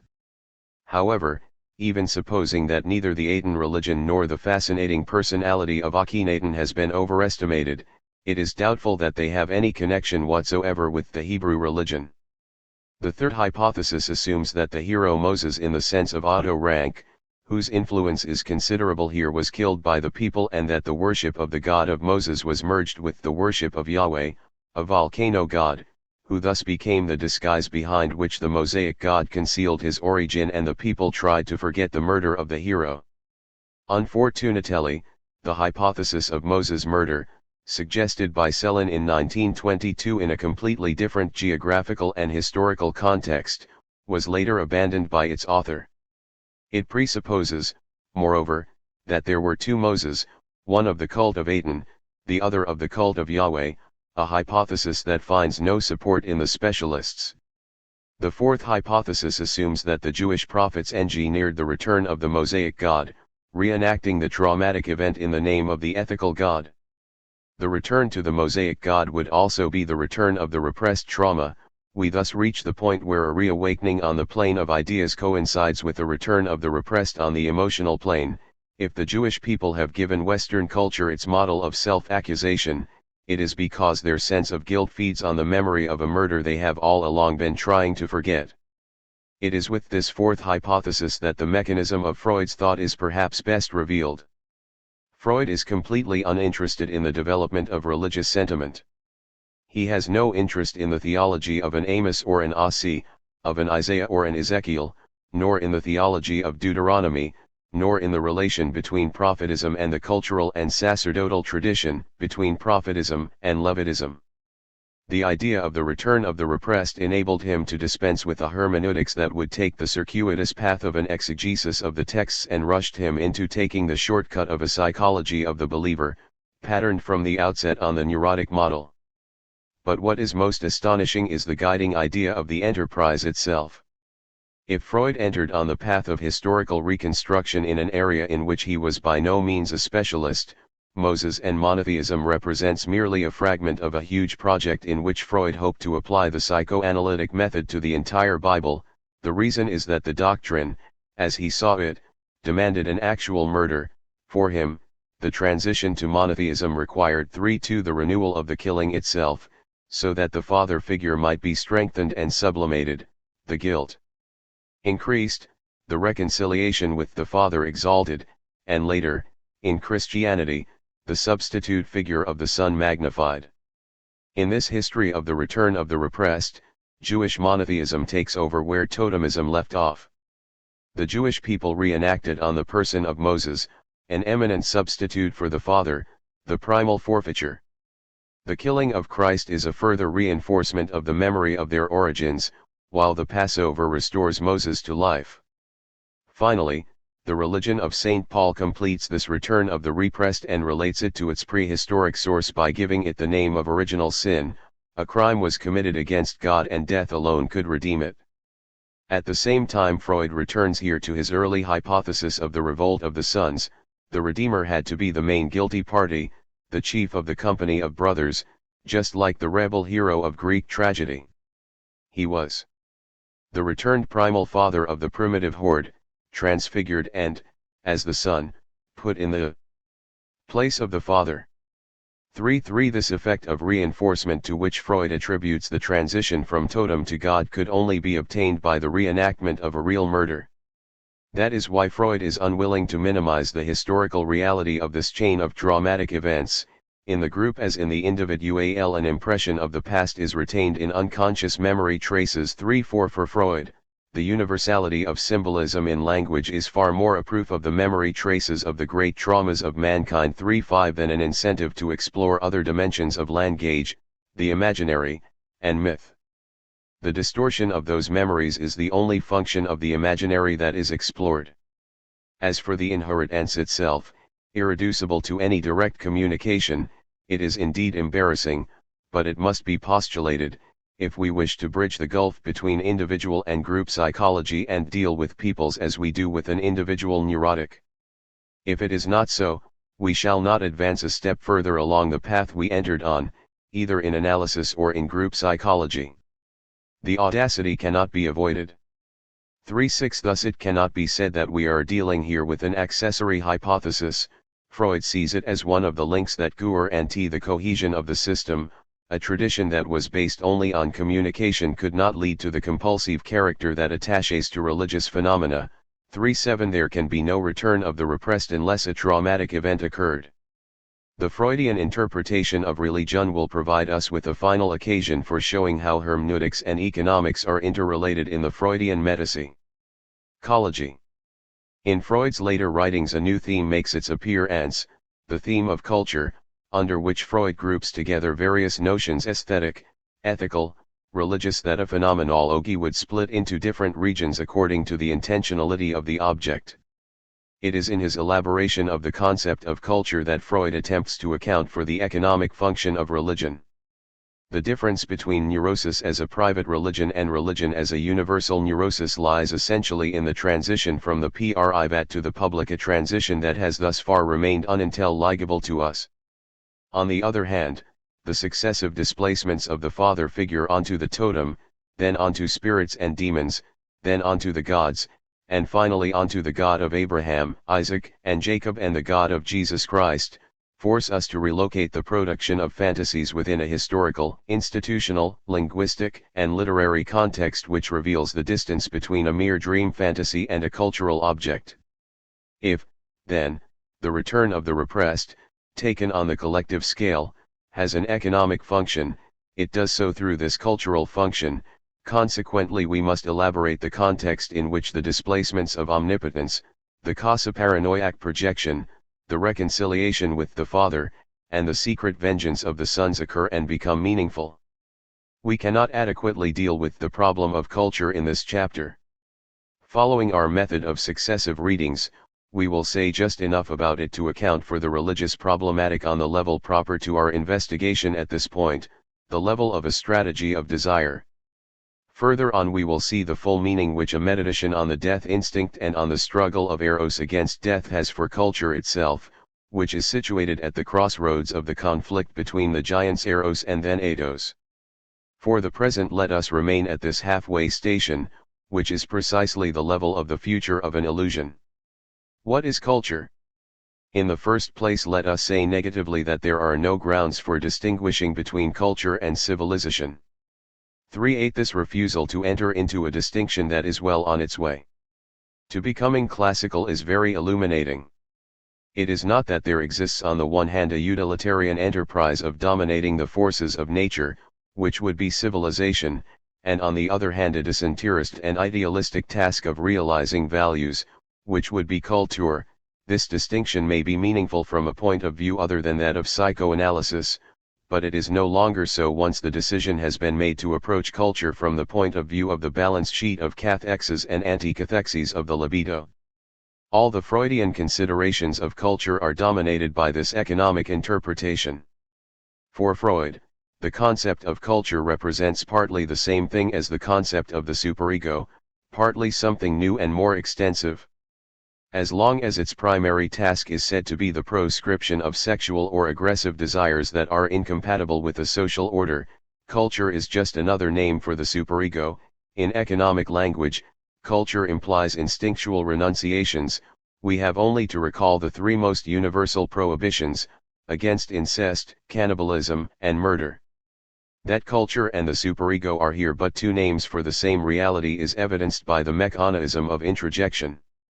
In passing, Freud adds two complementary features. On the one hand, aesthetic satisfaction assures a better internalization of culture, experienced as a sublime desire and not as a mere prohibition. On the other hand, the individual's proud and bellicose identification with his group, all of whose hatreds he adopts, procures for him a narcissistic type of satisfaction which counteracts his hostility to culture and reinforces the corrective action of social models. But these two satisfactions, aesthetic and narcissistic, do not remove us from the familiar context of the instincts that he hidden behind every formation of an ideal. The point where we go beyond the classical analysis of the superego is in seeing that culture, in addition to its function of prohibiting and correcting, also has the task of protecting the individual against the superior power of nature. Illusions, as we shall presently see, are bound up with this latter task. The task breaks down into three themes: to lessen the burden of instinctual sacrifices imposed upon men, to reconcile individuals to those renunciations that are ineluctable, to offer them satisfactory compensations for those sacrifices. These are what Freud calls the mental assets of civilization. 3.9 And it is in these assets that we must search for the true meaning of culture. That is about the extent to which the future of an illusion carries the analysis of the phenomenon of culture, civilization and its discontents goes much farther. Under the guidance of the death instinct, we shall return to the death instinct when we resume the unfinished analysis of the superego. The properly economic significance of this cultural function comes into view when it is related to another of Freud's familiar themes, that of the harshness of life. This theme is developed in several stages. It first of all designates man's natural helplessness in face of the crushing forces of nature, sickness, and death. Next, it concerns man's dangerous situation among his fellow men. Civilization and its discontents will go rather far in the direction of the famous homo homini lupus. Man causes pain to his fellow man, exploits him as a worker, and enslaves him as a sexual partner. But life's harshness is also another name for the helplessness of the ego in its primal situation of subjection to its three masters, the ID, the superego, reality. The harshness of life is this initial primacy of fear. 4.0 To this threefold fear: fear of reality, neurotic fear, fear of conscience. Civilization and its discontents will add a further trait: man is basically a discontented being, for he cannot achieve happiness in a narcissistic manner and at the same time fulfill the historic task of culture which his aggressiveness impedes. This is the reason why man, threatened in his self-regard, is so enamored of consolation. 4.1 At this point culture steps in to meet man's appetite. The new face civilization turns to the individual is no longer one of proscription but of protection, and this benevolent visage is the visage of religion. Thus, from the economic as well as from the descriptive and genetic points of view, religion is distinct from morality. Its point of contact with man lies beyond man's instinctual renunciations. At the level of the three tasks we assign to culture, it promises man alleviation of his instinctual burden, reconciliation with his ineluctable fate, and recompense for all his sacrifices. But this movement beyond renunciation is also a return to the hither side of renunciation, for it is to man's desires that the consolation is addressed.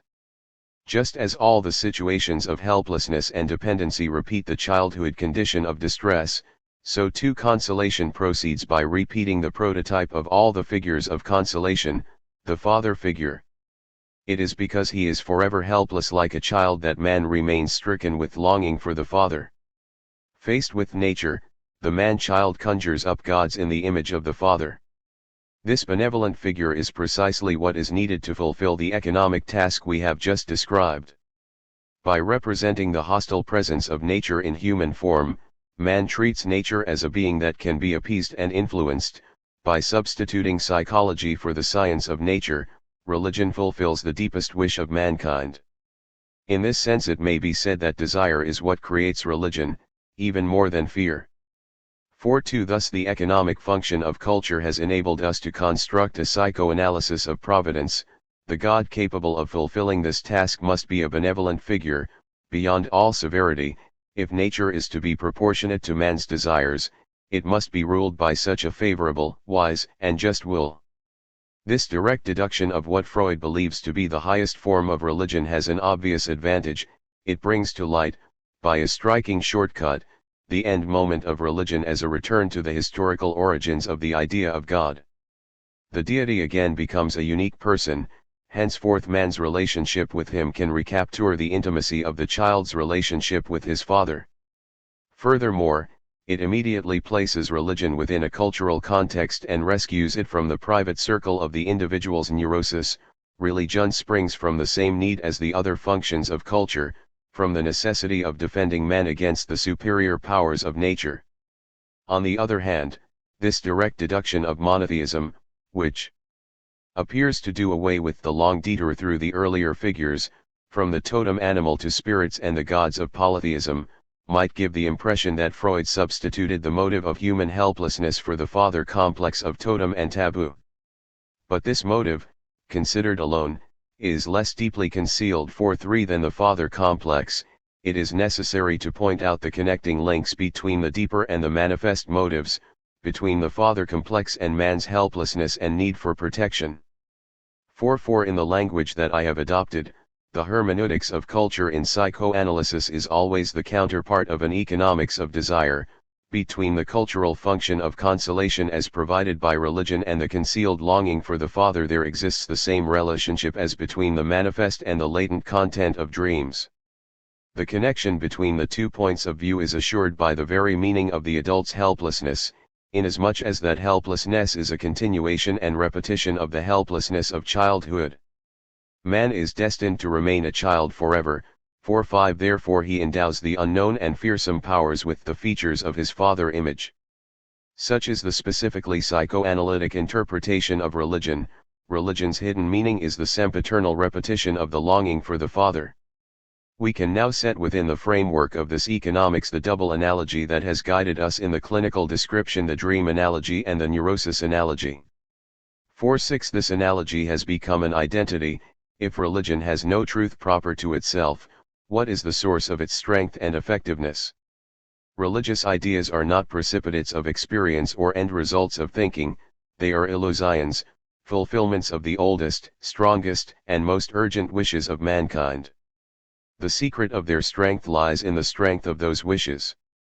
4-7 This underlying identity, from the economic point of view, between illusion and dream fantasy has an important corollary, the consequences of which we shall draw when we discuss the meaning of the reality principle in Freud. If religion is wish fulfillment, it is not in essence the support of morality. Indeed, history proves that immorality has found no less support in religion than morality has. 4-8 If that is so, a fundamental revision of the connections between culture and religion is called for. If religion, as consolation, ultimately has more connection with desires than with their prohibition, it becomes conceivable that culture may outlast religion. In this post-religious culture, cultural prohibitions would have merely a social justification, laws and institutions would have only a human origin. But, on the other hand, religion is not pure illusion, since it includes important historical recollections. 4.9 Moses and monotheism speaks in the sense of what is true in religion. 5.0 Freud's insistence on the reality of these recollections provides a historical basis for the analogy between religion and obsessional neurosis. If the analogy of illusion and dreams is based on the infantile character of the father complex, the analogy of religion with neurosis has the same basis. If it is true that a human child cannot successfully complete its development to the civilized stage without passing through a phase of neurosis, sometimes of greater and sometimes of less distinctness. 5.1 This theme, clearly delineated in the future of an illusion, forms the guiding idea of Moses and monotheism. It is particularly operative in the correspondence discovered by Freud between the phenomenon of latency belonging to neurosis and the phenomenon of latency he thinks he has discovered in the history of Judaism, a latency extending from the killing of Moses to the reawakening of the Mosaic religion at the time of the prophets. We thus hit upon the point of intersection of the clinical description, the genetic explanation, and the economic explanation. Between the problem of traumatic neurosis and that of Jewish monotheism there is one point of agreement, namely, in the characteristic that might be described as latency. This analogy, Freud notes, is very complete, and approaches identity. 5.2 Once granted the formula for the development of neurosis: early trauma, defense, latency, outbreak of neurosis, partial return of the repressed. The comparison between the history of the human species and that of the individual does the rest. Something occurred in the life of the human species similar to what occurs in the life of individuals. Here two events occurred of a sexually aggressive nature, which left behind them permanent consequences but were for the most part fended off and forgotten, and which after a long latency came into effect and created phenomena similar to symptoms in their structure and purpose. 5.3 Such is the well-founded analogy upon which the psychoanalysis of religion ends. It undoubtedly constitutes the most striking example of the interaction, in Freud's works, between the interpretation of dreams and neurosis and the hermeneutics of culture. We will discuss its validity at the end of our dialectic. Part 3. Eros, Thanatos. Anank.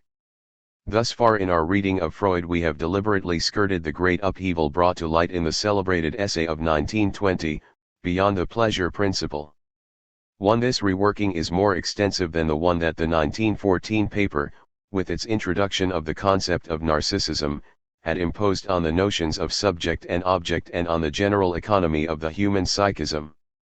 The introduction of the death instinct into the theory of the instincts is truly a recasting from top to bottom.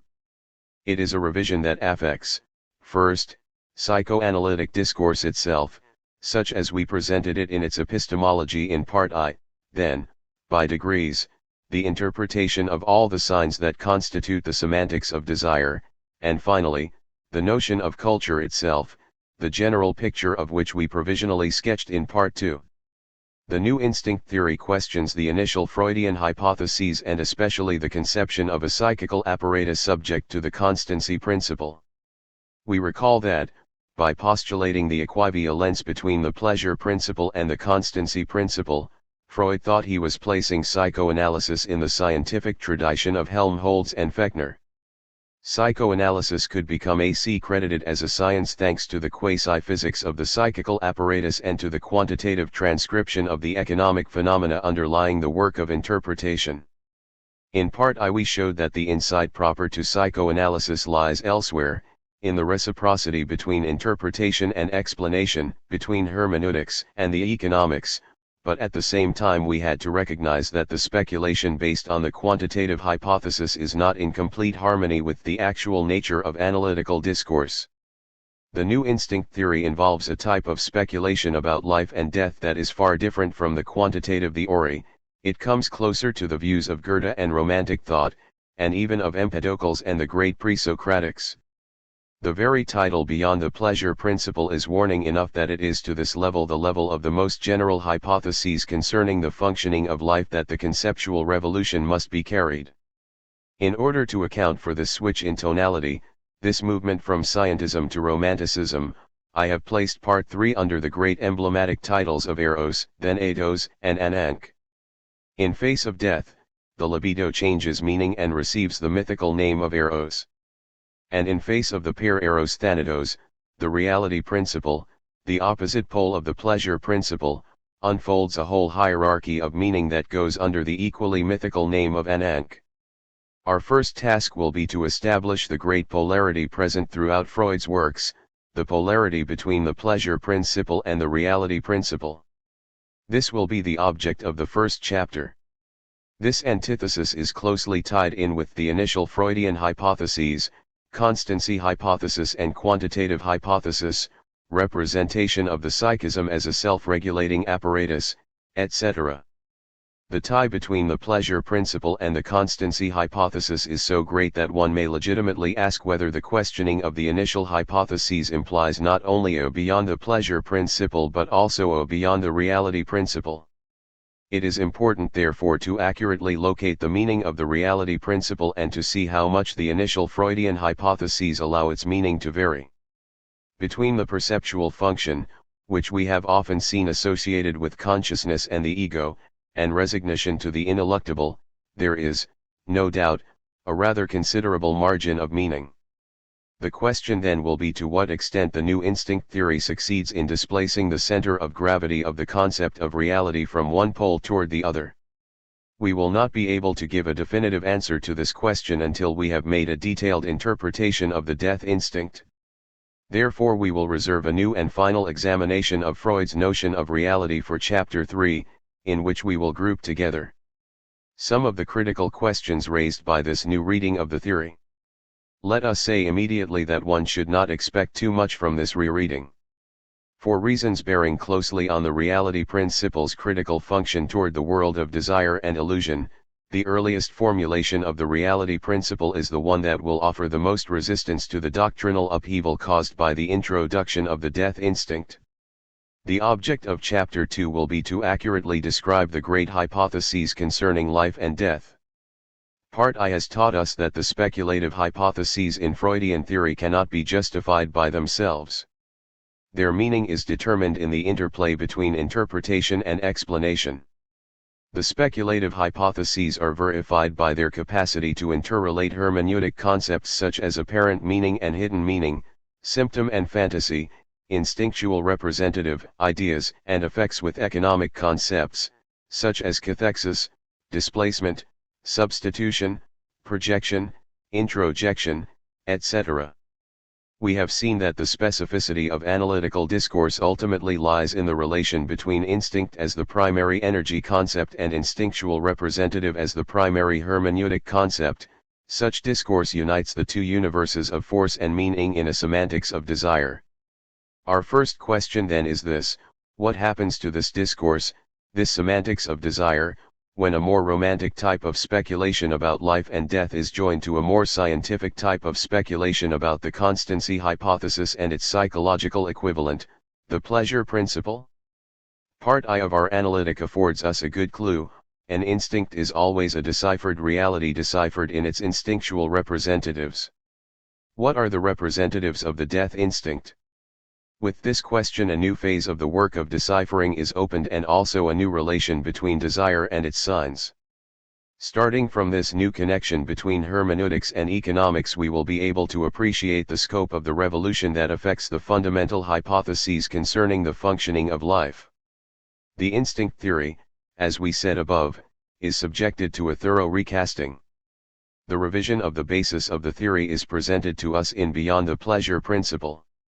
The revision of the upper reaches of the theory is to be found in the theory of culture, which we presented in part 2 of the analytic and which finds, if not its completion, at least an extensive development in civilization and its discontents.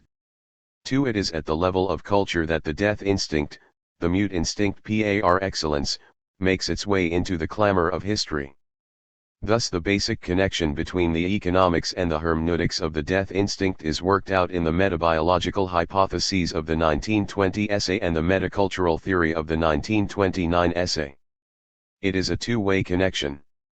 On the one hand, by ending his theory of culture on the clear note of war, Freud brings out the meaning of the death instinct. On the other hand, by introducing the death instinct into the instinct theory, he can view the meaning of culture as a unified endeavor to which are subordinated the partile phenomena of art, morality, and religion. It is in relation to the battle of the giants, Eros and then Eidos, that the enterprise of culture assumes its radical and global meaning. The new reading of the instinct theory requires that the aesthetic, ethical, and religious phenomena, which we considered individually in Part 2, must now be reread as a group.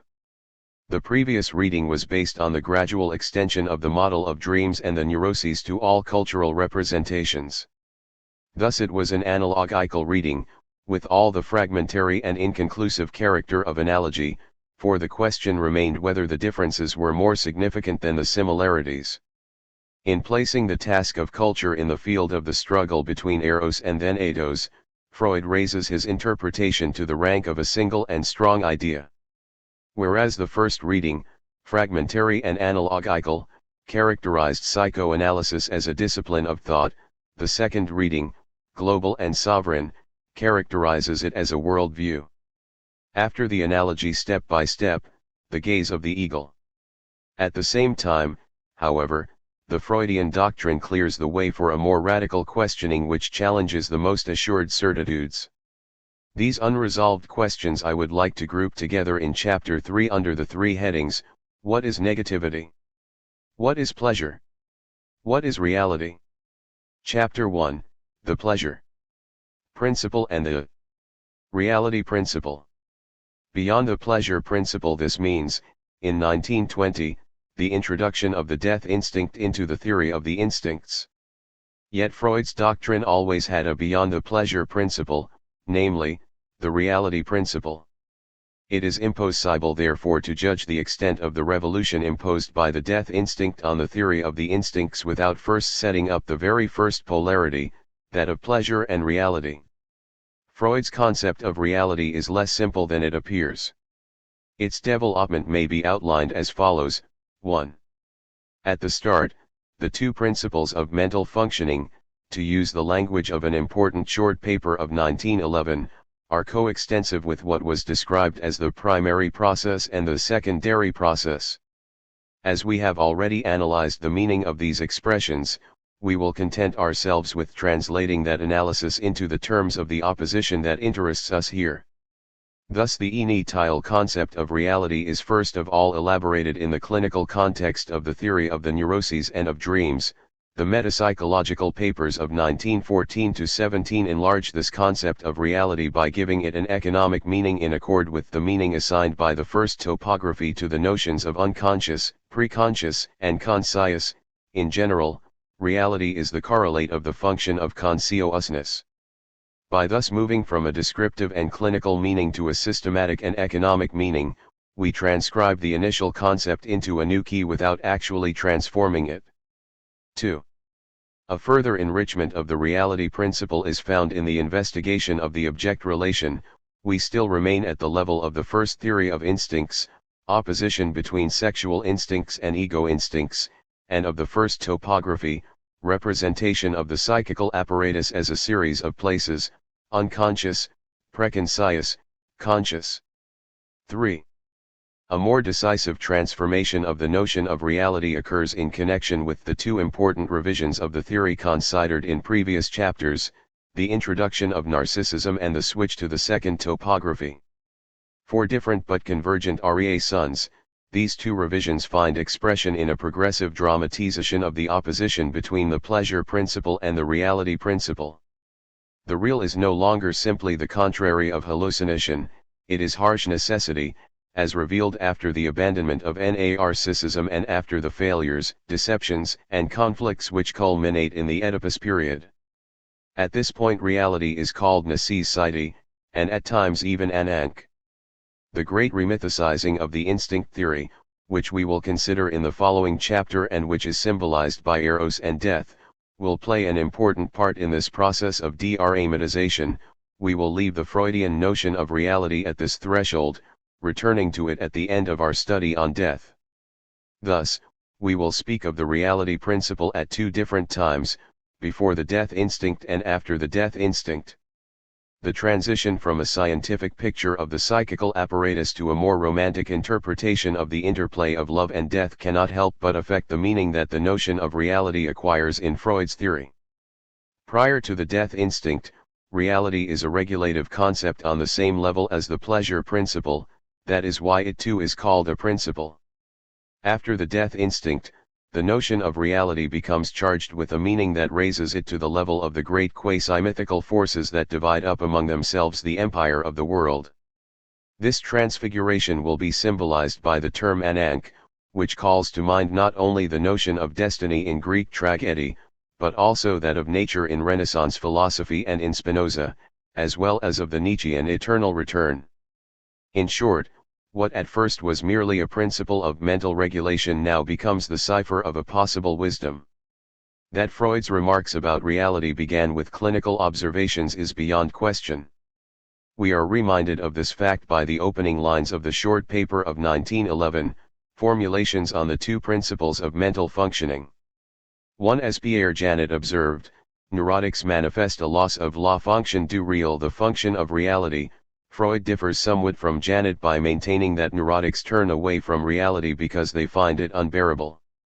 Thus at the beginning no special philosophical meaning is attached to the concept of reality. Reality does not pose a problem, it is assumed as known, the normal person and the psychiatrist are its measure, it is the physical and social environment of adaptation.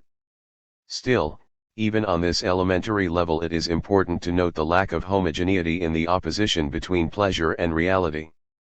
To make the opposition homogeneous, it must be assumed from the start that the pleasure principle interferes with reality as the source of fantasies.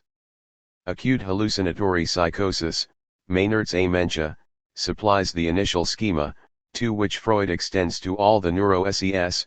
Freud posits that in fact every neurotic does the same with some fragment of reality. 3. This extension to the neuroses of a schema originally meant for the interpretation of psychosis is based on an early thesis we have already examined in the neuroses and dreams. Wish fulfillment operates in a hallucinatory manner. Starting from this initial nucleus, the task may be reasonably proposed of investigating the development of the relation of neurotics and of mankind in general to reality, and in this way of bringing the psychological significance of the real external world into the structure of our theories. 4. The correlation between the pleasure principle and the quasi-hallucinatory function of desire is the basis of the process that Freud, during the period of the project and Chapter 7 of the Interpretation of Dreams, called the primary process. It also enables him to correlate the reality principle with the secondary process. These two correlations serve as the guiding thread in the remainder of the 1911 paper, although additional themes are indicated which are unintelligible except in relation to the second topography. The connection between the primary and secondary processes is not a simple one, it reveals two kinds of relations between the pleasure principle and the reality principle. On the one hand, the reality principle is not truly the opposite of the pleasure principle but a detour or roundabout path to satisfaction. The psychical apparatus has in fact never functioned according to the simple schema of the primary process. The pleasure principle, considered in its pure state, is a didactic fiction. Correlatively, the reality principle designates the normal functioning of a psychical apparatus governed by the secondary process. On the other hand, however, the pleasure principle prolongs its reign by assuming many types of disguises. It is the pleasure principle that animates the whole of fantasy existence in all its normal and pathological forms, from dreams to ideals to religious illusions. Taken thus in its disguised forms, it appears quite impossible to go beyond the pleasure principle. From this standpoint, the reality principle designates an order of existence difficult to attain. In our study of the project we mentioned the various reasons why the pleasure principle, taken absolutely, is a fiction that has never been the actual condition of man. For one thing, the internal instincts always break the equilibrium and make the total discharge of tensions impossible. The psychical apparatus is thus forced to deviate from the simple energy functioning represented by the constancy principle. Secondly, the experience of satisfaction inevitably involves the help of others, object relations, and consequently the whole circuit of reality. We recall this striking text of the project: at early stages the human organism is incapable of achieving this specific action. It is brought about by extraneous help, when the attention of an experienced person has been drawn to the child's condition by a discharge. This path of discharge thus acquires an extremely important secondary function, viz., of bringing about an understanding with other people, and the original helplessness of human beings is thus the primal source of all moral motives. 5. Finally, unpleasure, according to another formula of the project, is the sole means of education. 6. Unpleasure gives a hedonistic sense to the reality principle itself and sets it within the prolongation of the pleasure principle. As a matter of fact, hallucinatory satisfaction is a biological impasse and would inevitably lead to failure. Hence, the setting up of the reality principle is demanded by the pleasure principle itself. If then the reality principle coincides with the secondary process, every human psychism, so far as it escapes hallucination, obeys that principle. The third part of the project presents a schematic account of the secondary process understood in the above sense. In this account the reality principle is maintained within the limits of what might be called a calculated or rational hedonism. This schematic picture of the secondary process will never be basically altered. We are acquainted with its main themes: qualitative reality testing, to which the project assigned a special group of neurons, discrimination between hallucination and perception, attentive exploration of new stimuli, identification of new stimuli with earlier ones by means of judgment, according to a schema close to perceptual judgment in Kant, the movement from observed reality to thought reality, on the basis of the mnemic traces of heard speech, motor or muscular domination over reality, control of the delay of discharge with a view toward ideation, etc. Chapter 7 of the Interpretation of Dreams adds nothing to this schematic analysis of the secondary process. We have even been able to say that, for reasons of structure stemming from the overall intention of the work, the interpretation of dreams does not go as far as the project. The main themes of the project are taken up again in the 1911 paper in the first of its 8 paragraphs devoted to the reality principle. 7. Once again attention is conceived as anticipated adaptation, memory as the integration of notations of the past, judgment as the comparison and identification between new qualities and memory traces, motor domination as the tonic binding of energy. Finally, the restraint upon motor discharge by means of the process of thinking has the same role as in the project. It may even be said that the text of the project is in every regard the more explicit of the two. The analysis of the reality principle would be incomplete if we restricted ourselves to this conception of the secondary process, whose contrary remains a theoretical construct. But the interpretation of dreams already showed, in an inverse manner, why one cannot go beyond the pleasure principle. The psychical apparatus, it will be remembered, was pictured as capable of functioning in either a progressive or a regressive direction. This schematic diagram, in many respects a misleading one, at least suggests the notion of a psychism operating in reverse, a psychism that resists the substitution of the reality principle for the pleasure principle. Hence the pleasure principle no longer designates merely an earlier active stage, but the reverse movement of the apparatus, what Chapter 7 called the topographical regression, or the tendency of the psychical apparatus to restore the primitive form of hallucinatory wish fulfillment. Thus Freud was able to define a Wunsch, which we translate approximately as desire, as the tendency to restore the hallucinatory form of fulfillment. As a result of the link that has thus been established, next time this need arises a psychical impulse will at once emerge which will seek to recathect the mnemic image of the perception and to re-evoke the perception itself, that is to say, to re-establish the situation of the original satisfaction. An impulse of this kind is what we call a Wish-Wunsch. The reappearance of the perception is the fulfillment of the wish Wunschvorstellung, and the shortest path to the fulfillment of the wish is a path leading direct from the excitation produced by the need to a complete cathexis of the perception. Nothing prevents us from assuming that there was a primitive state of the psychical apparatus in which this path was actually traversed, that is, in which wishing ended in hallucinating. Thus the aim of this first psychical activity was to produce a perceptual identity, a repetition of the perception which was linked with the satisfaction of the need. 8. This shortest path to fulfillment is no doubt closed to us, but in a figurative and substitute mode it is the path we take in all forms of fantasying, neurotic symptoms, our dreams at night, and our daydreams are evidence of the supremacy of the pleasure principle and the proof of its power. 9. From this second point of view, while the pleasure principle represents an actual mode of functioning, the reality principle expresses an aim or task to be achieved.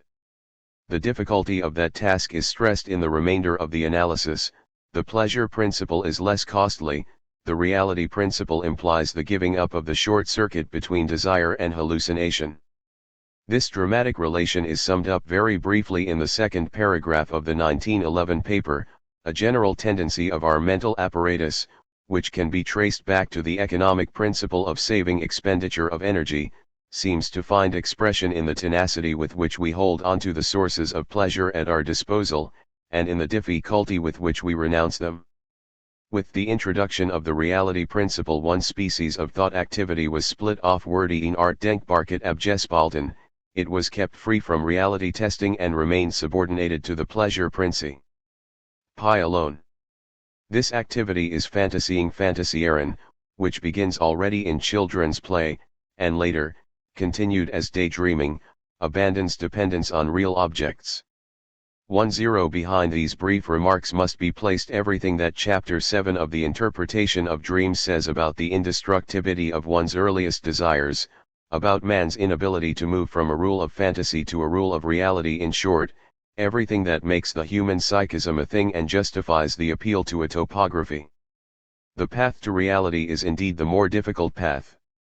Many illusions, both in the project and in the present paper, imply that reality is actually reached only through thought devoted to scientific work. Such is, from the project of 1895 to the article of 1911, the conception of the double functioning of the psychical apparatus. Freud will make additions to this conception, but basically he will not alter it. The papers on metapsychology merely present a topographical and economic translation of it, harmonizing it with the first schematic picture of the psychical apparatus that we have called the first topography.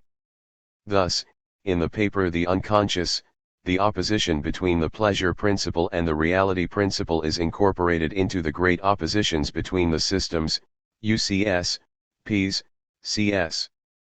This translation deserves our attention, since for the first time it makes it possible to relate the reality principle to the system CS and to define reality as the correlate of consciousness. This systemic translation occurs in the section called The Special Characteristics of the System Lies. 1.1 The pleasure-unpleasure principle is classified with exemption from contradiction, no negation, no doubt, no degrees of certainty, the mobility of cathexes, and timelessness. Inversely, the reality principle is classified with negation and contradiction, the tonic binding of energy, and reference to time. Of all Freud's theoretical writings, the Metapsychological Supplement to the Theory of Dreams, 1916, 1-2 contains the most exact formulation of this correlation between the system CS and the reality principle. Correcting Chapter 7 of the Interpretation of Dreams, Freud admits that the topographical regression, that is, the resolution of wishful thoughts into mnemic images derived from earlier experiences of satisfaction, and the revival of those images does not adequately account for the belief in reality that accompanies hallucination.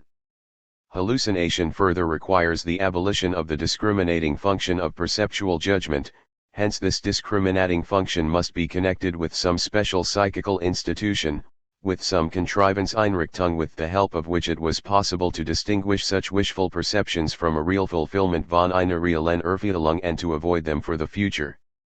1.3 Freud calls the function that hallucination abolishes reality testing, Realitätsprüfung.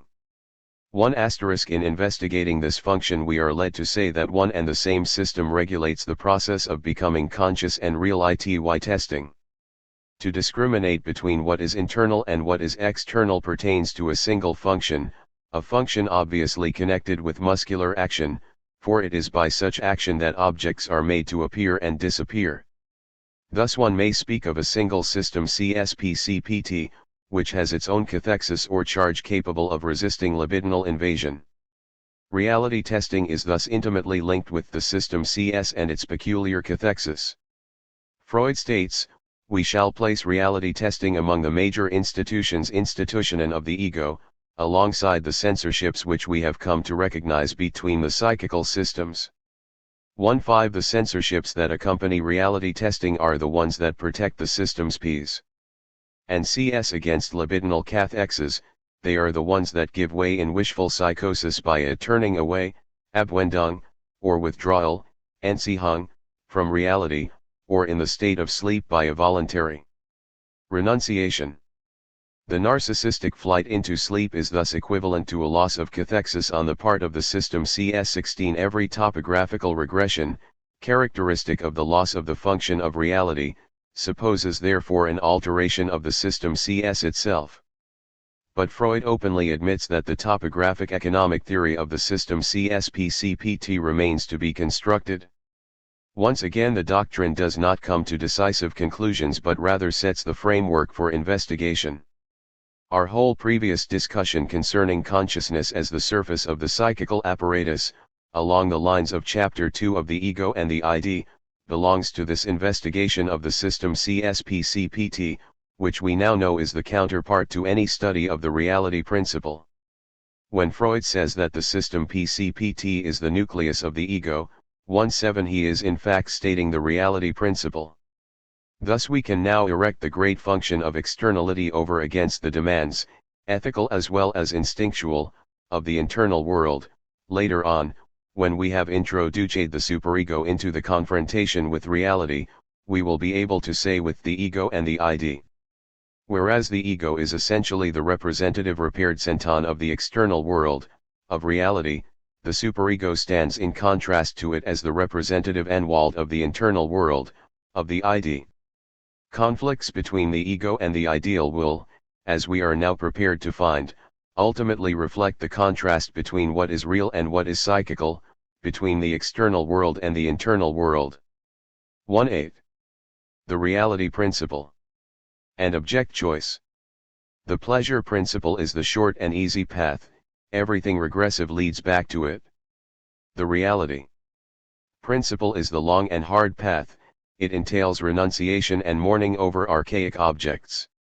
This simple schematic picture was developed, without basic alteration, by all the analyses concerning what we have frequently called the history of desire. This schematic chronology of desire will reveal further relationships between the pleasure principle and the reality principle. In his first theory of the libido, Freud limited the investigation of the instincts to the domain of the sexual instincts, provisionally opposed to the ego instincts. Thus he delimited the area in which the conflict between the two principles of mental functioning especially occurs. The replacement of the pleasure principle by the reality principle is not accomplished all at once, nor does it take place simultaneously all along the line of the instincts. The domain of the libido is the one in which the change of regime occurs with most difficulty. The libido remains under the dominance of the pleasure principle longer than any other instinct because primitive autoerotism enables it for some time to escape the experience of frustration and, consequently, education by means of unpleasure, and also because the period of latency further delays the confrontation with reality until puberty. Sexuality is thus the seat of archaism, whereas the ego instincts are directly at grips with the resistances of the real. 1.9 The pleasure principle continues its dominance mainly in the region of fantasy, where the structure of Wunsch lasts the longest, perhaps even indefinitely. We have often underscored this specificity of the semantics of sexual desire. Unlike hunger or even the defense of the ego, sexuality gives rise to imagination and to speech, but in an unrealistic mode. At this point the semantics of desire is a semantics of delusion. That is why the reality principle is seen as the outcome of a battle which takes place no longer merely in the substructures of desire but in the numerous branchings of the realm of fantasy, on the plane of what the papers on metapsychology call the offshoots or derivatives of instinct, in all the areas of ideas, affectivity, and the spoken expressions of desire. In his theory of the stages of the libido, Freud attempted to highlight the main steps of this history of desire in which the battle between fantasy and reality takes place. By thus interrelating what he calls in the 1911 paper the supersession of the pleasure principle by the reality principle 2.0 and the theory of stages, he establishes an interesting connection between the reality principle and object choice, which forms the central theme of the history of the libido. This connection is more precise and illuminating than the connection we established above between the reality principle and the secondary process. The point of departure is found in an important remark in the 3 essays on sexuality to the effect that an instinct has a specific aim but variable objects. This original tendency toward deviation on the part of desire is what prolongs the rule of the pleasure principle. Since the relation to the object is not given, it has to be acquired. This problem is designated in the analytic doctrine by the term objectual, object choice, and constitutes the central theme of the theory of the libidinal stages. Placed within this precise perspective, the reality principle coincides with the institution of the genital stage, and still more precisely, with the subordination of object love to procreation. On this point Freud never varied. He assumes that there is a correspondence between the reality principle and a specific intrapsychical organization, a form of organization and subordination to the reproductive function. To this repeated statement of the 3 essays 21 there corresponds a similar statement of the 1911 article. While the ego goes through its transformation from a pleasure ego into a reality ego, the sexual instincts undergo the changes that lead them from their original autoerotism through various intermediate phases to object love in the service of procreation. 2. Thus, reality resides in the relation to the other, not only to another body as an external source of pleasure, but to another desire, and finally to the fate of the species. In the area of the sexual libido, the reciprocal relation between complementary partners of the same species and the submission of the individual to the species are decisive for the supremacy of the reality principle. The basic contribution of psychoanalysis in this regard is to have shown that this conquest of the most highly complex form of organization is difficult and precarious, not by reason of chance social conditioning, but by reason of a structural necessity. This is what distinguishes Freud from all culturalists who seek to trace the difficulty of living back to the circumstances of the existing social environment. For Freud, the successive phases of sexuality are tenacious and hard to abandon, thus the pathway to reality is marked off with lost objects. 2-3 The first of which is the mother's breast. Autoerotism itself is partly linked with this lost object. Consequently, the choice of an object has a nature that is both perspective and nostalgic. The finding of an object is in fact a refinding of it. 2-4 For the libido, the future is in the past, in the happiness that has been lost. 2-5 Freud often stated that object choice has, so to speak, no choice. By a kind of inner fate it will pattern itself on the model of the person's own body or on that of the one who was responsible for the child's care. It will be narcissistic or anaclitic. 2-6 This dramatic interpretation of the history of desire reaches its climax with the Oedipus complex, which concerns our present investigation by reason of the numerous fantasies it gives rise to. The Oedipal crisis is not localized in time, it continues to come to the surface in the form of incestuous fantasies in dreams and the neuroses. Freud's insistence upon the incestuous nucleus of neurosis is well known. It is the point, he says, on which psychoanalysis stands or falls. But the essence of the Oedipal drama is itself fantasy, it is a drama enacted and dreamed. Yet it is all the more serious a drama, for it stems from an impossible request on the part of desire. Desire began by wishing for the impossible, a situation which the doctrine expressed in terms that shocked and scandalized. The son wishes to have a child by his mother, and the daughter by her father, because it wished the impossible. Desire was necessarily disappointed and wounded.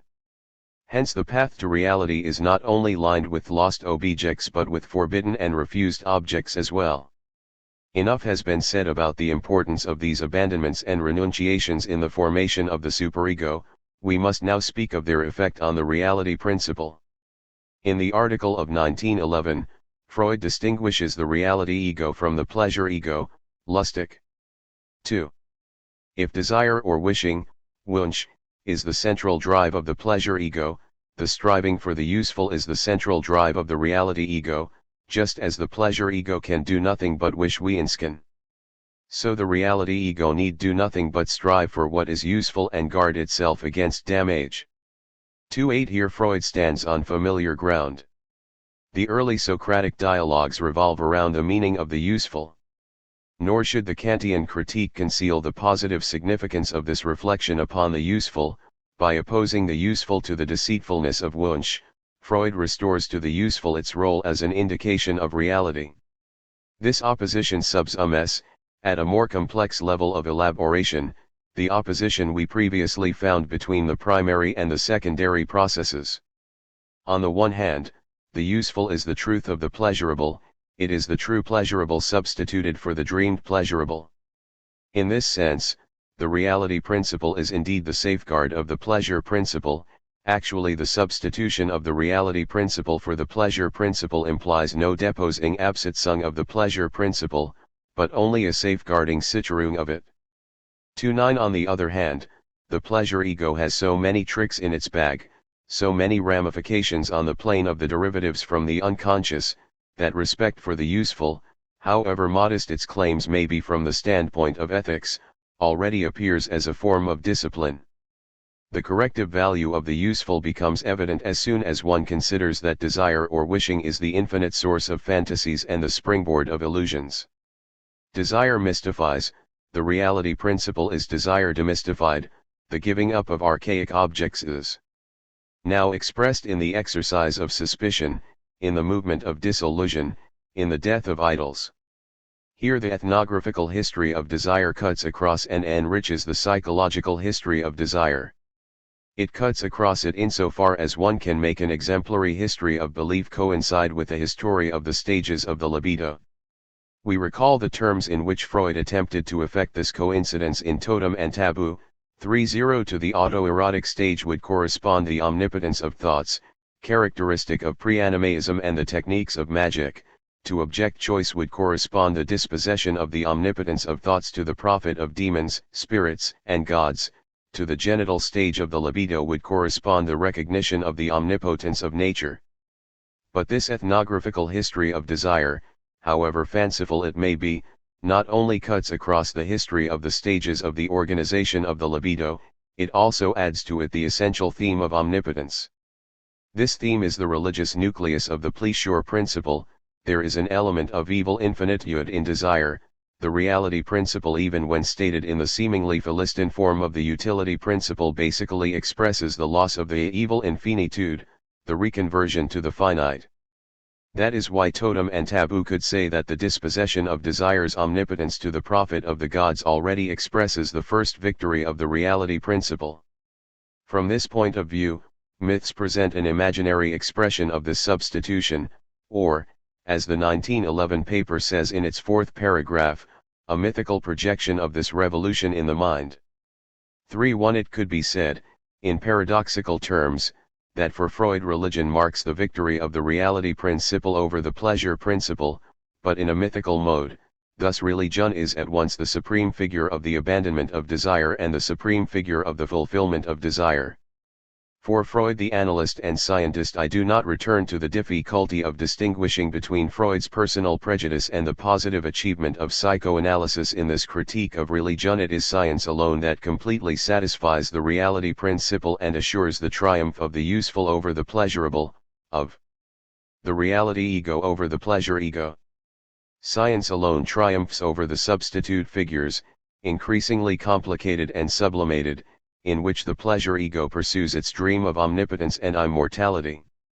Thus the reality principle is not completely victorious until the adult is capable of giving up not only lost archaic objects of the narcissistic or anaclitic type, not only forbidden objects of the incestuous type, but also mythical objects, through which desire pursues satisfaction in the substitute mode of compensation or consolation. The reality principle might be said to symbolize the access to true utility through the long detour of mourning over lost, forbidden, and consoling objects. I do not argue the point that Freud's scientism reduced his sixth scion of reality to observable facts, nor that his critique of idols led him to overlook other dimensions of reality. This narrowness of the Freudian theory is of less importance to me at this stage of reflection than the role he assigns to mourning over the lost object and its derivatives. This loss or renunciation, together with all the pruning it involves of the realm of fantasy, turns the theme of reality toward that of necessity. Other aspects of the theory, and its entire later development, strengthen this alliance between reality and necessity. The reality principle and the economic task of the ego. The connection we have established between the ego agency and the reality principle opens a final field of exploration for us. If reality is that which stands over against the ego, in the topographical sense of the word, then everything that concerns the economic task of the ego also concerns the reality principle. Do we run the risk of dissipating the concept of reality by overextending it? Not if we keep as our guiding thread the differentiation between the internal and the external. To each new complexity of the internal world there corresponds a new task for the ego as the representative of the external world. Freud enriched this world of interiority in two different ways: first, by the revision of the instinct theory, that is, by the introduction of narcissism; second, by the change from the first to the sec on topography, ego, id, superego. By these two paths he entered more deeply into the unfathomable depths of interiority. At the same time he increasingly dramatized the relation to reality. Narcissism directly concerns the relation to reality, inasmuch as self-attention is inattention to the other. In the language of the metapsychology, this inaccessibility to the other is expressed by saying that narcissism is the reservoir of libido. According to this economy of narcissism, each object cathexis is a kind of provisional affective investment. Our loves and hatreds are the revocable figures of love derived from the undifferentiated substrate of narcissism. Like the waves of the sea, these figures may be effaced without alteration of the substrate. The possibility of sublimation, it will be remembered, stems from the constant return to the egoistic libidinal substrate. Because of this return we can abandon aims and transform abandoned object choices into modifications of the ego. Because of it, consequently, our successive identifications form a precipitate that may be likened to a secondary narcissism by reason of the economic relations between identification, sublimation, desexualization, and narcissism. Thus is deepened an ever richer and more articulated interiority. The counterpart to this indirect reinforcement of narcissism is, of course, a lack of self-detachment in our consideration of the world. Here we encounter a striking analysis that Freud made in the short paper entitled A Difficulty in the Path of Psychoanalysis. 3.2 Narcissism opposed acceptance of the discoveries of Copernicus, for they stripped us of the illusion of being at the center of the universe. It opposed Darwin's evolutionist theories, which plunge us into the vast flux of life. Finally, it resists psychoanalysis because the latter shakes the primacy and sovereignty of consciousness. A new aspect of the conflict between the pleasure principle and the reality principle is brought to light. 3.3 Narcissism interposes itself between ourselves and reality, that is why the truth is always wounding to our narcissism. These remarks about the power of narcissism to resist truth are greatly corroborated by all that we know about the internal world we call the superego. Indeed, the concept of secondary narcissism relates the superego to the primordial inner world or primary narcissism. Freud did not explicitly treat of the relations between the superego and reality. However, he invites us to explore this path when he states, in the ego and the id, that the superego is always close to the id and can act as its representative vis-a-vis the ego. It reaches deep down into the id and for that reason is farther from consciousness than the ego is. 3.4 The last pages of that essay, devoted to the dependent relationships of the ego, are a first contribution to this research and foreshadow what a post-Freudian school calls ego analysis. Freud's succinct analyses begin by recalling certain functions that have since become classic: order in time, reality testing, motor inhibition and control, but from now on these functions are considered from the standpoint of the ego's strength and weakness. Thus it is tempting to consider reality as the correlate not only of the ego but of the ego's strength. Reality is that which stands over against a strong ego. We thus come back to what seemed to us to constitute the specific problematic of the ego, namely, the problematic of domination and slavery, as in Spinoza's Ethics. The strength of the ego, however, in distinction to the illusory omnipotence spoken of in Totem and Taboo, essentially consists in its conciliatory or diplomatic position.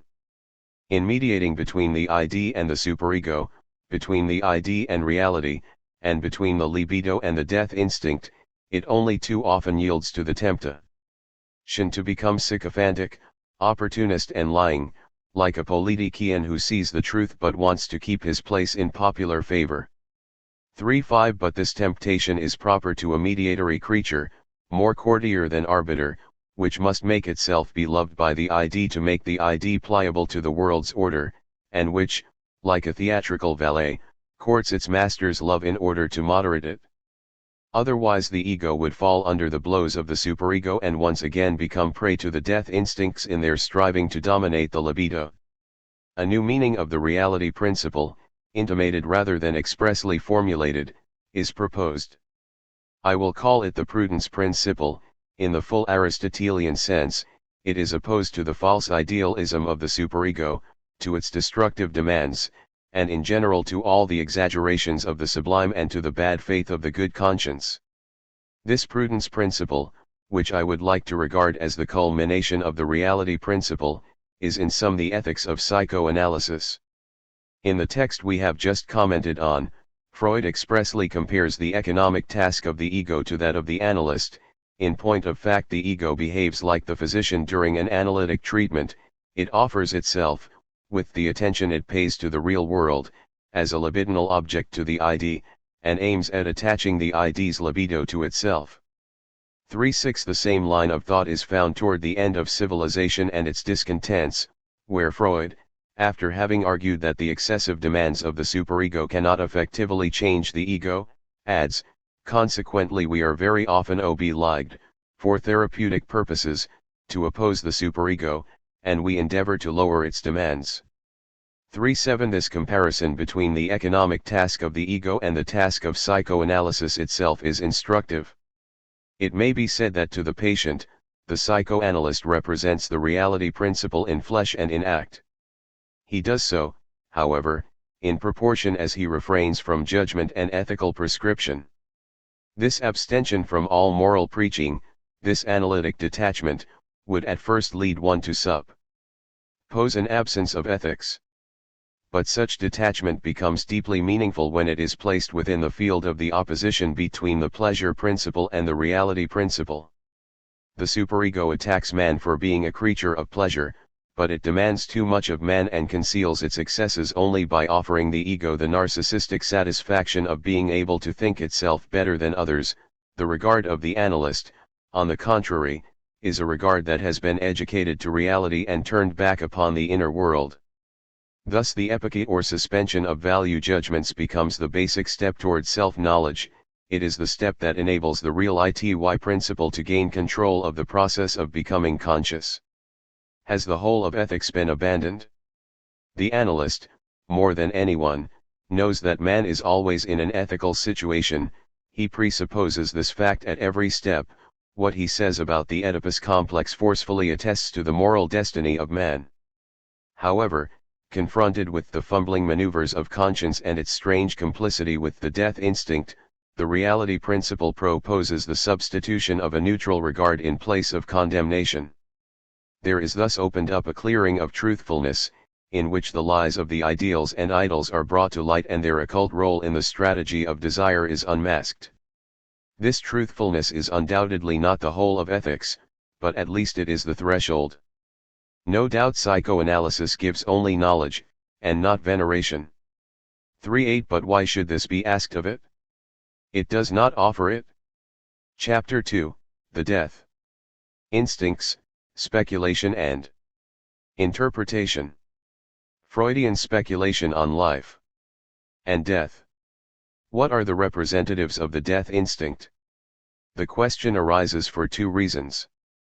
First, it should be noted that the death instinct was not introduced to account for the factor of destructiveness, as the later papers on culture and especially civilization and its discontents might lead us to believe, but to account for a set of facts which center around the compulsion to repeat. It is only afterward that the switch is made from metabiological to metacultural considerations. Thus the connection between the various representatives of the death instinct poses a question. More important, however, is the fact that the link between this instinct and its representatives is not Freud's main concern. Beyond the Pleasure Principle is the least hermeneutic and most speculative of Freud's essays. In saying this I refer to the innermost part played in that essay by hypotheses, by heuristic constructs, which are pushed to their extreme consequences. 1. The death instinct is not at first deciphered in its representatives, but instead is posited as a hypothesis or speculative assumption about the functioning and regulation of the psychical processes. It is only in a second movement that this instinct is recognized and deciphered in a certain number of clinical phenomena, and then, in a third movement, recognized and deciphered as destructiveness, on the individual plane and on the historical and cultural planes. Thus we must always bear in mind that there is an excess of hypothesis compared with its fragmentary and partial verifications. Let us closely follow the steps in which the concept of death is introduced in Beyond the Pleasure Principle. The speculative side of the notion is evident from the first lines of the essay and even from the title. The concept is not posited in opposition to eros. On the contrary, eros will itself be introduced as a revision of the libido theory, a revision imposed by the introduction of the death instinct. As the title suggests, the hypothesis of the death instinct is concerned with the limits of validity, Jensates, beyond, of the pleasure principle. By the same stroke the essay links up with the earliest set of hypotheses, those of the 1895 project. Whereas the notion of libido stems from the deciphering of instincts in their representatives, the pleasure principle belongs to another type of hypotheses which Freud calls the theory of psychoanalysis. These hypotheses, we recall, concern the automatic regulation of the psychical processes. They refer to an apparatus that functions on the pattern of an energy system. The apparatus is set in motion by a production of tension and tends to the general lowering of those tensions.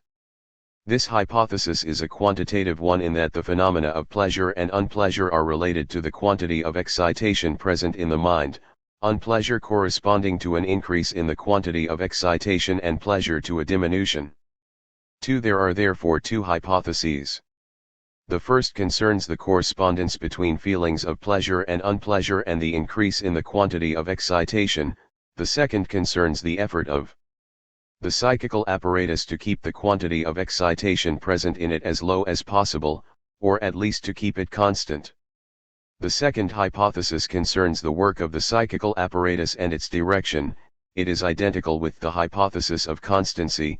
The first hypothesis enables us to transcribe the hypothesis of constancy into the pleasure principle and to say that the pleasure principle follows from the principle of constancy. 3. But how is it possible to speak of a beyond the pleasure principle, if the hypothesis of constancy is the most general hypothesis that can be formed about the psychical apparatus? Just what does the expression beyond the pleasure principle refer to? It refers to the operation work same key of tendencies. More primitive than the pleasure principle and independent of it. 4. The whole course of the essay is a sustained and skillful movement aimed at uncovering those tendencies. By skirting the reader's resistances and prudently laying siege, Freud lines up facts that could indeed be explained by the pleasure principle but which could also be explained in some other way. Strangely enough, Freud decisively undermines the dominance of the pleasure principle at the very moment he says it might adequately explain the facts. Thus considerations must be brought forward to show that one cannot account for man's psychical life without mentioning the factors that oppose this principle of constancy, that prevent it from being dominant and restrict it to the role of being a tendency, ch. 1. The surprising thing is that the pleasure principle can only rule over the primary processes, that is, according to Chapter 7 of the Interpretation of Dreams, over the short circuit between wishes and their quasi-hallucinatory fulfillment. When faced with difficulties from the external world, the pleasure principle is inefficient and even dangerous. Under the influence of the ego's instincts of self-preservation, it is replaced by the reality principle. Thus we have a strange situation. The most general principle of mental functioning is at the same time one of the terms of a polarity: pleasure principle, reality principle. Man is man only if he postpones satisfaction, abandons possibilities of enjoyment, and temporarily tolerates a certain degree of unpleasure on the long indirect road to pleasure. This is the first breach that Freud hastens to fill in. We still cannot speak, he says, of something beyond the pleasure principle, first, because sexuality is proof that an entire part of the human psychism consistently resists being educated, and secondly, because the admission of unpleasure into any human behavior may be regarded as the roundabout path the pleasure principle takes in order to gain ultimate dominance. The same remarks are applicable to a second kind of opposition to the pleasure principle. The project had already stated that unpleasure is what educates man. The most notable part of this education consists in the replacement of a libidinal organization by another, more highly complex one. The successive organizations of sexuality, which were studied in the three essays and ever more finely differentiated and articulated in the Freudian school, are the most extensive illustration of this law of development. One of the main things the neuroses have taught us is that earlier phases of development are not simply replaced by succeeding ones, but that conflicts arise between vestiges of the former and demands of the latter. The parts of instinct that are cut off from the possibility of satisfaction seek substitute modes of satisfaction now felt by the ego as unpleasure. This unpleasure is a form of pleasure that cannot be felt as such because it belongs to surpassed organizations of the libido.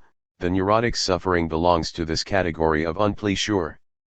Thus psychoanalysis teaches us to discern the pleasure principle in what is felt by the ego as unpleasure.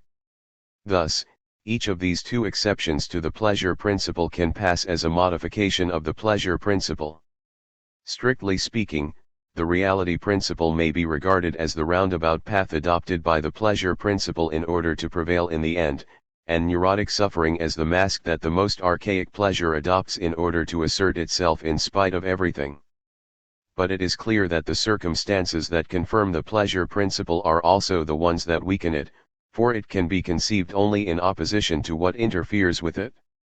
Continuing his skillful work of undermining, ch. 2, Freud sets forth a new series of facts which, he assures us, presuppose the existence and dominance of the pleasure principle and present as yet no evidence of the existence of tendencies more primitive than it and independent of it.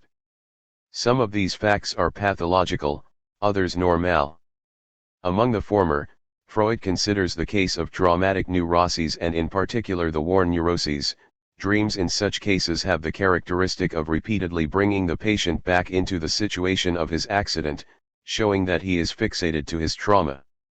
We are already in the area of the compulsion to repeat, which is going to become the central reference of the essay. But Freud adroitly steps back and makes a new suggestion drawn from children's play. We are presented with the case of a little boy, age 1.5. He is a good boy who lets his parents sleep, obeys orders not to touch certain things, and above all never cries when his mother leaves him. He plays at making a wooden reel disappear and reappear, at the same time uttering an expressive Fort.